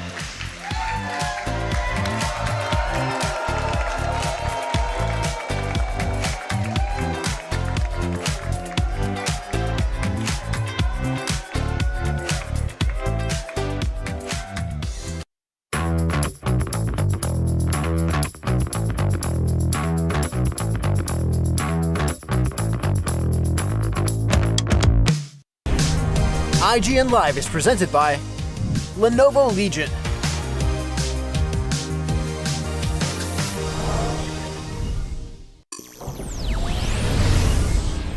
Have you ever been stuck on the same quest for just way too long? IGN strategy guides and interactive maps are here to help. IGN guides are trusted by millions, easy to use, and of course, free. You can even track your progress with handy checklists if you go for 100%, just like we do. IGN has the very best, most complete and accurate guides for The Legend of Zelda Tears of the Kingdom, Baldur's Gate 3, Cyberpunk 2077, Hogwarts Legacy, and so much more. Every guide is tested and verified for you by experts. Just search for IGN. IGN Playlist is the best way to track your game collection. Now you can even import your entire Steam library to Playlist, making it easier than ever to review games, show off your collection to the world, and finally chip away at that massive backlog you keep meaning to get to. IGN Playlist, check it out. The average Cinefix movie list features nearly 100 different films and approximately 25 minutes worth of wall-to-wall deep dive analysis. To simulate that pace for this 30-second ad, we're featuring 26 different films, and before you say it, no, that math does not check out.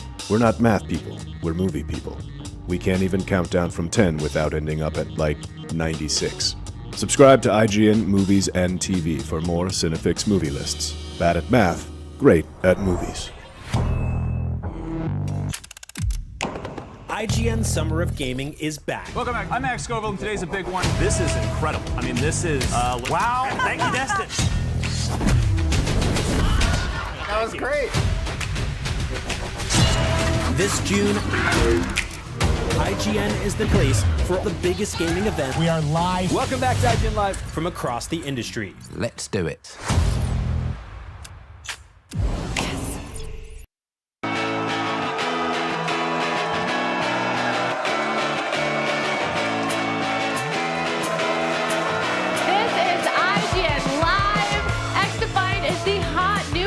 Shooter from Ubisoft that brings together a ton of iconic franchises with lightning-fast combat.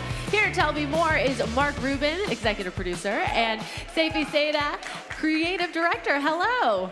Hello. Hello. Thank you both for being here. Congratulations on the launch. How has player reception been so far? So far, it's been amazing. First off, you guys have a really loud crowd here, by the way. Oh, yeah.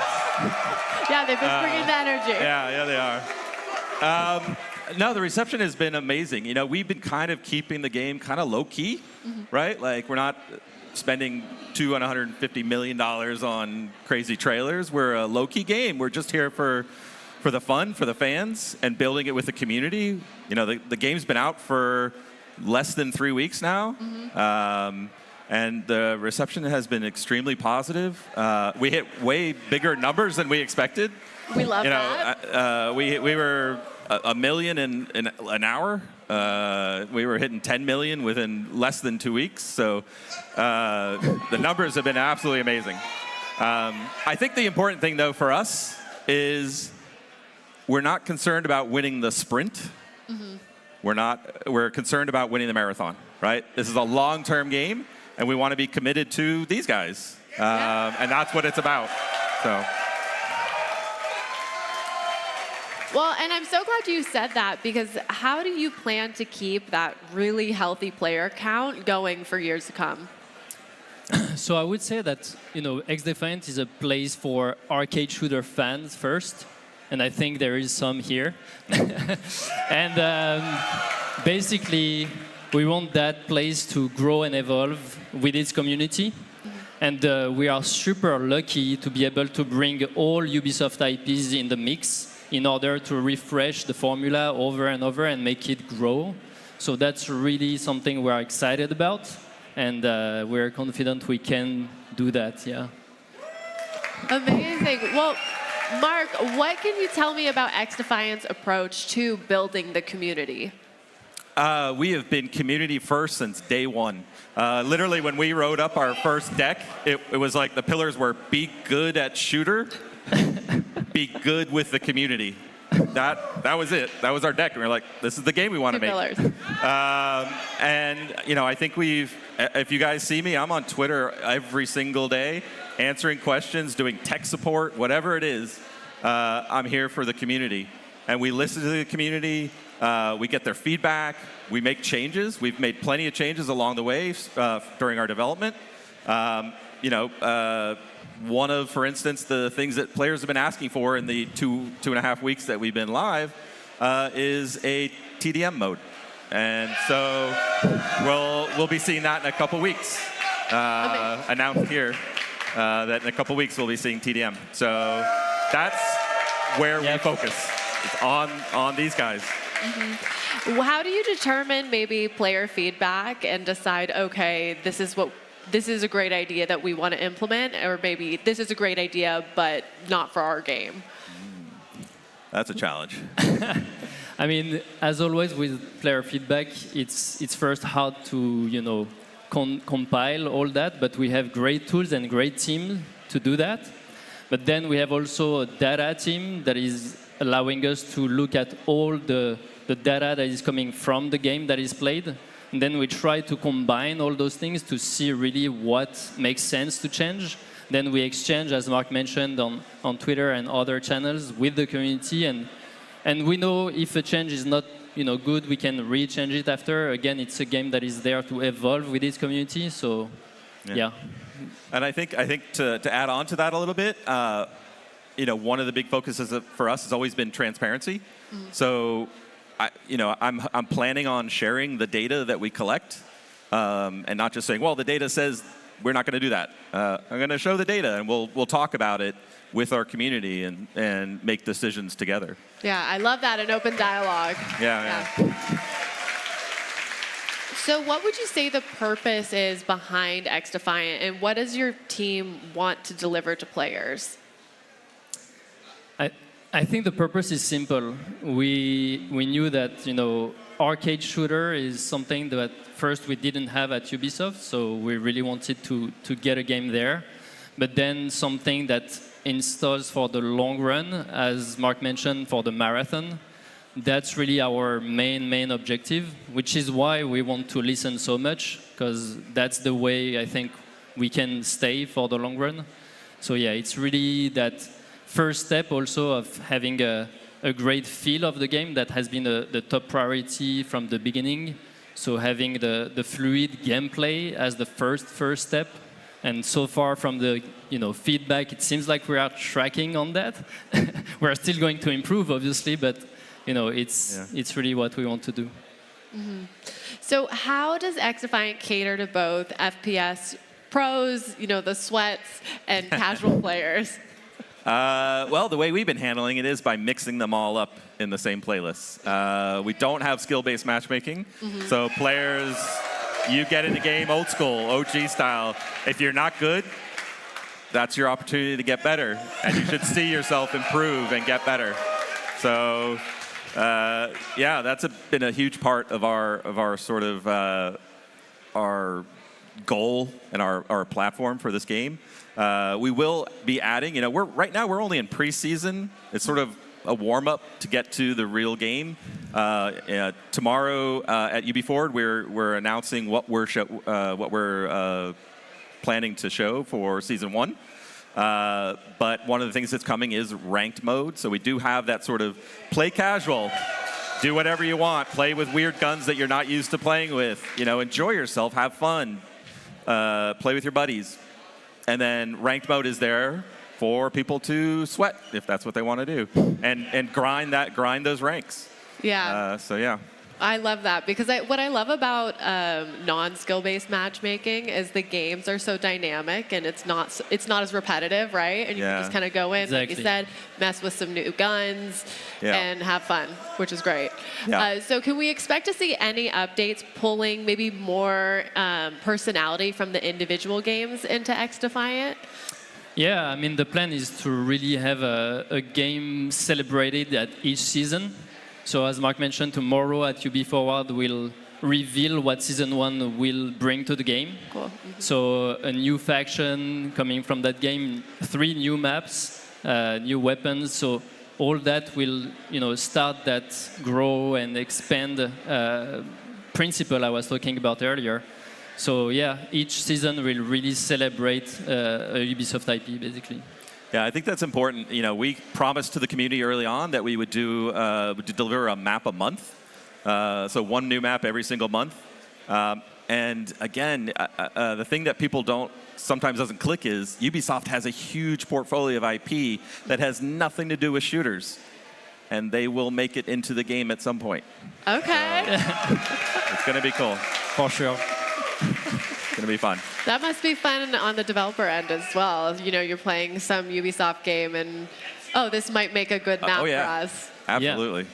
Yeah. It's fun to see the community already speculating about what could get in the game as a map, as a faction. And, who knows, we could take inspiration for that as well. We're going to see some Rabbids backgrounds. Who can say? Maybe. Who can say? Well, super quick before we get going, what can you say about how abilities will continue to be balanced in X-Defiant? Yeah. I mean, as I said earlier, we have a great way to gather the data, but we want also to see the behavior of players and what they talk about the most, what they pick the most. And we have to remember there are many different modes, so some abilities might be better in some modes and others, some maps. So it's always good to really nail down exactly what all that data means, and then we'll balance. And as always, sometimes it will be better, sometimes not, but we'll keep balancing over and over. I think the fun thing that's been, game's only been out for 2.5 weeks, not even 3 weeks yet, right? And from day one, you get people going, oh, this is OP. Day 2, no, this is OP. Day 3, this is OP. And so we have seen a lot of, YouTube videos, whatever, talking about this gun's OP, this gun's OP, this is the new meta, this is the meta. It's only been 2.5 weeks, and we can actually see the data where people are sort of following these trends of what's popular at the moment and moving along those trends. So again, 2.5 weeks, it's not enough time yet to say we know what the balance is, but we will be keeping an eye on it. Again, we're going to be super transparent about it, and no stealth nerfs and no hidden agendas on what we're doing. Yeah. Great. Well, thank you both so much. Again, congratulations on pre-season. Excited to see if any more news comes out tomorrow.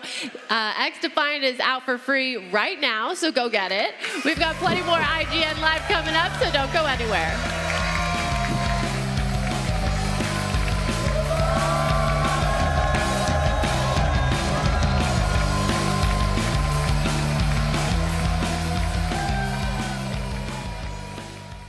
All right, what's up, y'all? I'm over here checking out these super cool Fallout collectibles right behind me. And while you can't touch them, you can pre-order them. So go ahead and do that. Otherwise, I might buy all of them. So hurry up and get on that. Anyways, let's go ahead and see what we've got on the main stage right now.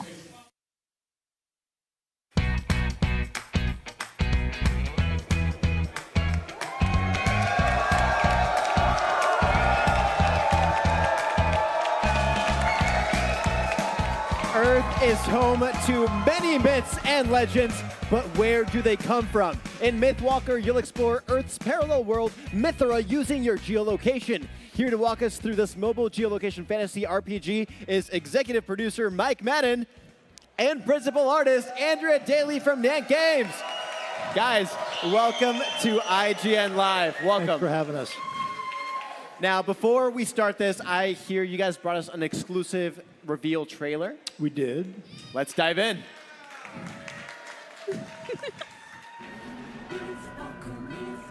Boxes, boxes all day long, in my heart a hero song. Onward to my destiny, the warrior inside of me. Adventurous, now heed my call, Mythera will never fall.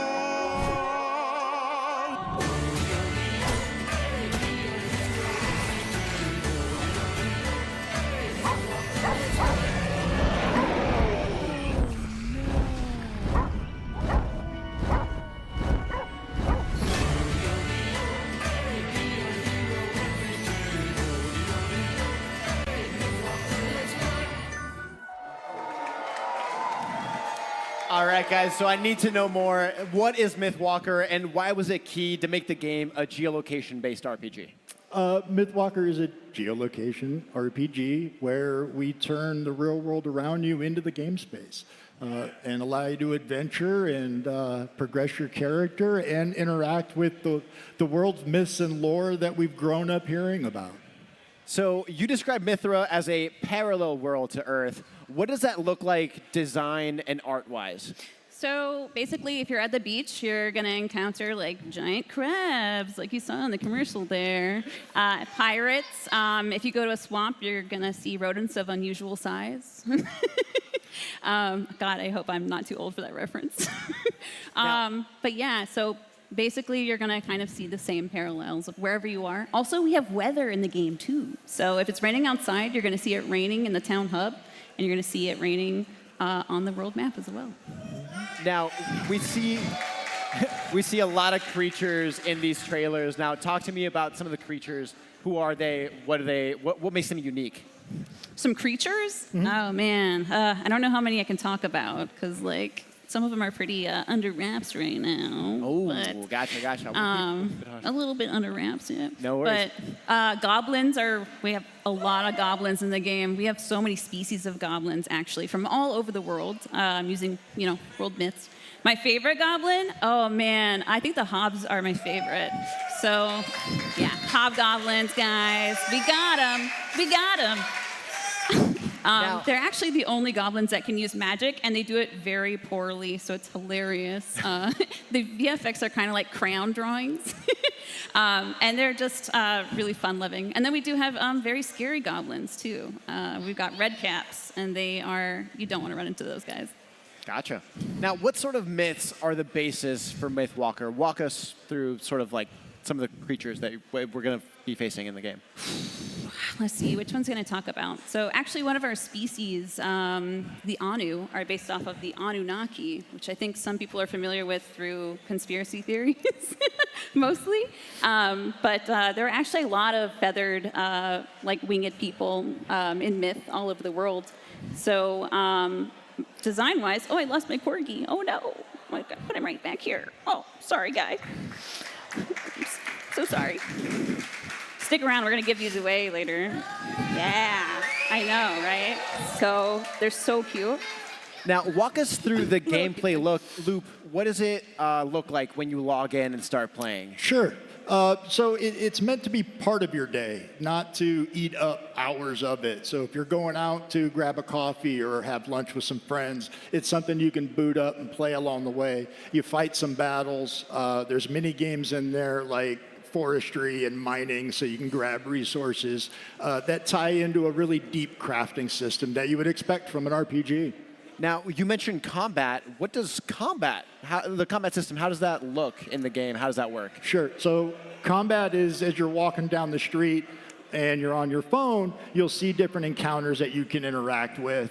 And they are representative, again, of your environment. So there's plains, city and urban, desert, mountain, and that's all reflected in what you fight and the environment you fight in. So you'll select the enemy, go into a combat instance, and then using very natural phone through swipes and taps, be able to get into some pretty in-depth combat that you would expect, again, from an RPG, not unlike what you get out of MMOs and other games in the fantasy genre. Amazing. On the topic, yeah.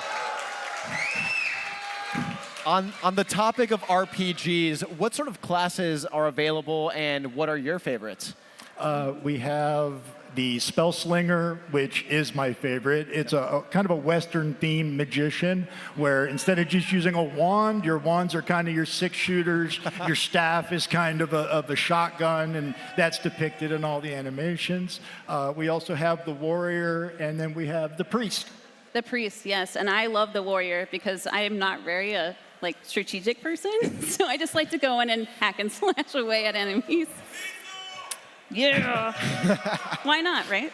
Now, let's talk about some of the species. What are your favorites? I know some of them are under wraps, but what can you share with us? So far, we have the Anu, which I mentioned already. They're kind of like our feathered bird folk. I actually based them off of David Bowie and K-pop, roughly.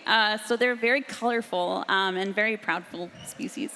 And then we have the Wolven, which you saw in the commercial as well. There are like small, hardy little dog folk. And we have so many options in the game that you could pretty much make your dog at home if you wanted to. Put him in the game. Yeah, right? I know I did. They're my favorites by far, probably. And then we have humans. And, you know, they're kind of OP, because why not? We're humans, right? We want to be like the best. So they can be any class that you want. Love it. Now, what sort of variance is there between species using the same class? Like, example, like a Wolven warrior versus an Anu warrior. We didn't want to have any extra advantage. We wanted you to be able to pick what you liked and to play it. So you're not going to find that one species class combination has a real urge to go any one direction with that selection. So it's pretty neutral there on bonuses, if you will. It's more about what resonates with you and what you want to have representing you in the game. Hey, I'm always a fan of player choice. That's awesome, right, guys? Now, explain to me how the town hub functions. That's a first in mobile geolocation game, right? It is, and it's something that the game kind of demanded because we are trying to add so much more depth to the geolocation game. So whether it's the crafting and merchants, as well as different NPCs that you'll meet that might give you quests and other things. Anything? I got to paint the entire thing, so when you see it, that was all me, baby. Yeah. I did it all. Man. Oh, no, I definitely had input, of course, from the team, which shout out to the team. Love you guys so much. You guys are the best. I wish you could all be on stage right now with me. But yeah, the town hub was like so fun. And you'll find that all the NPCs sort of reflect their buildings that they're in. And right now we've got Madra, who's like this really cool Wolven, and he's got this crazy store full of just anything you want. And then we have Jamstana, who's a dwarf. I think we call them Doran in our game, which is actually more correct in terms of like old world myths. And she is like an ex-pirate, I think. But now she's your blacksmith, and she's going to help you dismantle your weapons, and she's going to help you make cool stuff. Speaking of making stuff, I need to know, how does questing and crafting work? You talked about resource gathering. Does that play a part of it? How does crafting work in the game? So you'll get recipes at different levels as you progress through the game. They'll unlock, and they'll allow you to temper and create new sets of armor. And so there's advancement trees that you will follow that will have certain requirements of resources. And so as you're progressing and as you're traveling out in the real world, you'll come across those resource collection mini games, the mining. And so there are the basic elements that you're trying to catch, you know, iron and whatnot, but there's also these catalyst items, and those are the ones that kind of allow you to hit those higher tiers. And so it's something you're always kind of gathering everything as you move, and like a vacuum as you're going down the street. You just want to hit those mini games. They're really quick, easy, and fun, and allow you to just, you know, get yourself some better gear, which allows you to then take on that boss enemy or whatever it is that you've got your eye on for a quest or whatnot. I love it. Now, yeah. Now, in the trailer, we did see a lot of people playing together. Talk to me about cooperative play. How would it look like if the three of us, for example, jumped into the game right now and started playing together? So you can play up to 2 friends right now. And if you guys play together, you can fight much stronger enemies on the map, and you get more loot. You get more XP, you get more gold, you get more cool drops. Mm-hmm. Yeah, some more benefits for working together. Gaming's always better together. I could not agree more. Now, despite this being a geolocation mobile game, Mythwalker also supports tap to move navigation, which I think everybody can be excited about, right? You don't necessarily need to go out and walk. You can just do it from the comfort of wherever you are in case you can't move around outside of that. Aside from the obvious physically moving versus not moving, how does this feature change the experience for users? Accessibility is a big focus for us, and this is kind of the first step on our plan for taking geolocation and making it available for everybody. Not everybody can get up and walk around, whether that's a physical limitation or you're stuck at a babysitting or whatever. You're stuck someplace. Tap to Move is a system where you are able to literally tap your screen and move your character. We've all played other geolocation games where something's just out of reach and there's a freeway or a fence or something that kept it out of reach. This mechanic, no longer a problem. Hit your compass, converts you into tap to move mode, and now you can go ahead and access those things. So. I love it. Accessibility is a big thing, and I'm so glad that you guys are making that a big feature of your game. Jesse, Andrea, or Mike, Andrea, I heard you guys have a couple giveaways for us, perhaps? Yeah, we do. Can we bring some of those out? All right, so first off, I need to show this off because we can't be giving stuff away without showing you what it is. So first of all, we got this beautiful art on this t-shirt. I made that, guys. It That sounds like was people me. want these. And then we also have these woven plushies. Yeah. Are you guys ready to give some of these away with me? I think we should. I love it. Guys, sign up for Mythwalker closed beta over at mythwalker.com. We've got more IGN Live coming up, but now let's give away these woven plushies, guys. We didn't. Oh. I'm a terrible throw, I'm sorry.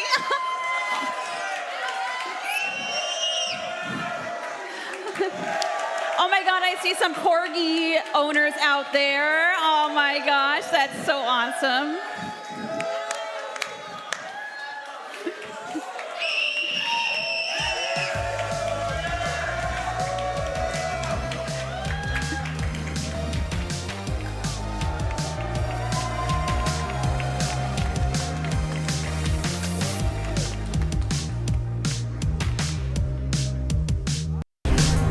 IGN Live is presented by PlayStation.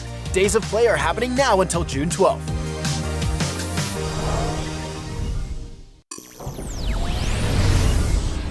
Behind every game, movie, and TV show you love is a wild, crazy, and sometimes unbelievable story. No one is just black and white. From revealing the secrets behind your favorite franchises to solving a legendary video game mystery, I'm coming for you. IGN Inside Stories gives you a peek behind the curtain. If people come to the game now and see what's going on there, I think they'll be surprised. Join us as we dive into hyper-dedicated fan bases, worldwide phenomenons, and the most incredible untold tales in games and entertainment. I said, wait a minute, that doesn't sound so good. It was definitely not what I expected in the best way. Inside Stories, available now only on IGN. And I was like, holy shit, we're gonna do this. IGN Store has it all. From clothes and collectibles to vinyl records, accessories, model kits, and action figures from the biggest and best franchises like The Legend of Zelda, Star Wars, Fallout, Dungeons & Dragons, and more. Whatever your pop culture passion, you're guaranteed to find something you love. There are new and exciting products hitting the store every week, like the Wasteland-ready Fallout Vault 33 hoodie, which pairs perfectly with the working wearable Pip-Boy. Plus, high-quality IGN Store exclusives like the powerful and spicy Star Wars Darkside Hot Sauce by Truff. We've even got merchandise for you to rock while tuning in to the IGN shows and podcasts you love. Or cap off a long day by relaxing to the soundtracks of your favorite video games, like Cyberpunk and The Last of Us. And the best part? You don't even need to leave the house to go there. Just head to store.ign.com and start shopping today. The IGN Store. You deserve it. This June, IGN Summer of Gaming We are live. Welcome back to IGN Live. is back. Let's do it.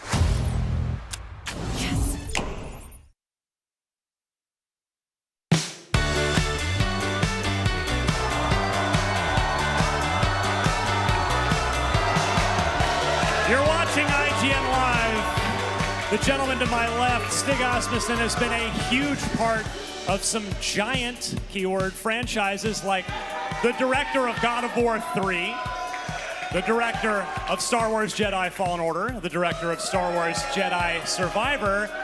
Now he's got a new giant in store for us, his brand new studio, Giant Skull. Here to tell us about that is the man himself, Stig Asmussen. Stig, thank you so much for coming out to IGN Live. Of course. Thanks for having me here. I'm really happy to represent the team at Giant Skull. Yeah, and it is a team that is off to the races here. You've been at it for 9 months, I believe you told me, and you're. We opened up the doors September 29th, 2023. So, do the math. So building it, you've shipped a couple great games with Respawn, of course. The Star Wars Jedi games are possibly the best Star Wars games ever made. They're in the conversation, at the very least, as the best Star Wars games ever made.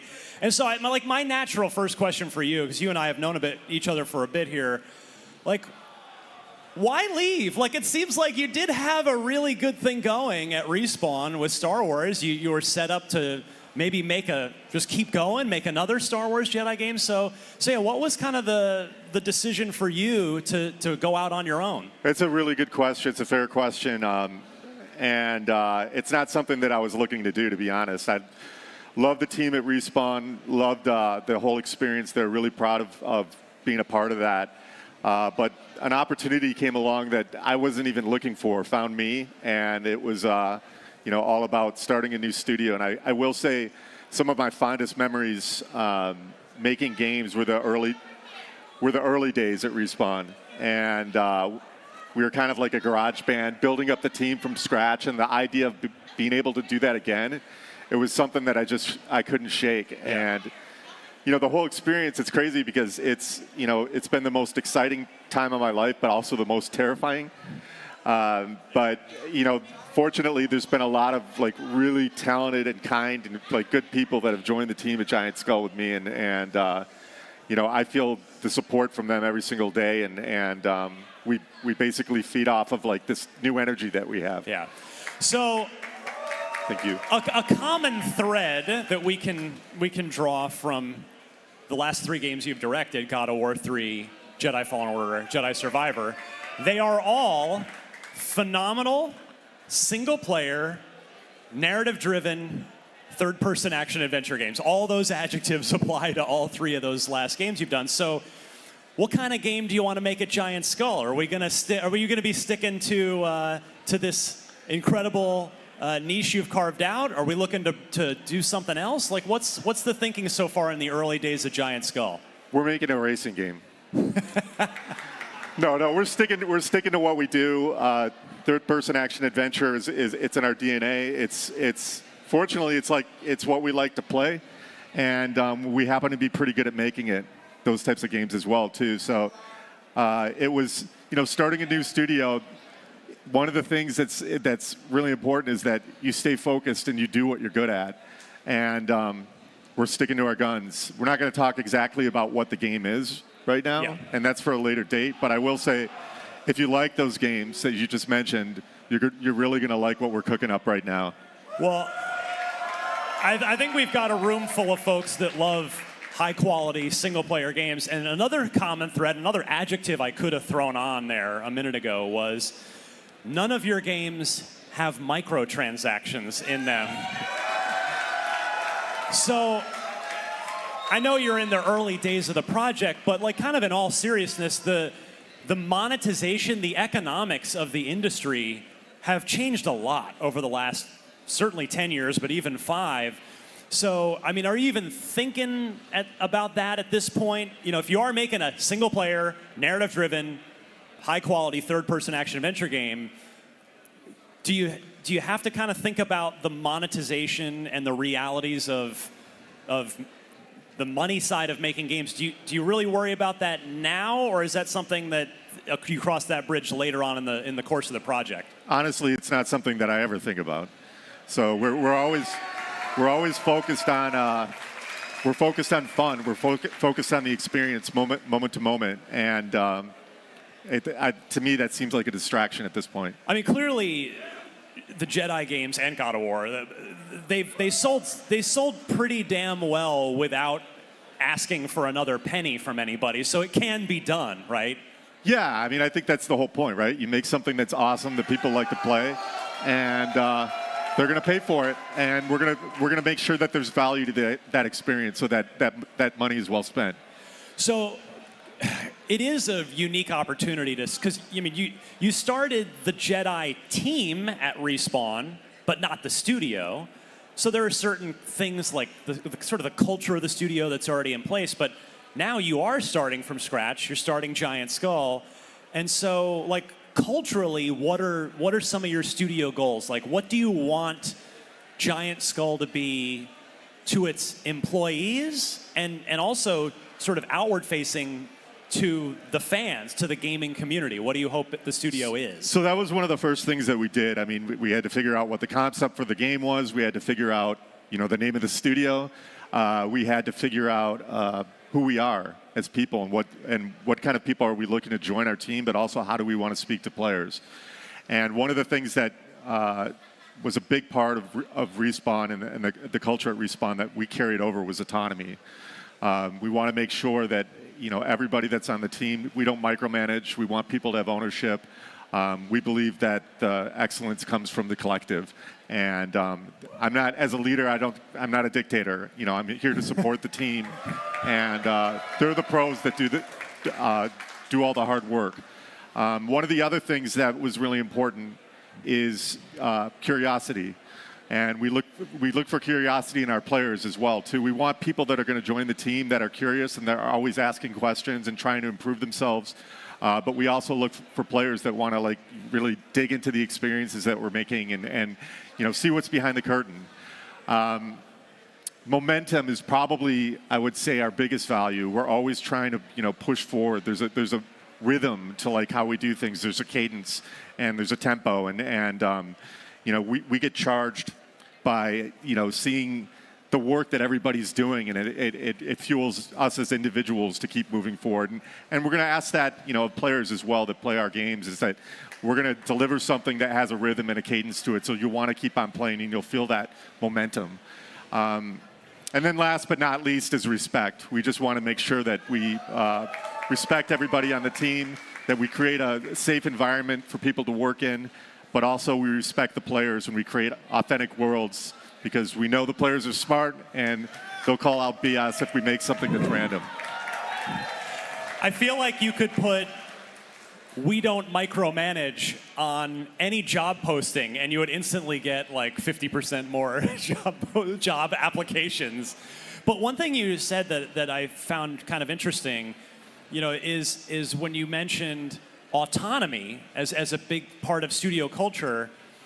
How does that gel with, because we probably have some young / aspiring game developers in the room right now, but autonomy, at least to me, kind of suggests a veteran, somebody that's shipped some games and made some stuff. So are you kind of trying to build more of a veteran team of people that have kind of done it before, or is there room for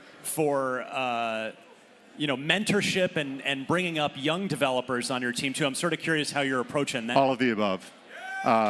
We have right now, I think our average years of experience for our first 30 people is 15 years, which is pretty crazy. Wow.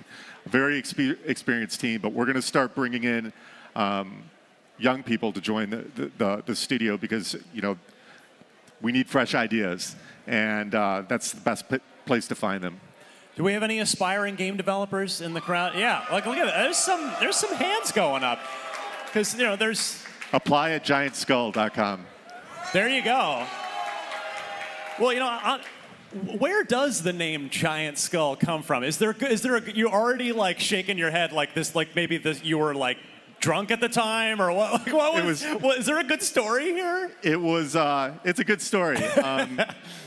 Coming up with a name is really difficult, because you want to have a name that you can own, that could be part of your brand, part of your website. We wanted a .com, and one of the first things that we did, I didn't want to come in and dictate to the team, like, this is the name of the studio. I wanted us to kind of discover it together. So we just started throwing out names. And pretty much everything that we threw up there was already taken. And one thing that we knew is, like, remember I talked about curiosity before. We wanted to have something that had mystery and intrigue to it. So people would ask that question, why Giant Skull? And so I love that question. But the reality is, like I said, we opened September 29th. Our very early days when we were searching for the name was during October. And, Halloween's probably my favorite holiday. And one of the things that's was really big in LA, and I'm sure a lot of the people in the audience here have seen them, are the 12-foot giant skeletons that people put in their yards. I became obsessed with those, and Home Depot was all out of them. I actually paid double on eBay and got one, and set it up with my son. And the thing was so impressive, and it was actually kind of sad when I had to take it down. But there's always next year. But like during that, my coworkers and I, every time we saw one in LA, we started a group message and we'd take pictures of them. And then we started thinking, what about Skeleton Crew? That could be a pretty cool name. It's got mystery. It's got intrigue to it. That was taken. And one of the props I bought when I was like looking at the giant skeleton, there was a giant skull that you could buy, and it sits like about this tall. And one day I was like looking at we put it at the front desk at our office, and it had a tag on it that said Giant Skull, and I'm like, and it was just a white tag with black lettering, Giant Skull, and I'm like, it really spoke to me, and I'm like, this could be the name of our studio. And the team and I started talking about it.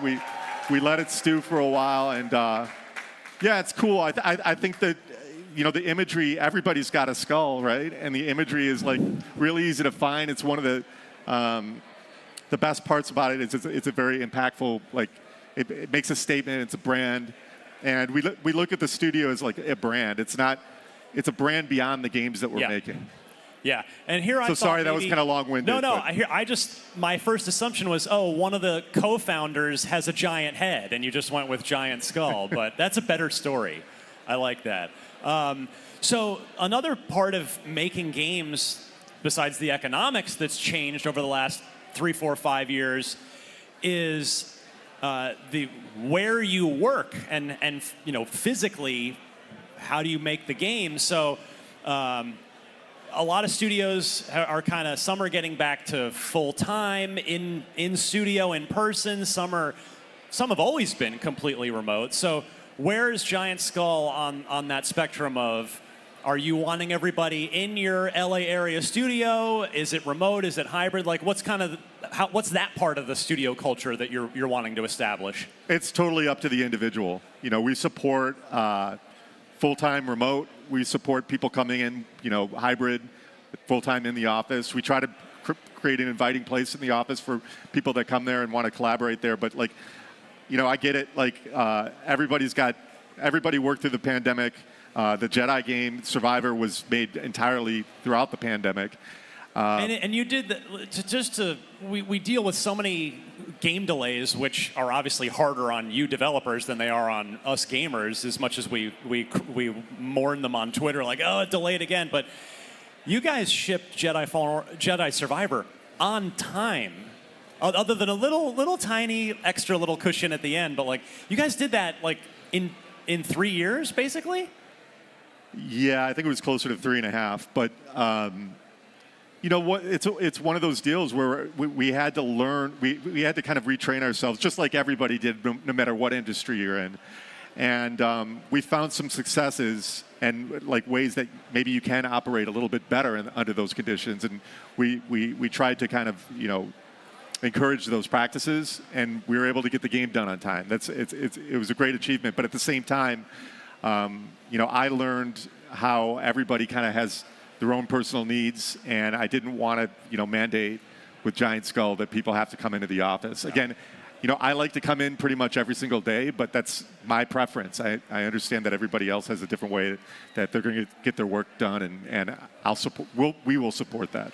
So last question I have for you is, you're thinking about this new project. You've worked with one of the biggest IPs in the world in Star Wars, and I'm sure there were ups and downs through that process. Have you thought yet whether Giant Skull's first game would be partnered up with somebody to work in an established world, or are you thinking create your own world? Well, right now we're creating our own world, but it's not out of the question to work on licensed property again. You know, we've done it and we've had success in it, and it's not something that I would shy away from. But it would have to be the right opportunity. It would have to play to the strengths of the type of games that we as a studio make.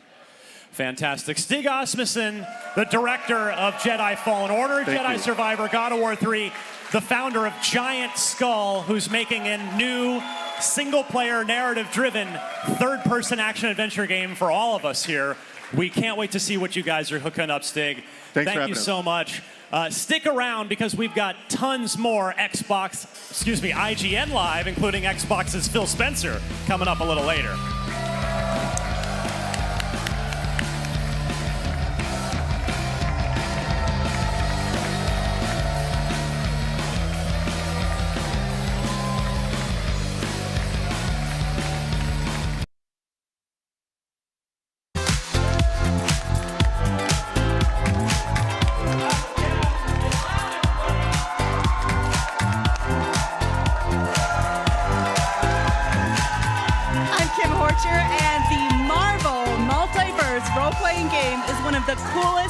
Tabletop RPGs out there. I mean, yeah, you get to play as a Marvel character or make your own.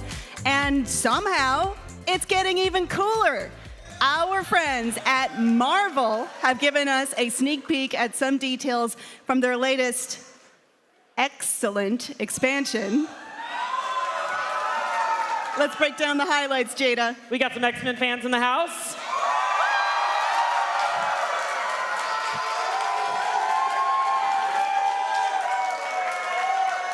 Well, good news for you. Here's our first look at the character sheet for the expansion exclusive, Rogue. Woo! Now, it's no big surprise that her power control powers are based on physical contact, with other players allowing her massive control over their abilities. That continues to play out on her stat line, which favors melee and agility. And you will notice this version of Rogue is Anna Marie LeBeau. Whose last name is that? It's not Magneto's. Anyway. It's not. It's not. It looks like this Rogue chose differently. There are also different vehicles, power sets, and maps coming to the game. We've got the X-Men's Blackbird jet here. And you can tell the designers had a real attention to detail on this one. Yes, the Blackbird's vertical takeoff and landing capabilities accounted for, and there's Cerebro tech on board in case you and your friends need to track down more mutants to recruit to your cause. You've got power sets like Sixth Sense, too, which will give your mutants precognitions, a skill tree to work through. And of course, you can't roleplay X-Men without a place to call home. We're just getting a look at the first floor in this image, but we all know Professor X keeps Cerebro and the Danger Room in the basement next to the beanbag chair and ping pong table. I love y'all too. I love this floor plan of the X-Mansion. I've never seen it like this. But Jada, can you tell any last details for us? Yeah, first off, I'm surprised it's still in one shape. We know how often the X-Mansion gets destroyed. But this is a big expansion. I'm talking massive. There are 82 new mutant profiles to start playing, and you, of course, can create your own mutant to fight alongside them all. There are also new maneuvers, so you can recreate some famous team-up attacks for X-Men history. I mean, you could do, like, I don't know, the fastball special. Hey, that's a classic. Yeah. Throw a tiny, sharp Canadian, see what happens. Heck yeah. Well, some very cool stuff to look forward to here. You can get your claws into the X-Men expansion when it comes out to Marvel Multiverse on August 7th. We've got tons more IGN Live here, so don't go anywhere. Thank you all. Thank you, everybody.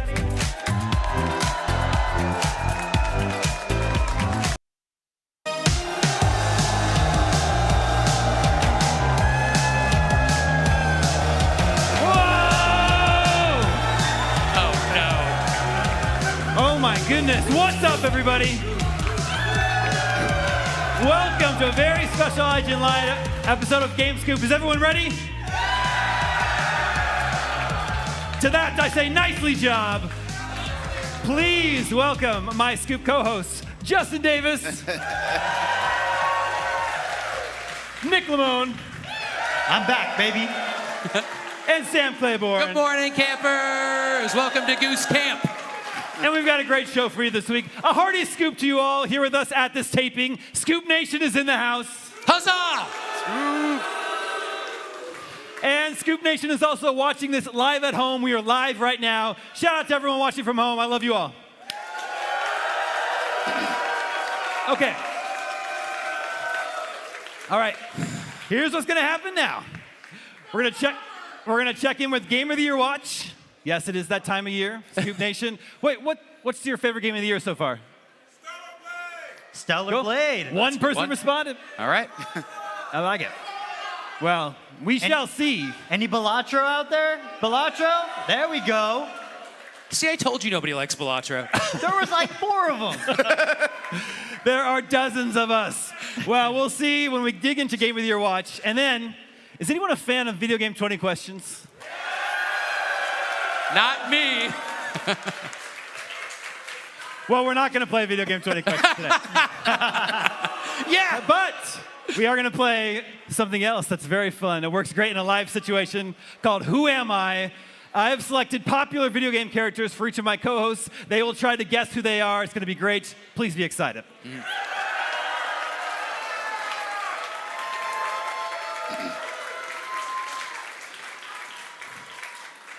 But first,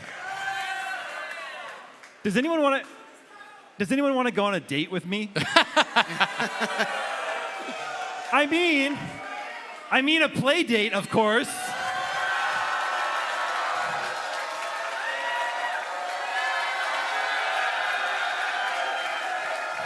They're so cute. They're so cute. Are we just giving those out? Playdate What's going on? is the cutest gaming console. An awesome black and white screen, plays lots of fun, simple games. And Playdate was kind enough to provide some that I can give away to you here. So, yeah.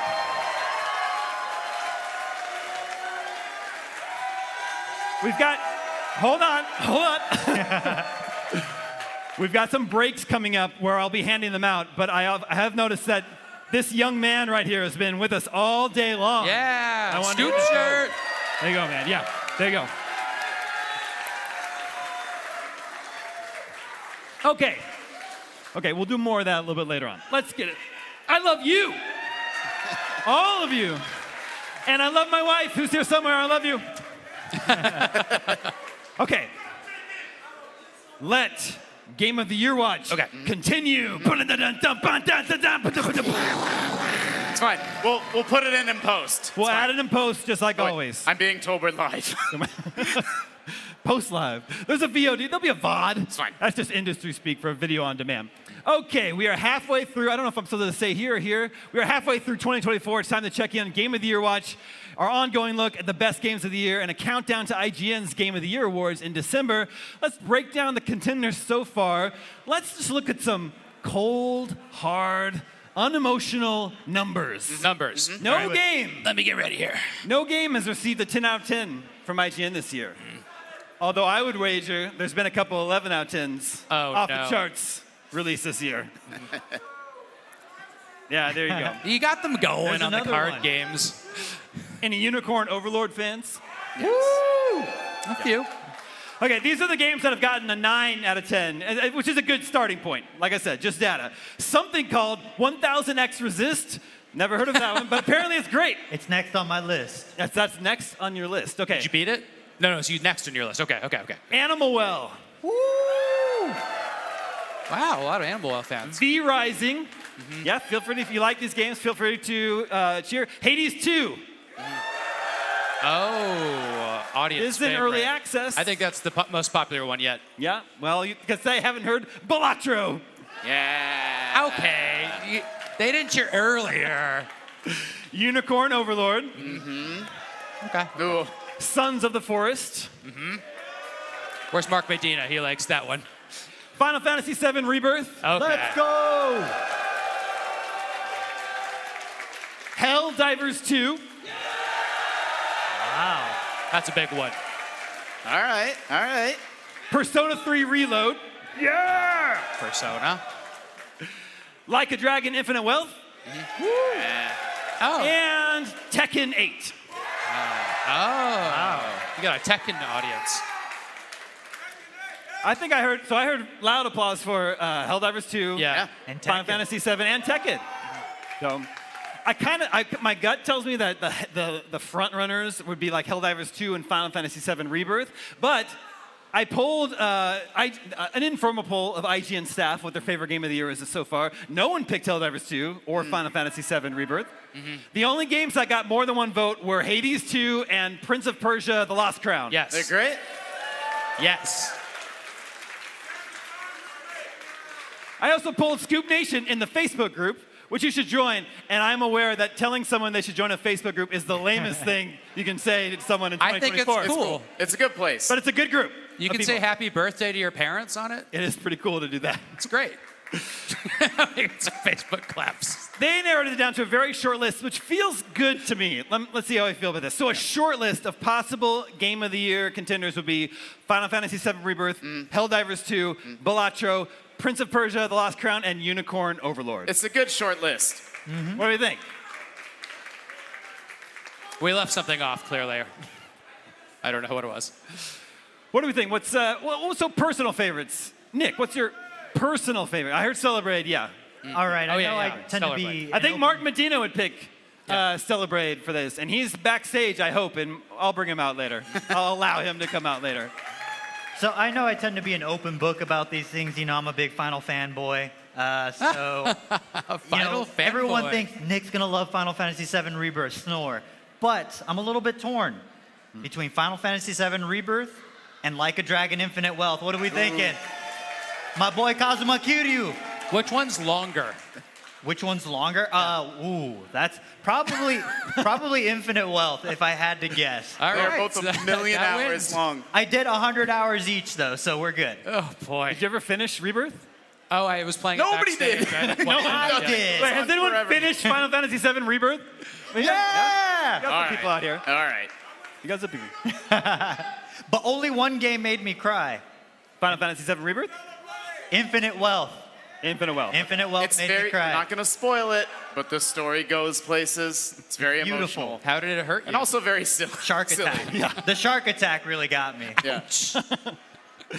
Justin, favorite game of the year so far? It's got to be Unicorn Overlord so far. Yes. I mean, look, it's made by Vanillaware. Yeah. And they don't miss, right? Like it's just hit after hit since Odin Sphere on the PS2. They made a game a few years ago called 13 Sentinels did anyone in the crowd play it?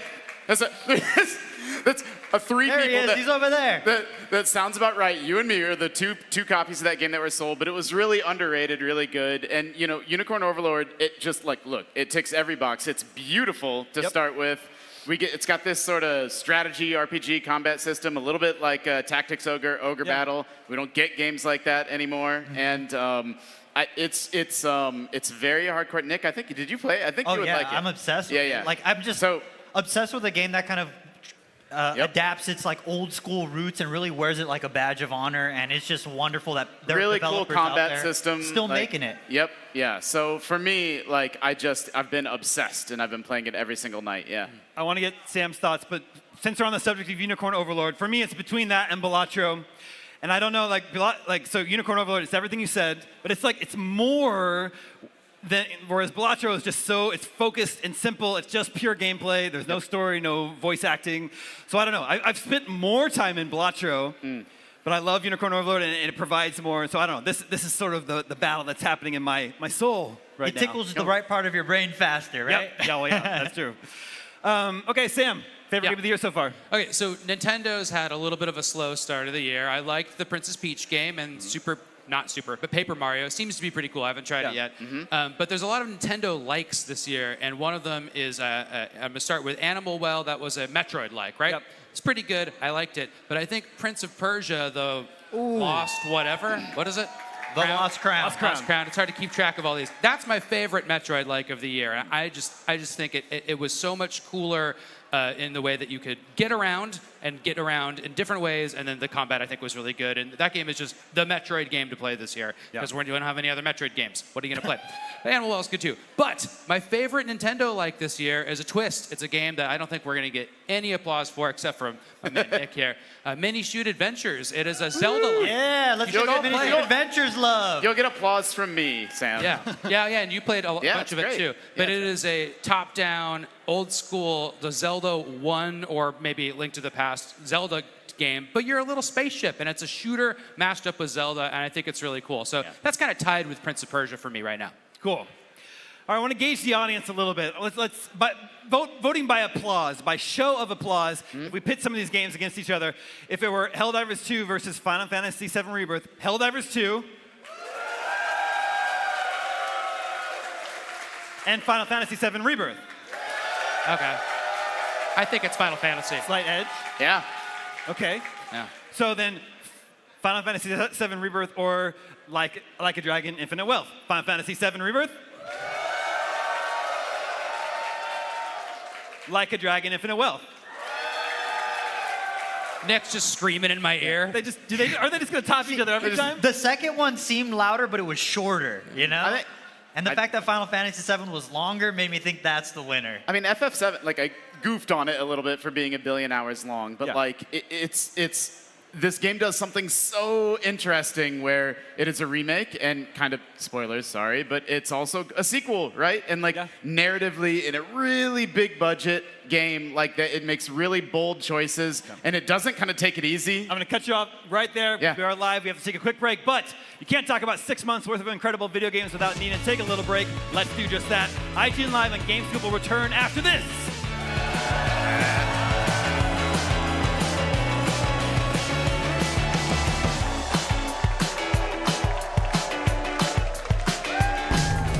ign-live is presented by Lenovo Legion.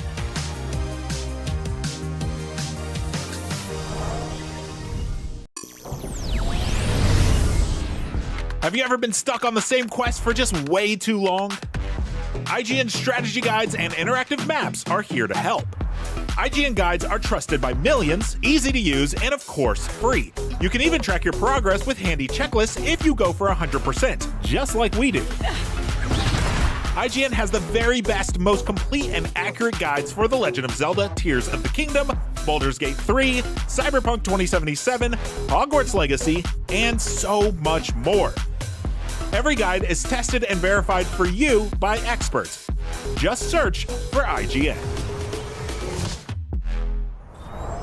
IGN Playlist is the best way to track your game collection. Now you can even import your entire Steam library to Playlist, making it easier than ever to review games, show off your collection to the world, and finally chip away at that massive backlog you keep meaning to get to. IGN Playlist, check it out. The average Cinefix movie list features nearly 100 different films and approximately 25 minutes worth of wall-to-wall deep dive analysis. To simulate that pace for this 30-second ad, we're featuring 26 different films, and before you say it, no, that math does not check out. We're not math people, we're movie people. We can't even count down from 10 without ending up at, like, 96. Subscribe to IGN Movies and TV for more Cinefix movie lists. Bad at math, great at movies. IGN Summer of Gaming is back. Welcome back. I'm Max Scoville, and today's a big one. This is incredible. I mean, this is, wow. Thank you, Destin. That was great. This June, IGN is the place for the biggest gaming event. We are live. Welcome back to IGN Live from across the industry. Let's do it.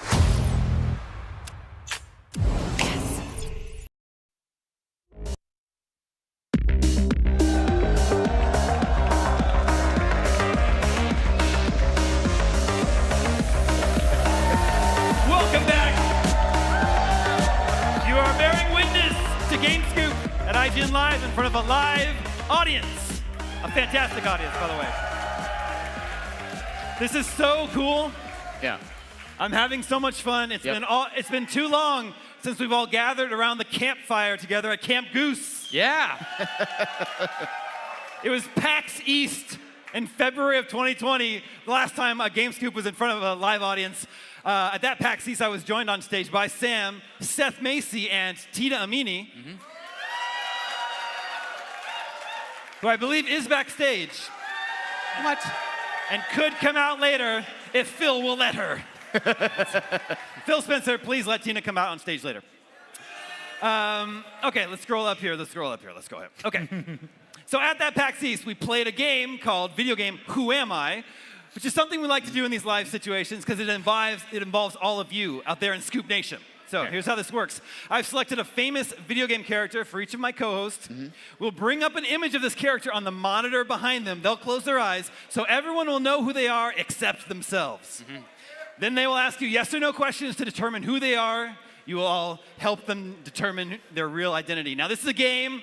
No one ruin it by yelling out the answer, the name of the character, anything like that. We're all gonna help them figure out who they are. Everybody cool? Okay, so we're starting with Sam. Please cover your eyes, Sam. And Red, behind the scenes, let's see who Sam is. Yeah. Okay? Okay, everybody understand? Am I ready? Let's take that down, Red. Okay. Let's take that down. Okay, Sam. Let the questioning begin. Am I human? Yes. Yes. Yeah, everybody shout out. Was I born in the present? Oh, okay. A past human. What? Oh, a future human. Let's see. Was I born in the future? Okay. Am I from a sci-fi property? Are there aliens? Interesting. Let's see. Do I wear a hat? Even in the future, there's no hats. Okay. Let's see. Hatless future human. I think I know it. Okay. No, I don't. I don't know it. Let's see. Do I shoot things? Am I from a 1980s thing? Yes. Yeah. Okay. Was I in an arcade game? Really? That's fun. That's fun. I don't remember it though. This is really hard. Is it really hard? I mean, I don't. You think my selection You're is getting hard? led down a rabbit hole I don't know that you're prepared to dig yourself out of. Oh, no. I thought I selected an easy one to start with, but we'll see. Okay. Okay, they get harder from here? Wait, was I can't remember. Was I a shooty person? No. No. Okay. Was the game I was in made in Japan? Yes. Okay. I have no idea. Let's see. How did you know I was from the future? That's so there's special. no aliens in the game, but maybe there could be something else are there common in the game. Are there zombies? No. Are there robots? Yes! There we go. All right. Am I some sort of robot cop? No. Okay. Yes, though. I could shorten that name, but I decided not to. Let's see. It's a peaceful future filled with robots. We didn't say anything about peaceful. Oh, do I use a sword? No. Do I use... Oh my goodness, do I punch things? Maybe you should figure out if you're good or bad. What? How is that even possible? Am I the bad guy? Yeah. Goodness gracious. Did I make a bunch of robots? Yeah. Do I have a mustache? Did I achieve a doctorate? Am I Dr. Waiwi? Yeah! Woo! All right. Now I won, so I don't have to play anymore. That's the image I use. Oh, look at him go! He seems like a normal doctor. I didn't know he could grow that big in game. Well. I don't think he's a real doctor. Don't trust me, I'm a doctor. If you were evil, could you just lie about being a doctor? They get harder from here? I think that was hard. Well, okay. I think I can be redeemed for another 10 games, is what I'm trying to say here. Well, let's see. Okay. I'll say this. I was not trying to be particularly difficult with any of them. Got it. I meant as Dr. Wily for another 10 Mega Man games. Yeah. Okay. Eyes down. Justin is closing his eyes. Red, let's see who Justin is.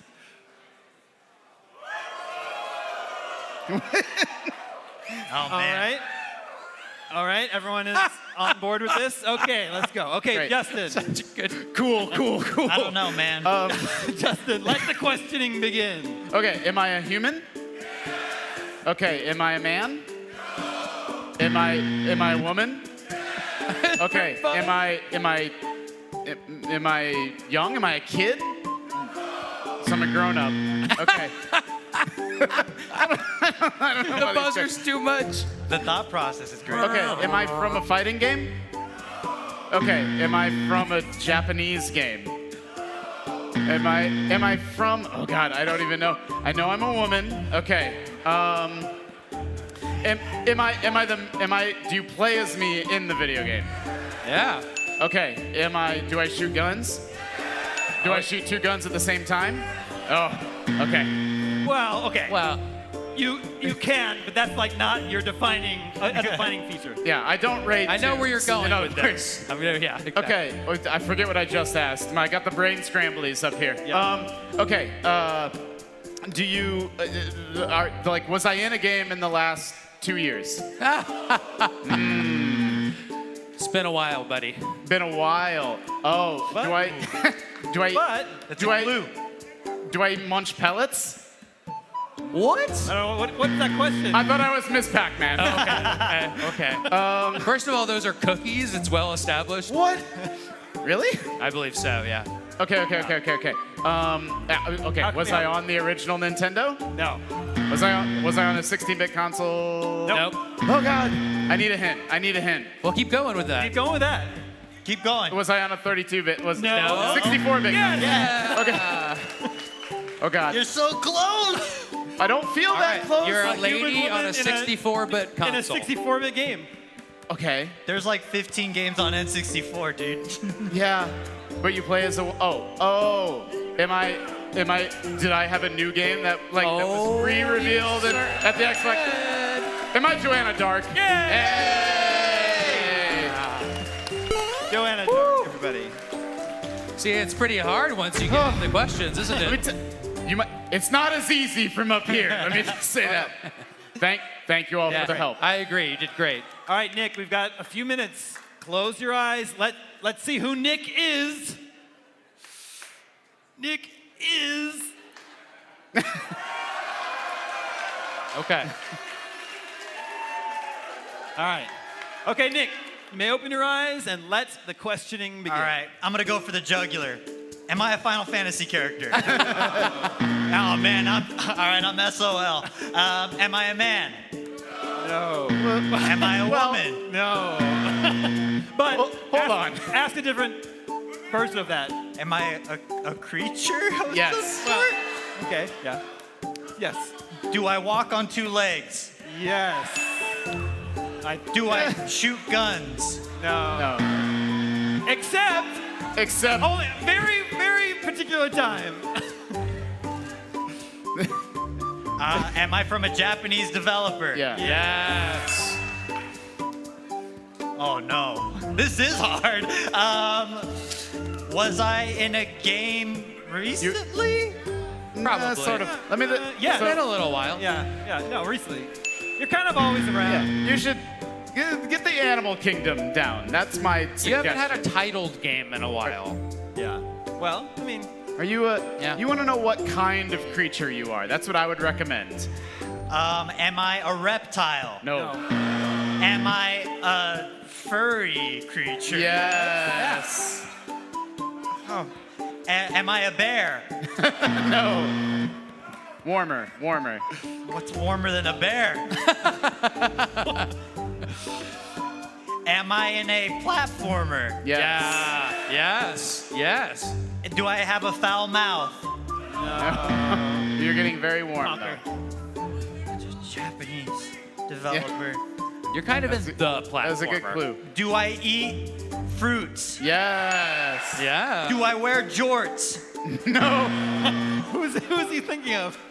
I was thinking of Crash Bandicoot. Where did this come You're getting from? very warm. Yeah. He shoots a gun at one point. Getting warm. Oh man, the pressure's on. Do I have a sidekick? Yes. Oh. Is that sidekick a robot? No. Jeez. I'm running out. Oh, do I have an Otzel sidekick? Nope. You're, dude. I'm struggling. Oh, Japanese developer. Yeah. So, think about the Japanese developers. Cooper. Think about the Japanese developers. Which one? Do we need a big clue or do we have time? Am I blue? No. We're about ready to crash out of this. I think it's time for the big clue. You wear a tie and nothing else. That didn't help. Am I Donkey Kong? Oh no, I'm so embarrassed. I thought you were going for Funky Kong when you said Jordans. I was like, whoa, that was a big leap. There we go. No. It's Donkey Kong. Oh, yeah. Donkey Kong. Oh, yeah, that's Some right. say he's the leader of the bunch. Donkey Kong. One more time, and go. DK. Donkey Kong. And one more time. DK. Donkey Kong. Okay, great job, everybody. All right, time for a very quick break, but when we return, we've got tons more Game Scoop right here on IGN Live. Stick around.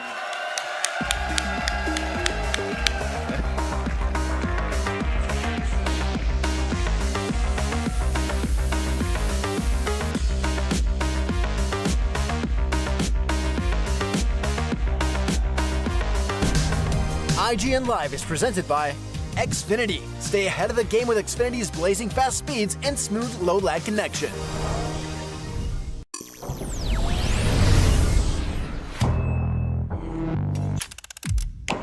IGN Summer of Gaming is back. Welcome back. I'm Max Scoville, and today's a big one. This is incredible. I mean, this is wow. Thank you, Destin. That was great. This June, IGN is the place for the biggest gaming event. We are live. Welcome back to IGN Live from across the industry. Let's do it. IGN Store has it all. From clothes and collectibles to vinyl records, accessories, model kits, and action figures from the biggest and best franchises like The Legend of Zelda, Star Wars, Fallout, Dungeons and Dragons, and more. Whatever your pop culture passion, you're guaranteed to find something you love.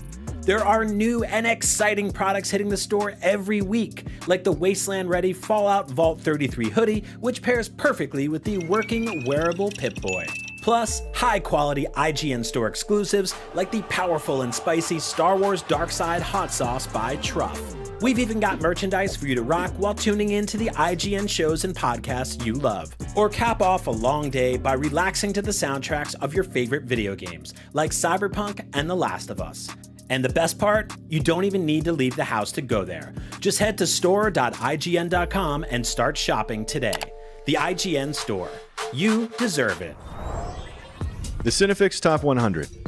A list so secretive even we don't know what movies are on it or where they rank. What do you mean you don't know? Each episode will reveal one of the movies. Did I rush it? Felt like I rushed it. That was good. I liked it. Talk about why it belongs and finally find out where it ranks. Are you not entertained? Are any of the movies we've shown here even on the list? I have no idea, and it drives me crazy. Join us as we find out on Cinefix, IGN, and wherever you get your podcasts. Why so serious?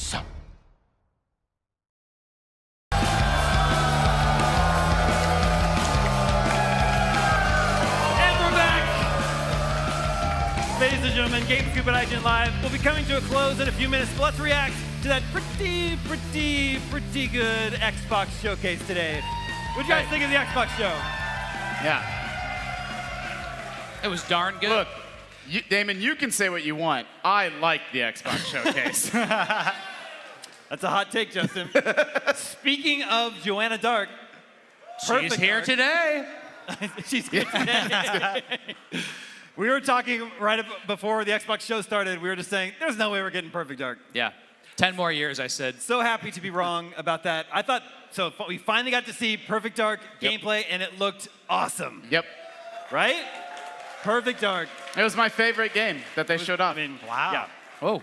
My favorite game as well. Ryan McCaffrey claimed it as his favorite game as well. I was worried because I love Perfect Dark, by the way, one of my favorite games of all time. It's been so long since the original. I think it was 2000, so basically a quarter of a century since the original Perfect Dark. Did you play the 360 one? I don't like that. Did you play the 360 one at all? Perfect Dark Zero, I didn't even play it because it was a launch 360. I didn't get 360 until later, and it wasn't reviewed that highly, so I just never went to it. You're a cameo guy, huh?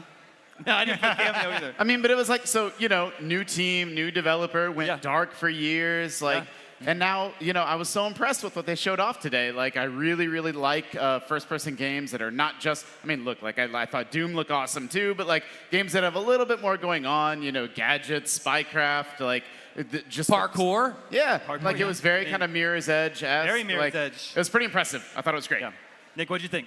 I thought it looked outstanding. I wasn't able to watch the entire presentation because I've been working behind the scenes, but from what I saw, it looked like this kind of immersive sim to some extent, a la like a Prey or something like that. And I just really love the kind of elegant UI interface that was going on. And it just looks like it's able to elegantly package a bunch of information in an easy to digest way, and it just looks cool. It has style. Yeah. Sam, what'd you think? Yeah, so I'm super into it. I always liked Perfect Dark because it wasn't just about a spy. It wasn't just another James Bond game. It was about aliens, and it kind of had these kind of X-Files-y themes, and it was goofy. And I didn't necessarily see, playful, goofy, rare stuff in this necessarily, but it did show some alien stuff, and it showed some kind of At least alien worlds. And it showed, gadgetry, which is sci-fi and futuristic, and I really need that in shooter games. I need them to kind of, throw a bunch of weird twists at me, like Doom also. Yeah, and like you're saying, the first one had that goofy side. It had the alien named Elvis. Yeah, right. exactly. It would follow you around. Yeah, shout out to Elvis, the alien. So it's interesting. Like, is this like a reboot, or is it a sequel to that silly game? Yeah. We still don't know yet. It is Perfect Dark '', so whatever that means. Those are in there? Yeah, it's in the title. Yeah. Okay. Perfect Dark, something like that.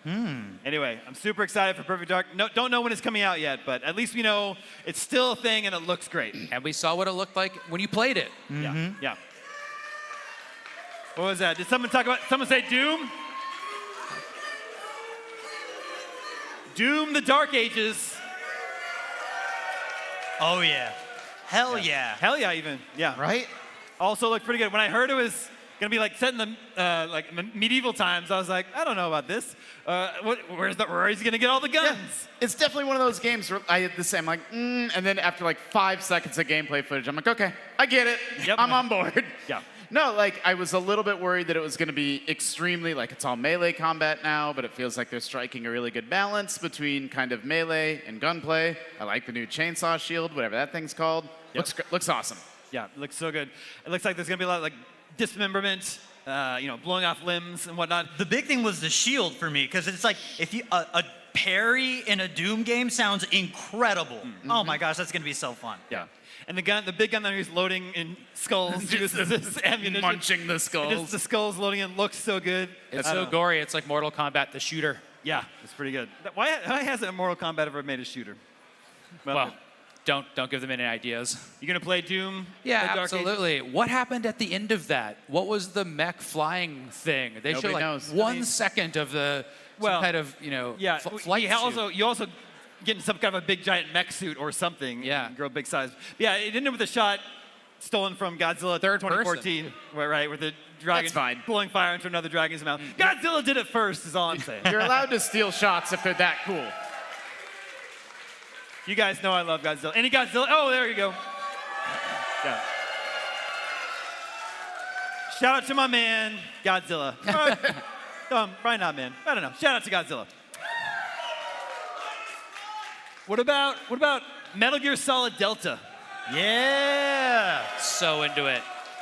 It seems How good does it look? It just looks it looks so really outstanding. good. And it seems like Konami had this sort of uphill battle to try to win fans' trust again. And I think they needed to come out swinging, showing, one, how faithful it was to the original Snake Eater, but also just showing how this is a plussed up version. The way you can elegantly go CQC, knock somebody down, and then hold them up. And it's like, oh, yeah, I win.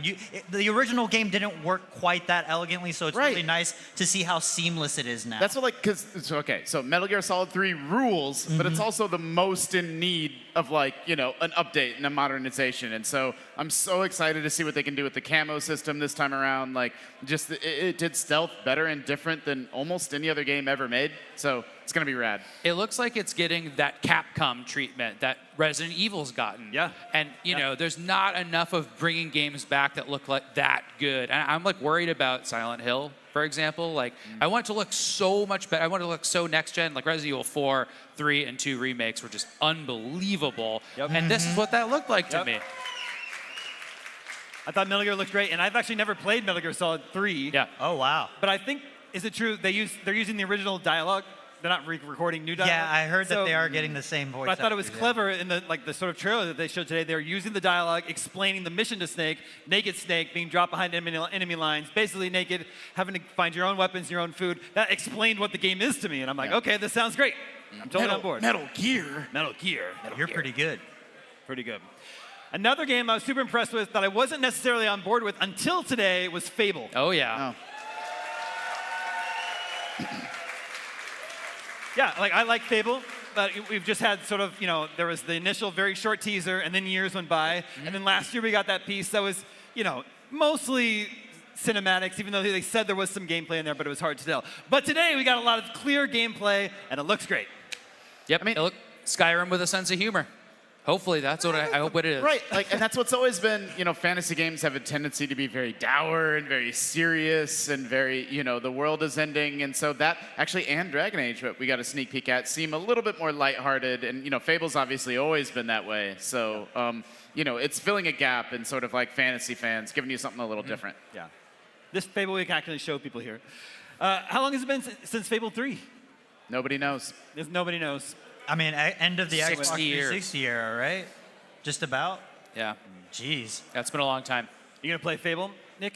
Oh yeah, I love the Fable series. I think that one thing that's always drawn me to Fable as you know, just an IP is just how cartoony it is. You know, I was drawn in by the allure of, hey, if you headbutt that guy, he's gonna remember you forever. And so I am curious if they're gonna carry forward that sort of the player is the author in the game. And I want that sort of like, I am crafting the experience here and the game will react to me. So I'm curious to see how that translates. Again, I haven't had a chance to watch all of this, so once I get home, I'm gonna watch the entire Xbox showcase because I think it actually deserved it. And yeah, this looks impressive. You remember Fable pub games?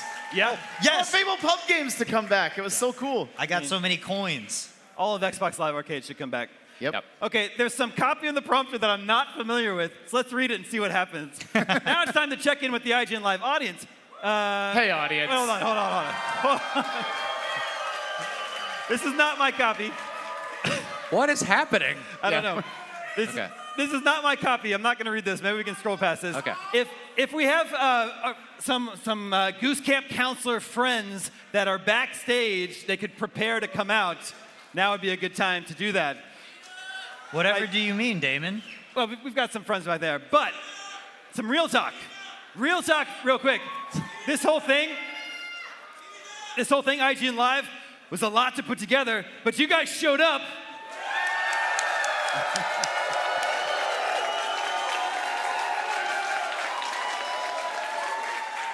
Keanu Reeves in the movie Hardball said the most important thing in life is showing up, and I am blown away by your ability to show up. So thank you. Yeah.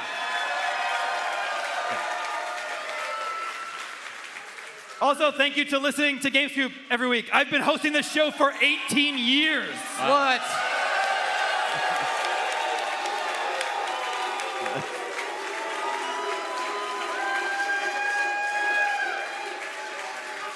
It's my absolute honor and pleasure and privilege to make this show for you guys. I love it. I love doing this.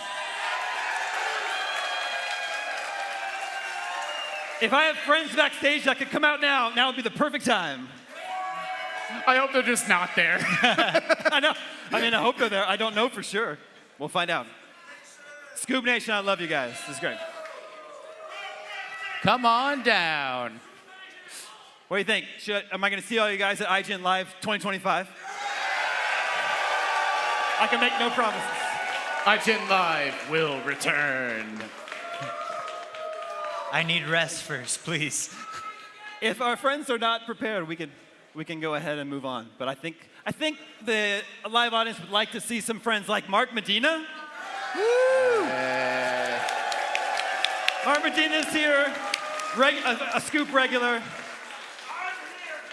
Thank you. Thank you. Also, fan favorite, Tina Amini is here. Woo! Yeah. Stand up. Sporting a very sharp They don't have Xbox mics, jacket. Hello. And he who drinks bagged milk himself, CJ Gibson, is here. Under siege. And he has the microphone. Wait a minute. CJ's also wearing an Xbox jacket. Collusion. Are you also at Xbox now, CJ? Is that what's happening? I wonder what your jacket's about. Oh yeah, no. Yes. Officially, a few months ago, I'm with the Xbox team working with Tina. It's awesome to work with amazing people. And of course, much love to everybody in the IGN crowd and Scoop crowd too.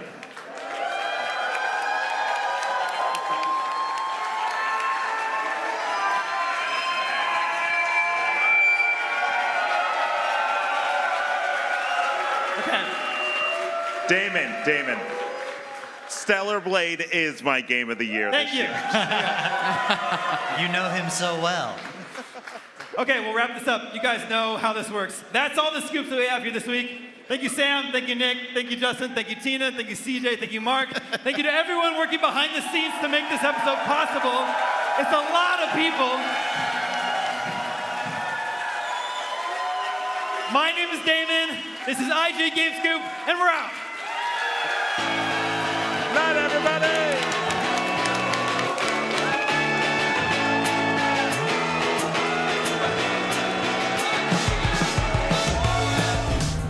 IGN Live is presented by 5 Hour Energy.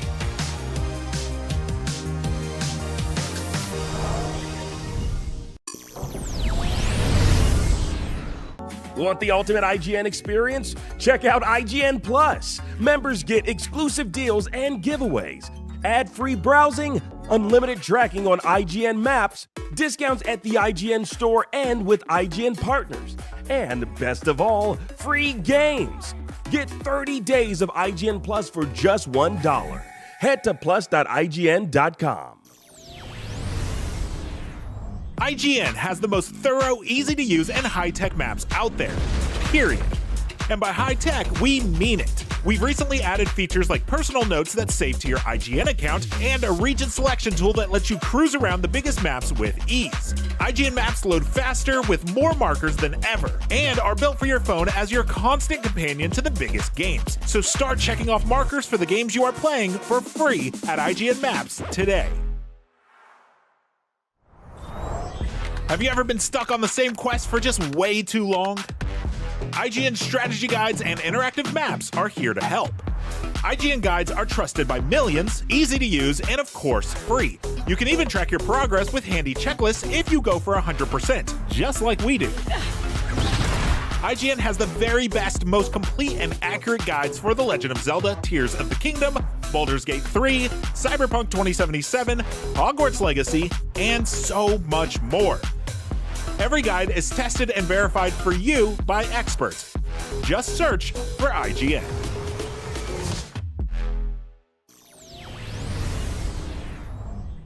IGN Playlist is the best way to track your game collection. Now you can even import your entire Steam library to Playlist, making it easier than ever to review games, show off your collection of the world, and finally chip away at that massive backlog you keep meaning to get to. IGN Playlist, check it out.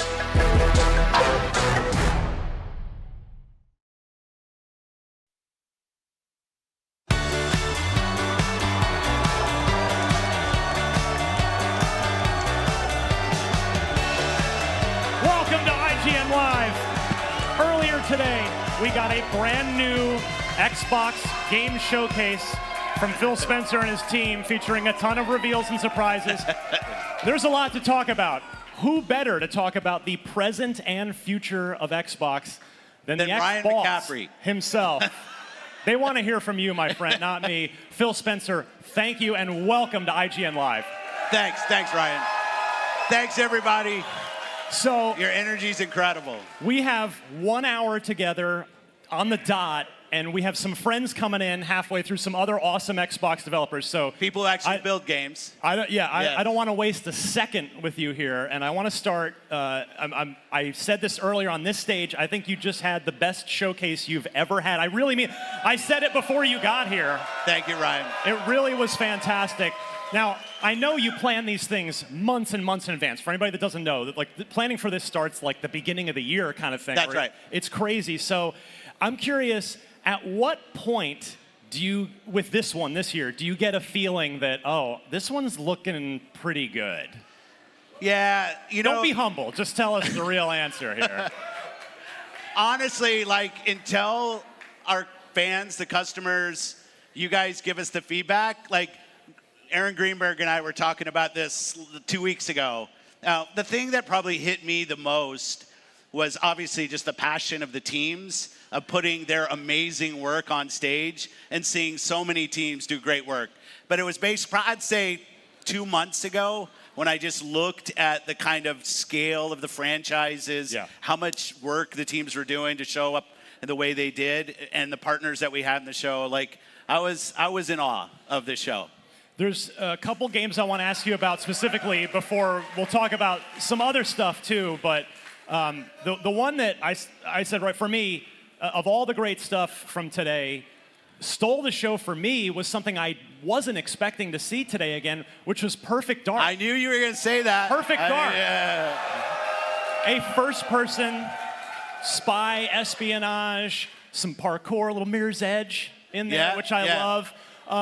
All playable, like all in-game. Yeah. Somebody.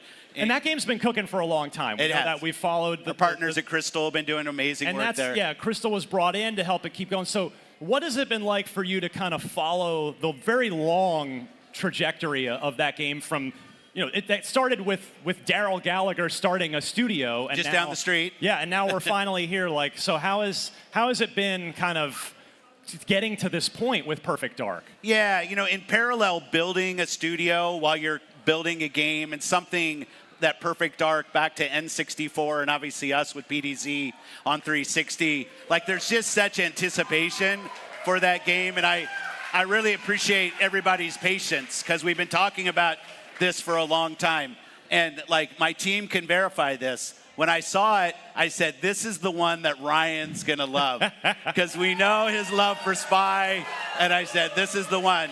And just so proud of the team, and it really just came together so well. And I mean, a cool little story, Daryl had our other studio heads down at the studio just yesterday and walked through that same section in-game to show them, like, this is a game being played. And I love seeing our community of creators coming together that way. Well, another, the one more thing, which we were all hoping for and got, was a new Gears of War game, but it wasn't. It wasn't Gears 6. It was not. It was not Gears 6. So, what you have a visibility into everything, but I'm curious, when you're in a meeting with, maybe it's Matt Booty, maybe it's Alan Hartman, but the Coalition folks, like, when you learn that they've gone down the E-Day road, the prequel road, rather than Gears, like, what was your reaction when you found out that was going to be the next direction for Gears of War? Well, you know this. We've had some changes in leadership of the studio. Rod, who was there, is now leading Diablo for us. So I actually thought, a Diablo game I'm playing a ton of, I thought it was a nice opportunity for that team to establish their Gears, right? And following on Gears 5, just because the numerical thing, like, I think it would this was an opportunity for them to take it back to an origin story that I know that has a lot of, like, real depth to it in terms of Emergence Day, and tell that story through the Coalition as it is today. I thought, like, what a great opportunity. I was excited. And then you probably saw, I know you heard it, the Mad World tune in the play piece. Oh, yeah. Like, for those of us who remember the 360 commercial, like, how iconic was that? So when they went back and sourced that and brought that through the piece, I think it just showed that they kind of stay true to what Gears is, but tell a new story, new arc. Now, you're wearing a very cool Xbox Pride shirt today, but a year ago at the Xbox Showcase, you freaked out people like me by wearing a Hexen shirt, which is a game that I have very near and dear to my heart. And now, well, then too, you had just acquired Hexen. You owned that as part of many other things. But then today, I see the reveal for Doom: The Dark Ages, and I go, well, wait a second. How awesome was that? Hold on. Are you secretly making a Hexen game in the Doom universe? Because I know you and I share the love for this. Yeah. No, I would like to say I'm actually smart enough to predict anything like that. I wasn't. But definitely, if you look at Doom Dark Ages, and thanks to Marty and the team, they let me introduce that, right? So I got to come out, and like I was going through all my old school stories. For those as old as me who remember it's Doom 1 on a floppy going, my only PC that could run it was my PC at Microsoft. So I would sneak it at night, put it in so I could play. So the opportunity to stand there and get to announce a Doom and then Doom Dark Ages, which definitely has some Hexen in it. And I just thought, Hugo and the team, fantastic work. I'm so proud. Now, I can't help but bring up something that's been a topic of conversation a lot recently, which is that Doom: The Dark Ages is also going to ship on PS5, something that you've done with some other games. So can you, from a business level, like, can you walk me through, you paid $7.5 billion to acquire Bethesda's ZeniMax. So what's the calculus, like, what's the process there for deciding, like, okay, new Doom, let's keep it multi-platform as it has been, or just put it on Xbox. So what's kind of the thought process there? Well, on Doom, it's definitely one of those franchises that has a history on so many devices. Yeah. I think they have like Doom running on a lawnmower somewhere when you go back. But and it's a franchise that I think everybody deserves to play. I'm really proud of what the team, and to be honest, like I was in a meeting with Marty and the team a couple of years ago, and I asked Marty what he wanted to do, and he said he wanted to ship it on all platforms. I said, let's go do that. Like, it was as simple as that. Now, I want to bring it back, though, because I get a lot of questions about, hey, if I'm an Xbox owner, what does it mean? And what I want to say, and I thought it showed up so well in the show today, you saw an amazing collection of games that are coming to Xbox. They're going into Game Pass day one. And Game Pass showed up so well. If you buy the game on our console, you get to play it on PC. You buy it on PC, you get so the cross entitlement stuff is all there, and we're focused on future hardware with forward compatibility. Our commitment to our Xbox customers is you're going to get the opportunity to buy or subscribe to the game. We're going to support the game on other screens, and you are going to see more of our games on more platforms. And we just see that as a benefit to the franchises that we're building. And we see that from players, and the players love to be able to play. Well, thank you. There you go.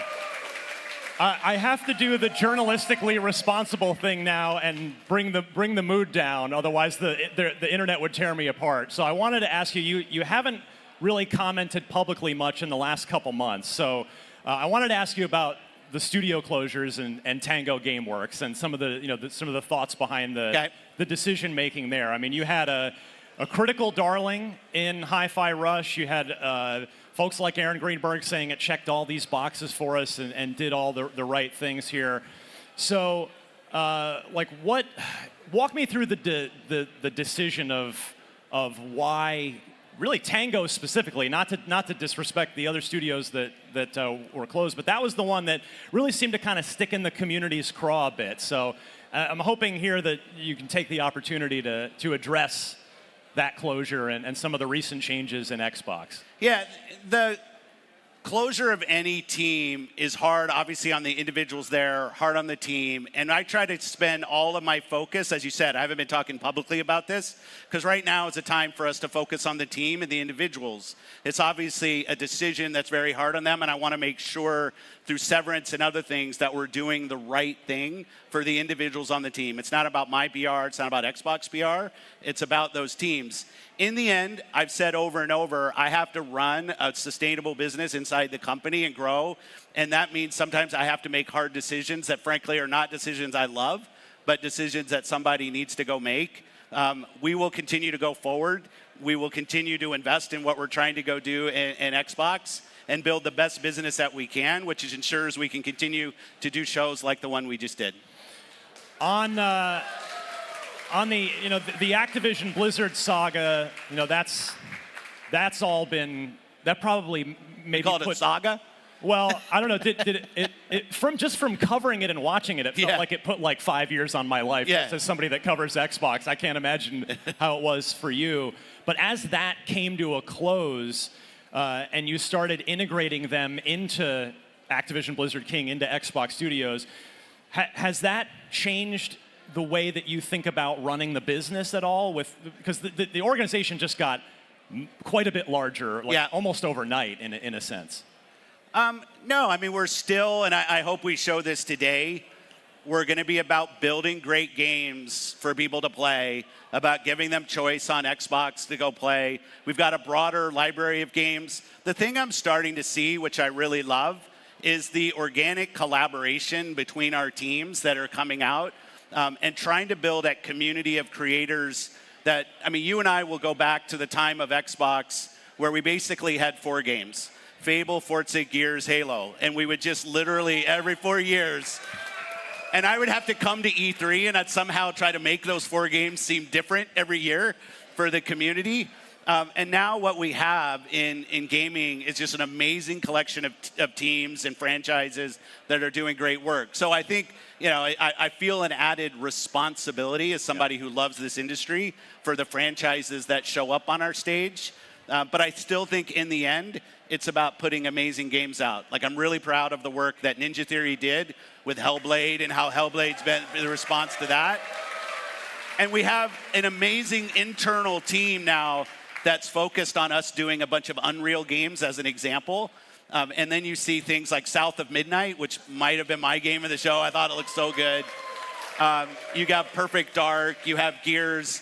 So like for us, as the organization gets bigger, I think it's just more important that we can take bets together and try to do innovative, creative things. And that will continue to drive us. All right, well, we've got to take a very quick break, but we've got lots more Phil Spencer talking all things Xbox right here on IGN Live. So don't go anywhere. Thank you. That's so cool.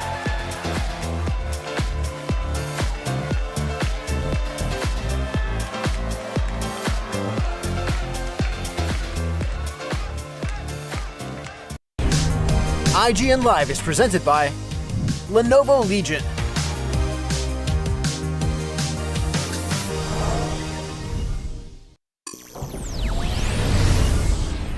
Have you ever been stuck on the same quest for just way too long? IGN strategy guides and interactive maps are here to help. IGN guides are trusted by millions, easy to use, and of course, free. You can even track your progress with handy checklists if you go for 100%, just like we do. IGN has the very best, most complete and accurate guides for The Legend of Zelda: Tears of the Kingdom, Baldur's Gate 3, Cyberpunk 2077, Hogwarts Legacy, and so much more. Every guide is tested and verified for you by experts. Just search for IGN. IGN Playlist is the best way to track your game collection. Now you can even import your entire Steam library to Playlist, making it easier than ever to review games, show off your collection of the world, and finally chip away at that massive backlog you keep meaning to get to. IGN Playlist, check it out.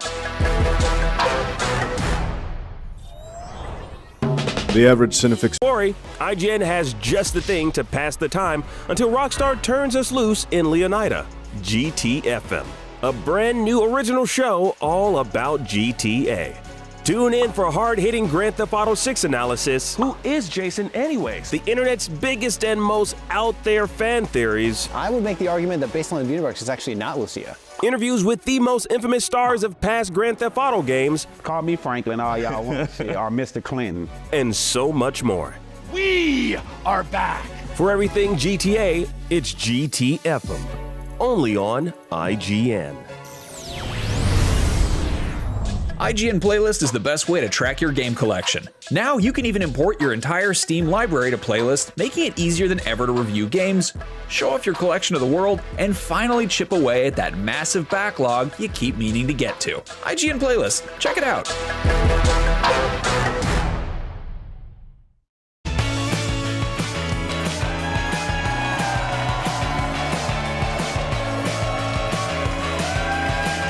Welcome back to IGN Live. Give it up for Phil Spencer joining us at IGN Live. We still have so much more to talk about, Phil. You know, you and I in the past have talked a lot about the past of Xbox because there's a lot of great memories, but the present, as we saw today on the Xbox Game Showcase, is great. The future looks super promising here. And the Xbox business has changed dramatically. It has. Dramatically. No doubt. Just in the past few years. And so when you make a almost $70 billion acquisition, do you start hearing from your bosses more, or are they still staying out of your way and letting you run the business? Because that's not an insignificant amount of money to spend on growing. It's definitely not an insignificant insignificant amount of money. No, the support we get from the company, and my boss is the CEO of Microsoft, Satya Nadella. Hey, Satya. We are given a ton of leeway to go and run and grow our business. But I'll say the thing that we challenge ourselves to do is to try to do new things. Like, I think if I go back 8 years ago, we said, hey, we're going to go ship all of our games on PC and console, and if you buy one on one, you get it on the other. And I got some reaction from people of, this is the worst decision ever, this is going to be the end of Xbox. We announced Game Pass, and we started doing Game Pass. And I know some people looked at that and said, oh, you're going to teach people that games are free, and you're going to undermine the value in games. And what I can say sitting here today from our decisions on cloud, on Game Pass, on console, right now, we have more Xbox console users than we've ever had in the history of Xbox. And even when I look at things like the impact of Game Pass, because I watch that and I love Game Pass, how it showed up in the show today, I think was fantastic. But we also want people to be able to buy games. So I go back and I look and I say, okay, over the last 5 years, what's happened to third-party game sales on our platform? We're up double digits every year over the last 5 years on game sales on Xbox consoles. So when I look at it, I will just, doing a $70 billion acquisition will push us to try to do more. It'll push us on cloud. It'll push us to go find customers in new places, continue to think about access to amazing games, enabling creators to do great work. But I actually think for the team, that's just a self-motivation that the team has, and it's fun to be a part of. Black Ops 6, day one Game Pass. Black Ops 6, sweet, right? Some people said I wouldn't do that. Yeah, most people in this room have probably been used to spending $60, $70 on it every year. Now, if they're already subscribing to Game Pass, good to go. But it's a choice.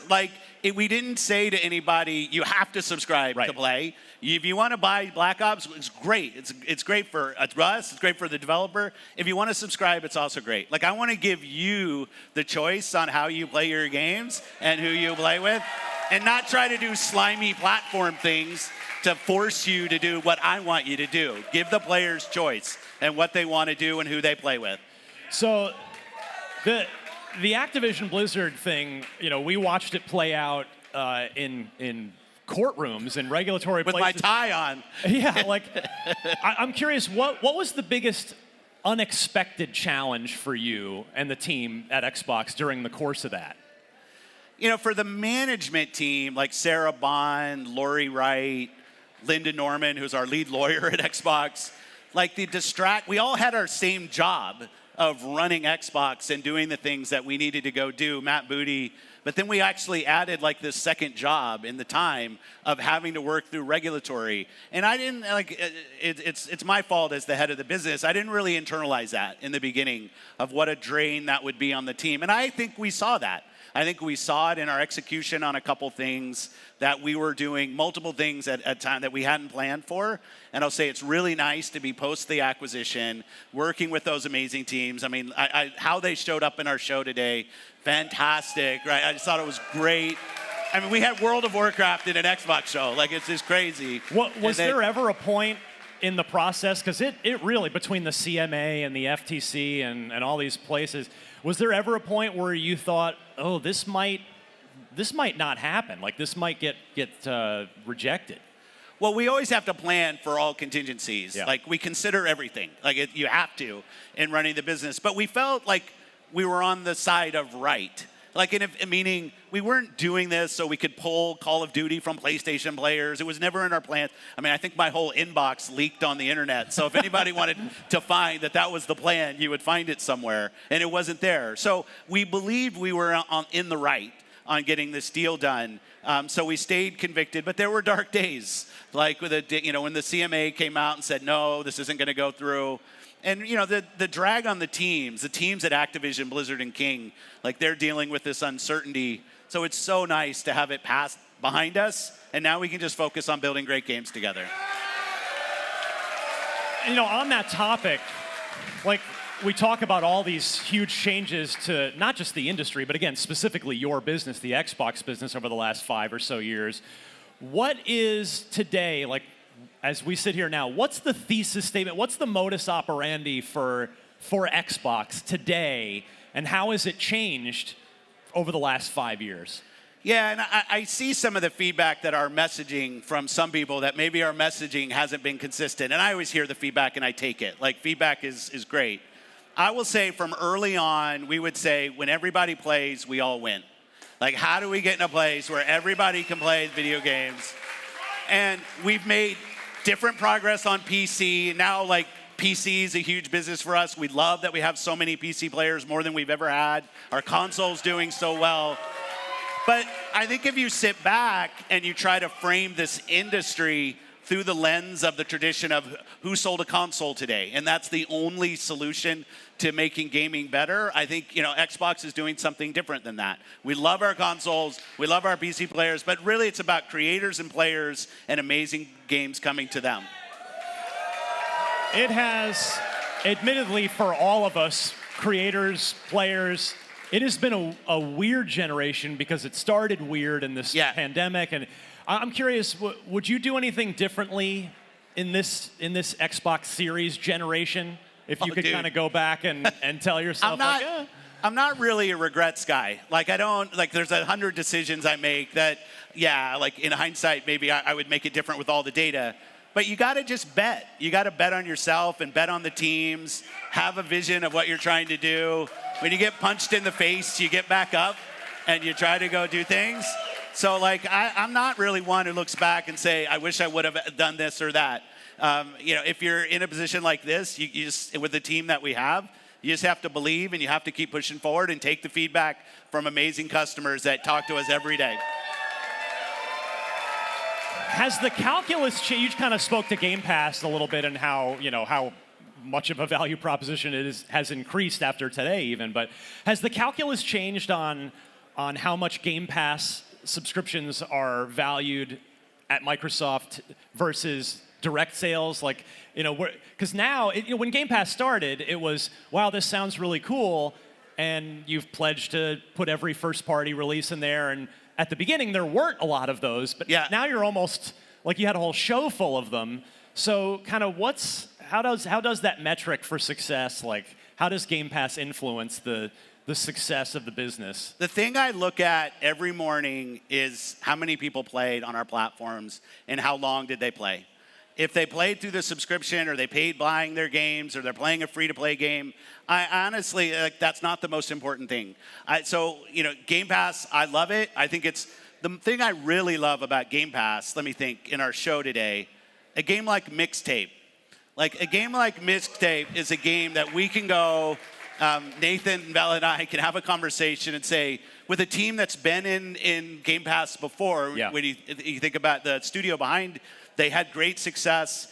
Now we're going to do a second game, or like Winterboro, another like just awesome game that we can go invest in. And Game Pass gives us an ability. You can go invest in Call of Duties and Diablos all day, and we love that. But you also get to invest in new things that come out, and we just think that's a really important part of the equation. So we don't have like one now. Game Pass is up double digits, and in most of its growth, we said it. PC is growing really well, cloud's growing really well.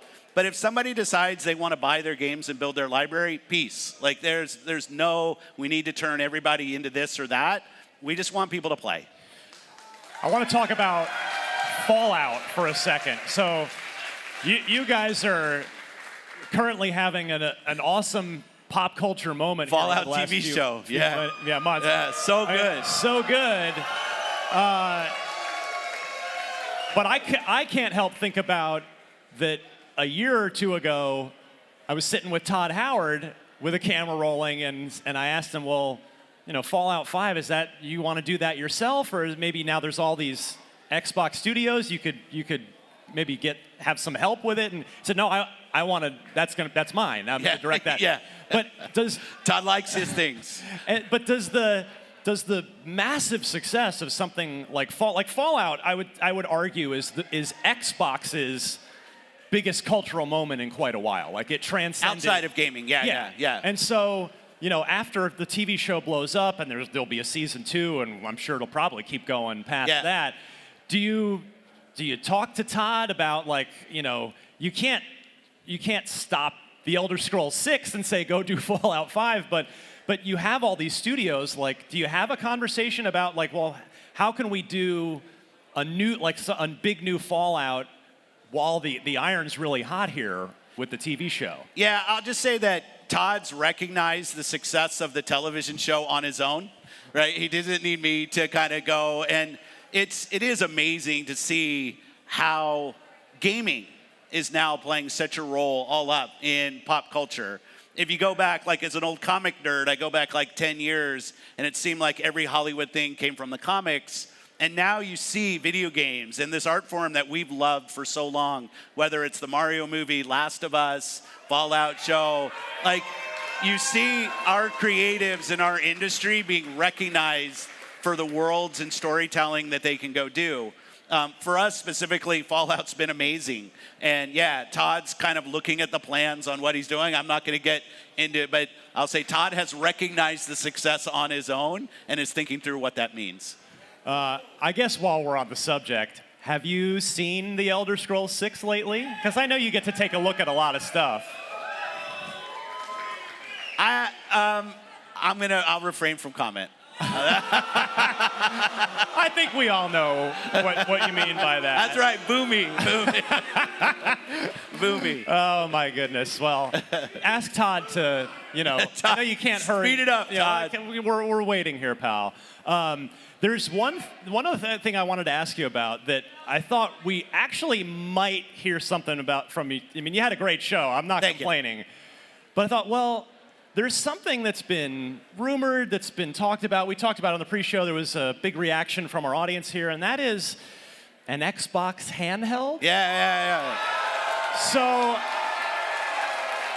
you're a guy. I mean, you have the gamer score to prove it. Like, you walk the walk. You are not a guy that runs the business and never touches a game. You actually pretty much do nothing but play video games. And I mean that as a compliment. I do work sometimes, but yeah. But really, seriously, like I love that. I don't do anything but play video games. It's kind of true. You know, you've been building the business around this mantra of go where the players are. You know, whether it's on PC, whether it's through the cloud. So we should have a handheld. I think so. I think we should have a handheld. Do you want to say anything about No, I don't want to say it. I think you have to have Sarah on. Sarah Bond, our president of Xbox, which is awesome. But, like, the future for us in hardware is pretty awesome. And the work that the team is doing around different form factors, different ways to play, I'm incredibly excited about. Today was about the games. Yeah. We showed some of our Gen 9 consoles, Series S, Series X, the work that we're doing. But we will have a time to come out and talk more about platform, and we can't wait to bring them to you guys. All right, I'm not going to let you off the hook quite one more time. Tried. So hypothetically, if Microsoft did an Xbox gaming handheld, you know, PC device, would it be a Steam Deck-like dedicated piece of hardware that I can play offline, or would it be something I would need a Wi-Fi connection to stream things from? No, I think what I'm finding, I'll do it this way. So I like my ROG Ally, my ROG Ally is my Lenovo Legion Go, fantastic, my Steam Deck. I think being able to play games locally is really important. You can read between the lines on that as you will. All right. We're going to take a very quick break, but we're not done with Phil. We're going to bring in some friends, some Xbox developers. So stay tuned for that right after this here on IGN Live.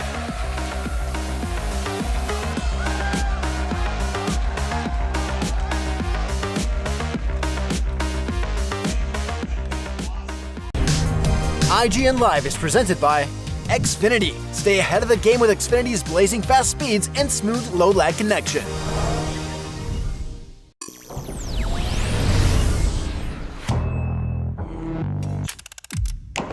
IGN Summer of Gaming is back. Welcome back. I'm Max Scoville, and today's a big one. This is incredible. I mean, this is wow. Thank you, Destin.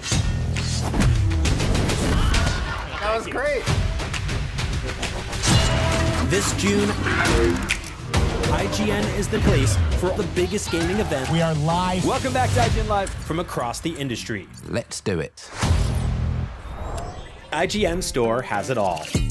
From clothes and collectibles to vinyl records, accessories, model kits, and action figures from the biggest and best franchises like The Legend of Zelda, Star Wars, Fallout, Dungeons & Dragons, and more. Whatever your pop culture passion, you're guaranteed to find something you love.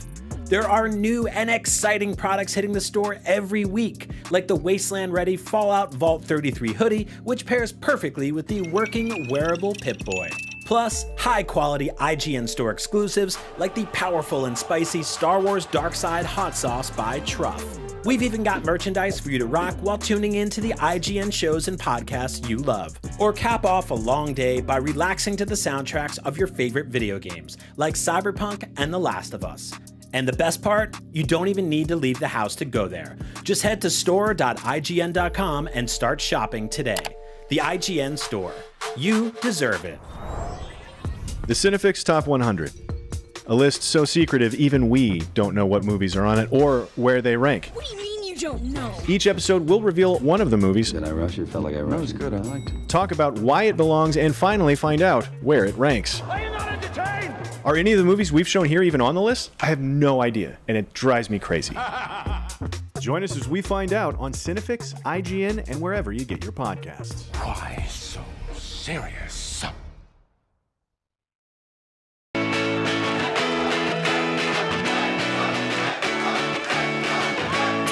And we're back with more IGN Live. Xbox's Phil Spencer is still with us. Also joining us, though, some friends from the Xbox family.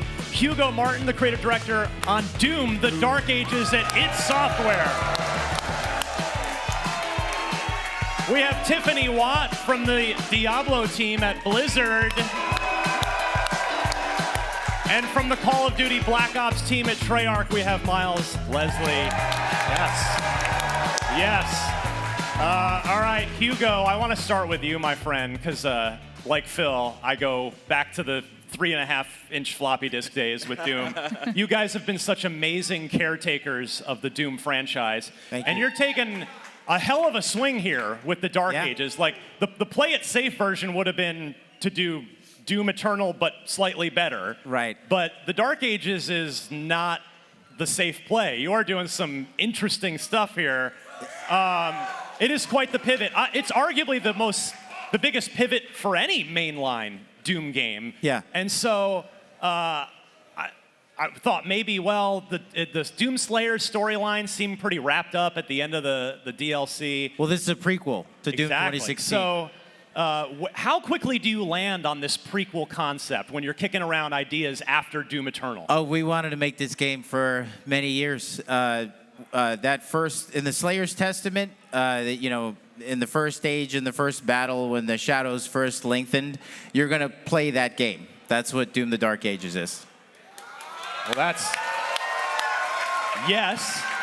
Love it. How much is melee combat going to factor here versus traditional Doom gun combat? Yeah, it's a fantasy sci-fi FPS, a medieval war against hell, and when you say the word medieval, you got to have melee weapons. So you saw in the teaser, he's got a flail. He's beating the guy to a pulp with that. You use your hands. You use your shield. Each of these things kind of come together, and there's a great synergy between your toolkits. And I think it's going to be really fun for fans to explore all the things that you could do this time in this game. So one of everybody's favorite parts of Doom 2016 and Doom Eternal are the glory kills. Right. They're so good. They're so much fun. Can you? I don't know if can you throw like a number at me of how many like we're working with for the dark? Is it like in the hundreds? The melee at this system point? really introduces a whole new dynamic where you could approach enemies kind of any way you want. And we've I don't want to talk too much about that yet. We still got a ways to go, but I think fans will be really pleased with the amount of freedom that you give you on how you finish off the demons this time. No restrictions. I love it. Friend of IGN, John Romero, he's been here before. I'm curious, has John Romero or any of the old crew seen this game yet? No, not really, but they have now. I hope they like it. Now, yeah. So I am curious, Miles, was today the first time you've seen Doom, or had you gotten a chance to take a peek at it before? I haven't seen it at all, and I'm like fans like you guys. I was nerding out with Hugo in the back. I was trying to get all the info you're trying to get too, so I was like, you got to tell me this, you got to tell me that. Because you're also developing a major AAA first-person shooter, so when you see that, when you see what the Dark Ages is doing, what's your reaction as like, obviously Black Ops, totally different deal, but do you go, oh man, we've got some internal competition? No, not at all. I don't know about that. No, I'm a fan, and we're fans, right? And so for us, it's like inspirational to see. I have a shield, and I have this weapon. Like, it's really, really cool to see. And no, there's no competition because we both offer different things to players, and they're both fun, and they both explore different worlds. And that was what we were kind of geeking out about. And even with Tiffany, when we're talking about, Diablo, it's just swapping stories and just nerding out together was kind of fun. Well, Tiffany, you guys at Blizzard actually arguably out-violenced Doom the Dark Ages at the showcase today with that cinematic trailer. When the team is going through that and storyboarding and crafting it, is there a point where you have as a group you go, we should make this like more gross, or like do we dial down? So the version that everybody saw today is actually the dialed back. Oh man. So if you haven't seen it, definitely check it out. I've seen it be developed over the last couple months, and we toned it down. We didn't want to upset everyone. Are you going to release an uncut, like a full-blown version where it's extra gross? No. I'm actually looking forward to seeing the reaction videos online. I know I've seen some of just people that we work with at Blizzard, but I think it really sets the tone for the story of the campaign of Vessel of Hatred. It's a really good time to jump into the game, and I'm really, really excited because I'm a big fan of Mephisto, and seeing the impact that he has on the world of Sanctuary is pretty incredible. Well, Vessel of Hatred, I personally I go all the way back to Diablo 1, Phil, I think you do too. And the Diablo expansions historically, every Diablo 1, Hellfire, 2, 3, they have a long history of adding a ton of stuff to the game. Yeah. We got the 5th act for Diablo 3 with Reaper of Souls. So what has the team been focusing on for Vessel of Hatred to kind of live up to that Diablo expansion standard? For sure. There's a lot, so I'm going to try and remember all of it. But obviously, the campaign is kicked off with this incredible cinematic that you saw today. So we're following Neyrelle into the new region of Nahantu, so it's a jungle region. And we're going to see the impact of Mephisto on that region itself. We also announced the brand new class today, which is the Spiritborn. It's the first time this class has ever been featured in Diablo, so super exciting to bring just a brand new class, because the base classes of Diablo 4 obviously revisited some of the classes from the original game, so it was really amazing to be able to develop something brand new that really grows on the region and the culture that they come from. So we have more to share in July, but I know people are excited to see the Spiritborn today. There's been a lot of chatter about what the class is going to be, and so it's been exciting to finally reveal that. Obviously, with the new region, there's going to be new dungeons, there's going to be new strongholds, new monsters to fight. We're going to have mercenaries, so if you're a longtime fan of Diablo, mercenaries are coming to Diablo 4. They're going to be able to level up with you. They have their own skill trees. Again, not too much to talk about today, but there's more to talk about in the future. And then we're going to have a new co-op endgame feature, an activity. Go on. That we're going to be able to talk about again more in the future. Very excited about that. There's just so much that's coming to the expansion. Obviously, we're growing upon the original 5 classes. There's going to be new skills, new Paragon boards, new legendaries, new things to do with the Tree of Whispers. There's just so much more game that we're adding. So. Who's your main in Diablo? Who's your class, Phil? This year, season 4, Necro. That's right. Yeah, Infinimus Necro, L100. Nice. L100, yeah. Well played. Tiffany, how is Game Pass, like you overnight you probably had a massive influx of players. How has Game Pass, if at all, how does it, the game's already built to be supported and improved upon and added to for a long time, but has Game Pass kind of changed the way the team approaches anything about Diablo, or? Not our approach. So I actually got to work on the original console version for Diablo 3. I'm a huge, long-time Xbox fan, decades of fandom here. So, like, coming to Game Pass for me was like a dream come true. And I think Phil said it best when you were talking to him earlier, like, the more people that are playing games, we're all winning. And so to be able to expand the audience of Diablo, bring people to Sanctuary that maybe haven't had the opportunity to try it out before, has been incredible. And I don't know, seeing people's reactions, and then now, they can try out Vessel of Hatred in October. It's very, very exciting. Yeah. Phil, when do you get to, when the switch flips and Diablo 4 goes into Game Pass, do you watch like the back end and just watch everything? Yeah, like? I do. Is that fun? And it was really great to see all of the players who came in. I mean, sometimes you think everybody who was going to play probably has already played, and that you put it in Game Pass, and you've got a couple million people who come in to play it for the first time, and you're like, more people getting to play the game. So good.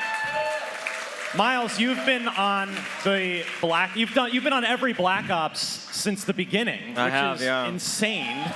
Black Ops 6. OG Black Ops.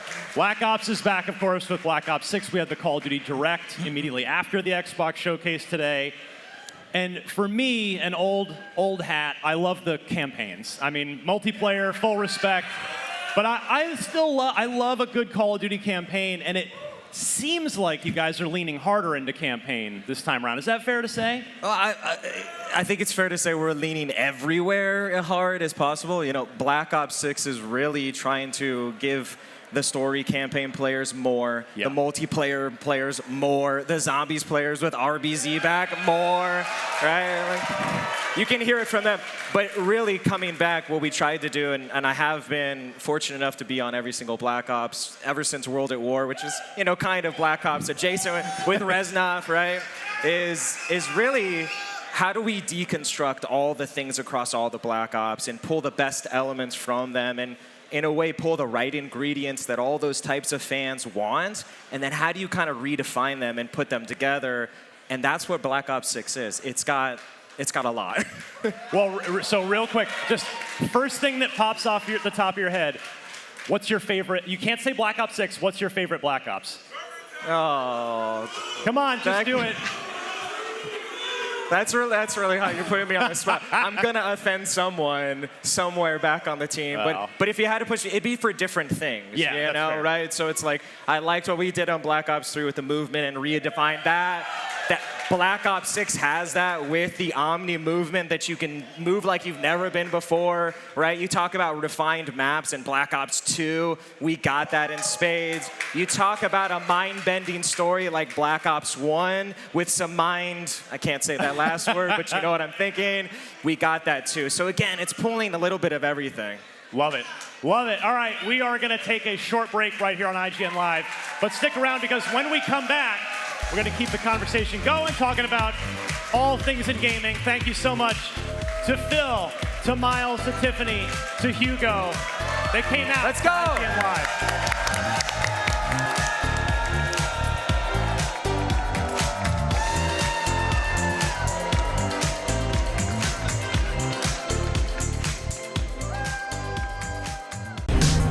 ign-live is presented by 5 Hour Energy.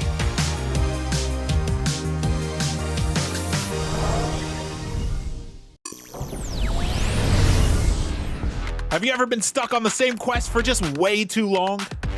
IGN strategy guides and interactive maps are here to help. IGN guides are trusted by millions, easy to use, and of course, free. You can even track your progress with handy checklists if you go for 100%, just like we do. IGN has the very best, most complete and accurate guides for The Legend of Zelda Tears of the Kingdom, Baldur's Gate 3, Cyberpunk 2077, Hogwarts Legacy, and so much more. Every guide is tested and verified for you by experts. Just search for IGN. IGN Playlist is the best way to track your game collection. Now you can even import your entire Steam library to Playlist, making it easier than ever to review games, show off your collection of the world, and finally chip away at that massive backlog you keep meaning to get to. IGN Playlist, check it out. The average Cinefix movie list features nearly 100 different films and approximately 25 minutes worth of wall-to-wall deep dive analysis. To simulate that pace for this 30-second ad, we're featuring 26 different films, and before you say it, no, that math does not check out. We're not math people, we're movie people. We can't even count down from 10 without ending up at, like, 96. Subscribe to IGN Movies and TV for more Cinefix movie lists. Bad at math, great at movies. IGN Summer of Gaming is back. Welcome back. I'm Max Scoville, and today's a big one. This is incredible. I mean, this is wow. Thank you, Destin. That was great. This June, IGN is the place for the biggest gaming event. We are live. Welcome back to IGN Live from across the industry. Let's do it.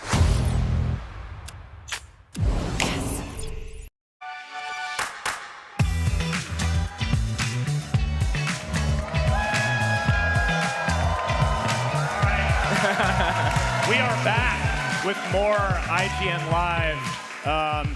Hugo, you've got it. Give me something else. Yeah, come on, Hugo, give us something else, right? Give me something like when you're, all right, how about this? When you're deciding how to unveil a game, like this is, because, you know, again, you're not unveiling just another Doom sequel. Like you're going in a new direction here. How do you decide what goes in that trailer that we all saw today? You know, it's tough, right? It's what you don't want to fire all the bullets. You want to save some things because we've got a ways to go here. So you just want to make sure that you capture the essence of what it is you're trying to make, and make sure that people get a really good first impression, which I think they do. We have a dragon. We have a giant mech. We've got the Doomslayer. We got a shield. So yeah, you just try to cherry pick all the elements you feel like give them the best impression. Now, something I sure was quite intentional in Doom 2016 and Doom Eternal was there was a lot of lore in the game, but you kind of had to purposely go off and read it. Right. Which, you know, it's a fast action game. I imagine you wanted to sort of set that aside in case some players just wanted to go shoot stuff. Which most do. So I guess that maybe that answers my question already is there any sort of change to the narrative approach and the way the narrative is delivered in the Dark Ages? Well, I mean, the whole experience is more cinematic. I think it's kind of part of the genre, you know, the fantasy medieval genre. And there is a story there, like there has been in the previous games. I would say less kind of out of the codex and into the story. We wanted to kind of put it on your main path. And it's kind of a roller coaster ride, summer blockbuster kind of story, lots of twists and turns, very fun, purely entertaining, you know. But it should be good. It'll complement all the ripping and the tearing well.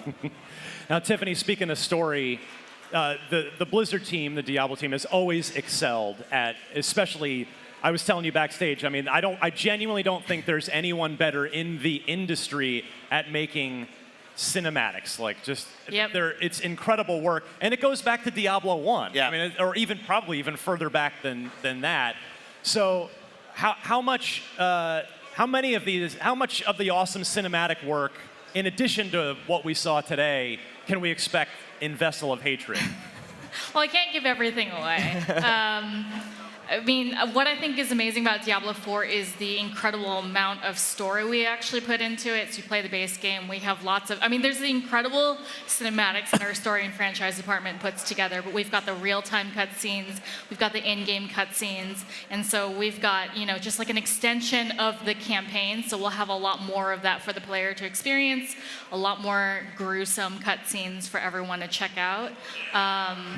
And yeah, I love to go back and look at the cinematics myself. I actually rewatched all of the Diablo 3 and Diablo 4 ones last week to hype myself up for this event. Because, I mean, I agree. I grew up as a fan of Blizzard games myself, and they're so damn good. Yeah. We'll stay on the topic of cinematics and story. Miles, I mean, I told you backstage, Black Ops 1 is my favorite. Oh, yeah. And part of it, like, I just love the twists, the turns, like the numbers, Mason. The numbers, Mason, exactly. It was such a great. And in the trailer that kicked off the show today, we got to look at some former actual real life presidents in there. So like, how much fun is it for the team to lean into this sort of real life, but not, you know, sort of this interesting narrative hook that you guys have? I think that's the fun of Black Ops, is we take inspiration from real things, and I think this is what we've always done well, is like weave the stories through. We want you to believe that it's real, be inspired by that, make it plausible so that when you're playing and you're immersed in it, and we have these cinematic stories that you think, well, that maybe this could happen, right? Maybe there really is an Adler out in the world, and you know, MK Ultra, you go back to BO1, that's a real thing the CIA did that really influenced us. There's a lot of surprises in BO6. Like I said, we're leaning into that mind-bending story. There's some teases in there already out if people pick it up once they play, but we're really excited for players to see Black Ops 6 and when it's delivering on that, because it's coming. Phil, is Black Ops 6's launch day going to be another one of those where you kind of sit back at the office and you watch the player count? Just on players, Xbox? yeah. I mean, it's so. The funny thing with all of these games, I've got my own little story and like getting to showcase.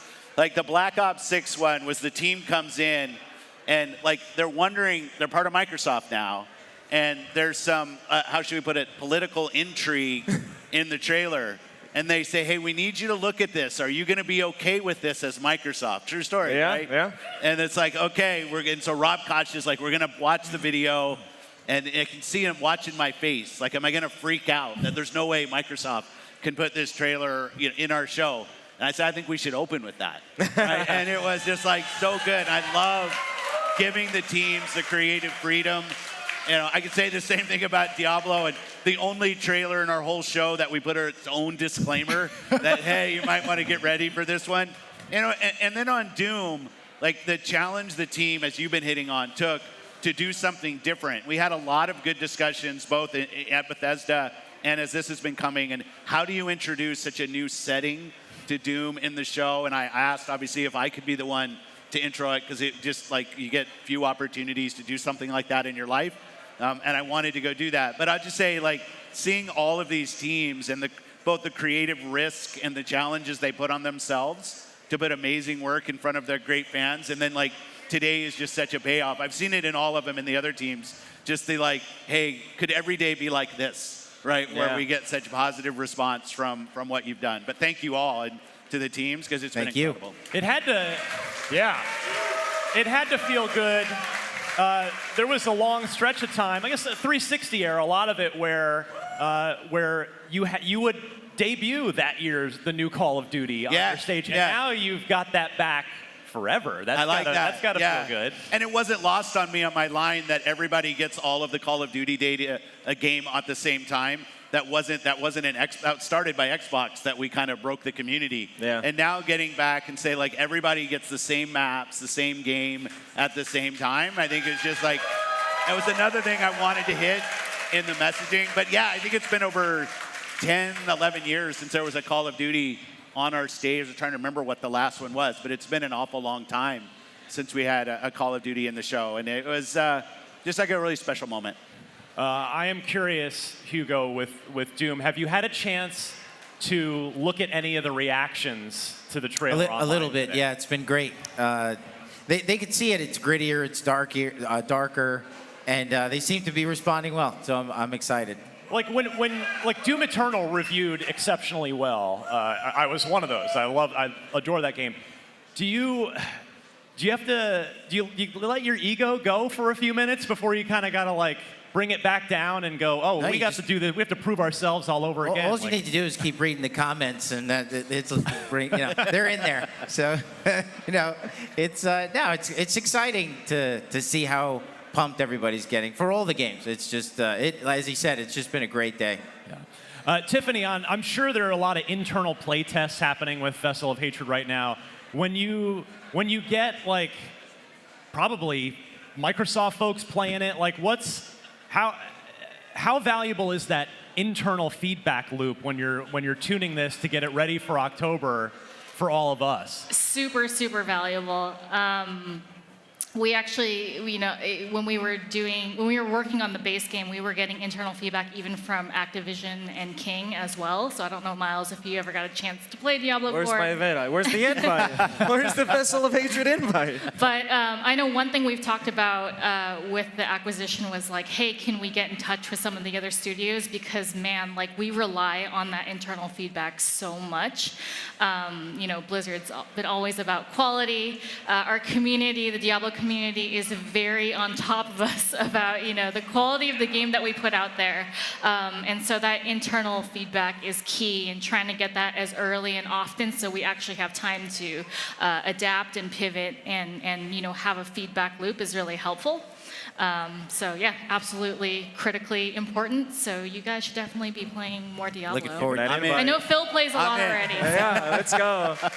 Miles, before we go, I did want to ask you, I selfishly asked you about campaign because I love campaign, but there's a lot of people that play Call of Duty primarily for the multiplayer. Oh, yeah. So I'm curious if, I think there might be an embargo that's lifted by now. Is there, can you talk about kind of maps or anything like the actual, absolutely. This is a huge game. We dive onto the campaign. Multiplayer has 16 original maps day one.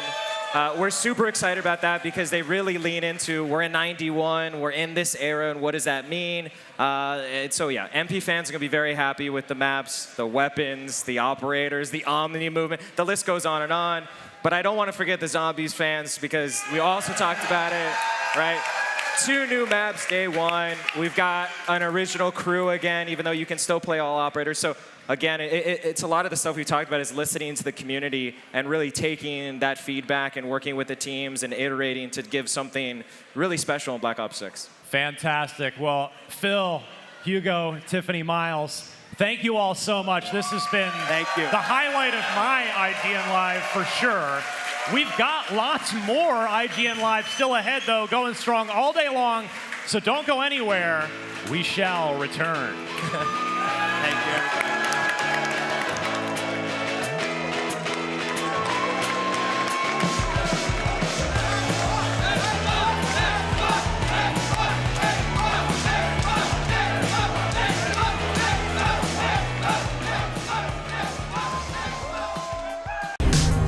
ign-live is presented by Lenovo Legion.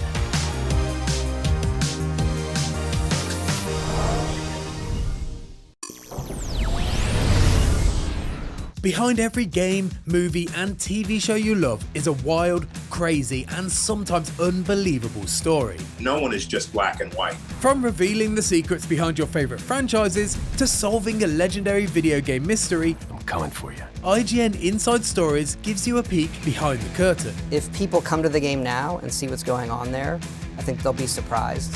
Join us as we dive into hyper-dedicated fan bases, worldwide phenomenons, and the most incredible untold tales in games and entertainment. I said, wait a minute, that doesn't sound so good. It was definitely not what I expected in the best way. Inside Stories, available now only on IGN. And I was like, holy shit, we're gonna do this. IGN Store has it all. From clothes and collectibles to vinyl records, accessories, model kits, and action figures from the biggest and best franchises like The Legend of Zelda, Star Wars, Fallout, Dungeons & Dragons, and more. Whatever your pop culture passion, you're guaranteed to find something you love. There are new and exciting products hitting the store every week, like the Wasteland-ready Fallout Vault 33 hoodie, which pairs perfectly with the working wearable Pip-Boy. Plus, high-quality IGN store exclusives like the powerful and spicy Star Wars Darkside Hot Sauce by Truff. We've even got merchandise for you to rock while tuning in to the IGN shows and podcasts you love. Or cap off a long day by relaxing to the soundtracks of your favorite video games, like Cyberpunk and The Last of Us. And the best part? You don't even need to leave the house to go there. Just head to store.ign.com and start shopping today. The IGN Store. You deserve it. This June, IGN Summer of Gaming We are live. Welcome back to IGN Live. is back. Let's do it. Hello, IGN Live. How are you doing today? Thank you all so much for joining us. I'm really excited for this next one. We are doing a Rewind Theater, and it is very special to me. So yeah, welcome to the special edition of Rewind Theater featuring Killing Floor 3, the newest installment in the iconic action horror series that's co-op. I'm so excited to get into the trailers, so please join me in welcoming Brian Wynia, Studio Creative Director at Tripwire Interactive. Hey guys. Brian, thank you so much for joining us. Now, without giving too much away, what are you most excited for people to see in Killing Floor 3? Well, thank you for having us. I am a kid of the 80s and 90s. I grew up on a steady diet of like rubber monster movies and violent comics and whatnot. So there's a lot of monsters and weird, creepy things that you see in here. I don't want to spoil it because there's some new stuff in case you haven't seen the trailer now. But you'll see some stuff in there that we spent a lot of time developing that I think you guys will enjoy. All right. You guys ready? Let's check out the trailer. Roll the clip.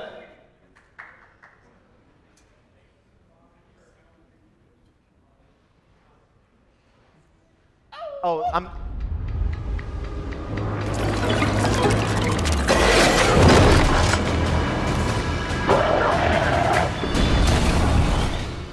Who's ready for a bit of fun then?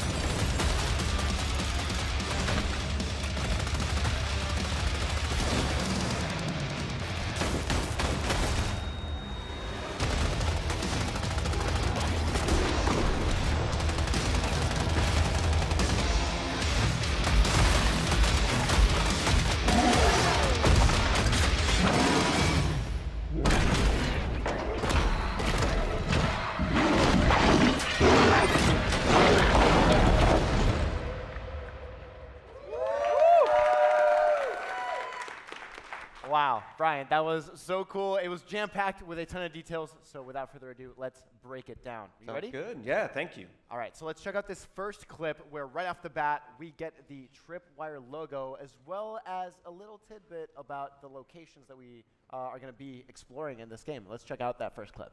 Absolutely. In general, just one of the things you guys will notice with most of the clips that you guys will see today is like we try to hide stuff for the future, just alluding to what could be coming next, so that's really important to us. Like even in this first shot here, obviously you see Tripwire, you see it's pre-alpha, we're still, obviously developing the game, but we want to show you what we've been up to. And you're going to see, this kind of like slightly futuristic military base that this Z outbreak is happening at, but you also see an American flag. So you're starting to allude to where this location might possibly be, something slightly new for the franchise. But once again, every frame we're trying to hide something for you guys to allude to the big picture and what could come next. All right, in this next clip, there's not much hiding in this next clip because we see crawlers all over the place. They're on the walls, they're on the ceiling. Let's check out the clip. Talk to me about how it sort of works to develop, this new way for crawlers to get around the map. Yeah, so these things are pretty disgusting. I have pretty intense arachnophobia. So when we were working with our team, you know, obviously we've wanted to have crawler on the walls. Like if you guys are a fan of the franchise, it's something we've tried to do since the beginning. And it was fairly difficult, but we have a really talented team and they have it working. And it's pretty terrifying now to be, you know, normally fighting Zeds, you see a few things kind of side by side and you shoot their heads. But now when they're crawling on the walls and on the ceilings, it just makes that much more difficult and kind of pushes that action horror vibe that we're going for. But yeah, and they're just absolutely disgusting looking. You'll see a close-up shot here in a second of it. The goal was to basically kind of cross a serial killer and a spider, put it in a blender, and pour it out. That's kind of like Horzine's like thought process on making a bioengineered monster. Yeah, it's not ethical at all. Let's check them out in this next clip so we get that closer look. Because I also want to call out, there's like a lot of hairs on these guys. They look creepy, but cool. They're terrifying. In this next clip, we get a sort of look at the sort of like weird bulb thing they have on the back. Yeah. Yeah, talk to me about these guys. So even this, we have a really talented concept art and creature art department. And for me, like I said, being a kid of the 80s and 90s and having this kind of obsession with monsters is really important that we made something that felt memorable and iconic. We wanted to obviously tip our hat to the previous design, but like how would this creature have been evolved over that time period? So you'll notice it doesn't have one eyeball. It has like a cluster of many little eyeballs in its skull. You want something to look gross, just put little hairs on it. Like if it's wet and hairy, it's usually going to be pretty disgusting, so they did that. Love it. Up next, we get a return of one of the iconic enemies. We see the Husk right here with a new jetpack. Talk to me about the redesign of the Husk for this game.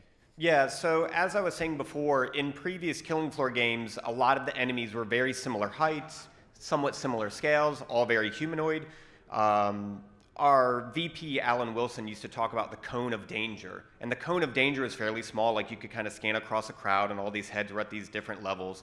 But now that cone of danger has increased dramatically with crawlers being on the walls, Husks having the ability to kind of propel and jetpack around. There's some really terrifying sequences, like the building that you actually see behind them right there. They can jump up on that and kind of flank players and things like that. So when you're playing the game, you have to keep your head on a swivel or you're going to be overwhelmed really quickly. Yeah, they might pop up behind you and then you're going to be in real trouble. Yeah. But up next, we get to see a look at a returning character, Mr. Foster. Talk to me about bringing him back to Killing Floor 3. So this was obviously a fan favorite character, and it was pretty much the first thing that we established when we knew we were Killing Floor 3. We knew it was going to be called Killing Floor 3, and we knew Mr. Foster was going to be there. You guys are going to learn a ton about him more in the very near future, like how old is he? How did he survive? Is he a clone?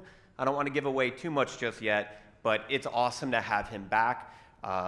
It's really exciting to be able to play as him. He has a really unique set of weapons. He is that kind of classic commando perk evolved into this specialist version of Mr. Foster. He's really enjoyable to use, his kind of like assault style weapons and just rip through Zeds. Now, in this next clip, we get a glimpse at the weapons for Killing Floor 3. I always love the designs for them. Talk to me about how you sort of take weapons that are maybe in the real world and then adapt them to this sort of like near future aspect. Absolutely. So Tripwire is really known for their weapons and their guns. And even though some of these guns are like near future, like what would a Scar look like 70 years from now? What would a particular bullpup look like 70 years from now?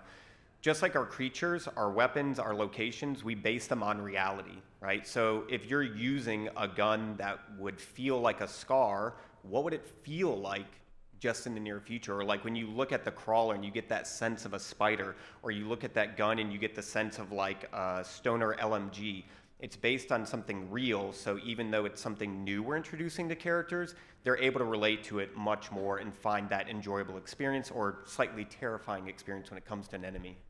Awesome.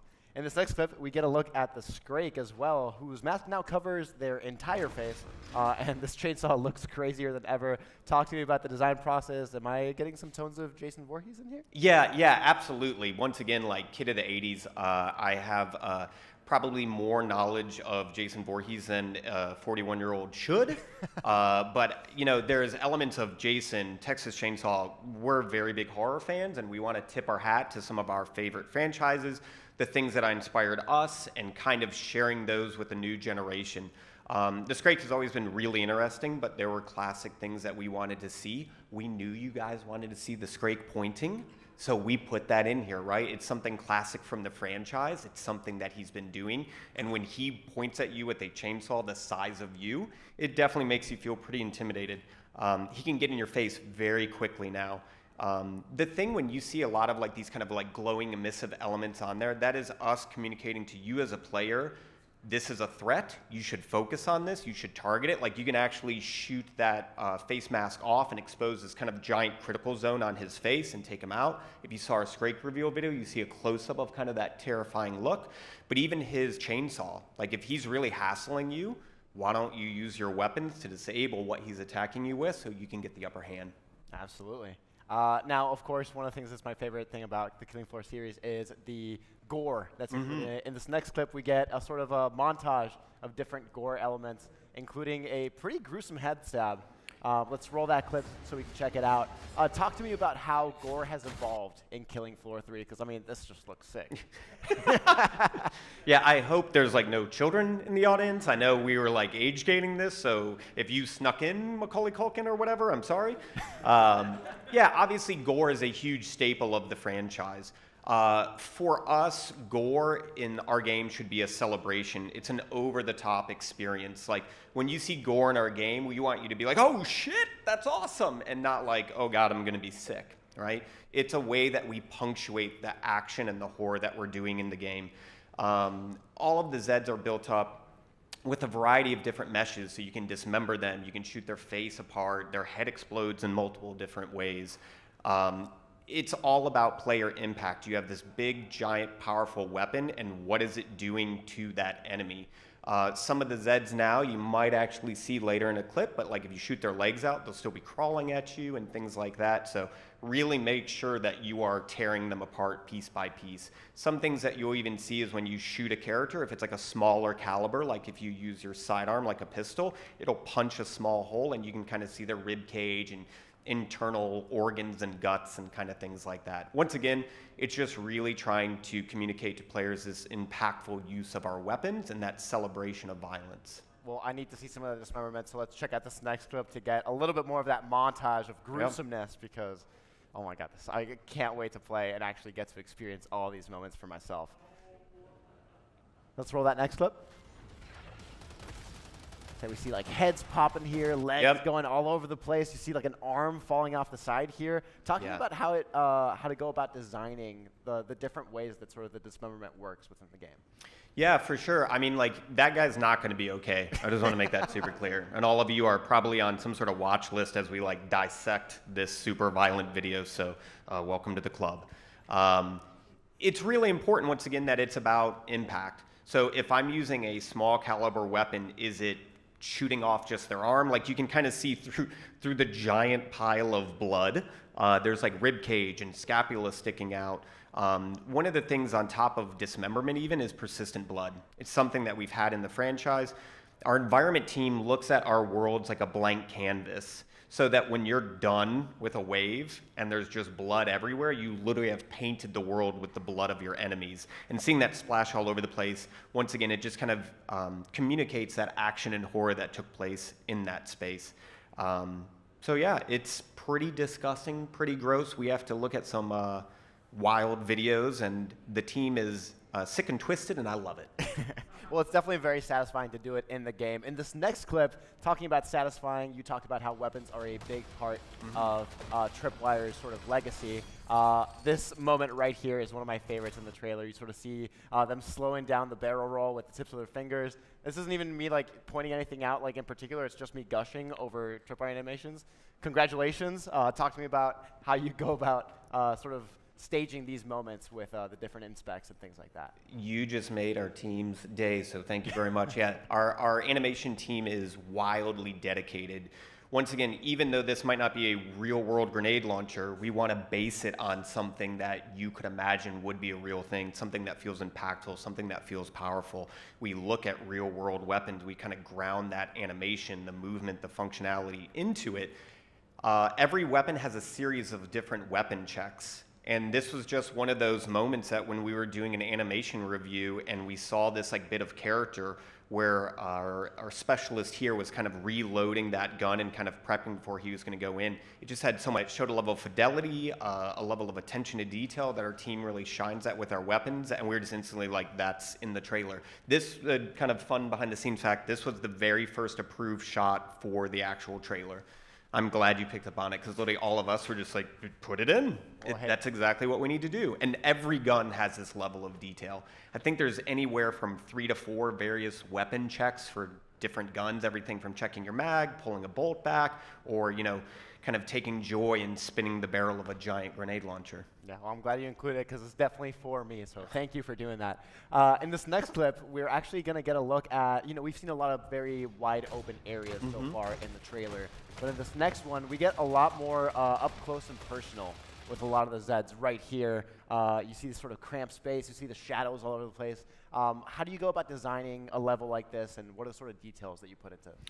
Yeah, so a lot of our maps are designed for gameplay, right? And for us, we now have the ability to have crawlers on the wall. And before, you guys saw kind of like what's called broken camera footage, where it's all in-game, but we actually take the camera and kind of move it around like a film director and kind of show you things that we're working on. But this, you know, is gameplay from a player's point of view, interacting with these Zeds. So seeing those Zeds in a very kind of tight, very intimate space where you can't constantly backpedal from them, and they're climbing on the ceilings, they're on the walls. This was another shot that it was just really important that we really suggest you guys watch it a few times, because there's a lot of layered things on there. You see a new gun, you can see the level of fidelity, like in the shadows, you literally see the hairs in the shadows over there, which like I didn't even know we had that until we were like capturing this, and it was really cool to be able to see that. You see persistent blood. But once again, it's really about that gameplay. It's the crawlers. Having a map where you go from open spaces with a wave of Zeds and then going to something more tight and intimate, once again, it just kind of contributes to this action horror blend that we are trying to create for players. Awesome. Moving on to the next clip, we get a look at some of the other body deformations, status effects like burning from this Molotov throw. Talk to me about programming those into the game. What's the sort of idea there? Yeah, so it's like an affliction, right? Like if I'm using a flamethrower, and you're going to see more of it there, and we have some great screenshots that are coming out to support all this. It's not just shooting things and their heads popping or shooting their arms off, but if I use a flamethrower, catching something on fire, seeing it burn, there is a variety of different types of afflictions that your weapons and elements can do to enemies, and we're really excited to show you more of them. I think later we're going to see some electricity coursing through some enemies as well, so yeah, it's just a different way to tear the enemies apart. Now, this next clip over here, we get a very, very cool thing that I'm so excited to talk about. We get a little bit more of this montage of bloodiness, exploding, lighting people on fire. That electric trap you mentioned, just that head pop was sick, by the way. Thank you. Thank you. Yeah, it's that was a fun one to do. It feels weird saying it over and over again, but shooting things in the head in our game feels really good. I hope you all experience it. I would love to shoot monsters in the face with you. So yeah, it's pretty crazy. But then... Yeah, so this is the moment I want to talk about, the zip line. Talk to me about the different sort of modes of traversal, movement, and why you sort of implemented these in the game. Yeah, so this is pretty big. Like previously in Killing Floor, movement was somewhat restricted. But as we started to increase what Zeds could do to you, I have no problem challenging you guys as players. Like, we should make really intense Zeds, really intense threats. But we have to give you the opportunity to actually fight back. Like, Killing Floor is at its best when you have like 2 rounds left and you're literally like wiping the sweat off your brow. But I can't tell you how many times that like a zip line has essentially saved my life, right? Like, We'll talk about who you see at the end. He's chased me a few times, and I've had to hop on this guy and get out of there. Or I might have a teammate's in trouble, and being able to deploy a zip line and get over to them. It just is like, if they're flying and they're crawling, we're going to need you vaulting. We're going to need you sliding. There's a dash that you'll even get to kind of see later, because now with certain enemies having projectile attacks, we have to give you not only guns, but some other tools in your arsenal to be able to kind of combat these enemies. I love it. Yeah, let's check out this next clip, because it's definitely something that I was not expecting to be included. You know, you see this sort of Get blasted by a husk right there. That's always intense. Right here, we get a drone. What's that all about? Yeah, so this is Mr. Foster's gadget. Each one of our specialists has a unique gadget that is unique to their gameplay. It was really important to us that each specialist had a really defined role on the battlefield. So Mr. Foster is that classic commando. If you like using various assault rifles, LMGs, SCARs, things like that, this is your character. You guys obviously saw the firebug. If you like setting things on fire, you like using flamethrowers, Molotovs, she's the character for you. And once again, each one of them has their own unique gadget. And the way we kind of describe these internally, it's basically your oh shit moment, right? So at this point, you see Mr. Foster about to be overwhelmed. You just mash that button, and it's essentially going to kind of give you that opportunity to be that hero, save your teammates, save yourself, and just escape. Once again, powerful weapons, various ways of traversals, tools and gadgets so that you can stand a chance against these enemies. Yeah, it seems like the enemies have really evolved a lot, and so you need to be able to match that some way, somehow. Absolutely. And these are all the tools at your disposal. I love it. Speaking of enemies that have been leveled up, I got so excited when I saw this. In this next clip, we get a look at the Flesh Pound making their way back and killing floor 3. They just look so terrifying. I'm excited to see them back. Am I right, guys? That's so cool. And now they have like a whip for their arms? Yeah, well, it's like when you already saw the original Flesh Pound, you know, the team for KF1 and KF2, and many of them still on KF3, it was already pretty intense. So it's like, how do you take this giant guy with meat grinders and make it that much more intense? And it's like, well, let's just kind of get him right in your face. And where the Scrake might actually run you down and try to saw you in half with this kind of giant chainsaw auger, we're just like, these should essentially giant whips and kind of maces that he can kind of smash on top of you. There's a lot of things to break down, even in this kind of section of the trailer. New gun, look at critical zones, you're gonna see the slide, lots of little things here for all of our fans. So please take the time, check it out, and see kind of all those subtle details that we're putting into it. But yeah, he's a bit intense to fight. I'm just gonna throw that out there. Yeah. And we wanted kind of players to think like, oh, that's the Flesh Pound. It's like their biggest bad guy, but you'll see where we kind of end the trailer. Yeah, little do they know that up next we get a look at this absolute monstrosity that I just need to know more about. It's like a shark tank buster sword thing? Yeah, I mean, maybe there was a little bit of... Yeah. Thank you. Thank you.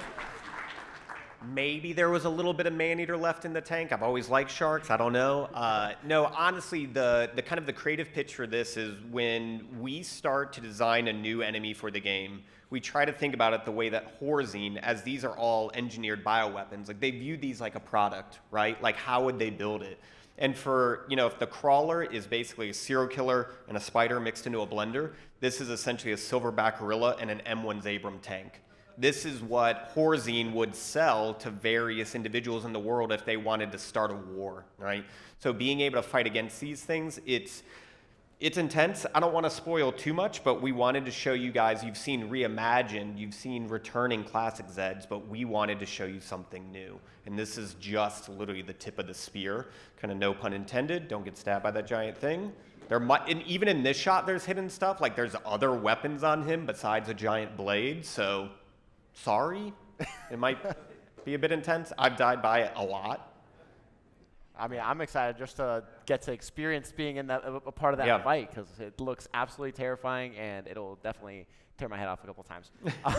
Now, right after this, we do get a look at the sort of key art. You've talked to me backstage about how you guys love to hide stuff all over the place. What might people not notice? You know, aside from obviously the wish list now, which you can go wish list it now. What else might people not notice in this key art? Yeah, so we have a community out there that loves doing breakdowns of our various videos. You guys know who you are. You guys, we very much watch your videos. We very much enjoy them. Like I said, every frame we are trying to give the player more information about the game. These are the weapons that you're using. These are the enemies that you're fighting. But when you guys have watched our Zed reveal videos, we've kind of hinted at what the next Zed might possibly be. In this piece of key art, there are things you guys have not seen yet. So everything we're putting out, there is some sort of hint for the future. So I won't totally spoil it, but in that wave of Zeds and pile of blood, there are some classic returning friends and also some kind of new horrors on the horizon as well. I love it. Brian, thank you so much for joining us. Everybody give it up for Brian. Thank you, guys. I can't wait to join Nightfall and mow down hordes of Zeds. But before we go, we have a special clip. Yeah, here's another kind of fan favorite, the bloat. Please don't eat during this. It won't go well.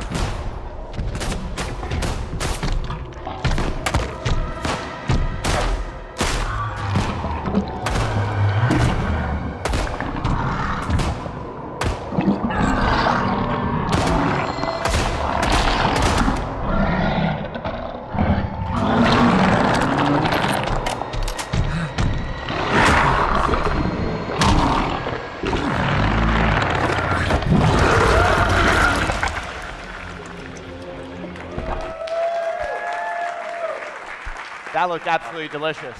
I can't wait to experience that for myself. Guys, you can all wish list Killing Floor 3 right now. It's coming to PlayStation 5, Xbox Series consoles, and PC via Steam and the Epic Store. And remember, for all things Killing Floor 3, keep it locked to IGN. Thank you, everyone. Take care.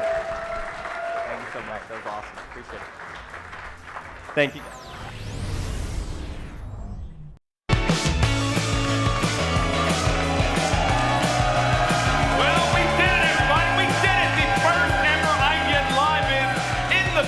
And I don't know about y'all, but I think it was a success. What do y'all think? Was this a success? Was it? Can I hear you? Well, it took a lot of hard work to make this happen, so let's hear it for everyone working behind the scenes, all the sponsors, partners, special guests, everyone who donated prizes, the Magic Box for hosting us, and our wonderful security staff for holding it down. Give it up! But here's the thing. It wouldn't have been anywhere near this good without all of you, and we cannot thank you enough for making IGN Live really something special. Doing something for the first time can be scary, and some of us were like, what if nobody shows up? Or what if people are mean and they boo at us and they throw rotten fruit until we get off the stage? Give it up for rotten fruit. Please don't do that. But that's not what happened. That's not at all what happened. No, instead, that's right. You all showed up and made the last 3 days feel like a massive party. So from all of us here at IGN, thank you for being so freaking awesome. So give it up for yourselves. We love you all so, so much. We will see you next time. Good night.